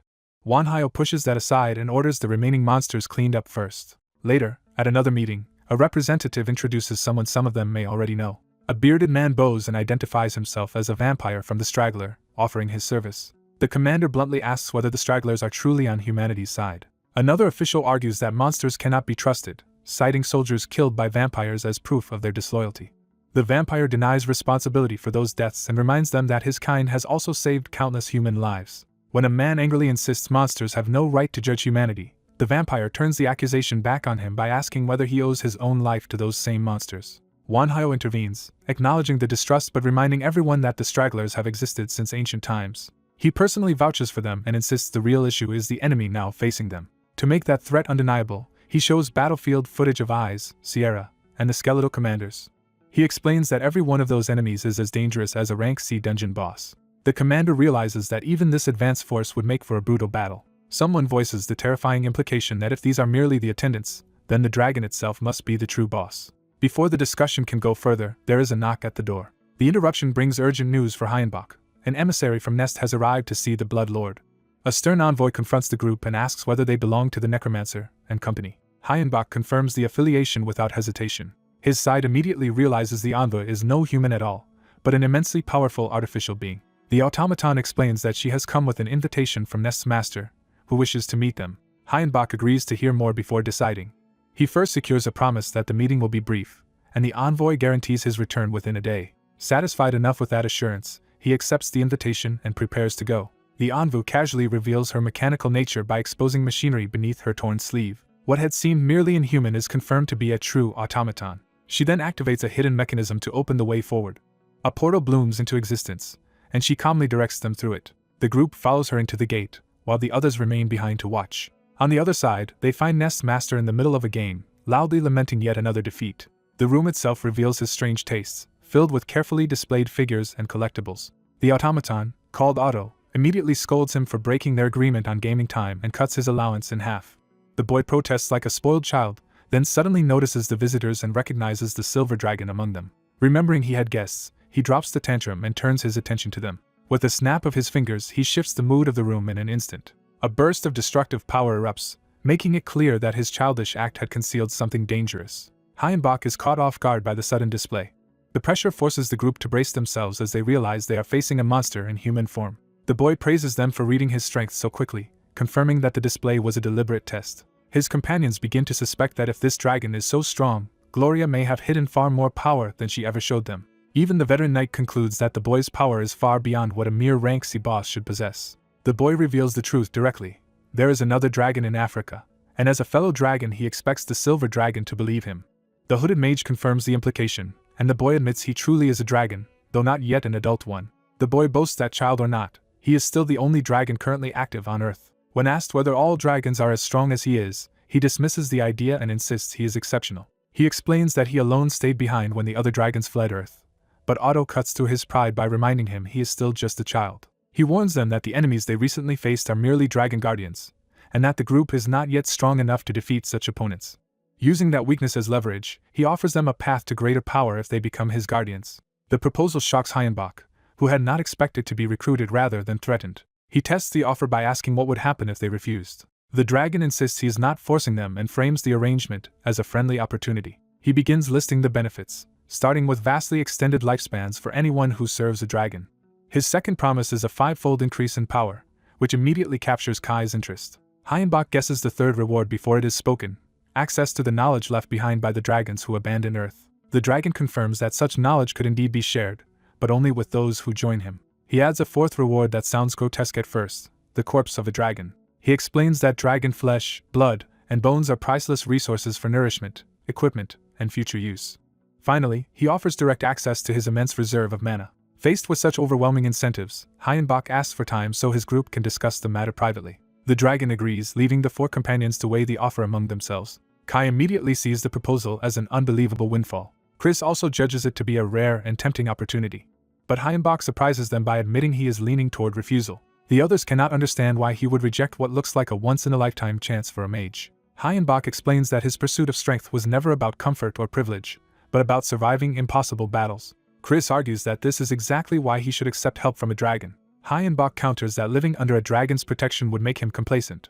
He reflects that every time he thought he had become strong enough, a stronger enemy proved him wrong. To him, abandoning hardship would mean giving up the very pressure that might one day let him defeat the final boss. Chris respects that conviction and, despite his own fearfulness, refuses to pressure Hyenbach into betraying his path.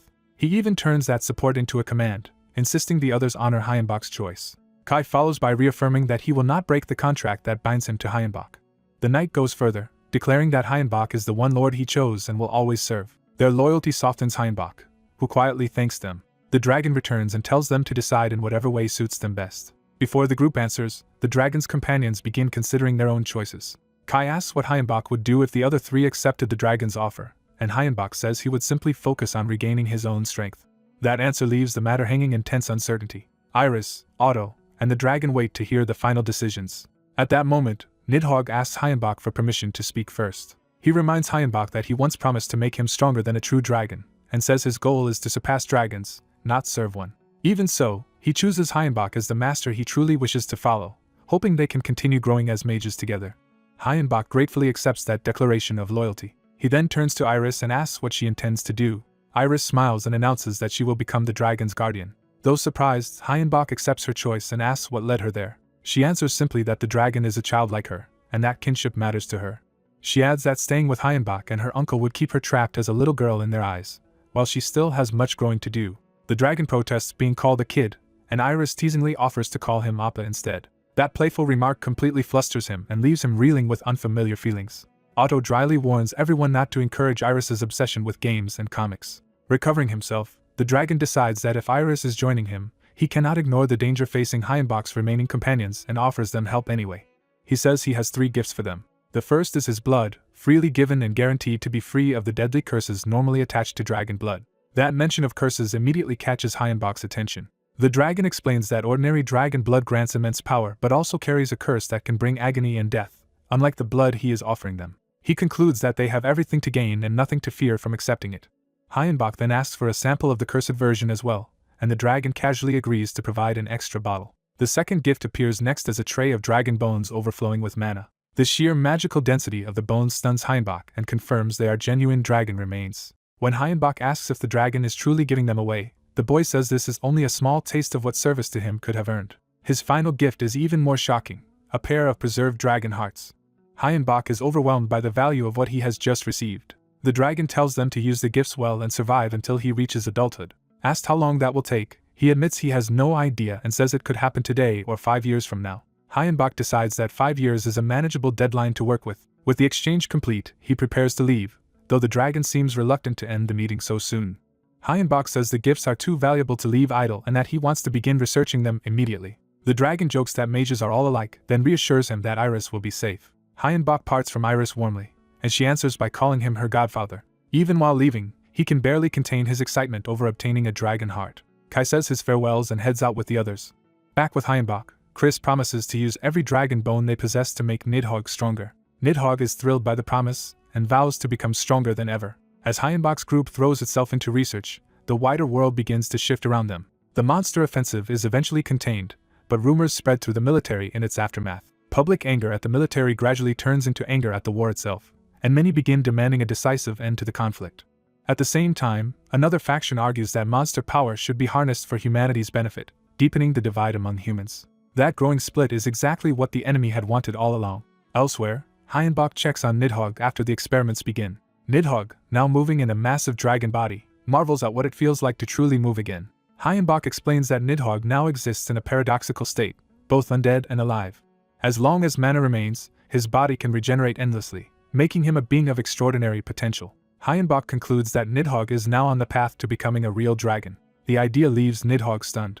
Hyenbok admits that this outcome was only possible because of a mistake he once made. He reveals that he originally named Nidhogg after a mythic dragon because he wanted him to possess the ferocity and power to rival a true one. But he now believes that names carry real power, and that this naming shaped Nidhogg's fate. He recalls asking the silver dragon whether any dragons still remained in the world. The answer had been that most dragons abandoned Earth, though some may still exist in altered forms. Those that remained would either have fused with natural landscapes or dissolved into the dragon veins. From that clue, Hyenbok deduced that the true Nidhogg was one of the dragons left behind on Earth. The realization shocks Nidhogg. Hyenbok explains that the spirit of that dragon, now fused with the veins, will eventually try to seize Nidhogg's body unless he overpowers it. So he tells Nidhogg that there is only one answer: become stronger and dominate the dragon's spirit instead. Nidhogg swears he will not lose. Pleased, Hyenbok decides to test that new power and push him even further. Reviewing his own status, Hyenbok notes that reaching 8th Circle remains extraordinarily rare, with fewer than 30 known territories in all of Edia's history. The dragon blood has raised his level by 1, and his other companions have also grown dramatically, yet Nidhogg's potential still surpasses all of them. Even without drinking the silver dragon's blood, Nidhogg now possesses the highest ceiling in the group. Chris asks again whether self-knowledge is truly the key to reaching 8th Circle, and Hyenbok confirms it. When Chris keeps pressing the point, Hyenbok snaps that he has already answered the same question dozens of times, and Chris sheepishly apologizes for getting carried away by his dream. Kai interrupts to say they are nearly at their destination. Traveling by a flying palanquin, Hyenbok wonders what their mysterious host meant when he said it would take them to where he was staying. The answer comes as the vehicle suddenly rises higher still. Hyenbok realizes with surprise that they have been flying the entire time. The palanquin continues through the night sky toward its hidden destination. At last they arrive, and the group steps out together. A green-haired man greets Hyenbok as an old acquaintance, and Hyenbok recognizes him after a long absence. The man reveals that Hyenbok truly did reach 8th Circle, though he had only given him a slim chance of surviving long enough to do so. He leads Hyenbok and the others up toward a grand inner sanctuary. As they approach the final chamber, he tells Hyenbok that he has made it, and that the end is close.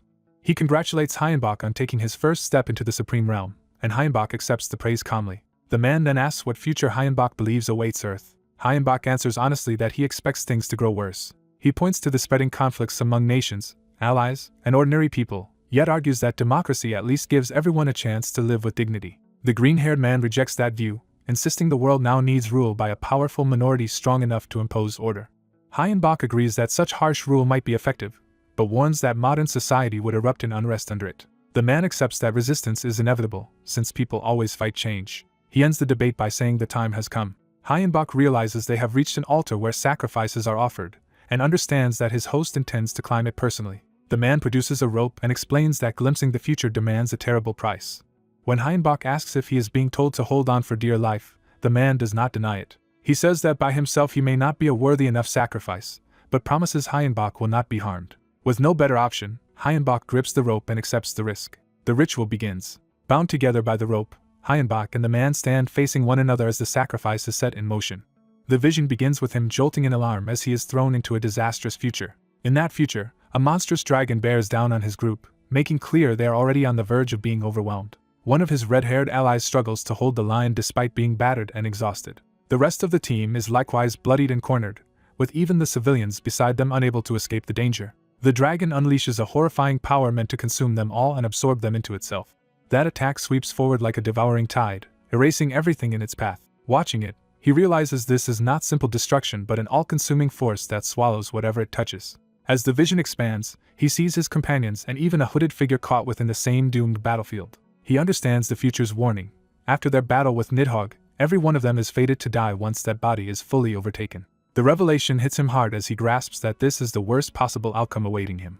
Even in despair, he refuses to accept that all their efforts were meaningless, and concludes they must become stronger. The foresight ends with the green-haired man before him visibly injured from the strain. Their companions rush in, relieved that their master has finally moved after standing motionless long enough to frighten them. Still disoriented, he asks if he had truly been frozen the entire time. The green-haired seer explains that his soul left his body while peering into the future, and admits the process badly damaged his own internal organs. He agrees to receive treatment, and is immediately enveloped in healing magic. Before leaving, the seer reminds him that the future he witnessed is not fixed and can still be changed. He accepts that hope, asks Castle to help the injured man, and promises to explain everything once they return. The scene shifts away from the battlefield to the quiet of their home base later that night. Lying awake, he bitterly reflects on the vision and the possibility that they could all die so easily. He steadies himself by treating it as only the worst-case scenario and decides they must prepare completely to avoid it. His undead companion dryly agrees that their lives are about to become much busier. He decides to stop delaying and finally spend the points they have been saving to strengthen the group. Chris immediately volunteers to go first, eager not to remain the burden of the team. Chris admits that unlike Kai and Castle, he has not received any dramatic leap in power and fears he can only hold them back. The leader bluntly agrees that Chris is currently the weakest link, but accepts his request without hesitation. Chris undergoes the upgrade as magic gathers around him. His status reveals that Christina, a lich still evolving, has reached a high level and still has a large reserve of points to spend. The upgrade pushes Chris into the 7th circle, earning immediate praise from the others. Though Chris remains humble about still trailing the strongest two, the others stress that reaching 7th circle is an extraordinary achievement. Chris gratefully accepts the praise and the chance to keep growing. With Chris improved, the red-haired ally impatiently demands that his own stats be raised next. When asked what he wants, he chooses to boost everything except divine magic and black magic. Power floods into him as his body adjusts to the increase. His status identifies him as Castle, a gray spirit with already formidable physical and magical attributes. Seeing those numbers, the leader notes that Castle was impressive even before the upgrade. Kai goes next and asks for all remaining investment to be focused solely on his magic power. He too is strengthened as the same energy surrounds him. Kai's status shows why he made that choice. As a legion, he already surpasses Castle in nearly every category, and now pushes his magic to an overwhelming level. Castle reacts with comic frustration at losing the comparison once Kai's numbers are revealed. Kai calmly points out that his edge, especially in magic, comes from the power of his legion. Once the upgrades are done, their leader warns that even with all this strength, they still may not be enough against what is coming. He urges them to stay ready, survive the coming battle, and win instead of surrendering to the future he saw. His 3 companions silently accept that resolve and stand with him. Alone with his thoughts, he reflects that humans often waste time and destroy themselves by turning on one another. He wonders whether choosing a safer path under greater masters might have changed the outcome ahead. But he reminds himself that he chose his comrades of his own will, and that decision was never forced on him. Even so, he admits he constantly doubts himself despite already knowing what answer he wants to believe. He thinks that people survive in this dangerous world only by believing they are moving along the right path. So he resolves that the only way forward is to trust himself and keep fighting for what he believes is right. With that conviction, he vows to face whatever horrors the future holds without retreating. His resolve is tested at once as he stands before the red dragon itself. Rather than fear it, he declares that he will confront the threat head-on and prevail.